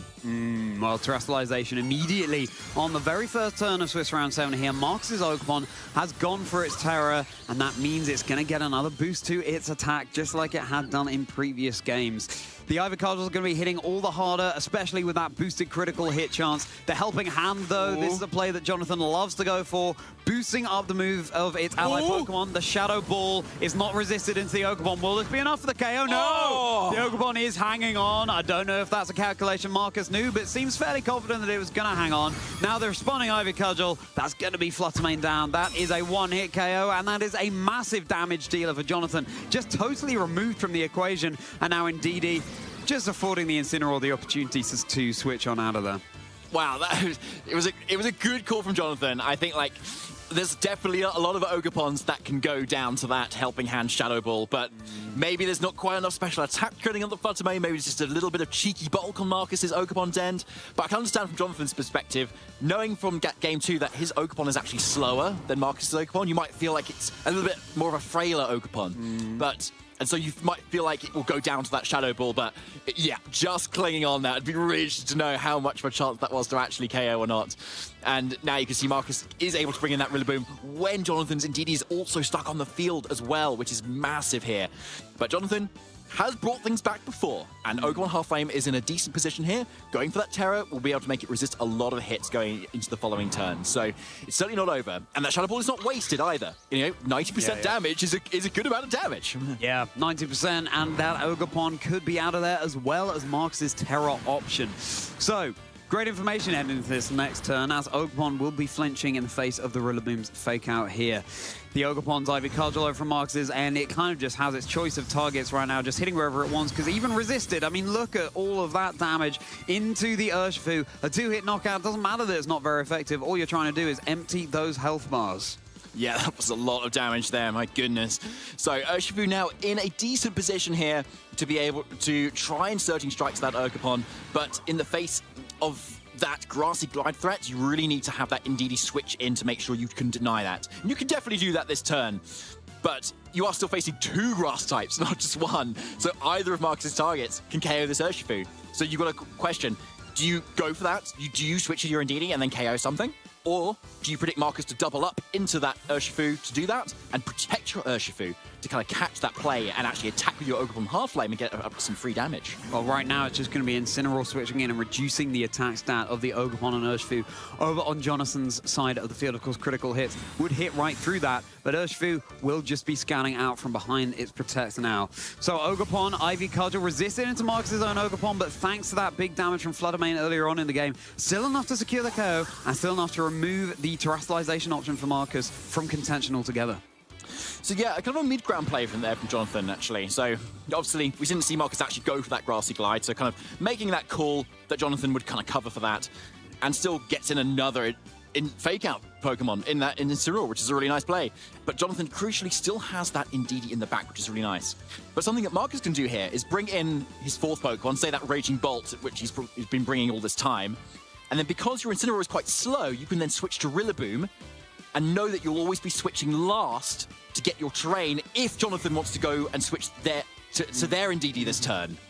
So because of that play, like, you can't necessarily get up the psychic terrain that you want.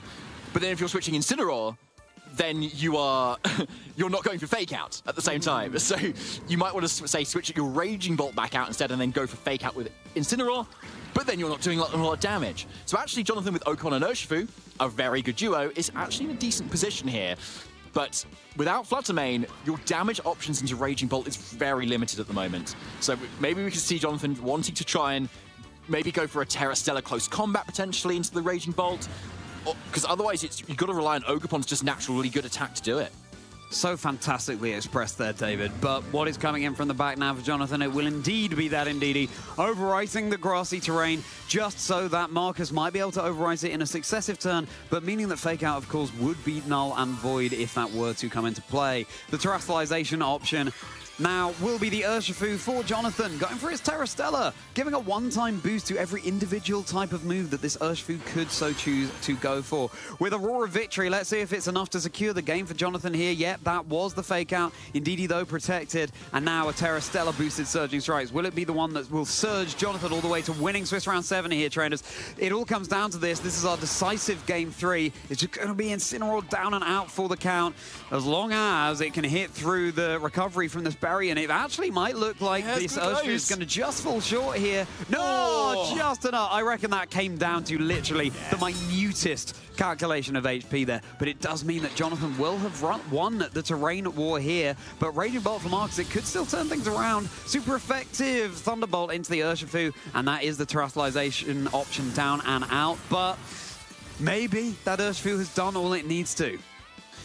It's done a lot of damage, but it's not into the Raging Bolt, which is a really crucial piece that is just sitting there with so much damage potential behind it, and with just a really nice natural dragon typing that resists the fire and grass moves that this Ogerpon can do. And also Marcus is in a really nice position to kind of go for Fake Out this turn, so a really safe Fake Out into the Ogerpon, and you can kind of just target down the Raging Bolt with just some really decent damage.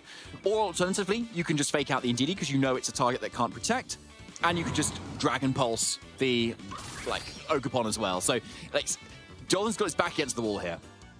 Yeah, Marcus showing why their victories in previous years are no fluke.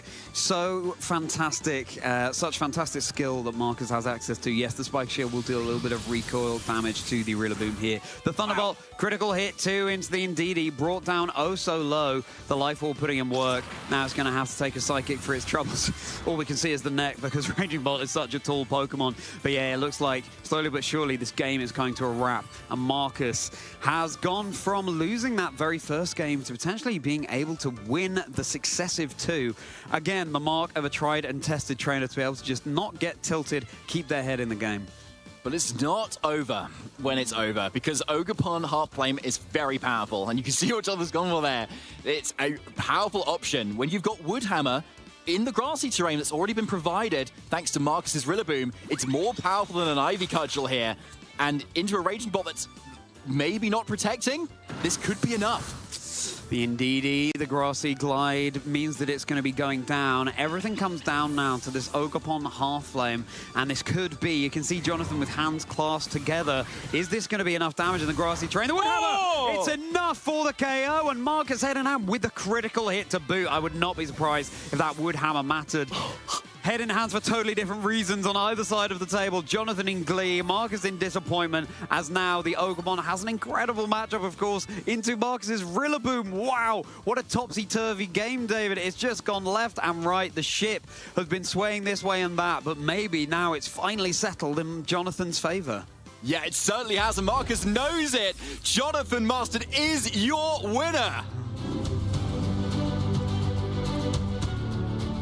Well, wowee, David. So well played by Jonathan and so well played by Marcus. Right up until the very end of that game, we were saying, well, it looks like Marcus has locked this up here. But yeah, the critical hit, do you think the critical hit mattered from that Woodhammer to secure the KO? I think it depends on the training of that Raging Bolt, honestly. Yeah. And I'd imagine if you're a Like Forb set, you're maybe wanting to go with a bit more special attack in your investment and maybe not as much in your bulk. I could be wrong, but I think it would have been very close either way. And it also depends on the training of the Ogerpon on like Jonathan's end as well. How much attack have you given it as well in those valuable base points as well? It may have all added up as well. Very interesting to know, but like there's a lot of multipliers there. Helping Hand, grassy terrain, Woodhammer just being very powerful as well. And Raging Bolt, yeah, it's got decent defense, but like it was only on 55%-ish.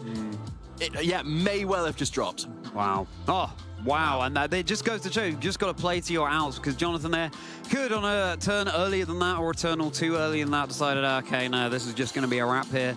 But just staying firm and showing that it's not over, as you said, David, until it's over. And Marcus Harmon has been felled. Jonathan Marston, of course, a trainer who has fantastic results to their name as well, just keeping their head in the game and showing what can be achieved if you just play right through to the bitter end. But it did go to a 3-game set there, trainers, and both trainers did such a good job of trying to keep their opponent in check. Yeah, it was so well played, wasn't it? Like, again, Marcus just seemed to be on the front foot for a lot of that game 3 after that Fluttermane just went down turn 1 after hoping for a KO trade at least there. Didn't get the KO at all on that Ogerpon, and it just dropped that Ivy Contra instantly. All your damage gone. But yeah, if you just keep adding up that damage, that's what we've seen from Urshifu's generally as well. Surging Strikes is just such a good move. It can put things in range or even start KOing things if you just keep clicking the move enough. Just keep doing it. As long as you've got that bulk, you don't need to get one-hit KOs necessarily if you know you can also take attacks as well. Yeah, absolutely. Well, what an incredible game it was. And if you're just tuning in, trainers, you're going to want to go back in the stream to make sure you catch up on Swiss Round 7. Jonathan Marston versus Marcus Harmon. The upset, Jonathan Marston has beaten Marcus Harmon, one of 2 of the best trainers in the world, and of course the EU region here facing up against each other in Birmingham. Jonathan potentially with the home turf advantage. Now, not all is down and out for Marcus. Of course, Marcus still is stamped their ticket through to Phase 2, whatever happens from here on out, having got those 6 wins. But the cleaner record you have heading into Game 2, the more wiggle room you have on Phase 2 in order to try and be able to secure your ticket into Top Cut as well, because very soon it's going to be just elimination from here on out. If you lose, then you are out of the competition, and to try and reach into that Top Cut, the fewer losses you have, the better. Definitely is, Charlie. I mean, there's a lot on the line every single match you play, but at the end of the day, it's 6 Pokemon versus 6 Pokemon. Everyone's level 50, so it's all fine. And you just got to play your best every opportunity you can. And play to your outs, honestly, as well, because that's what we saw Jonathan do. I think in like both of the games he won, actually, it seemed like he was very much on the back foot and just completely turned it around. And that's what like hyper-offensive teams like Jonathan's team can really do, where if you're in the exact right position, you already have naturally high offensive stats. It's just the right target, and your opponent just needs to not protect, or you just not switch, or maybe they do switch and you've predicted it correctly, and suddenly a game could swing instantly. And that's exactly what we saw happen there. Wow. Well, I hope you're taking a lot of inspiration from that game, trainers. And it just goes to show, even if you have some similar pieces on the board, you know, you've got your Urshifus a piece, and you've got your Ogerpon Earthflames a piece, it's the way that you train them that makes all the difference here. Of course, Marcus's Ogerpon, for example, had the Swords Dance, whereas Jonathan's had Follow Me. And sometimes when you're back against the wall, what you need is that Follow Me, just to be able to give your more offensive pieces the wiggle room to be able to attack. So even what might look like a matchup where we've got some similar Pokemon, it's pretty standard stuff, it's all in the training, it's all in the moveset, it's all in the abilities, the held items, etc. And it's that nuance that keeps us coming back time after time to this game. It 100% does. I mean, let's hear from Jonathan Marston, our winner of that Swiss Round 6, about their incredible win. Well, trainers, what a fantastic match. Round 7 at the Birmingham Regional Championships. And our winner going 7-0, Jonathan Marston. Jono, how are you feeling? Oh, really good. I wasn't expecting to do this well at this tournament. Okay, I'm going to stop you there, right? I know what you're going to say. This is the thing. Every single time every single time we're at a tournament together, and John is one of our best players in the UK as far as I'm concerned. And every time in a tournament, we come up and after a round, like, oh, I didn't think I was going to win that one, and then I did. And it just happens over and over again. I don't know how I keep doing it. It's because you're good, Jono. No, to be fair, like, when you go up against someone like Marcus, who is a very, very experienced player, he's been in the game a long time, it's really difficult to keep your composure and play a match. But that set was absolutely insane. Both of you were playing so well. Tell everyone back home, like, what's your thought process going into a match like that? And, like, take us through what you were thinking during the games. So, firstly, I've got to shout out Ethan Trejo, who got top 16 at Toronto with, like, this 6, because I asked him how he would approach the Japan balance, and how I approached it then was how he suggested it for, like, leading in DD flutter main and stuff. But yeah, it's just a lot of that matchup is keeping terrain. If I can keep in DD's terrain, it's quite good. Usually teams like mine have Scarf Ursh, but the Sash Ursh I think is actually better in this matchup. It means I don't have great ways to outspeed the Ogapon, but being able to guarantee to live like a Grassy Glide or a Thunderclap is really important. Yeah, honestly, I was struggling to think for a lot of that. I'm quite tired, and the stress was getting to me. We wouldn't have seen it. Sometimes I made a few plays that probably weren't correct, but some of my reads worked out as well, which was quite good. But against a player like Marcus, like, you don't always get it right. And that's okay over a 3-game set, right? You have the opportunity to make some right reads, made some reads that, okay, they don't go your way, but you've still got a little bit more game to play. I want to hone in on game 3 a little bit. Okay. Because turn 1, you lost your Flutterman. Yes. That seemed quite bad for you. Yeah, I thought the game was probably lost there, because I wasn't sure how I was going to get through the Raging Bolt. I honestly don't know my calcs with this Fluttermane, so I wasn't sure if Shadow Ball was going to KO. And so the lead we saw me do game 2, the Ndidi Urshifu, is specifically to counter Incineroar Ogapon. Yep. Which is like what he did game 3. So when I saw that and I led Fluttermane, I was like, oh, okay, this is very bad. I'm going to have to do something. So I tried the Shadow Ball. And yeah, I honestly didn't think I was going to win from that, but I knew I was probably going to have to...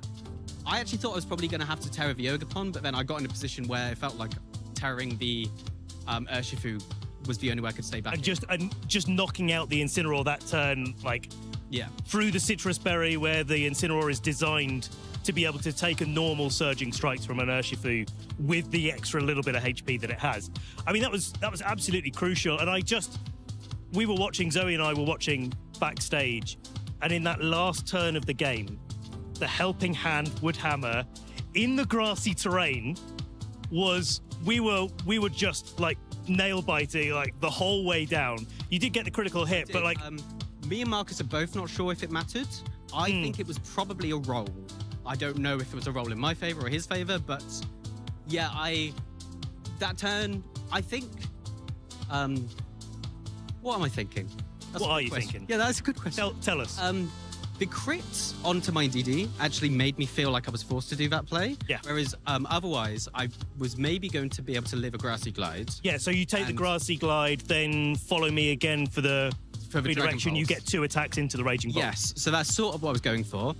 But then when I saw the crit, I was like, okay, I'm not really sure how I can win this endgame. And then I was like, I was going to helping out Ivy Cudgel, and then I thought, actually, Woodhammer does more damage. It might KO. Ogapon's a very strong Pokemon. I was neutral, I think, on the Ogapon. You were neutral. I was neutral, so it maybe was going to. Like, Woodhammer and Grassy Terrain is so strong. It's a big, and powerful people love to bring Grassy Terrain versus me because I've got an Indeedee, so it's, yeah. That's a really cool, like, and I know it's a passing statement, but it's a really cool thing to think about, like, back home as well, is like, oh, I've got this tool in my disposal. They've got tools that they want to bring against me, but it makes my tools stronger as well. So you can definitely interact in both sets of scenarios. Okay, game was crazy. You made the right moves when it counted. Congratulations, 7-0. You're guaranteed into phase 2. You've got a good chance of maybe making it all the way, but let's not worry about that for now. Let's zoom out a little bit and go towards EUIC, because it's looming only a few weeks away. Yeah. How are you feeling, like, in terms of this weekend and your preparation going into that event? I mean, This weekend really crept up on me. I was like, a few weeks ago, I was like, I'm going to learn a couple of teams, standard teams, and also try and team build. And then I just never did. And then like a couple of days ago, I was sort of like, okay, I've actually got to lock in something. And I was testing a few different stuff. And Iron Crown indeed, you just felt really nice. I also realized, so I've top 8'd 5 regionals before. Every single time I've had Psychic Surge. So I sort of thought, I should try Indeedee again, because last time I used it was when I top cut Bokum with my Hippowdon team. Yeah. Oh, I remember that. Yeah. That was great. So I was sort of like, I'll bring Indeedee Iron Crown. I don't think I'm going to do that well. I'll try in day 2. But yeah, being 7-0. I don't know. It's made me feel a lot better about EUIC. Maybe I'll have to bring something like this, but I have no idea what I'm going to use for EUIC. Well, fortunately, you've got a few weeks for that one to creep up on you. Yeah, I'm sure I'll do no prep for that as well. Yeah, well, and then maybe 7-0 at EUIC. Who knows? Hopefully. We'll keep our fingers crossed for you here, John. I've actually never day 2'd an internets, so that would be very nice. I've been to like 8 or 9, and every time I've lost 4 win-ins, I think, for internets. Okay, could this 5th time's the charm? That's what they say, right? Hopefully. So, yeah, that is. Yeah. Hopefully. Well, we're going to get you rested up for your last round of Swiss. We're going into round 8 here at the Birmingham Regional Championship. So before we kick it to a break, any shout-outs that you've got for people that have supported you back home? So Ethan Trejo, I said, I've never interacted with them before, so to answer all my questions and share the team with me, I really appreciate that. Also, Joe Russell and Sam Tabner, who I also spoke to about Iron Crown teams. And also to Jamie Keane and Dill Yeomans. They're the main 2 people I talk to about teams, so a big shout out to them. There's loads of people I should shout out, but my mind's gone blank. I'm really tired, so yeah. You know who you are back home. Well, Jono, congratulations once again. You've been absolutely fantastic. We're going to let you get rested up, but until then, we'll be back very soon with Swiss Round 8 here at Birmingham Regionals. I'm Shup Across the Fourth, and I'm from Brooklyn, New York. Shup Across the Fourth! I really stand by the dragon typing. Sometimes what's strong can be obviously strong. In 2010, I heard on a fan forum that there was going to be a regional in Newark. It happened to be a really simple bus ride to get over there, hardly 20 or 30 minutes. It was just such like an instant fit for me as a very competitive person who already by that time had a lot of Pokemon knowledge under my belt. It was just a match made in heaven for me. I did have a bit of a low point when in 2022, coming out of COVID, I was like really shaking off some rust at that time. Going into Nationals was the final event of the season. I think I was 11 points short of a Worlds invite, was really struggling with a lot of self-doubt at the time and just narrowly clinched it at 6-3. That was the last time that I felt like very unsure. And then after that, going into the modern generation, we started with like 2nd in San Diego and then just incredible string of events from there, or also the top cut Worlds in 2022. So after shaking off that self-doubt, there was a lot to show for it. I think ultimately Pokemon is a social game. It's really important to find people that you can bounce around ideas with, and I think this is crucial. At Worlds especially, I was super happy to be able to work with like Montana and Simone Sepinto, people that I can be on the same wavelength as. I am strong independently, but I'm truly strong because of my friends. Shup Across the Fourth, one of the best players in recent years, looking for his 2nd regional championship. If you think your opponent is going to do something, you have to be responding to it. You can't like go for the mid-ground by the book play over and over again. You won't beat your best finish yet by playing by the book. I'm someone who is willing to follow my gut and really think on the fly. This weekend really showed off figuring out a team on relatively short notice that I was able to, kind of tap into the strengths of, especially with Pokemon like Choice Specs Golden Go and a Tailwind Mode. We can hope to play as close to flawlessly as we can, but sometimes what's going to get you the win is playing closer to flawless than your opponent, even if it isn't perfect.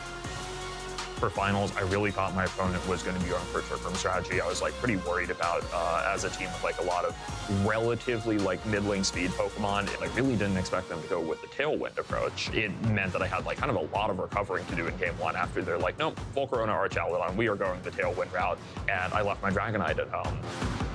It sounds really simple, but I'm like kind of proud of myself for realizing like, oh, I can't knock off this Primarine and hope that I live the Hyper Voice without the Choice Specs. We have to go for Flare Blitz and just hope for that knockout. After I saw like the Flare Blitz do around 25%, I'm like, you know what, Golden Go, I trust you. You're finishing this. Shup Across is your Pittsburgh before I'm getting ready for finals, I realized, like, okay, you know, regardless of whether I win or lose, this is enough championship points to put me well on my way to Worlds. I'll feel comfortable about getting the invite. And then it's like, oh, but if I win this, I don't have to keep working. I think it's really nice to be able to, like, approach the rest of the season on my terms from this point forward. I've been saying that I have a couple long-term goals. One of them is Top Cut Worlds, which I did a month ago.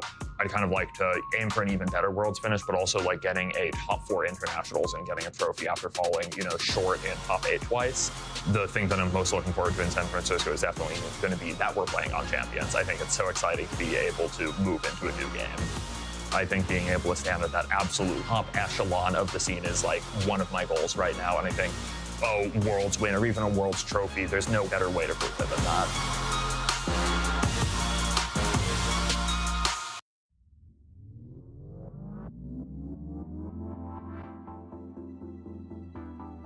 Hi, I'm William Bassolino, WJ Box for as your username. It feels unbelievable. I worked so hard in the last 10 years. Like this January marks 10 years of career, and I really wanted to celebrate some way, and I think I found the best way to celebrate. So many years of competing. William Bassolino is your Birmingham regional champion. The games against Poké in top 4 were the best games I ever played. Like against an opponent so strong, make it look that I deserved it. Like I read him, and I think that moment was the moment that I realized I have to win it all. I lost the 3rd round against a team that I just don't like to face. And going to one, I said, no, I'm too angry. But then I spoke with some friends, and I decided that all that emotion, I have to transform it into focus. And like from there, I just win it all. I think Ogre-Pon, Hearthflame, I didn't use her at all in Reg F and first in Reg G. But then trying her in this team, I just fell in love because of her versatility. I have a new favorite Pokemon. I always said I had 3 dreams. One was to get streamed on this stage. The second one was to win a major, so like a regional or an international challenge. And the third one is to win Worlds. I started playing in the 3rd of January 2015 with the idea I want to be the very best. And now I just set another brick towards that goal.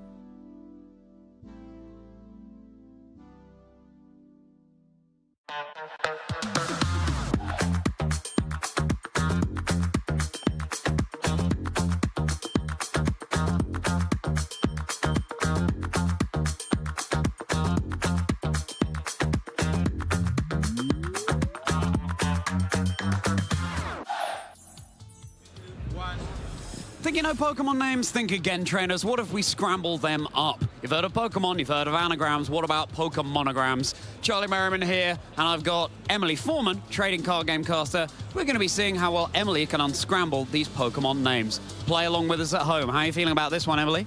A 4 out of 10. A 4 out of 10. Okay, pretty brutal. Well, let's find out. So we're starting off with this one. Len Hog Dog. What? That's an anagram of a Pokemon name, and your clue is these are all steel types, trainers. All steel types. Len Hog Dog. Would you like a clue? Yeah. This is a dual type. It's steel and ghost. What? Gonna have to cash in an answer here, Emily. What Pokemon has double G's? You're gonna have to make it rain.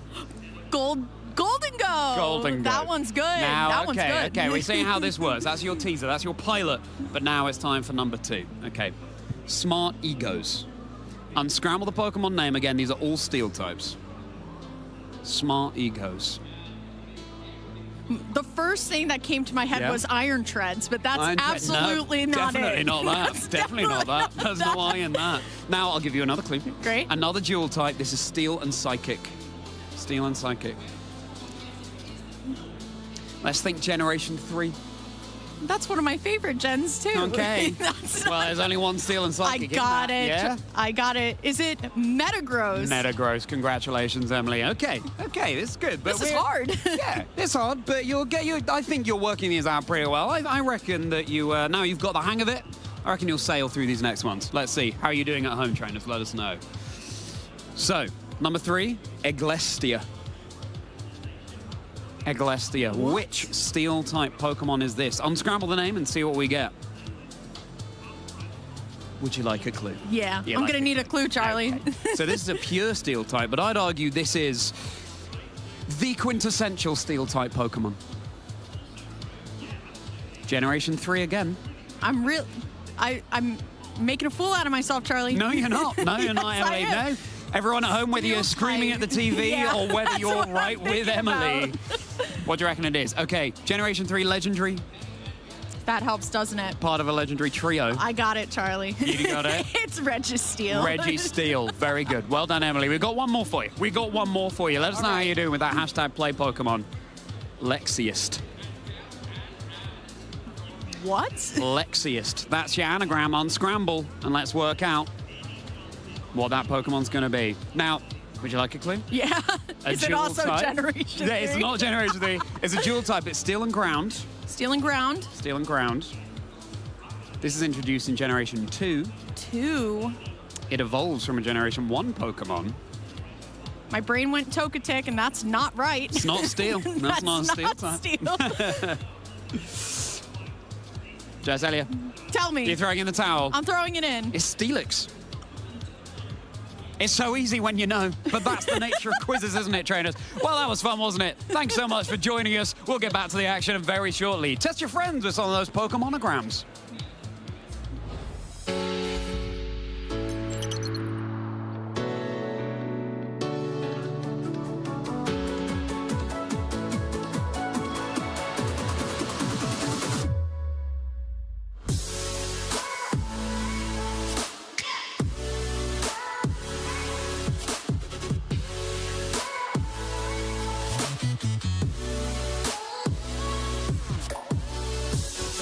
My name is Peyton Bingham, and I'm from Logan, Utah in the US. It is crazy winning Pokemon Worlds, especially here in Japan. The atmosphere, it's unlike any other tournament I've ever been to. I'm just so overwhelmed and so just happy to be here right now. My family pushed me to keep on going, to keep competing, and I eventually was able to push and get the World Championship. I'm definitely going to be at Worlds next year. My name is Vance Kelly. I'm from Kansas City, Missouri. It still hasn't really set in that it's real. It's really exciting, and it was super cool seeing my friends in the audience, and it's been a great time. I played against people from maybe 3 or 4 different continents this weekend. It's a lot of fun to play against people from different countries, and it's really cool to kind of have something in common with people from all over the world that you can talk about and bond over. Winning Worlds still feels just absolutely unreal. It's something that I aspire to, but it's really a dream. 私の名前は木村翔平です。東京出身です。なんだろうな。まだ実感が湧いていないです。頭を使って考えることがこのゲームは大事だと思ってます。で、その練習をすることが一番大事だと私は思ってます。次の大会も参加して、もう一度2度目のワールドチャンピオンを目指して頑張ります。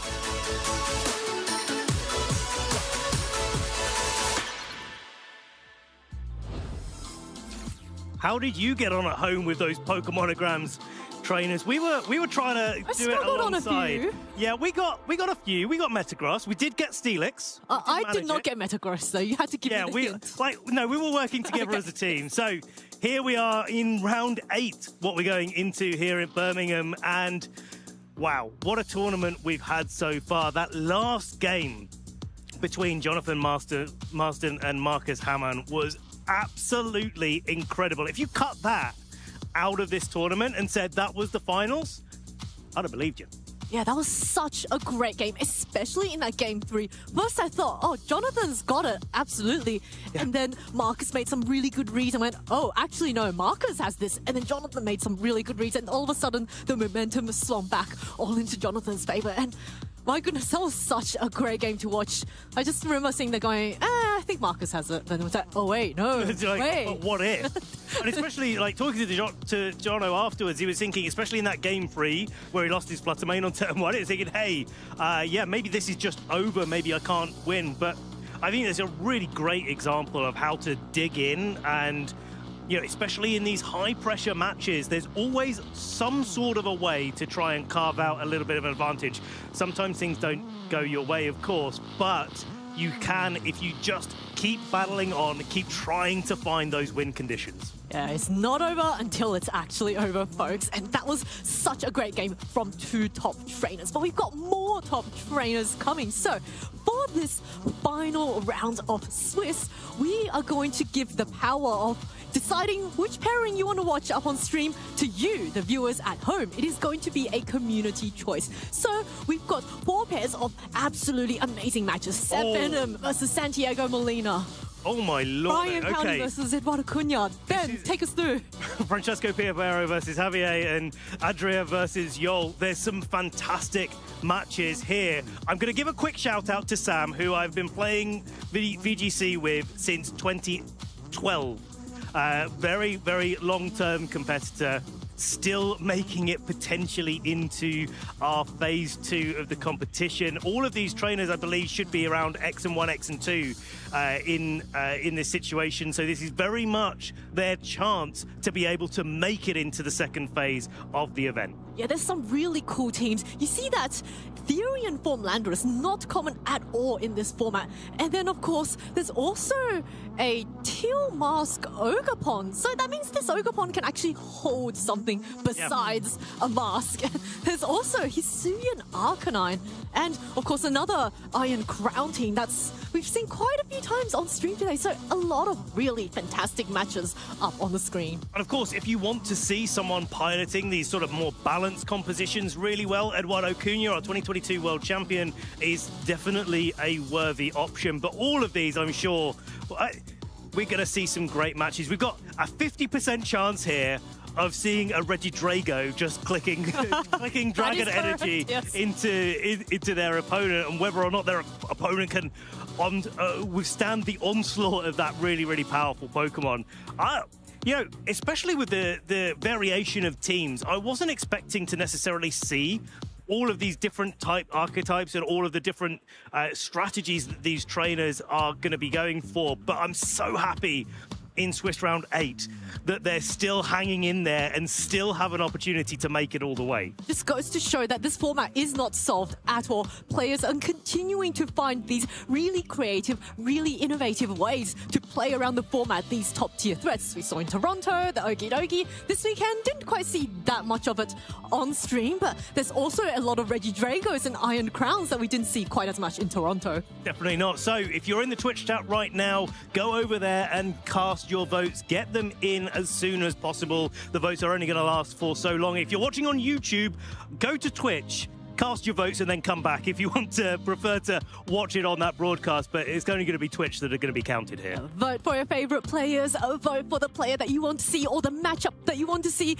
If there's a really fun Pokemon that you just want to see perform on stream, now is your chance to get them up on the stream. And I am really, really excited because all 4 of these matches are going to be so fantastic. So whichever one you choose, trainers at home, players, viewers, we're going to really be in for a great treat. I think so. I think, like, especially with the variation that's there, I think there's going to be...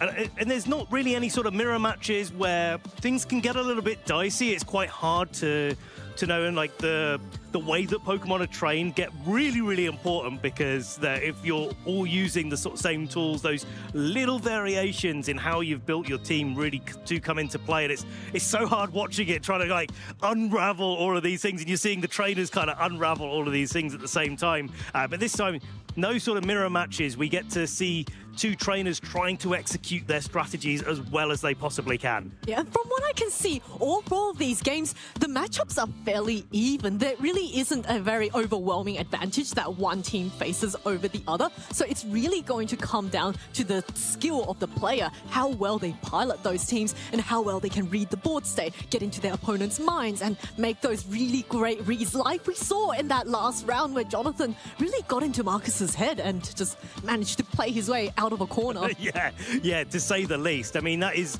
especially when it gets to crunch time, and that's where we are now. Swiss Round 8 in Birmingham. If you've just joined us, this is make or break for all of the trainers that have been voted for in our community choice. So, we've got our results. Shall we see, Zoe? Drumroll, okay. Which match are we going to be Who have you featuring? selected for us to be featuring on stream? Let's take a look. It is going to be... we're going to keep you waiting a little bit longer. The anticipation makes us shudder. Here we go. We're going to have Adria versus Yol. That's going to be that is a You get to see the Teal Mask matchup. Ogapon, maybe. Yeah, and that's a lot of really cool Pokemon. History and Arcanine. And Gouging Fire on Yol's side as well. That was one of the Pokemon on my caster predictions. So...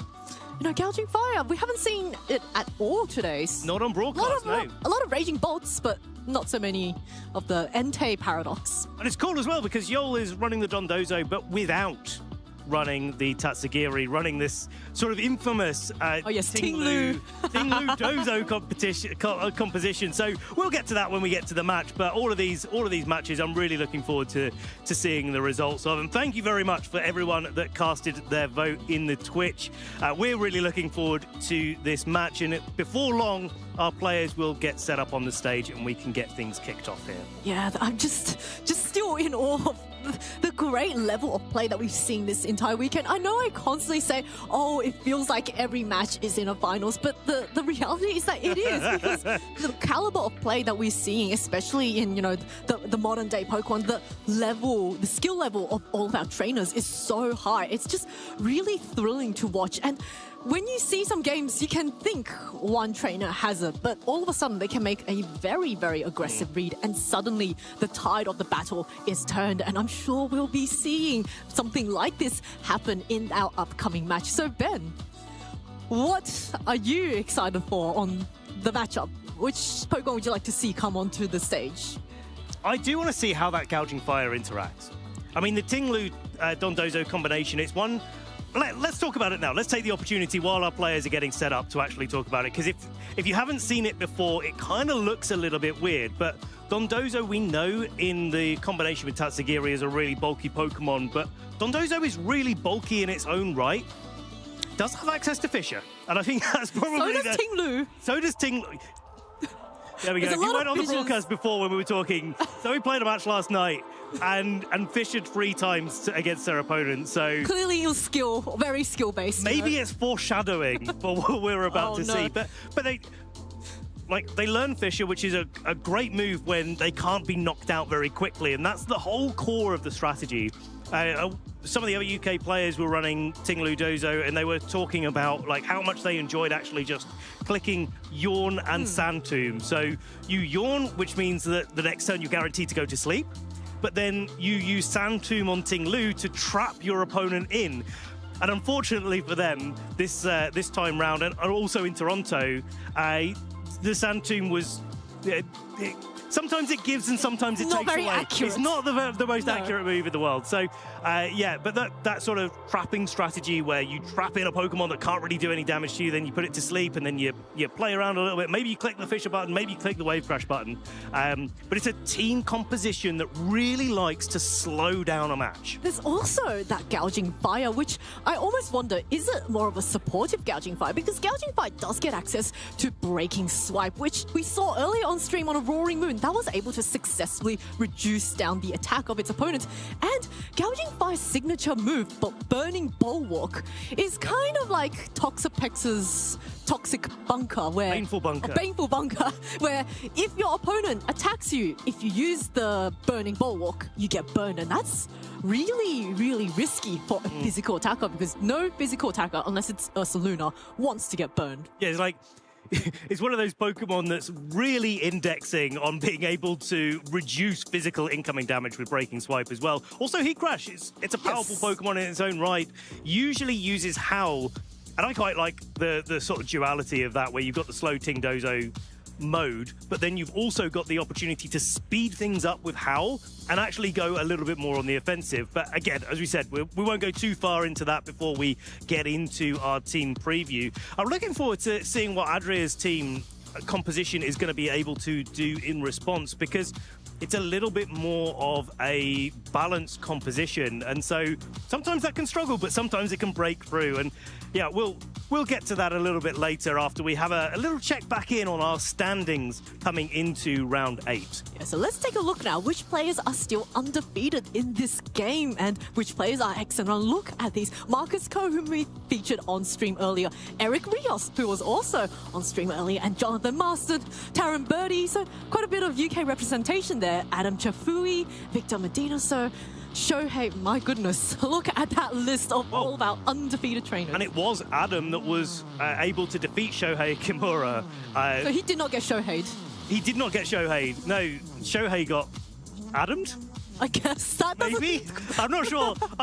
Well, we'll workshop it later. We'll see if that's a little bit more of a thing. But Adam as well is running an Orthworm on his team as well, which is not something that we see too often. It's such a cool Pokemon. A really cool Pokemon, and going 7-0 with a little bit of a different composition where you're taking a little bit of a swing at the format. Some trainers, especially this close to EUIC, are really not wanting to maybe reveal those like secret techs that they're thinking of for the internationals, but really nice to see Adam just committing to trying to get a really, really strong result here. Yeah, Orthworm also completely shuts down Landorus with Landorus's 2 most common moves, Earth Power and Sludge Bomb.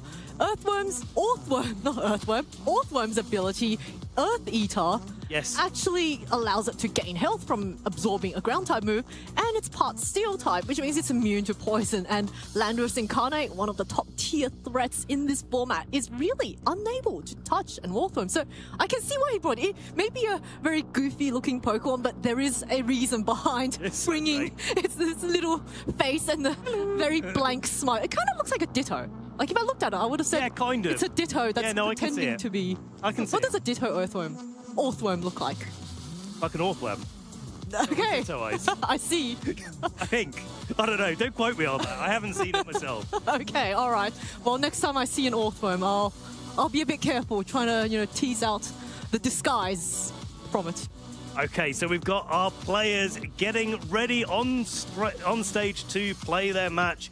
We've got Adria versus Yol, and we alluded to it a little bit earlier. It's going to be a great match. These 2 players on the line here trying to get into Phase 2 with as good a possible record as they can to secure the potential for them to make it through our Phase 2 Swiss and into Top Cut. Now, we have got 8 rounds of Phase 1 Swiss today, but we will be playing another round after this. So whoever's in Phase 2 will have to play yet again in the final round of the day before we go into the later parts of our Phase 2 Swiss tomorrow. Exactly. So there is still 1 more round left after this round. So there's a lot of there is a lot on the line and great incentive for the players to continue doing well, because you don't really want to say advance through to Phase 2 and then all of a sudden take a loss and then know that the next day you don't really have that chance of getting into the top cut. But this is such a great matchup, and both of our players, I don't believe they've had quite as many accomplishments as early, so we haven't seen their play styles or how well they play. And I believe Yo has been on stream once before, because he's quite a popular streamer. I'm not too sure about Adria's. I'm not sure I've seen Adria on the stream before, and that's the exciting thing about this sort of situation where we can get some new faces on the stream. We get people having an opportunity to show us what they're all about. There's so many games of Pokemon that go on in the hall that are just lost to time. And unfortunately, that's just the way it is. We can't broadcast all of them. Otherwise, we'd be here for about 3 weeks solid.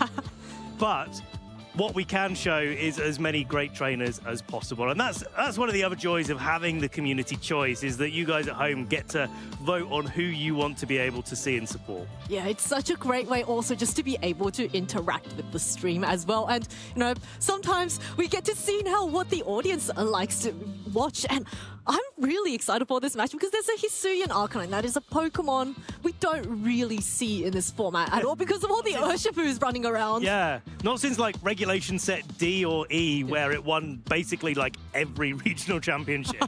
I think it got to like 5 or 6 in a row that it was on the winning team, and then must have been Regulation Set F where things changed a little bit. Because Incineroar came into the format and there was another fire type.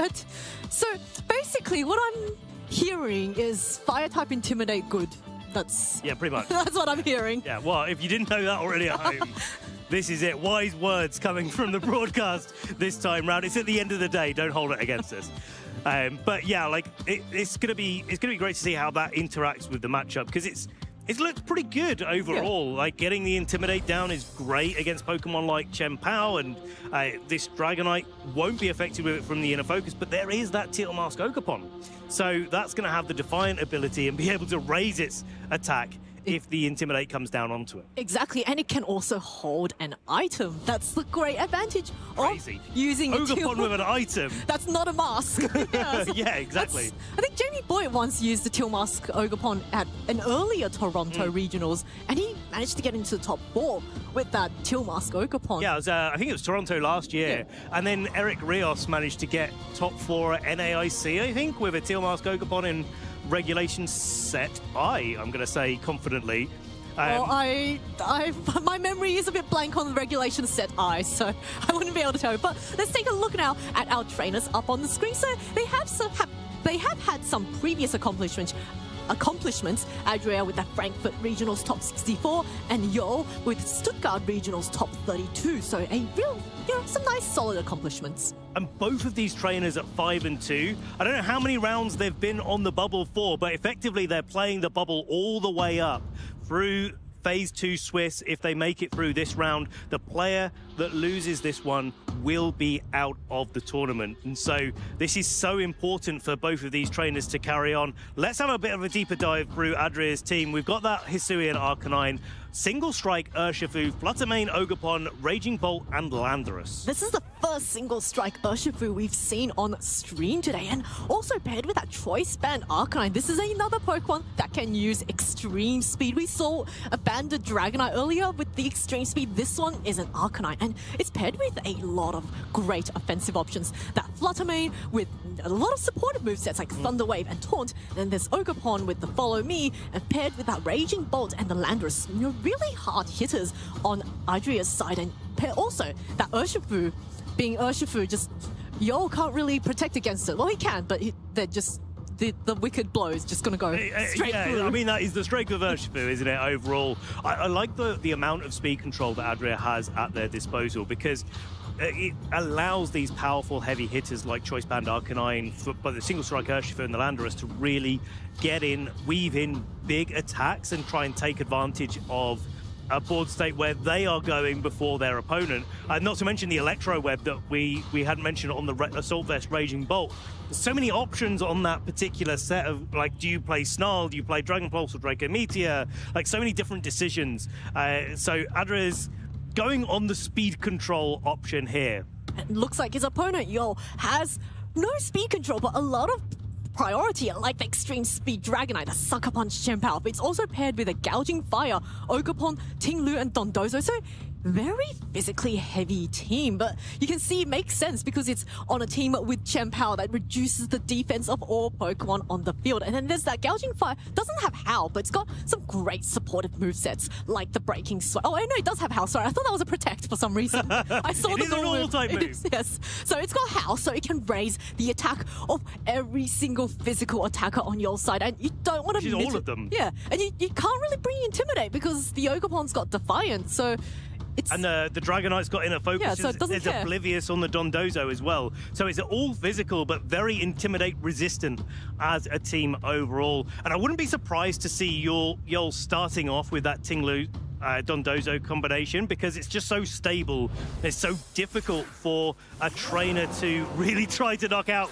There we go. Calling it turn 0. Well, let's see how that goes through the set. We're getting started here. Swiss round 8. It's Fluttermane and Landorus, Ting-Lu, and Dondozo. Yes, Ting-Lu and Dondozo. You know, Dondozo's other best friend outside of Tatsugiri, I would say, could probably be that Ting-Lu being able to reduce the special attack of all the Pokemon on the field, which is going to be very, very handy against both of these special attackers in the Fluttermane and the Landorus. This is a nice little synergy packet as well, because when you've got all physical attackers, you don't have to worry about the Vessel of Ruin ability that the Ting-Lu is going to be using.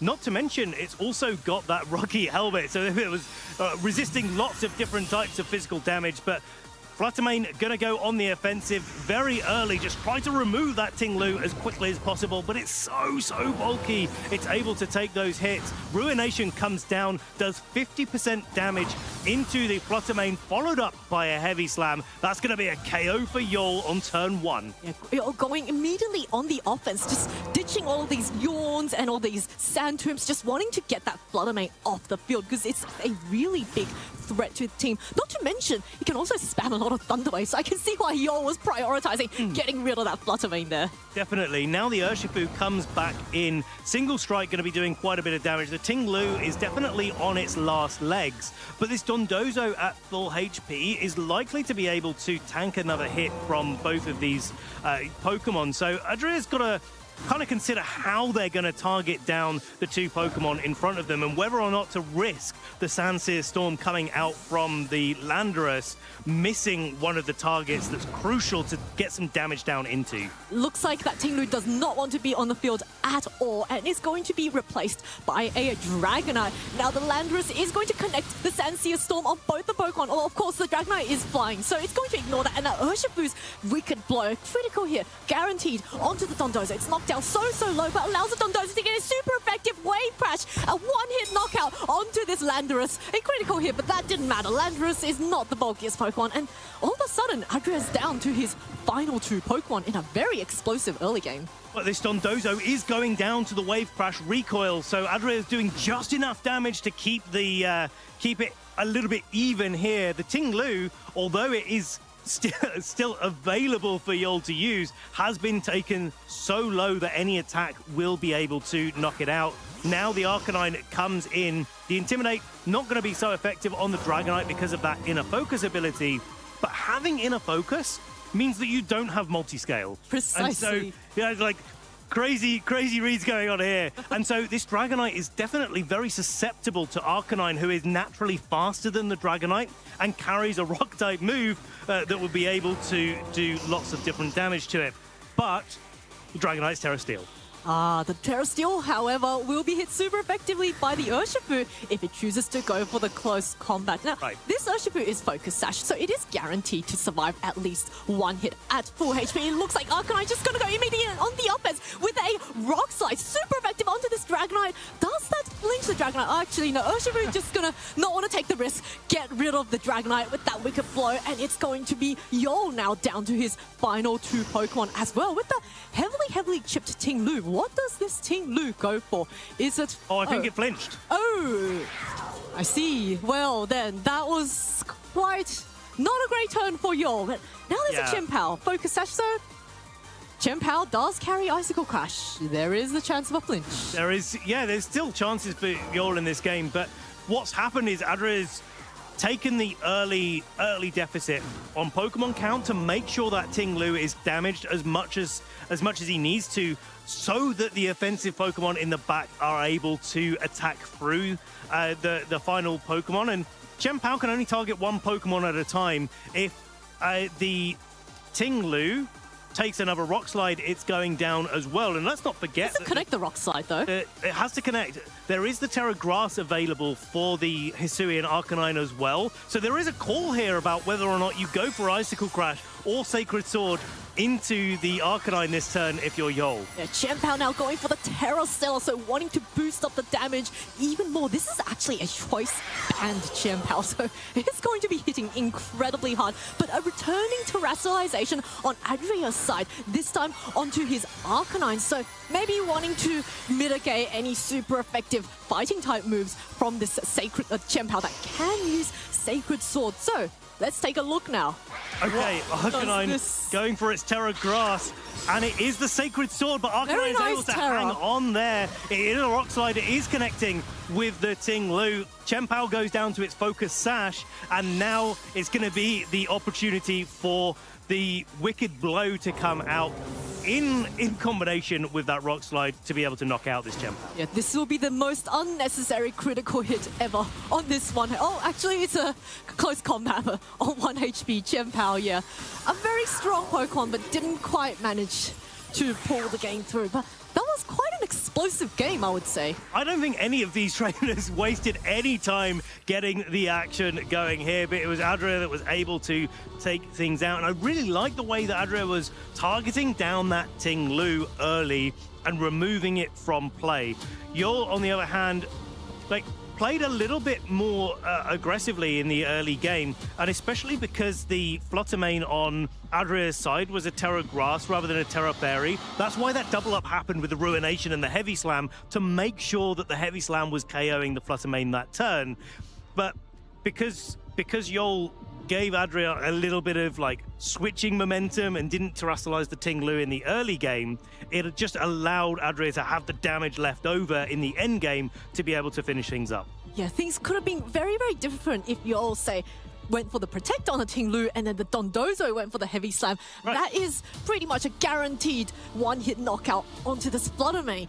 But didn't turn out that way, so we'll have to see whether or not Yol adjusts to this. So here we go. It's going to be Ting Lu Dondozo once again against Adria, who has a bit of a switch up with that Landorus and Ogerpon Wellspring. Now this is an immediate pin onto the Ting Lu, and Adria has the opportunity here to play a little bit defensively, maybe bait out a Protect from turn 1 to see which direction that they want to target down into. Now, that Ting Lu is a Terra Poison, so a combination of a Ground-type move and an Ivy Cudgel, whichever Ground-type move the Landorus wants to lock into, either Sandsteel or Earth Power, would kind of pin it to taking super effective damage regardless of what's happening in the rest of the turn. Looks like Adria wanting to bait out a Protect there, so going for that double Protect himself first, just to see what Yol goes for. And yep, there goes the Ting Lu, so heavily threatened that it's forced to go for the Protect and leaves Dondozo on its own to try and get an attack off onto this Ogerpon. It's in fact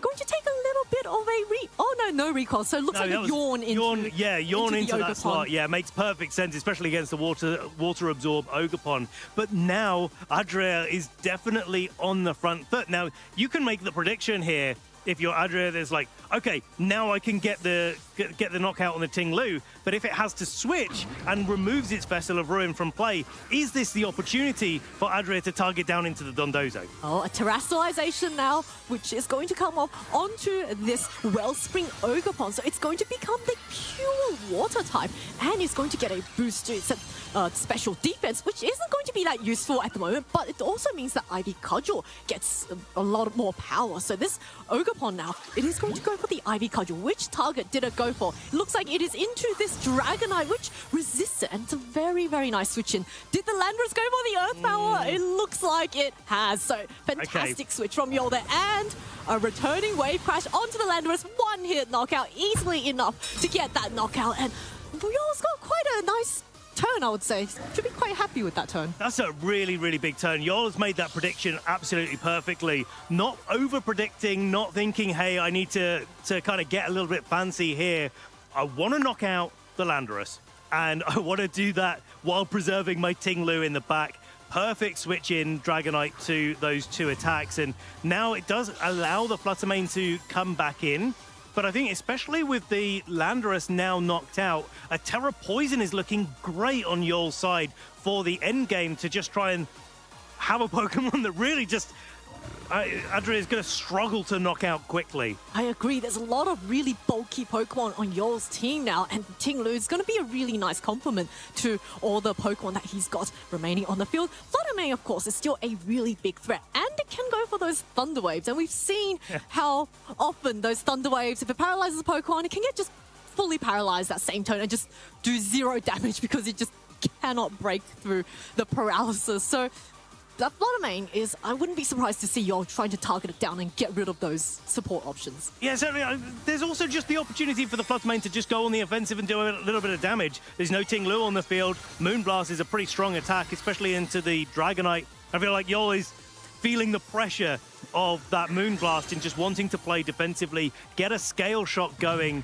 onto the Ogerpon. But here is the Icy Wind and trying to cover the Dragonite, going for its Terra or not going for its Terra. Yeah, so that's an Icy Wind, not going to do too much to either Pokemon, but does lower the speed, which might be important later on. Ogerpon now gets a neutral Ivy Cudgel onto this Dragonite, so Dragonite goes down. It's really, not really, as you mentioned earlier, kind of forced. If it doesn't Terra, it's going to go down to Icy Wind. If it does, it also just goes down. But looks like now a Yawn coming off onto this Ogerpon. So it's really going to be forcing the Ogerpon to either switch out this turn or just get put to sleep if it doesn't switch out. The other tool that this Fluttermane has at Adria's disposal is Taunt. And we haven't really talked too much about that on the set at all, but just going for a Taunt onto a Pokemon like Dondozo or Ting-Lu, stopping it protecting, but also stopping that Yawn going out could be really important for an endgame. Now the Chien-Pao comes in, but with the booster to...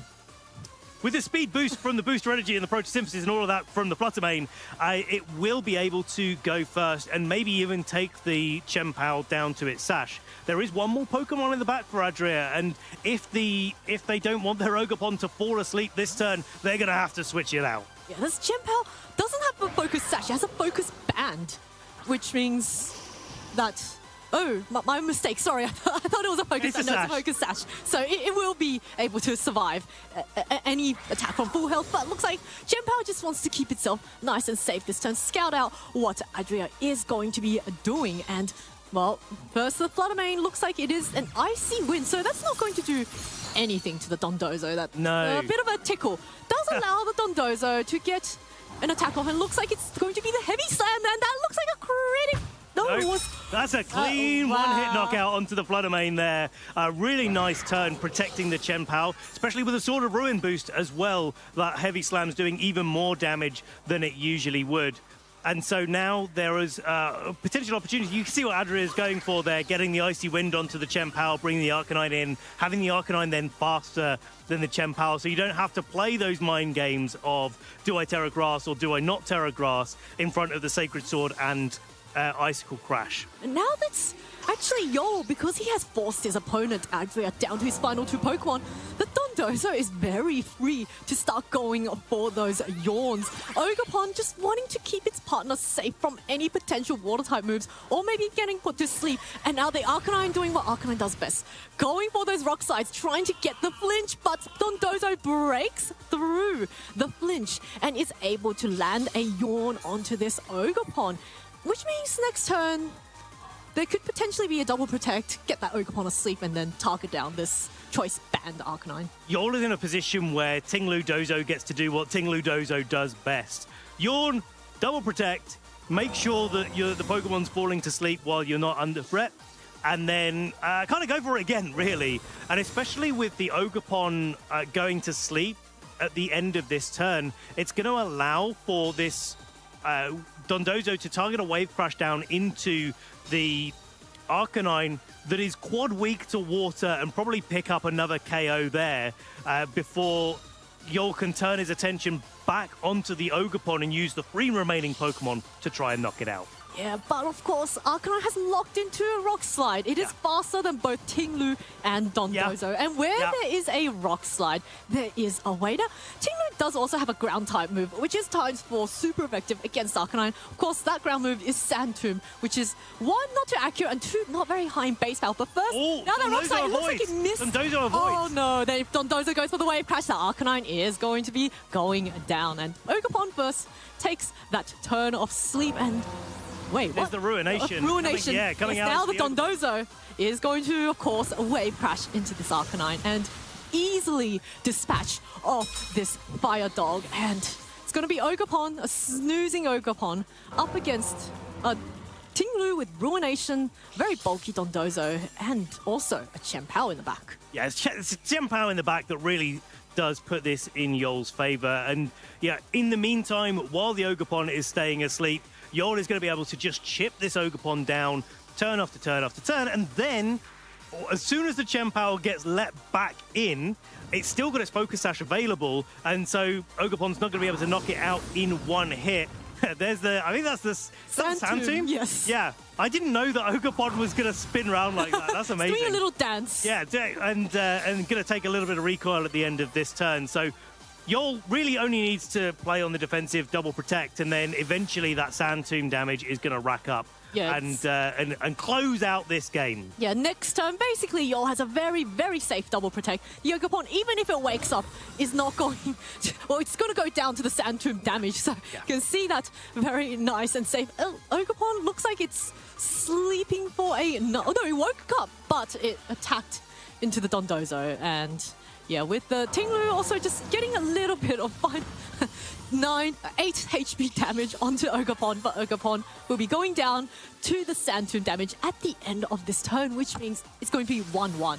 Yeah, so Ruination doing the half of the remaining HP of that Pokemon. So the first time round, it does 50% damage, and the next one, I'm not going to do the maths, but it does half as much as that, or 25% damage to your opponent there. So, Yol winning game 2. This and round 8 of Birmingham is going to be the deciding match between these two trainers, and which one is going to be making it into Phase 2 Swiss. Oh, I always love it when a game goes all the way to game 3 because the stakes get so high for both trainers. And for both of these trainers, if they want to continue into Phase 2, they have to win this game. There is no more room for errors, and that just really raises the stakes even more. I really like that adjustment that Yol made in the game 2, swapping out the Tinglu instantly for that Dragonite. That took both the Ogerpon's attacks and the Landorus's attacks so well. Had Adria made that read, he could have sludge bombed, but I can see why he didn't sludge bomb a Tinglu on the field. Yeah, exactly, or target down into the Dondozo. And these are the calls that these trainers have to make on this stage with the lights shining down upon them. We've got a switch up from Yol here, going for the Dragonite alongside Dondozo. No Tinglu in the lead, but Adria switching things up as well, bringing that Urshifu back into the fray. A completely different switch up. Now, this Urshifu being on the field means that Yol can't really go for the protects on his Pokemon because the Wicked Blow is just going to go immediately straight through to them. But the Dragonite is still a really powerful offensive presence. And, it's got, well, with Scale Shot, Iron Hand, Extreme Seed, I don't think either of Adria's Pokemon are really in danger of getting knocked up. It turns out we're going to get a turn 1 Terrastalization immediately into this Urshifu Terra Dark boosted.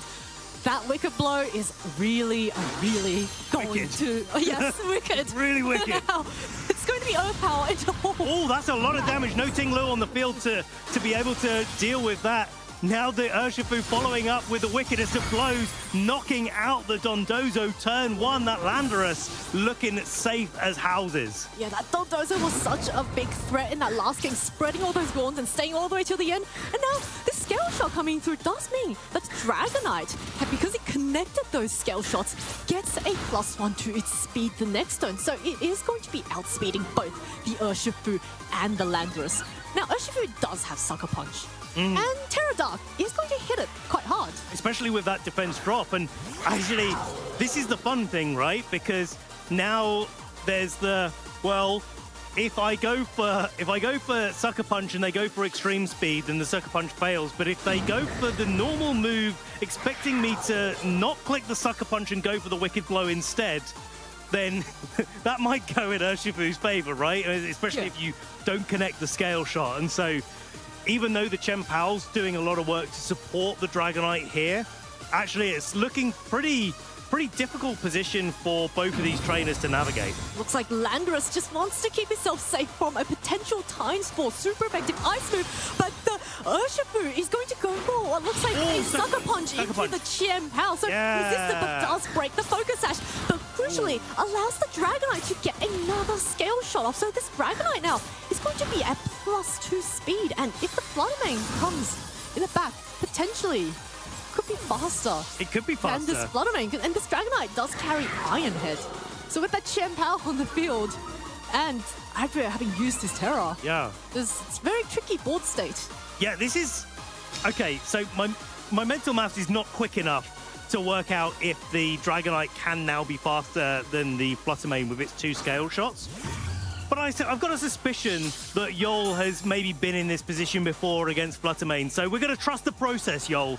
And especially as this Fluttermane comes out, it's going to have the opportunity to try to outspeed this Dragonite. If it does, an Icy Wind would be really devastating because it would mean the Chien-Pao is slower than the Landorus, and Adria will be able to take advantage of that. Now, Adria not wanting to take that risk does go for the Terrasilize. Oh wait, no, it's Yol on his Chien-Pao Terra Stella Focus Sash. So this Chien-Pao's moves will be dealing even more damage. So let's take a look now. Actually, it's going to be the extreme speed onto this Landorus, followed up with a super powerful Zana. That looks like a Sucker Punch onto, so maybe predicting a bit of a Protect on this, or a Thunder Wave from the Fluttermane there. Potentially, yeah. And now we get the Icy Wind coming out from this Fluttermane, doing 50% damage to the Dragonite and taking it down to be just that little bit slower. But more importantly, I think the Chien-Pao is now slower. And with this Ogerpon coming in,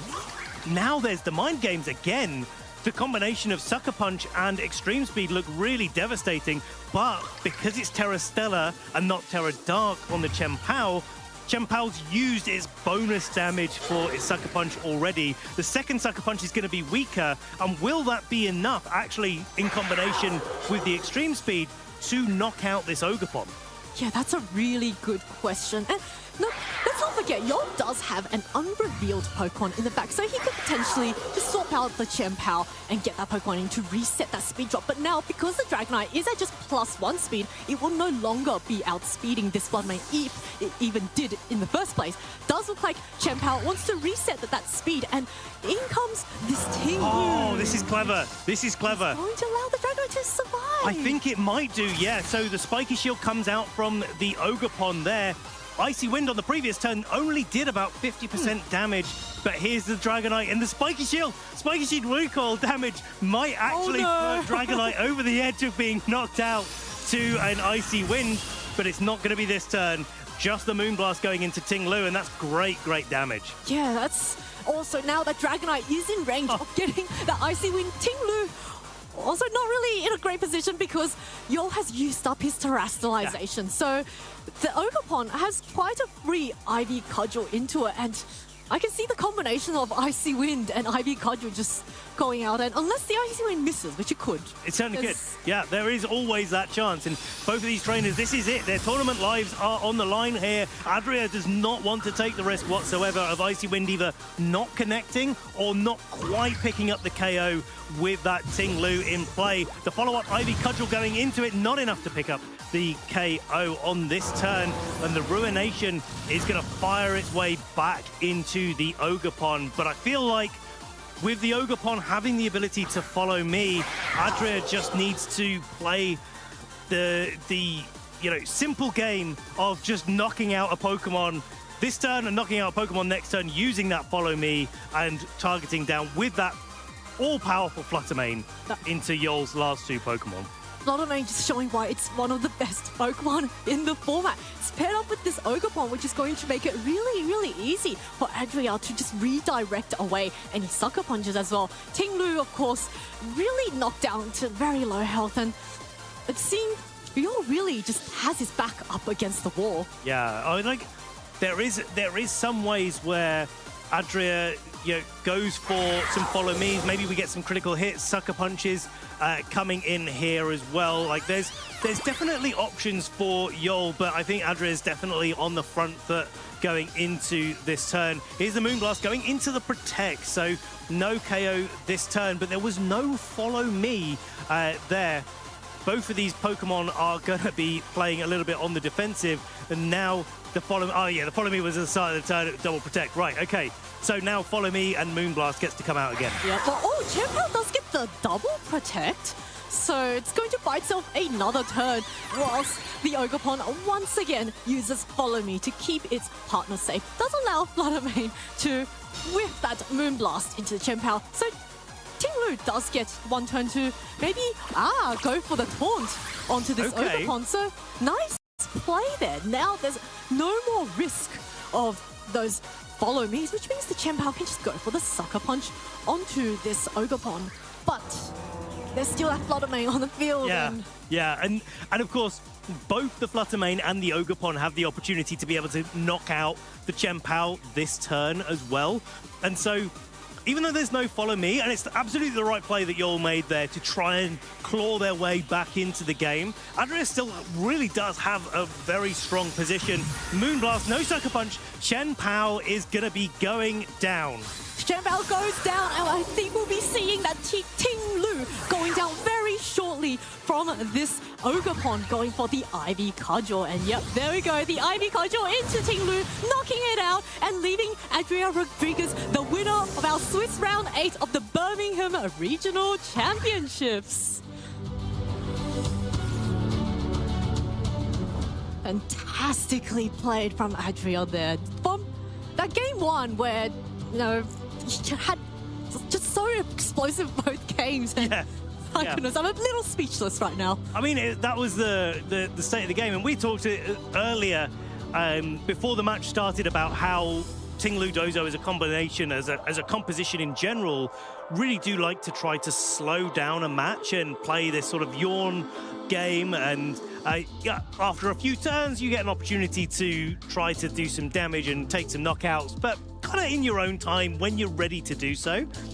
But I think Adria just had a composition that was too aggressive for that to be able to work. And I think that also having a single strike Urshifu rather than a rapid strike Urshifu with its dark type damage, being able to target down the Dondozo much more easily, especially in the game 3, where Adria made the read, getting into the Dondozo, picking up the KO on turn 1 with an Earth Power and a Terra Dark Wicked Blow, was the decision maker in the matchup, in the composition that both of the trainers brought to the match. I really like how Adria recognized in both games 1 and 2 that Dondozo was actually a really big problem. So he led with that Urshifu and Landorus turn 1 of game 3 and just prioritized on the Dondozo, and recognizing that Dondozo is very unlikely to want to protect in the face of a single strike Urshifu. It's not really going to be able to tear out of that guaranteed critical hit Wicked Blow, and Adria just taking full advantage of that,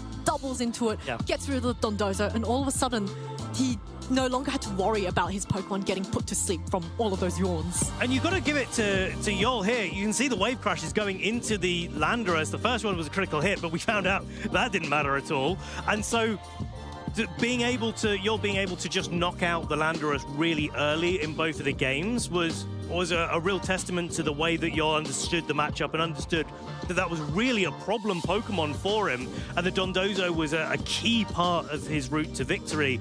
I think there's that mind game, like we see the Dondozo going down at the end of the start of game 3 there, where it's like, well, I haven't protected it so far. Maybe they think I'm going to protect it or switch it out or play defensively in this game.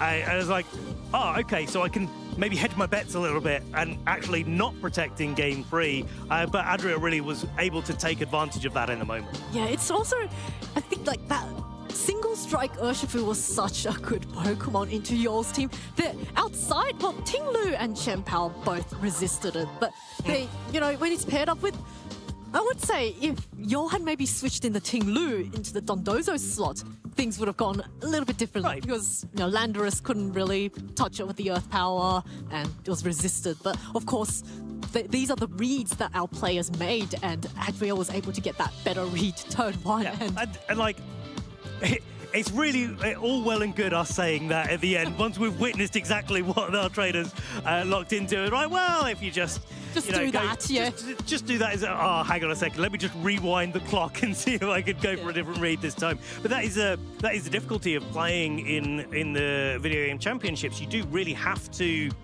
think quite long and hard about how, in the 45 seconds that you have, about how you're going to approach. And, you know, well, I know that would KO, but they know that would KO, but I know that they know that I know that would be a really good move to make. And so, like, you have to play those mind games in the moment, and especially up there on the stream, with people watching in the crowd, and we've got all of you lovely viewers watching at home. It's so difficult to make those reads and get them right consistently. And let's not forget, this is Swiss Round 8. We are quite late into the day. A lot of these players, they've already faced 7 rounds of Swiss. This is the 8th round, and they are bound to be a lot less fresh compared to, say, round 1. And it's quite understandable at this time they may not be able to think that quickly on the spot and may not be able to make, say, the most optimum decisions. And in fact, they've still got 1 more round to play as our players advance into the first round of phase 2 that will be coming up next. So, Adria can't rest just yet. Yeah, if he wants to get into top cut, he has to win on out from here. Yeah, that's the real challenging thing about being X2. And it's great. It's a double-edged sword, right? Because you've been playing on the bubble for however many rounds, whether you've lost early and you've managed to make your way all back up to 6-2 and make it into phase 2 Swiss. But you know that every single round that you're playing, whether or not it's the Swiss round, where if you take 3 losses, then you're out of the tournament, or whether you make it all the way to top cut if you win all of your matches in phase 2, and then it's knockout rounds. Yeah, and it has happened to some players. I believe, was it Matty Morgan? Yes, it was. He was on the X2 bubble.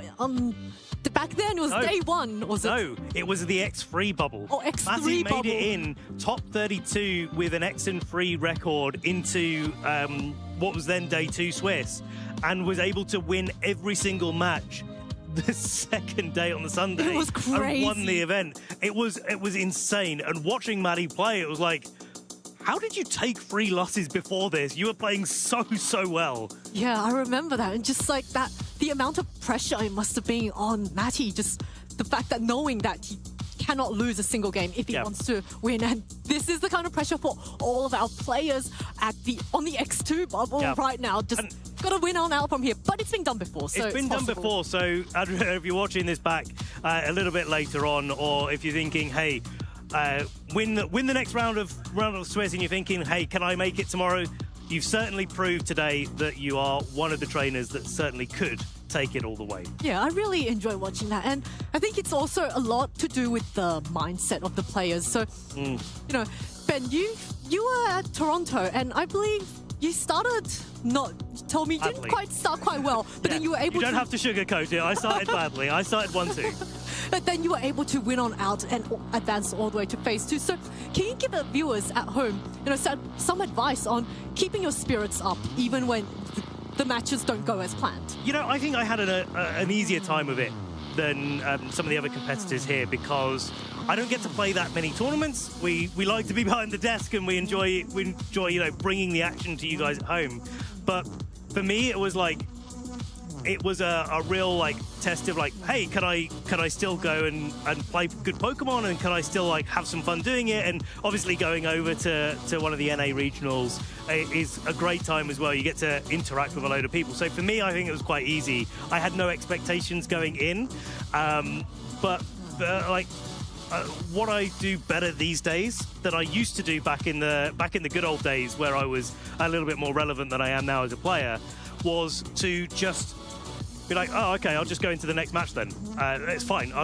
You can only play the Pokemon that's in front of me, and lingering on those matches that haven't gone so well doesn't do you any justice. You just have to play the Pokemon that's in front of you. So, yeah, for me, I think that's really what it's all about. Yeah, that's a really good mindset to keep in mind, because you want to just focus on the next match ahead. So I'm sure that's what Adria, the winner of our last round, is going to be keeping in mind. So why don't we now hear from Adria up on the interview area? Thanks, Zoe. Of course, Adria, how are you feeling after a terrific, really close set and an amazing win? Estoy muy nervioso. Estoy muy nervioso. Ha sido el final muy apretado. Era un equipo que había estudiado un poco, pero no mucho. Así que emocionado, ¿no? También. Yeah, he's feeling really nervous. He was afraid that he will do it that good because he didn't test that much the team, but he's happy now. Excellent. You definitely seem happy as well. It was a very impressive set. And of course, you are now 6-2, so into that matchup, you knew you couldn't lose one more match. How was that feeling, knowing that you could lose one and just not make phase 2? Pues es difícil porque encima era contra otro español. Era un win and in contra otro español, así que bastante difícil, sí. Yeah, it's feeling really hard because it's against another Spanish, and it's really difficult for that. And of course, you played so well, both of you, of course. So it must be always hard, but it's a testament to how well you both have done to already come this far. So really well done for that. Now, we're going to talk about your team a little bit, though, because it was obviously a really interesting team. So can you talk a bit about why you brought this team to this tournament? No tenía nada preparado y dije lo que jugó Marco Fiero lo jugó y vi a bastante gente jugarlo. Ese equipo roba mucho, así que dije, pues lo llevo y ya está. Yeah, I haven't prepared that much, so I just saw Marco Fiero and some other professional players playing it, and that team steals a lot, so I was just feeling it. Exactly, and it's something that really obviously paid off. So is it something that you can see yourself using in the future for Regulation Set F beyond this tournament? No, I think no, no lo voy a volver a jugar, creo. Puede ser que sí, para el week que vengo, pues creo que voy a jugar otra cosa, porque, bueno, roba y no roba también. So it could be, it depends. He maybe is playing it at London at the UIC, but he's not sure of that. Okay, fair enough, fair enough.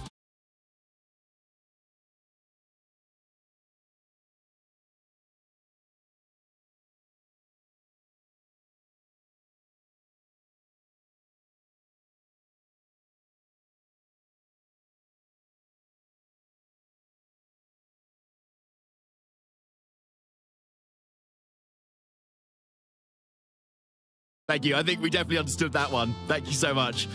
Best luck in the phase 2, basically. And we'll be getting into the action real soon. You don't want to miss our further matches. I am Iker Rodrigo, and it feels amazing. It's enough! Iker Rodrigo is your 2025 Sevilla Special Champion! To be honest, I was not expecting to win. So about the last match, before the game, I was thinking like Dragonite plus White War was a big deal for my opponent, so I was trying to get into that position, and it went well. So coming to the tournament, I was very afraid into playing into Coridon, the previous regional champion team. To be honest, it was auto loss for me, so my matchup was to avoid it. And I faced two of them during the tournament. I was able to win one because of luck, and thankfully I didn't play anyone on top cut, so I was pretty lucky in that part. So my practice for this tournament was not too much, because I have been using this team for 4 months, so I was pretty used to it. Coming into the tournament, there were some challenges that I was not prepared for, like Rocky Helmet on Bozo, Coridon with Indeedee, but for me it's like, I won't prepare this because it's already an auto lose, so I will try to not face it, and that's it. My favorite Pokemon, I think, is Groudon.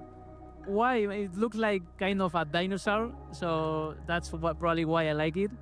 And Groudon is always better than Kyogre, so...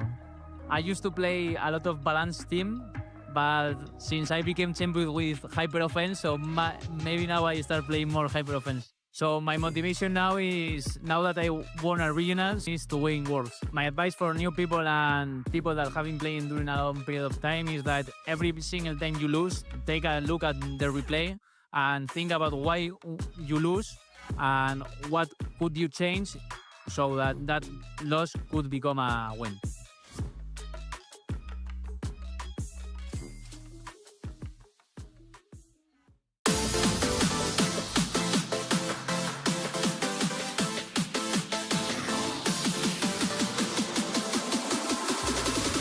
If I had one tip for a new trainer to the game, I would say it's to build relationships.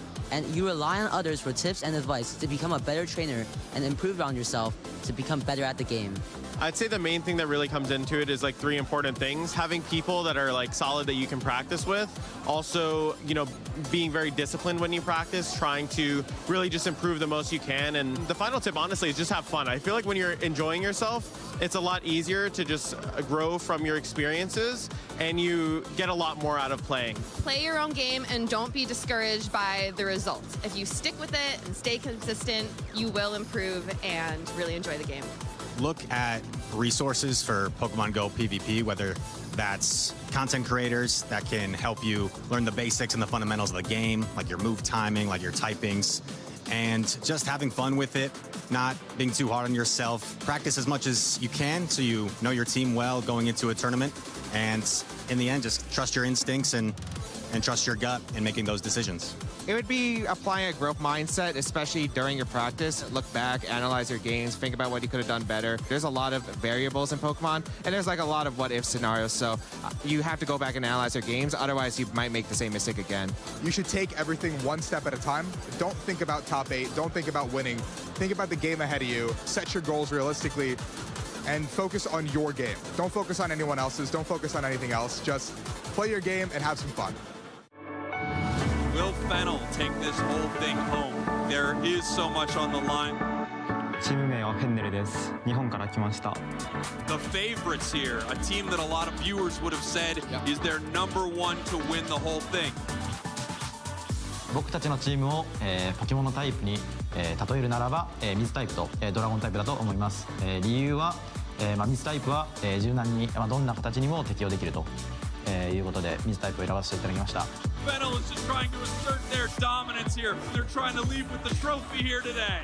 でドラゴンタイプに関しては、竜王戦を優勝したので、ドラゴンタイプを追加しました。自分たちのチームは3月の WCS 予選から始まりました。この大会を通してチームワークを深く学べたと思います。 Who's gonna get it? It's gonna be taken by Fennel! And how does it feel to win? 最高です。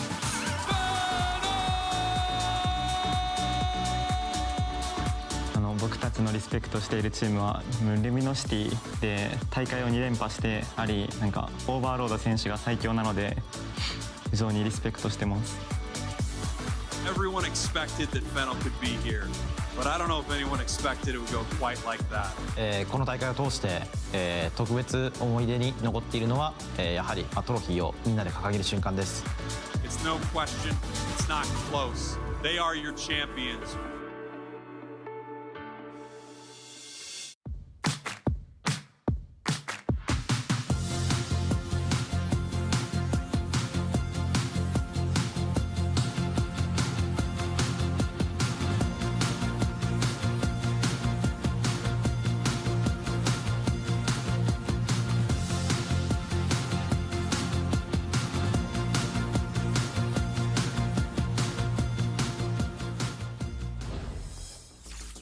Zoe, who's the mathematical marvel of the Pokemon world? I got Alakazam. Oh, not bad. No. It's Togepi. I think you're giving that too much laughter. I don't think it deserves as much laughter as that. How to make you feel?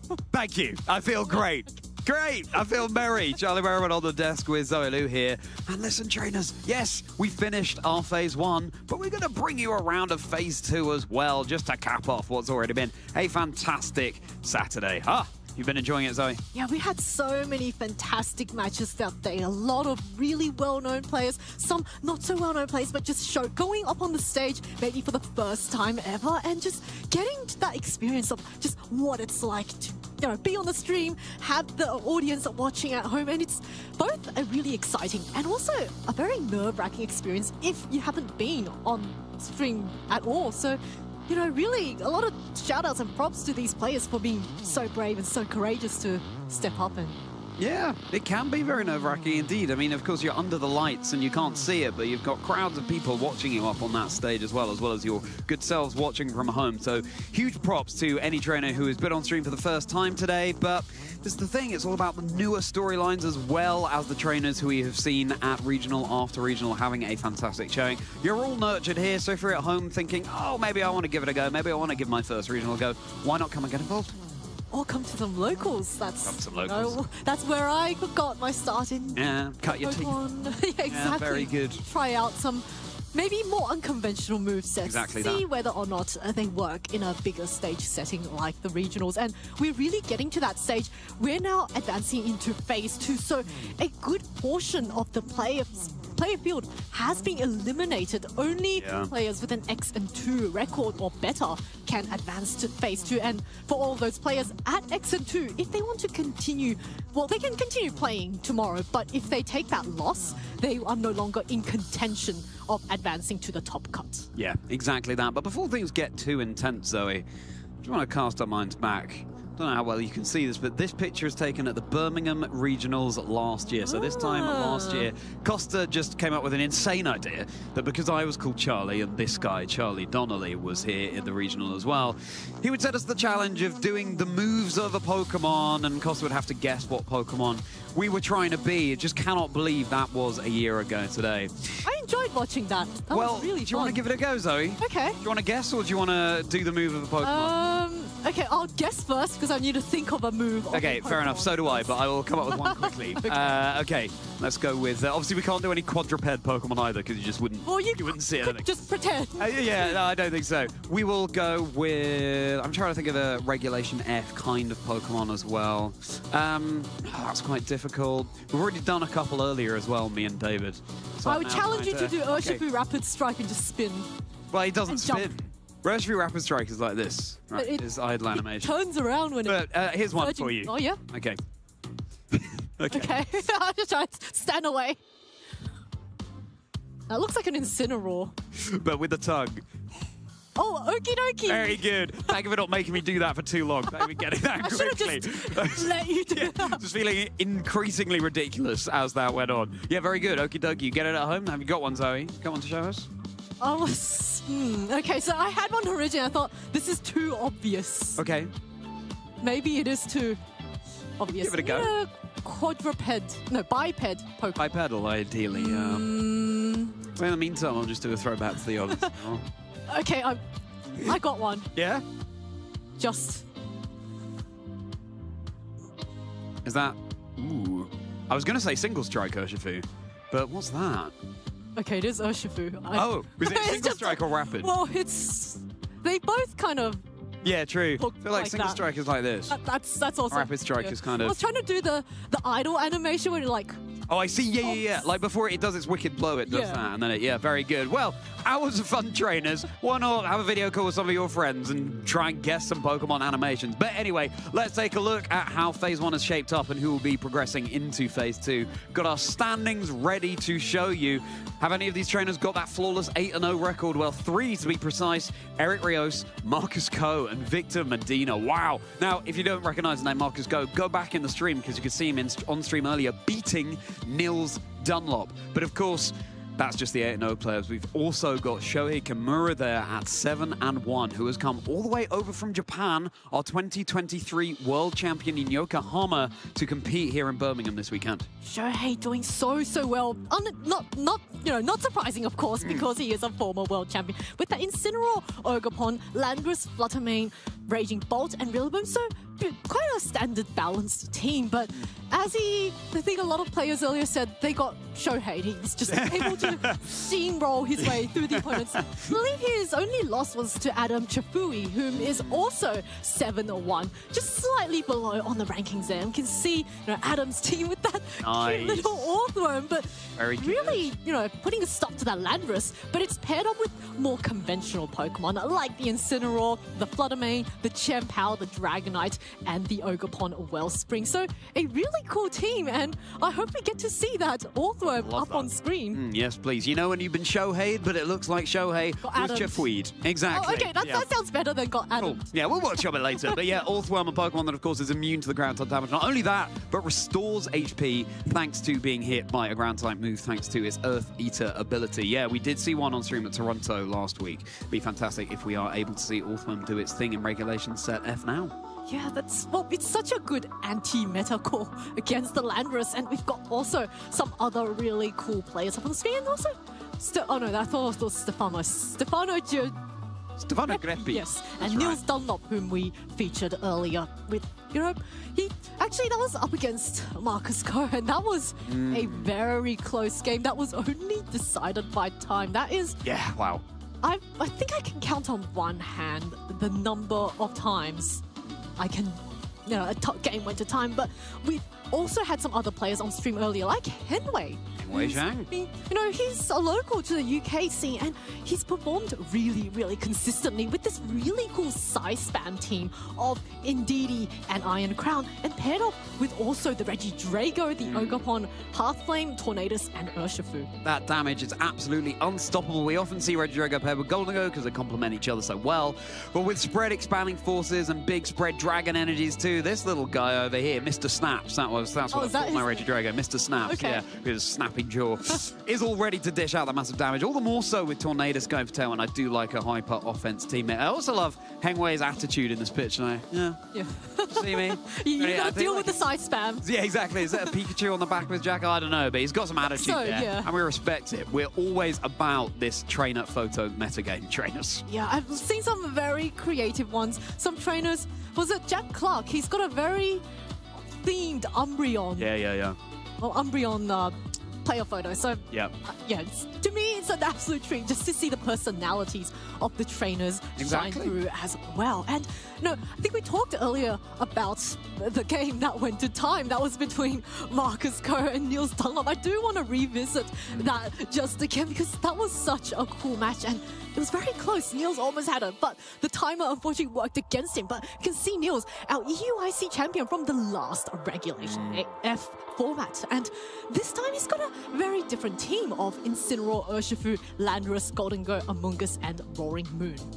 Yeah, now I believe Regulations at F when he won EUIC 2024, it was Ursaluna, Porygon 2, Incineroar, Fluttermane, Urshifu, Rapid Strike, and Among Us. So yeah, a couple of similar pieces here, but crucially, the core really of that team was the Porygon 2 Ursaluna, more of a Trick Room sweeper in it. Really loves to see Raging Bolt coming, and Raging Bolt was so prevalent there. But right now, I remember I bumped into, you and I both actually bumped into Nils yesterday, and he was saying that, yeah, that team that won EUIC back then, not so good right now, but who knows, maybe the metagame will come full circle, come all the way back round, heading into EUIC 2026, which is in just a few weeks' time. That's so exciting. The other really cool thing was we also bumped into Nils' brother. Yeah, Daniel. Daniel Dunlop, I believe. And I'm not too sure how Nils' brother is doing, but it's just really cool to see a lot of, siblings come play these regionals together, team build with each other, play against each other, and just continuously improve on their skills. And it's so easy when you've got a family playing Pokemon together, and it just makes it so much more fun and so much more enjoyable to play. Yeah, whether it's family or friends, there's so much to get involved in. But I tell you what, Zoe,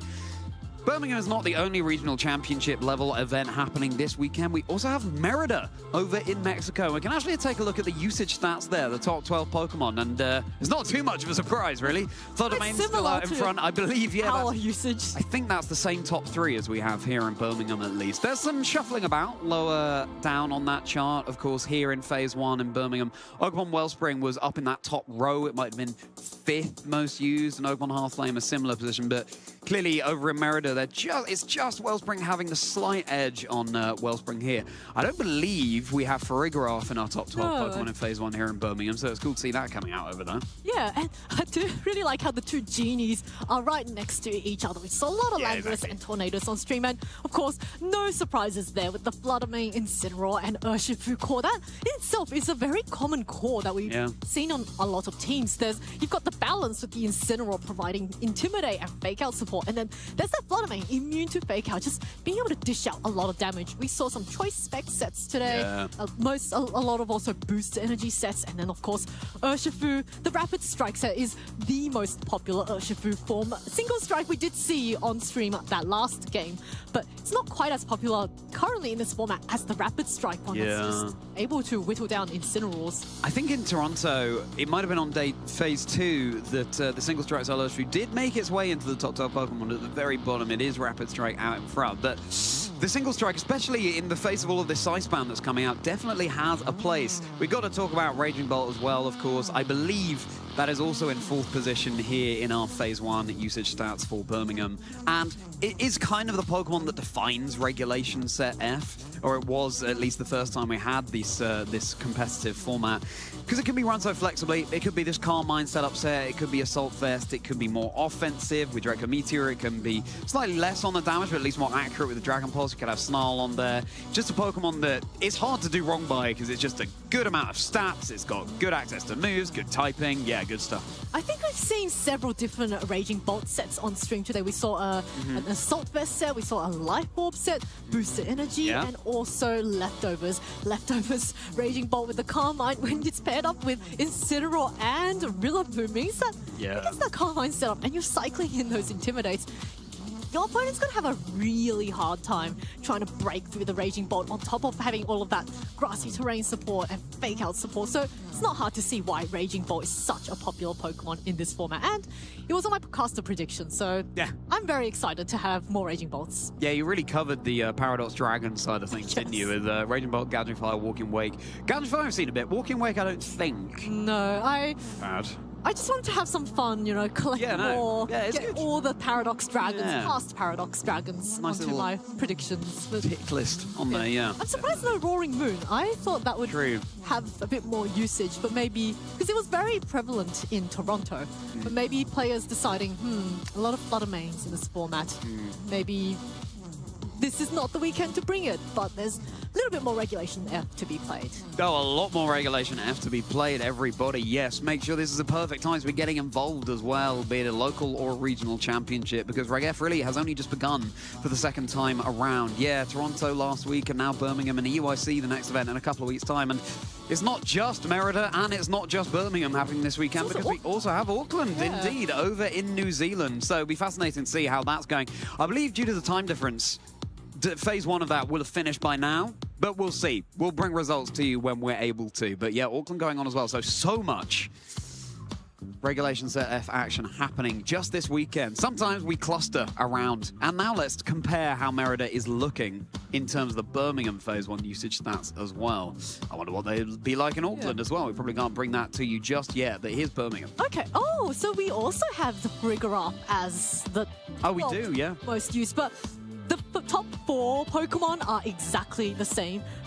Wellspring Ogerpon is slightly higher at 5th place, so bumping down Tornadus and Landorus, which were in their respective kind of rankings. So basically Ogerpon's just jumped up a little bit, and there's that. Amoonguss also slightly lower positioned. I believe the Amoonguss was in the Chien-Pao's place at Merida. Yeah, and once again, those genies are next to each other. Tornadus and Landorus, they're best buds. Really interesting. Technically, they're across. Yeah, but I mean, Tornadus is 6th and Landorus is 7th. All right. It was really interesting because it's not necessarily the case that they are always run together. You can definitely have one without the other, but they do love to be there together because, of course, both are immune to those ground-type those ground-type moves as well. So, yeah, just a little bit of shuffling. I can't recall now. So on Merida, Golden Go made the... I think so. Graphic Air was in 11th position. I think there was no Chien-Pao in Merida. No Chien-Pao. No, there was no Chien-Pao. You're right. I think that's the only difference in terms of Pokemon, at least. Yeah. Quite interesting with that kind of difference, or it's not really difference, just how similar the two meta games are, and almost makes me really curious to wonder what's happening down at Auckland this weekend as well. Can we compare all three? But my goodness, it just, I think, goes to show that as the game develops, a lot of our players then settle on the same Pokemon because they realize these are the Pokemon best equipped to deal with the format. Like how Ben mentioned earlier, in Toronto, a lot of the UK players just all rocked up with Okie Dokie, all kind of arriving at the conclusion that I want to bring Okie Dokie like independently. And I think that's really, really interesting, and it just goes to show that players really have similar mindsets when they build the teams. Yeah, absolutely. It's sad. We have it in Regulation Set H as well. Yuma Kanagawa independently coming up with a team that had won a previous regional championship, I believe, there as well. I wonder if, because of the UK contingent, Okie Dokie made the Toronto usage stats over there just because of the deluge of Okie Dokie that was seen. But that's how it can be, trainers. You know, enough of you come with the same Pokemon, and who knows, maybe you even dethrone Incineroar and Fluttermane. Probably not quite that. Probably not quite that. If you're all bringing, I don't know, Magikarp, it's probably not going to be... It doesn't Hydro Pump. You know, hear me out. Okay. Terra, Water, Choice, Specs, a Magikarp. With Hydro Pump. Helping Hand as well. In the rain, In the rain. With Pelipper helping hand. Yeah. And it's got Swift Swim, so it will be going first. I wonder how much that would do to an Incineroar. It could take out an Incineroar. Do you think it would take out an Incineroar? I don't know. Maybe an Incineroar that hasn't been trained in. Yeah, just- I think it would two-shot Yeah, if as a it safe-ish connects bet. the If it Hydro connects, Pumps. yeah. That'd be really interesting. Yeah. I believe in Magikarp. I really do. Magikarp. Hey, Magikarp once got top 8 at a regional in Australia. Did you Really? know that? No, that's fascinating. Tell us more. This was back in the Kangaskhan Cresselia, the so-called chalk format. Yeah. Where, that core of Cresselia, Heatran, Amoonguss, Landorus, and Kangaskhan was so strong that basically the 6th Pokemon could be more a Pokemon that you wanted to maybe deal with more specific situations. And one of our players, I believe his name was Nicholas Bingham. I believe that was the player, if my memory serves me correct. Yeah. He just thought, you know what, I'm going to bring Magikarp as a joke. And he got it all the way to top 8. So, players at home, Magikarp has got top 8 at a regional. Wow. That is, you can look it up. You can look it up. That's amazing. That is fact. Thank you so much for illuminating us as to that, Zoe. That's I would never have guessed, and I love that. I love that. And David and I were talking earlier about how Z Splash, when Z moves were a thing. I don't even know what that does. You get a +3 attack boost, I think. Oh, which is a nice just quirk on Splash, which normally does nothing. It's kind of that's the whole joke with Magikarp. Splash does nothing. Well, hear me out. But then +3 attack. Are we hearing you out again, Zoe? Okay. Paranormal. Magikarp learns Flail. Yeah, sure. I was going to say not Splash, because it's still doing nothing. So if you do Z Splash, you need the Z Crystal. Yeah. So I don't think Magikarp learns Endure. Maybe you false swipe the Magikarp down to 1 HP with your partner Blade. And then at 1 HP, Terra Normal, gotta set up the rain at some point. And then just helping hand +3 Terra Normal Flail. There are more and more caveats to what you're saying here, Zoe, and that's not to say that the Magikarp hasn't been knocked out already. Just immediately. You false swiped it, so it's at 1 HP. Yeah, but what if the opponent has now just set rain up? So it's okay, right. So the rain's already up on the field. Yes. Okay. So the rain's already up, and then maybe Gallade is next to the rain setter. The rain setter uses U-turn or something. The Magikarp comes in. You false, maybe it's Choice Scarf Pelipper. You false swipe your Magikarp, but then you still have to Z Splash, and then somehow you have to. It's gonna work. It's got Swift Swim. So. Oh, yeah. Maybe Anyway. just evolve the Magikarp. I've heard you out, and I don't think I misevolved the Magikarp. Hear me out, evolve it to Gyarados. yeah. That's actually That's better. useful. I will hear you out on that one. Just evolve it. Yeah. The Intimidate will go such a long way. Gyarados is a Pokemon that it's hard for it to be bad. Like, it will often, it maybe not be the best in Regulation Set F right now, but Intimidate always goes a long way. Maybe it's nice to have a Water Intimidator in the face of the Fire one in the form of Incineroar, of course. Yeah, I mean, Gyarados definitely has some merit to it. Yeah, and who knows, maybe one day we will get these Mega Pokemon back as well. Maybe we'll be able to have Mega Gyarados or Mega Magikarp. Can you imagine? But it can't evolve. I know. You've got to get a special Magikarp. Just hear me out. Okay, all right, I will hear you out. What if we get Mega Magikarp? And I feel like it's just a big Magikarp. I feel like that's what Mega Magikarp. The one from Magikarp Jump. You know, that maybe. one, jump to the moon, gain some lunar powers. Maybe just like with more whiskers or something. Yeah, I like that. Lunar powers. It's like what they did with the Dunsparce, just a bigger Dunsparce. I think Mega Magikarp should just be that. Yeah, Magikarp's already absolutely perfect. We'll be able to show you the matches going on for Swiss Round 9, our first of Phase 2.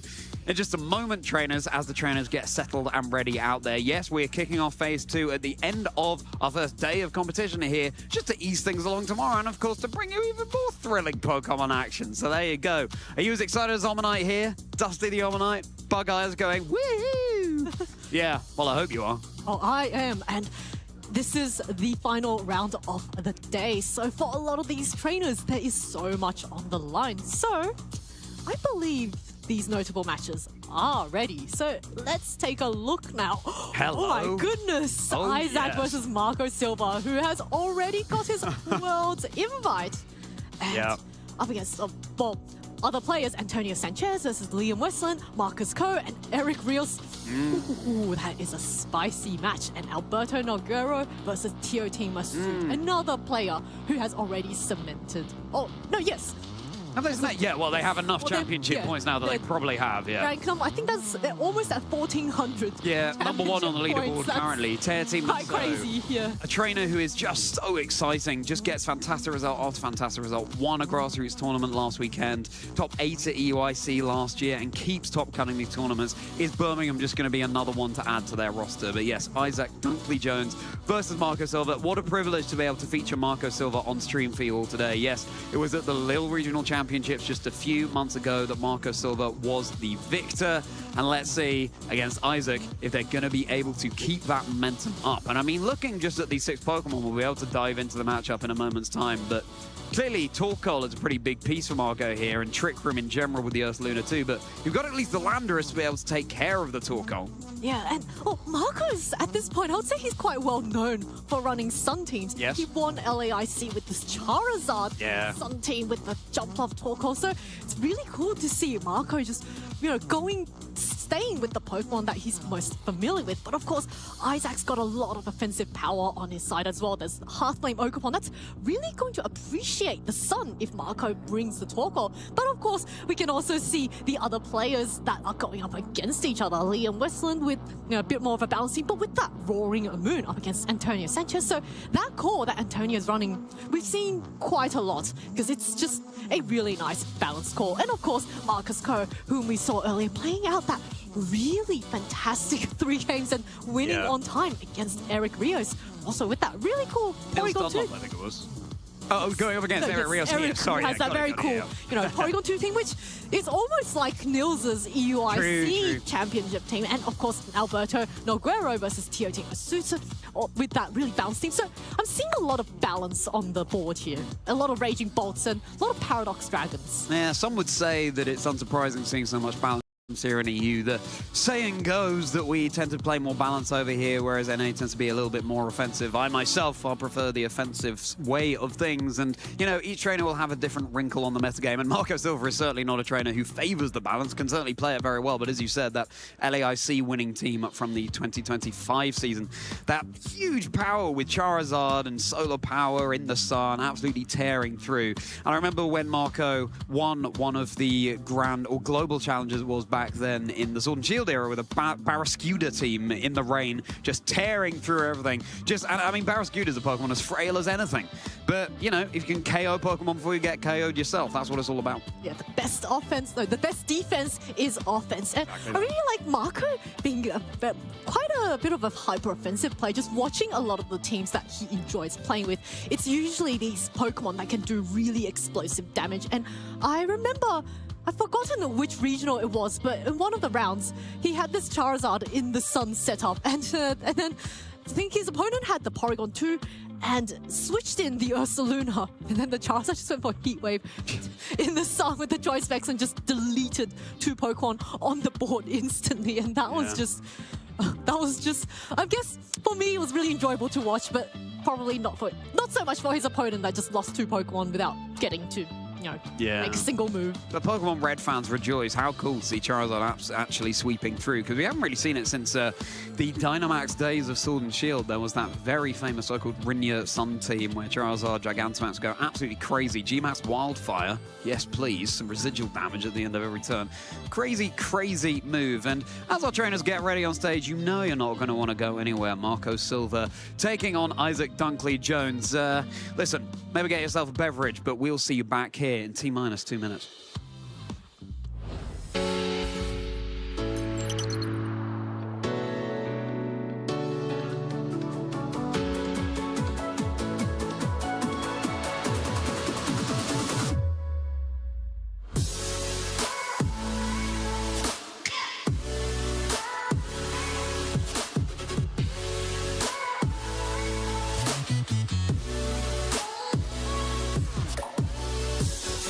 My name is Peyton Bingham, and I'm from Logan, Utah in the US.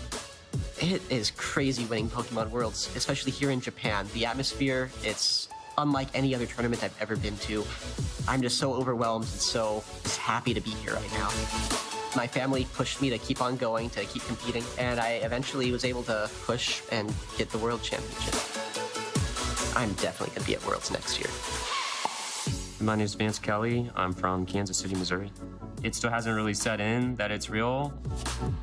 It's really exciting, and it was super cool seeing my friends in the audience, and it's been a great time. I played against people from maybe 3 or 4 different continents this weekend. It's a lot of fun to play against people from different countries, and it's really cool to kind of have something in common with people from all over the world that you can talk about and bond over. Winning Worlds still feels just absolutely unreal. It's something that I aspire to, but it's really a dream. 私の名前は木村翔平です。東京出身です。なんだろうな。まだ実感が湧いていないです。頭を使って考えることがこのゲームは大事だと思ってます。でその練習をすることが一番大事だと私は思ってます。次の大会も参加して、もう一度2度目のワールドチャンピオンを目指して頑張ります。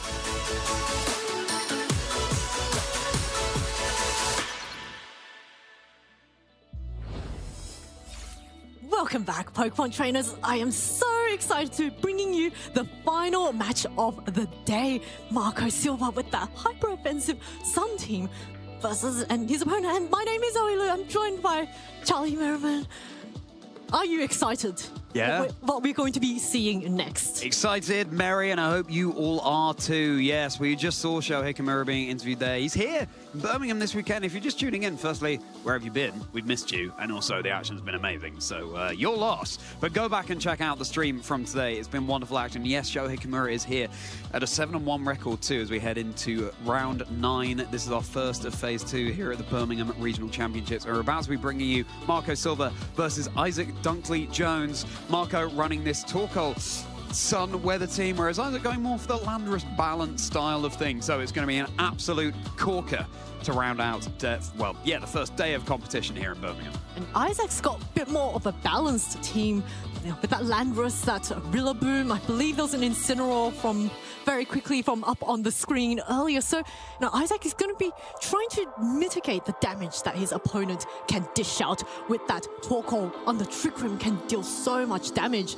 And also there's that Fluttermane, which is going to be activated by the Sun from Torkoal. So that Fluttermane can actually hold an item outside of Booster Energy, which we've seen quite commonly today. It was a lot of Booster Energy Fluttermanes. A lot of Booster Energy Fluttermanes, but also we've seen some choice specs, and that's my preference, to be honest. So let's just hit things hard and hit things fast with those choice specs. Well, Jonathan was able to play that Fluttermane masterfully. Yeah, UK player appearing on stream and beating Marcus Harmon earlier too. Go back and check out that round as well if you haven't, trainers. Oh, there's so much Pokemon action to catch up on. And of course, we're bringing you Phase 2 tomorrow, going all the way to crowning our champion. Phase 9 though, well, round 9, the first round of Phase 2. So many numbers to get our heads around here. What's clear is that Marco and Isaac are ready on stage. They don't have any supportive plushies, unfortunately. We're supporting both of the trainers up there. And I mean, for Isaac, clearly a newer player, must be pretty nerve-wracking going up against someone like Marco Silva, and on stream, of course, under the pressure of the stage lights and everyone watching in the venue. But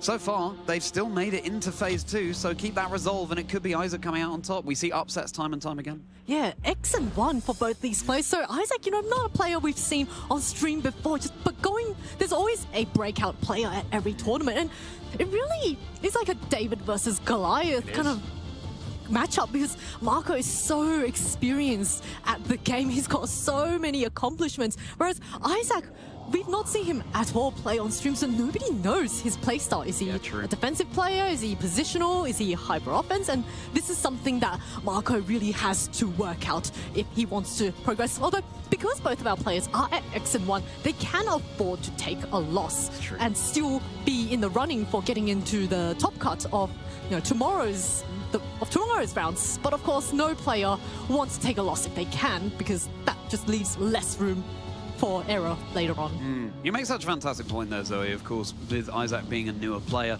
Marco not being so familiar with the playstyle, but these well-experienced players will, of course, know how to get a good read on their opponent and then take that into a successive Game 2, or potentially even a Game 3, and then ultimately come out on top. But I mean, Marco's achievements, the little regional champion from this season, as you said, Jonkoping, back in 2019, 3-time international champion, the only trainer to have ever done that. Exactly, Zoe. Thanks for providing that emphasis as well as Only World's one. top 16 twice. Isaac, no achievements as of yet, but of course making Birmingham Phase 2, that is the first one to add to that roster, and that could be you, trainers, if you're at one of these events. Who knows? Just making Phase 2, that is an impressive achievement in itself in a field as stacked as this one. We've often seen a lot of upset wins from trainers maybe that you wouldn't quite expect because they haven't had previous accomplishments, but that is not an indication of how well players are going to play. And now we see Isaac's team up on the screen. It's going to be the Incineroar, Ogerpon, Fluttermane, Landorus, Rillaboom, and Raging Bolt. So a very classic balanced team. Incineroar and Rillaboom providing that fake out support, but onto an Assault Vest Raging Bolt. So this Raging Bolt is not going to be able to boost up at the cost of being in exchange for being very defensive and very bulky. And it's clear Amulet Rillaboom as well, because of course if the Raging Bolt has the Assault Vest, the Rillaboom can't as well. Clear Amulet meaning that it's going to be blocking those Intimidate drops from Incineroar, and of course any of the stat drops that Marco might want to throw in its direction. So this is the thing, it might look like a classic team on paper, but it's those little tweaks that you make along the way that mean that Isaac is stamping their signature onto the team, and it's those things that could catch Marco off guard as we take a look at Marco's own team. Marco running kind of really his signature Sun kind of archetype now. This time there's no Charizard, but there's Incineroar, Torkoal, Fluttermane, Ursaluna, Ogerpon, and Farigiraf. So both Incineroar with that Flare Blitz and Fluttermane with Photosynthesis can take advantage of this Torkoal Sun that it sets up. And this Torkoal also has Helping Hand. That's a very nice tech move, just in case you're outside of Trick Room and you want your partner to do a lot of damage, like that Choice Specs Fluttermane. Imagine the amount of damage a Choice Specs Terra Fairy Moonblast with Helping Hand. Ooh. Just how, In the sun. my goodness, yeah. Does not need, gets the booster, provided it gets the special attack boost, but Exactly. if it does, the amount of damage, I would not want to be facing that down. I really like as well that the choice specs on the Fluttermane means that Marco can go for the Charcoal on Torkoal, which means that it's a little bit more flexible. And when you're running a Pokemon as slow as Torkoal, you really need that flexibility. Okay then, trainers, they're ready on stage and we're ready here. It's time for Swiss Round 9 here at the Birmingham Regional Championships, our first round of Phase 2. And Incineroar repeats, and then it's Landorus facing off against Farigiraf. It's Isaac versus Marco. This is the first Farigiraf we've seen on a stream all day, and Farigiraf is really nice at blocking those fake outs from the opposing Incineroar. Also means that Marco can go for fake out on his own Incineroar, maybe fake out the Landorus, prevent it from getting those really powerful attacks off, or he could fake out the Incineroar, because with that, actually this Incineroar on Isaac's side does not have a dark move, so it can't really threaten the Farigiraf, and that's why we see it fake out the Landorus. Yeah, Landorus isn't going to be moving this turn, not one little bit. The Taunt, though, coming out into the Farigiraf, blocking a Trick Room crucially here, so Marco cannot set up for the Pokemon in the back, but Marco has gone for the Hyper Voice instead. The Taunt, though, will last, so still no Trick Room into the next couple of turns, and Zoe, yes, regulations at F, the regulation of the long necks. If it's not a Raging Bolt, then it's going to be the Farigiraf. There's a lot of giraffes in this format, and really like how Marco did not fall for that Taunt at all, just instead wanting to go for consistent damage with Farigiraf. Farigiraf is actually quite a decent special attacker, and we can see Landorus, not a very defensive Pokemon, doesn't take it so well at all, but the Earth Battle's just going to come off and is not enough to get the knockout onto Incineroar. Incineroar just about hanging on there, the bulkiest of Pokemon, but the parting shot, just so that the Incineroar can get safely on out of there. Now Isaac can switch in something else from the back, and we can get to see the 4 Pokemon that Isaac's chosen for this matchup. Rillaboom is going to be joining the fray in its stead, setting up that grassy terrain on the field, and it can't be overwritten by anything over on Marco's side. The Hyper Voice, once more, just chipping away. It's not a Throat Spray, of course. It's going to be the Citrus Berry. Super effective U-turn now into the Rillaboom, but it's not so much the damage Marco's going for there. It's the secondary effect of that move, meaning that the Incineroar can get out of there and Marco can decide to switch something else in this case, the Ogerpon. This is a really, really nice play because the Incineroar just switched out. It can easily switch back in and then reduce the attack of the Rillaboom, which means that a combination of Wood Hammer and an Earth Power from the Landorus will not be enough to knock out this Farigiraf. Now, this Farigiraf is also carrying the Citrus Berry, so it's going to be extra bulky. And I think previously, maybe if Landorus doesn't knock the Farigiraf down to half of its health, then the answering Wood Hammer will be able to knock it out. But because there's now the Incineroar waiting fresh in the back, it can just swap in, get that Rillaboom's attack down, and those taunt turns are slowly ticking down as well, so Farigiraf can Trick Room later on. Ivy Cudgel, it's got a bit of crit chance, but the Rillaboom hangs on with 2 HP there on Isaac's side. A little bit more wiggle room for Isaac as the Earth Power connects into the Farigiraf and procs that berry. So it's going to be munching, and it's going to be healing up some HP. Yes, Ogerpon Cornerstone, the rock type, not one that we see as often. And now Woodhammer, big damage, but thanks to its sturdy ability, the Ogerpon is going to be hanging on there. And the Rillaboom going down thanks to the recoil damage, massive, because it took so much HP off that Ogerpon. In fact, it looks like it wasn't down quite to its sturdy, just hanging on maybe on 2 HP as Hyper Voice continues to chip away now at the Landorus. Yeah, Landorus really doesn't have very much time left on the field. And Farigiraf, even though it's being taunted, has just been really useful at spreading a lot of damage out. Now, of course, Isaac brings out his Ogerpon. That is a very, very offensive Pokemon. Of course, there is that Cornerstone Ogerpon with Follow Me, so it can buy a turn for that Farigiraf to get an attack off. And I think in this range, the Ogerpon is faster than the Landorus, so it will be redirected. What's really interesting here is Isaac is considering a Grassy Glide into the Ogerpon, even though the Farigiraf's on the field. So predicting that Marco's going to switch that one out because, of course, the Armatail is blocking any kind of priority move. And if you're going up against a trainer as experienced as Marco, you do have to make reads like that. Well, the Ogerpon is Mold Breaker. Yes, now, so it can actually ignore the Farigiraf's Armatail. Well, no, this Ogerpon is the Cornerstone, so it would have Sturdy rather than the Mold Breaker. Oh, no, the Fire one. The Fire one over on Isaac's side of the field. Yeah, so it can ignore the Armatail coming out from Farigiraf. Really nice way these abilities interact. Fantastic. So that Marco's Ogerpon now is down. Yes, the Mold Breaker, meaning that the Armatail is ignored by Isaac's Ogerpon Half-Flame, and Farigiraf just scouting out, going for the Protect in the face of the Landorus. This is why we can sometimes see Ogerpon Half-Flame, for example, going for an Ivy Cudgel into a Heatran. It ignores the Flash Fire, of course, thanks to that Mold Breaker ability. But now Incineroar dropping the attack of Isaac's Ogerpon. Yeah, Ogerpon going down is actually quite nice for Marco because he gets that Incineroar in fresh for that Fake Out. Drops the Intimidate onto Ogerpon, which means that unless it crits that Ivy Cudgel, it's not going to be able to knock out the Farigiraf. And because Farigiraf is no longer taunted, he can get that Trick Room up and allow Marco to get his final Pokemon, whatever it is, in the back to just come in and start sweeping under the Trick Room. The Incineroar is lurking in the back, ready to provide another Intimidate drop, but of course Marco hasn't revealed that final Pokemon, and that's going to be crucial information for Isaac here. It could well be the Fluttermane, because Marco's other Pokemon are much slower and would benefit from that Trick Room, but it looks like Marco wasn't going for that strategy in the first place, as Incineroar is once more switching in here for Isaac. This Landorus just hanging on with a Sliver, but can it make it through another turn? It's sat on the field since the very beginning of the game. And it's still here now, but it might not be for much longer as Farigiraf finally goes for its Terrestrialization.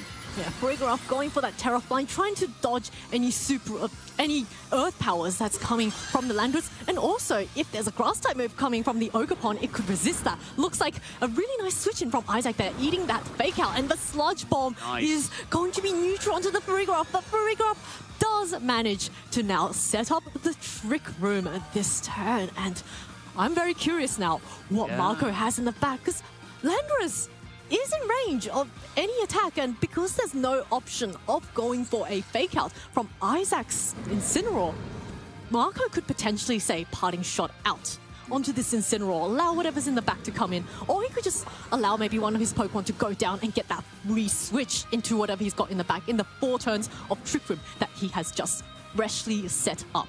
Really good call there from Isaac to go for the Sludge Bomb into the Farigiraf as opposed to the Earth Power, just in case the Farigiraf did go for its Terraflying, because he's still getting guaranteed damage. Of course, Earth Power would have done nothing into that slot. Because Marco set up that Trick Room, and because the Farigiraf's gone for the Terraflying, potentially there's an Ursaluna in the back, ready to get off some big Earthquakes. I mean, remains to be seen, but it will be revealed now. Marco wants to get the Incineroar out of their Sharpish, potentially because they need to benefit from the turns of Trick Room while they possibly can. And the Pokemon coming in from the back, it is indeed going to be the Ursaluna. Wow, Ursaluna coming in. Firstly, the Farigiraf is going to get that Hyper Voice off. So, what is Isaac's Incineroar going to do? It first will be eating that Citrus Berry, so get a nice little bit of snack off before it gets that move off.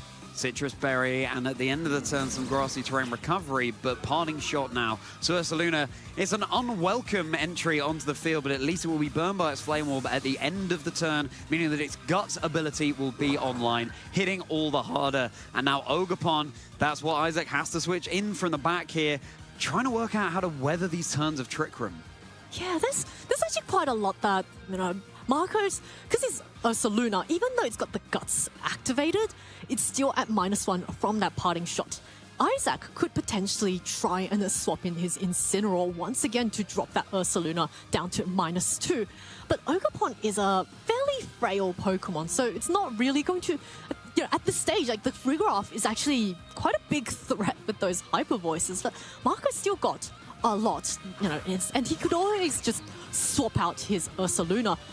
So firstly, that all of his Pokemon can see on the board, grassy terrain is also going to expire, so no more recovery for both the Ursaluna and the Ogerpon, and it's quite tricky in this position. Landorus cannot protect. Are we going to see that Incineroar try and switch in and try and mitigate the damage that's going to be done to this Ogerpon? Or is Isaac going to just allow that Landorus to go down and get that Ursaluna? I would say it's more likely to maybe try and get that Incineroar into the game.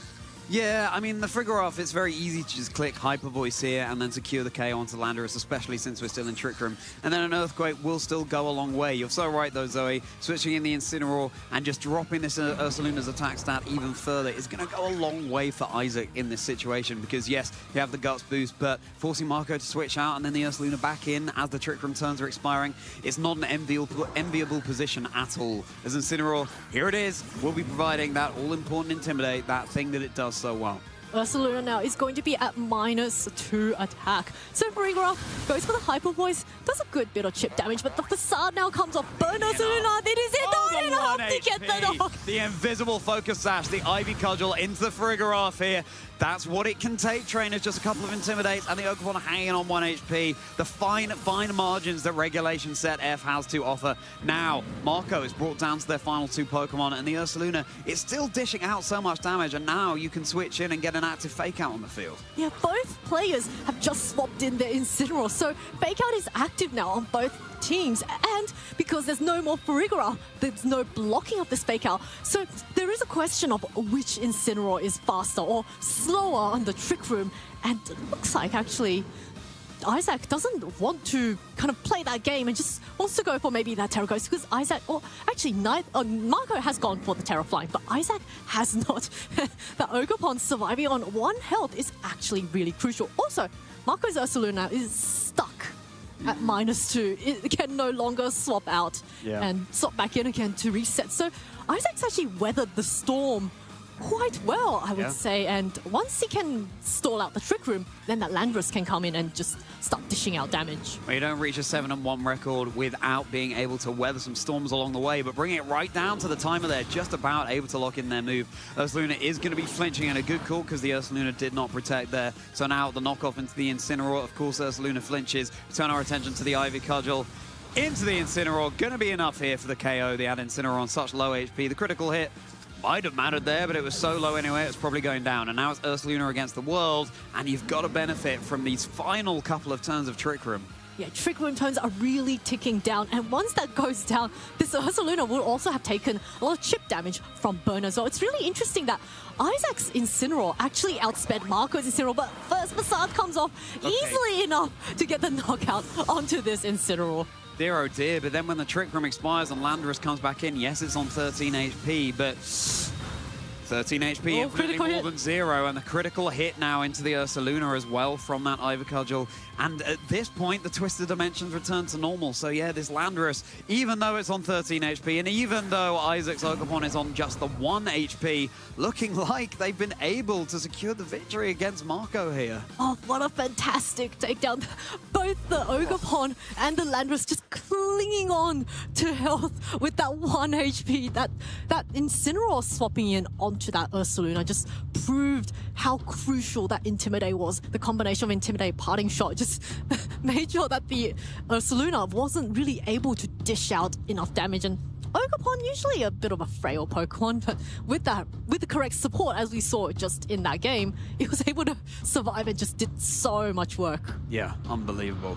Wow, well, there you go, Zoe. It seems like for this game at least, David has taken down Goliath, but can they do it again? Of course, it's best of 3. That's how it works around these parts. Trainers gonna have to get another victory to secure that Swiss round 9 victory. So, heading into this game, how do you think Marco can adapt? Well, I think he got the Ursaluna in maybe a bit late, but I can also see he couldn't earlier, literally, because the Farigiraf got taunted. And he used the Farigiraf quite wisely, not falling for the taunt, but he wasn't quite able to put out the damage. And because it went for the Terra Flying, it took neutral from Sludge Bomb. That turn may have gone a little bit differently if stayed, Psychic type and was able to resist those Poison type moves. Yeah, true. Will Marco be angling more for the Trick Room route here? Will they maybe be leaning more into the Torkoal mode as well and just getting off some big eruptions? Or indeed just going for that supportive helping hand? Well, it's going to be the Farigiraf and Incineroar once more for Marco, and now Landorus and Incineroar coming out for Isaac. So the exact same leads from both of our players. The question is, are our players going to do exactly the same as the last game? Because in the last game, we saw that the Incineroar was able to drop a taunt onto the Farigiraf, which didn't, it immediately have an effect, but it meant that Isaac could rest assured that the Farigiraf was unable to set up Trick Room. But we also saw later on, didn't matter when the Trick Room went up, he was able to mitigate damage, but we're going to get a Terastallization immediately, turn 1. Let's step on the gas trainers and let's get sparkly. This is the final Swiss round we're bringing you here on the first day of competition. There'll be plenty more tomorrow. Isaac versus Marco. Isaac one game up against what some would call the favorite in this situation, Marco, as Landorus is going to be flinched by this fake out here. Incineroar has become a Terra Ghost, just in case it was flinched here. Isaac recognizing that the Farigiraf setting up the Trick Room is so detrimental, but Farigiraf is just going on the offensive once more, and it's going for the Hyper Voice. This is another reason Terra Ghost, of course. Incineroar now taking no damage from that normal type move, but Landorus, just like in game 1, is going to be feeling the brunt of that shout. Yeah, Incineroar is really nice for Terastallization, but it does mean that Marco's Incineroar now has a super effective knockoff onto it. Now, last time we saw that Incineroar was able to survive an Earth Power, and here it goes. It survives another Earth Power once again. Does allow Isaac to get the parting shot off, and means that those Hyper Voices are doing even less damage. Yeah, Farigiraf has dialed down the volume a little bit on those Hyper Voices, as now Incineroar will be switching back for Isaac, and we can see the 4 Pokemon Isaac's brought. Of course, Marco cannot see this, but it's going to be the same as in that previous game. Ogamon Half Flame, and of course that Rillaboom lurking in the back here as well. Isaac needs to get this damage online, just remove this Farigiraf from contention before it can even think about setting up those tricks. Oh, critical hit! Oh, the critical hit though onto Landorus. This might be what Marco needs to turn this around here, and a U-turn in order to pivot around 2. Oh, that was a very big critical hit, because Farigiraf we saw earlier wasn't really doing that much damage with the Hyper Voice, and with that parting shot it was going to do even less. But now there's this Hearth Flame Ogerpon and the corner up against a Cornerstone. Cornerstone Ogerpon, the rock type moves are always going to be super effective against the Hearth Flame, and because of its sturdy ability, which of course Ogerpon on Isaac's side can ignore because of Mold Breaker, but it'll be neutral damage into the Cornerstone if it goes for it. So I'd be expecting that Ogerpon to survive. So Ogerpon's in also quite a nice position to just be, putting support and allow that Farigiraf to get that Hyper Voice and take that final 9 HP damage from the Landorus. Ogerpon, though, will just be scanning out from behind that spiky shield for now. Any incoming contact move will be damaging the damage dealer. As the Ivy Cudgel instead is just going to claim that knockout onto the Landorus. Landorus removed now from play. Isaac down to those 3 Pokemon now. Another Hyper Voice now from Marco's Farigiraf, but Ogerpon's got its ear defenders on. It cannot hear that behind the Protect. I cannot indeed. And now we see the final 2 Pokemon. As we saw earlier, there was the Rillaboom and the Incineroar. Unfortunately, neither of these can actually fake out with Farigiraf active on the field. But it does drop a very important Intimidate onto this Cornerstone Ogerpon, which means that, I'm not sure, that's a very bulky Hearthflame Ogerpon on Isaac's side, but super effective hit. I think it would still go down, especially with that heightened chance of a critical hit from the Ogerpon on Marco's side. But the Farigiraf is also very, very healthy, and there's really, it can just stay on the field and start spamming those Hyper Voice, or maybe even Psychics. Looks like the Ogerpon on Isaac's side just wants to be recalled. Yeah, recalled, but we did see the taunt lock in from the Incineroar, so Farigiraf wouldn't be able to set up that Trick Room again if it tried to do that. The reveal of Isaac's final Pokemon from Marco's perspective now. Rillaboom has hit the field. The Ivy Ivy Cudgel into the Rillaboom for Isaac. Respectable amount of chip damage. There's no critical hit to speak of, but has Marco gone for another Trick Room, or is it just another Hyper Voice to dish out the damage? Just the Psychic, in fact, into the Rillaboom. Marco is so good at calling when Isaac is going to be going for those taunts and knowing when they can go on the offensive. Just getting that Rillaboom down to about, well, just below 50% of its HP here, and the sooner it's gone, the sooner the grassy terrain is removed from play as well. Yeah, Marco still also has that Incineroar fresh in the back, ready to switch in on both of these physical attackers. Farigiraf, with that Citrus Berry, really isn't in much danger of getting knocked out, and it can just continue to go for those Psychics and Hyper Voices. Of course, it is at -1 special attack, but, you know, if it's allowed to sit on the field like it has been all game, it can just slowly whittle down on Isaac's team. So I think Isaac's really on the back foot here, and Marco with super healthy Pokemon, I would not be surprised to see an Incineroar swap in. Would it be the Incineroar, or will it be the final Pokemon? And it's going to be the Incineroar, of course, because you got a couple of physical attackers over on Isaac's side of the field that won't be hitting quite as hard now. Well, Rillaboom's Clear Amulet coming into play, so that Rillaboom will still be hitting just as loudly as Incineroar. Now, the super effective high horsepower critical hit, that didn't matter. It's now going to be recalled to its trainer. Both of these trainers have 3 Pokemon apiece. Yeah, now this Incineroar first uses Flare Blitz on this Farigiraf and does get a little bit of chip damage, does not get the burn. Incineroar takes a little bit of recall, so Marco is able to, get the fresh Pokemon in. First, the Psychic is going to come up, and we see just how critical the Assault Vest is on a lot of the other sets that we've seen, because this Rillaboom is Clear Amulet, so it doesn't get that defense boost to its special defense, and this Farigiraf is actually able to deal very meaningful damage, and once again, this Ogerpon comes in. This time, it is going to be able to get the Follow Me and maybe redirect away an attack from the Rillaboom and allow the Farigiraf to pick up the knockout with Psychic. Ogerpon isn't going to be able to go for any damage this turn, but it will be resisting any damage thanks to the Spiky Shield. Another Wood Hammer in the grassy terrain, and Farigiraf, a lot of damage. Not enough for the KO here. And now Rillaboom goes down thanks to the recall damage from the Wood Hammer, so Isaac has got themselves down to just the Incineroar and the Ogerpon Half Flame. Now Farigiraf's able to recover some HP. The Citrus Berry recovery and every percentage of HP is so crucial here. The attempted Flare Blitz, though, into Ogerpon's Spiky Shield, and this means now that the Incineroar will take a little bit of chip damage from that. This is really nice for Marco. Okay. Of course, first the Psychic does come off, does barely anything to this Incineroar, but he has a very healthy Hearthflame Ogerpon, which can deal super effective damage to the Ogerpon that Isaac has in the back, which is now going to be forced onto the field. Marco still has one unrevealed Pokemon in the back as well, so we don't know what that is, but I would say his Cornerstone Ogerpon's in a very comfortable position. It did not get the Intimidate, so it is going to be able to knock out the Ogerpon in one hit if Isaac's Ogerpon doesn't go for a Spiky Shield to protect itself.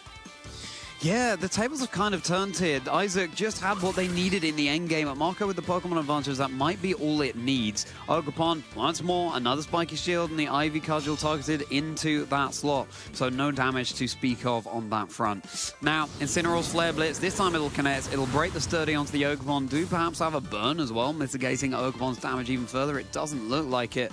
Now the Psychic, not normally doing anything into Incineroar, but of course this is a Terra Ghost. So it's no longer a Dark type. Now Incineroar gets to have its berry too. So the bulk on both of these trainers' teams are coming into play, and again, we just need to know what that final Pokemon is for Marco here, and can Farigiraf set up that Trick Room if it is the Ursaluna? Yeah, I think Marco's still kind of in a nice position here, because the Ogerpon on Isaac's side just went for the Spiky Shield, so it's very unlikely to go for it again just in case that fails, which means that the Ogerpon on Marco's side is quite free to get that Ivy Cudgel into it. I don't think the Grassy Terrain boosted Grassy Glide is going to be enough to get the knockout onto Marco's Ogerpon.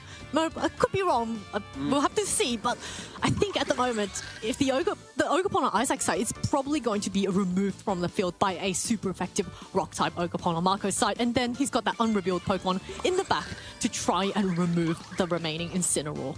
Grassy Glide, of course, the Mold Breaker means that it's able to go off even in the face of Farigiraf's Armor Tail. The responding Ivy Cudgel, though, super effective. That will be the Ogerpon removed, and the Grassy Glide not enough to secure the KO onto Marco's Ogerpon. So it's just this Incineroar now, and Incineroar can do a lot of things, but can it 1v3 Marco Silver?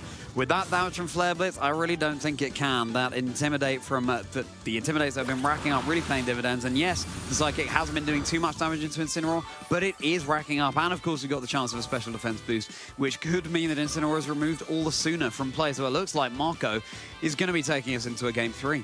Yeah, this Incineroar's only attack is Flare Blitz, which causes recoil, which means that with all the health of Farigiraf and Ogerpon, even if it succeeds in knocking one of them out, it's going to be taking recoil, and then he has to contend with that last healthy Pokemon, which means Incineroar can do the damage, but it's probably just going to go down to recoil if Marco doesn't do any damage. So this game looks like it's going to be in Marco's favor, and we're going to go very shortly into a game 3. What's really interesting here is, of course, this time we don't have the reveal of Marco's final Pokemon, and if Marco has anything to say about it, which he can, then we will never know what it was, and that's going to play on Isaac's mind, trying to work out what it was and therefore what the game plan should be heading into game 3.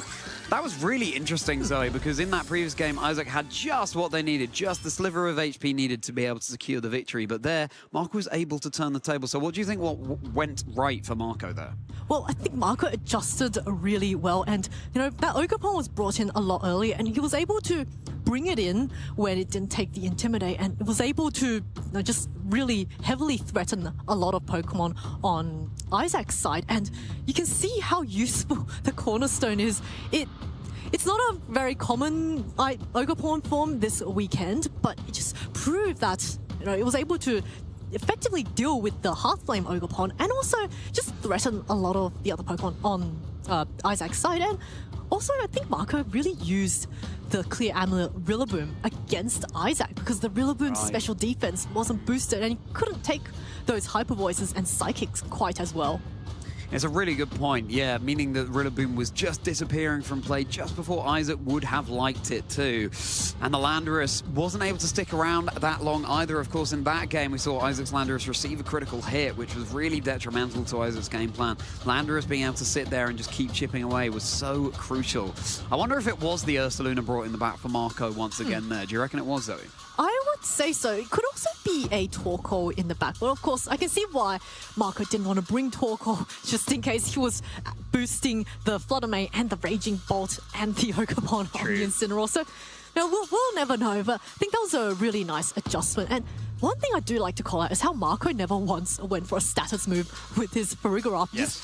It stayed on the fields for so long, going for those -1 special attack Hyper Voices and Psychics, but it was able to just chip down Isaac's team. Chipping away, and now it all comes down to a best of one, essentially. It's 1 game to Isaac, 1 game to Marco. Which of them will be our victor here in Swiss Round 9 of the Birmingham Regional Championships? The switch up from Marco. I did wonder if it might have been that Flutter Mane in the back for Marco as well in that previous game. There was no Trick Room to speak of, but this time up against Landorus and Incineroar, it's going to be the same leads from Isaac. Yeah, Isaac's got the same leads, but Marco's switching it up a bit, maybe deciding he doesn't really enjoy, not doing that much damage in the kind of turn 1, but now there's all of a sudden this choice of specs Flutter Mane to contend with. Now the Helping Hand, the Farigiraf does not have Helping Hand, so it's not going to be able to boost the damage of this Flutter Mane even further, but it looks like we're going to get a Terrestrialization turn 1 onto the Landorus Terra Steel, so that's going to resist any Fairy type moves from this Flutter Mane very, very nicely. If that Flutter Mane has indeed locked into a Fairy move, which it has, the Dazzling Gleam boosted with the Choice Specs as well. It still takes a significant amount of damage. Responding Earth Power now into Marco's Flutter Mane, just going to be a 2-hit knockout. The Parting Shot once more, this is something Isaac's done in all 3 games. Landing into the Farigiraf. The fact that you're dropping down his offense doesn't matter too much, even though the Psychics were racking up the damage in the previous game. More to the point, you can switch out and we can see that Isaac has brought exactly the same 4 Pokemon. And now Ogerpon on the field, a Fire type, also with the Terra Steel Landorus, means that this Flutter Mane on Marco's side is in a very, very awkward position, being locked into a Choice Specs Dazzling Gleam. And we see just how crucial that Parting Shot was from the Incineroar. That Farigiraf barely did anything to either of these 2 Pokemon. So, Isaac really getting the better end of that turn there. And Flutter Mane, of course, did manage to get a bit of chip damage, but I think Marco is really going to want to swap out his Flutter Mane. But the Farigiraf was not taunted. So it can go for the Trick Room and have the Flood Mane switch out. Looks like Frigoroth just wanting to protect this turn. But is Marco even going to want to be going for the Trick Room here? It depends what Pokemon Marco has in the back, and that, of course, is only known to them. Landorus has brought down solo. Another critical hit on the Landorus, just like we saw in Game 2, but from a different move. The Ivy Cudgel just pinging off the Frigoroth's Protect in this situation.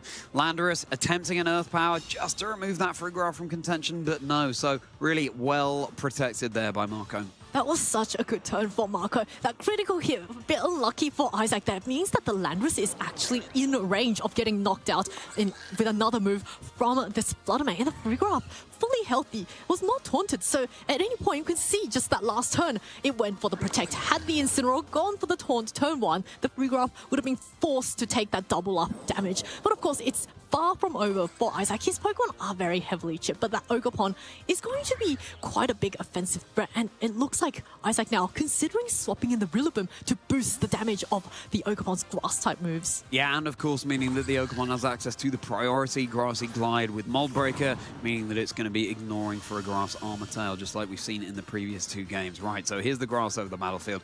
Isaac's revealed all 4 of these Pokemon. The Grass Glide will be enough here to secure the KO onto the Flutter Mane for Marco. So that's a big damage dealer out for Marco, but is this just paving the way for a Trick Room? Actually, no, it is another Hyper Voice, so maybe Marco hasn't brought any of the Trick Room threats in the back.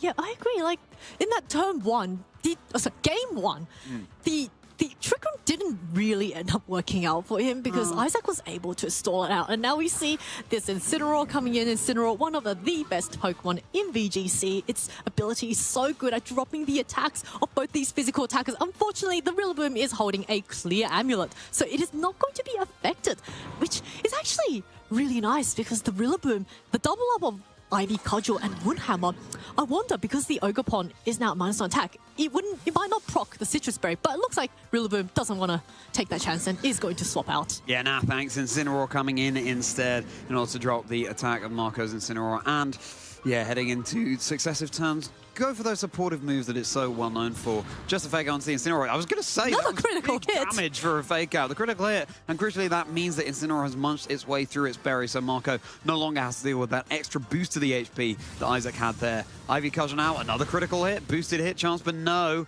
not for this time. There's that Trick Room. So could it be that Ursaluna that's in the back and really well deduced by Marco to be able to weave in the Trick Room? We're in the face of Pokemon that can go for Taunt, like we saw in Game 1. It can really shut that down. Marco deciding, okay, if I don't set this up now, I might not be able to. The Incineroar wasn't on the field at the start of the turn. Yeah, now this Incineroar unable to fake out. Of course, Ogerpon can go for those Grassy Glides if it chooses to because of its ability in Mold Breaker. But both the Frigoroth and Incineroar are actually quite healthy, and I wonder if Marco just wants to keep his Incineroar on the field. Doesn't need to necessarily go for that U-turn. And then, yeah, there we go. There's that Flare Blitz onto the Ogerpon. He is going to get the knockout, and is going to slowly whittle away at Isaac's options in stalling out Trick Room. Yeah, and you kind of don't want to remove any Pokemon from Marco's side of the field, because if it is that Ursaluna lurking in the back, or indeed the Torkoal like we suspect, you don't want to give that free switch in necessarily. Isaac will be able to get this parting shot off, so Incineroar's not hitting quite as hard, but maybe Marco is just parting shotting themselves in order to get one of those Trick Room sweep up Pokemon in to benefit from those turns as soon as they can. So now, the very low health Terra Steel Landorus, or will it be the Rillaboom hitting the field? Isaac taking the time to decide, and it will indeed be the Steel Landorus now.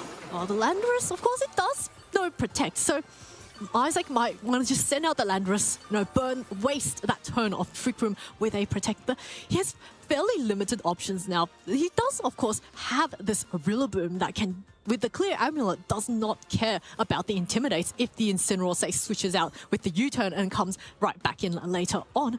But of course, the Rillaboom, it is a Grass type, and there's now a Terra Steel type and a Grass type on the field against an Incineroar with Flare Blitz, and the Rillaboom cannot protect. It also cannot fake out, so Incineroar, can go for that Flare Blitz, but of course, maybe Isaac is going to want to leave his Landorus as bait to swap in his own Incineroar to try and mitigate the damage that Marco's Incineroar can dish out. It seems like that's exactly what Isaac is considering here, hovering over that swap-in button. It all comes down to this. Everything's on the line, trainers. Whoever wins this next game will be going through into Swiss Round 10 with just the one loss, whereas the other trainer has to contend with the two. And of course, the fewer losses you have, the better your chances of making it into the top cut. Incineroar will be switching in Landorus instead. Is this something that Marco has called? Have they been able to play around this? Have they been able to get in this mystery fourth Pokemon safely? Going to be the Terrestrialization now coming out over from Marco. Going forward there for Rigoroth this time, giving it a bit more longevity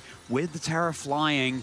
So the balloon's atop its crown. This Rigoroth, its neck, if it wasn't lofty enough already, it's now raised its head above the clouds. Now the Flare Blitz into the Rillaboom. Super effective, of course, mitigated thanks to the Intimidate from Isaac's own Incineroar there. Another Hyper Voice. Oh, a crit on the Rillaboom. No. Isaac's been on the receiving end of a good number of critical hits this game, and it seems like just the resources are dwindling too much over on Isaac's side. Yeah, that was a huge critical hit. Of course, if Isaac had targeted the Rigoroth with his Rillaboom, that Terra Flying is a really good defensive Terra. But now, Isaac is in an incredibly sticky spot. I don't really see a way out of it.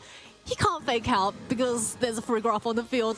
The Landorus, you know, it's going to get hit super effectively by the Incineroar. At this range, you know, it might survive a Hyper Voice from this -1 Rigoroth, but Marco still has one Pokemon in the back, and he can just get rid of this Incineroar on Isaac's side and set up Trick Room later on. Yeah, are we even going to see what this fourth Pokemon is for Marco? I'd really, really like to, but it might be that we just denied that because Marco has played with the pieces available so masterfully. Another Hyper Voice here. Of course, nothing into the Landorus having gone for the Protect. The Incineroar, just good for a little bit of chip damage. Of course, that has been pathing shotted earlier on. Flare Blitz is respectable damage into this Rigoroth. It does get the burn as well. I still think, though, of course, Rigoroth being a special attacker is not like the burn is going to make a difference in terms of it going for any kind of physical attacks. And now it's been able to eat the berry as well. So that HP is just looking all the healthier over on Marco's side. Yeah, and Marco quite free to click Flare Blitz once again into this Landorus that's going to be taking super effective damage from a Flare Blitz. And Isaac's Incineroar is slowly getting whittled down as well. At 38 HP, the more Flare... Anytime he tries to do damage, it's going to be hurting itself. So Isaac's really stuck trying to, you know, not actually attack with the Incineroar and try to somehow stall out all of these turns of Trick Room with perhaps a double Protect on this Landorus, because at this point, that's really his only out. Yeah. Well, the burn is ticking away on the Rigoroth, as are the turns of Trick Room. Landorus does attempt that double Protect here, but unfortunately not. Flare Blitz now, Incineroar. Oh, it's down to 20 HP, so obviously it's not very effective, but a follow-up Hyper Voice might just do the trick. Incineroar now 0. Goodbye, back to the Pokeball for you, and now Landorus. It's not had a great day at the office, has it? It's received multiple crits, it's now so low HP, and it's staring down 3 Pokemon that Marco has access to. That's going to be the end of the Trick Room as well. And of course, Marco, skilled player that he is, will be knowing that the less I reveal now, not only in this game, it will be of benefit for me in terms of Isaac not knowing what I was thinking, but anyone else who's watching the stream who I might go up against tomorrow as well, not knowing what that final Pokemon is, not knowing what the game plan is. But one thing's for certain, Marco Silva has come back from a first game loss to win Swiss Round 9. Huge congratulations to Marco Silva, proving once again why he is one of the best players in the scene. That 3-time IC champion, you know, goes to show his masterful understanding of board positioning, adapting so well. Isaac played amazing. Yeah. I must say, even though Marco got the win, the way Isaac played was really, really thrilling to watch. It just goes to show how high of a caliber of a player Isaac is, and why he is at XN, well, he was XN1 going into that round, and now he's at XN2, which means as long as he wins on from here on out, he still has that chance to get that win. And what a better accomplishment than getting a regional championship and that direct invite into Worlds. Exactly. Isaac is a player who's pretty new to the scene here. We didn't have any accomplishments to speak of on the graphic there, but of course, we now have this Birmingham 2026 Phase 2 that Isaac Dunkley-Jones can add. And let's not forget, Isaac took a game off Marco in the very first game. It's very commanding match. well. Yeah, it was a very commanding victory. I got to say, though, in Lille, we saw Marco time and time again then drop the first game and then come back to win the next two. So this is something that Marco is really comfortable with. Knows just to scout out the opponent. You were talking earlier, Zoe, about how Marco won't be too familiar with Isaac's playstyle because Isaac's a newer player, but was just able to suss that out and then use it to his own advantage to be able to claim the win against Isaac. I really like how he adapted really well in that game 3. Brought out the Flood Mane, which initially didn't look like, once that Landorus went for that Terra Seal, it wasn't really taking that much damage. Of course, Isaac was also a little bit unlucky in that game there with quite a few, I would say, fairly, big critical hits, but Marco really capitalizing on those critical hits and just not giving Isaac any chances to come back into this game. And really masterfully played, and I wouldn't be surprised to see Isaac advance very, very far into tomorrow's rounds. Yeah, really, really exciting to see, and we'll be able to see more from Phase 2, of course, tomorrow, all the way up to Top Cut, all the way up to our grand finals. But for now, it's time for some much-needed R and R for our trainers. Of course, it's been a long day of competition, 9 rounds of Swiss total, but now they can finally decompress, relax, get some food, get some relaxation in, and assess all of the Pokemon matches they have played today. And for Isaac, just going up against Marco, yes, that one was a loss, but the more you go up against a certain trainer, the more you're prepped to face them in the future, their play style, and just knowing that, okay, I faced this person before, it's no big deal. The more trainers you face, the less of a big deal each successive trainer you face is. I think Isaac should be really proud of the way he played all 3 of those games. He made some really good calls, played really well, and did his best to mitigate the damage that was coming from Marco's side. And you see all that Intimidate cycling, the parting shot cycling, but ultimately Marco just proved to be a bit too much, slowly taking away Isaac's options and pieces from the board. But the way he played, I really want to see more of Isaac in future regionals.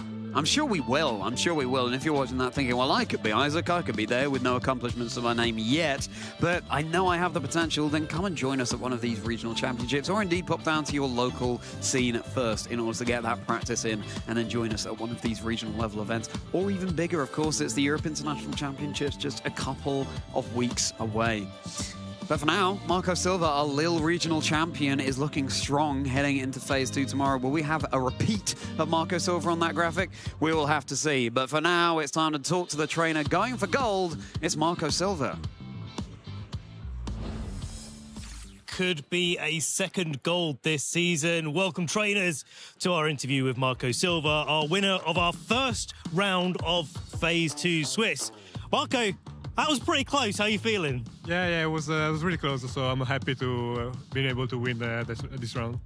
Definitely. I mean, we've seen a little bit of a pattern for you, maybe losing game 1, but then managing to find your way through and win the set in the second and third games. What was your mindset going into that game 2 and game 3, like in how to find a bit of an advantage for yourself?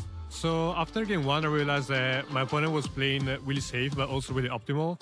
I decided to go for the same game plan in game 2 because I figured out that I did some little mistakes, and also I feel like I didn't really do exactly the right moves, and it was really, really close anyway. So yeah, in game 2 it worked fine, like the same game plan. In game 3, so I figured out that, well, if I go fake out and hyper voice, obviously on turn 1 against Landorus, so there's a high chance that he will just protect in that situation. So I decided to switch things up. Since my opponent probably does not know how to react to a different lead in that case, or at least he has to come up with a plan in the moment.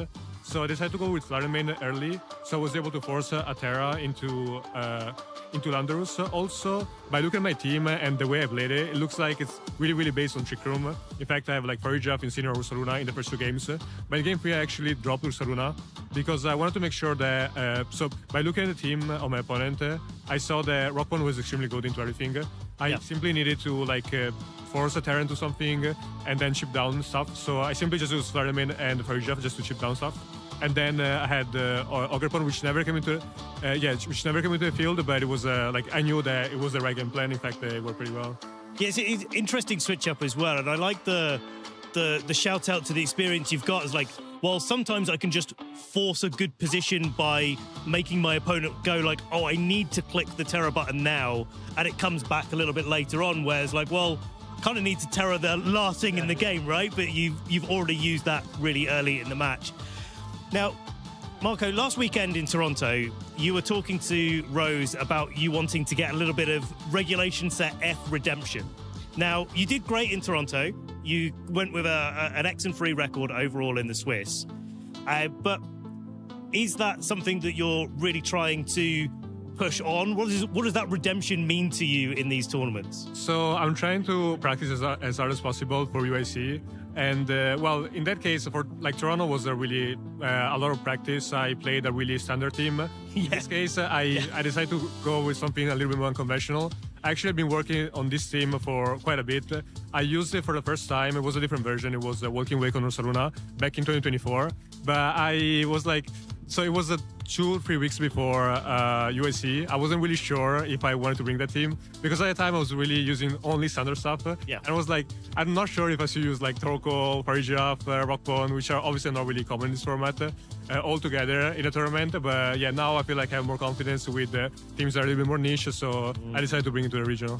Well, I think it's a really nice thing to talk about because sometimes it is quite difficult, especially going into these big internationals, is like, do I take the thing that I think is going to win, or do I go for points and try and play something standard? And you've got so much history with playing those kind of balanced teams, like you played in Toronto and that. But did you think there was anything to do with like the metagame going from NA to EU that made you like decide to actually make the change, or was it just you wanted to get the practice in with this different kind of team here? In this case, I think it was really just practice because I actually think that this team does not really match well into the teams that did really well in Toronto. So I was a little bit scared because of that. Sure. But yeah, I still feel like it was a right choice. Also because by playing balance a lot, I figured out that a lot of times my opponents tend to know exactly the line they're supposed to go into. Like, for example, even here, this is a great example because my opponent, I would assume that did not really know what to do, like, especially when they saw like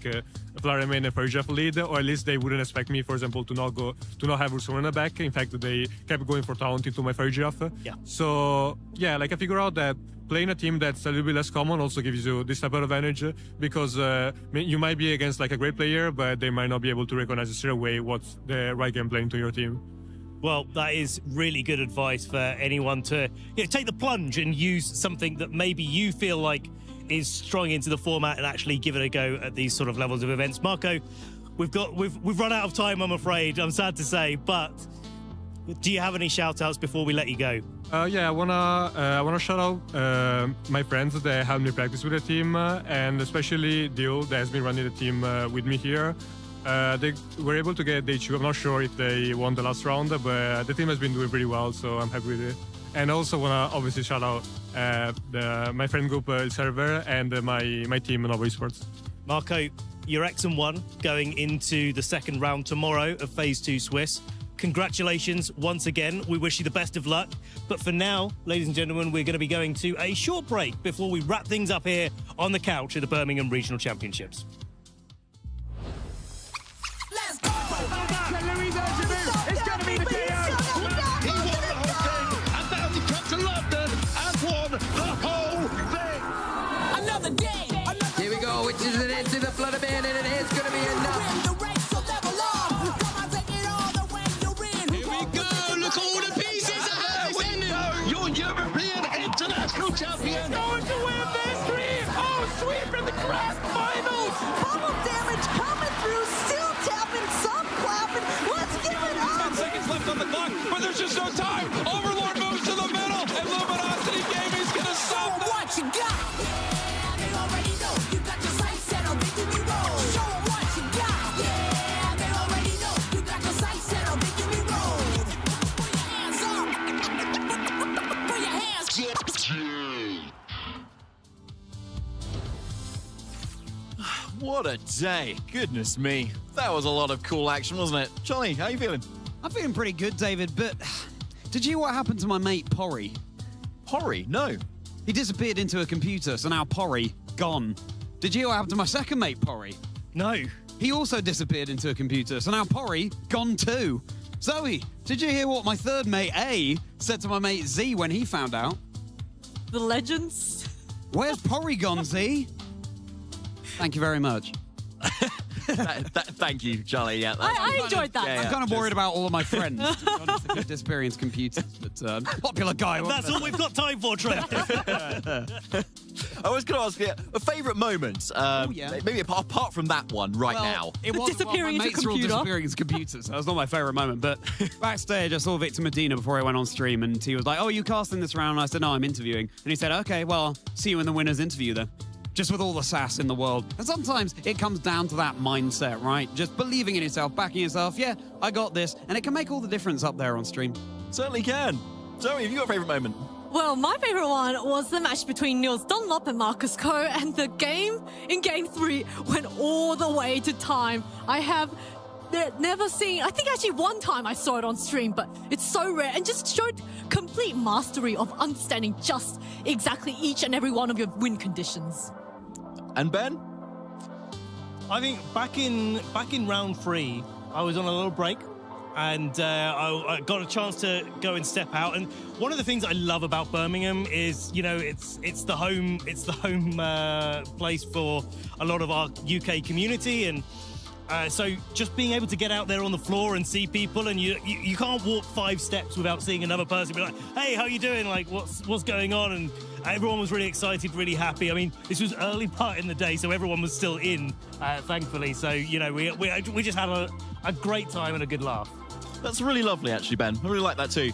Mine was also from a game, though, Zoe. Eric Rios versus Hengwei Zhang. That was an amazing match where Eric was down on the first game, but just put on a masterclass of Pokemon to kind of bring it back with the Trick Room strategy with Porygon 2, Ursaluna, the stuff that Niels Dunlop won with in UIC in 2024. I think he'll go far, but that was definitely a big one for me. Now, of course, we've already started Phase 2, technically, so let's have a look at some of the players that have actually made it into Phase 2 that we might be seeing a little bit of tomorrow as well. So, big names already up there already, and of course, Marco Silva, who we've just featured, of course, is going to be up there as well. Then you've got Eric Rios that was able to go very, very well in Phase 1, going 8-0. Haven't seen the record from the last one, but given that's the second place on the list, it's safe to assume that Eric is on a bit of a winning streak. And of course, Shohei that went X1 through Phase 1 Swiss as well, doing very, very well. So, in fact, when I was out in the crowd, I saw a few people and they all said how they got Shohei'd. Yeah. That is the verb now. It is the verb. When you've been Shohei'd. Yeah, but then Shohei got Eric. No, got Adam. Got Adam. Got Shafu. Yes, that I think sounds nicer. Yeah, no, I like that. I like that. We workshopped it. We came back to it. Build it back stronger. I want to give a shout out to our fellow caster, Marcus Harmon, there as well. Stabbing there to get into Phase 2. Marcus, on a comeback, perhaps, would be fantastic to see Marcus progressing all the way. But then we've got some names that we're slightly less familiar with here as well. But littering that with Shohei Kimura, Victor Medina, and yes, Shohei has come all the way over from Japan to compete this weekend. Simone Sanvito already won a regional championship so far this season. Goodness gracious me. We've had so much talent, haven't we, in this entire format, and of course, just today as well. Like, we had that period of time earlier today where we had back-to-back EUIC champions on our screen, right? And 2 of them versus each other. It was just absolutely stacked, of course. I mean, Zoe, any highlights from you from that group there? Well, I noticed a lot of Italians, and so far, every single European regionals this season has been won by an Italian. So, of course, I'm left wondering with the question, is an Italian going to take this regionals? It's a pretty good bet, I'd say, at the moment. Well, if you are hungry for some Pokemon action throughout the rest of the week, obviously apart from our amazing Phase 2 tomorrow, check out the Twitch schedule of our Pokemon series at the moment. So on Tuesday, you've got Pokemon Battle Frontier from 2 till 5 p.m. On the Wednesday, 2026 Pokemon Pittsburgh Regional Championships, the TCG rerun there. And on Thursday, if you very much enjoyed the Tuesday, you've got more Battle Frontier as well. An excellent portion of the series in the anime. Battle Frontier, I mean, it's also reminiscent of Pokemon Emerald and all of the battle facilities you have in that game. Oh, that post-game content, battling through some rental teams, maybe Pokemon you've trained yourself, try and get those gold symbols. So relive it all in anime form with Pokemon Battle Frontier on Tuesday and Thursday. I remember Pipe Queen Lucy. I could never defeat her back in Pokemon Emerald. I'm now scared of any Lucys I come across. It's okay. That's so terrifying. Yeah. Don't worry. My middle name is not Lucy. Okay, good, thank you. That's Or all is right. it not? No, actually not. Right. I've been wrong all this time. There you go. So tomorrow, if you do want to join in for Phase 2, which you absolutely should, here is the time. 9:45 Central Eastern Time, and over in the Pacific time is 1:45 a.m. So for any of you night owls or night shifters, then feel free to come along. We will be here for you, and with plenty of great Pokemon actions. Make sure you do follow us along on YouTube and on Twitch using that Pokemon.com/broadcasts, where we will be featuring everything there. So there will be those YouTube and Twitch links, absolutely, and all of our future broadcasts. And make sure, of course, you follow along at Play Pokemon on YouTube, /Play Pokemon on Twitch.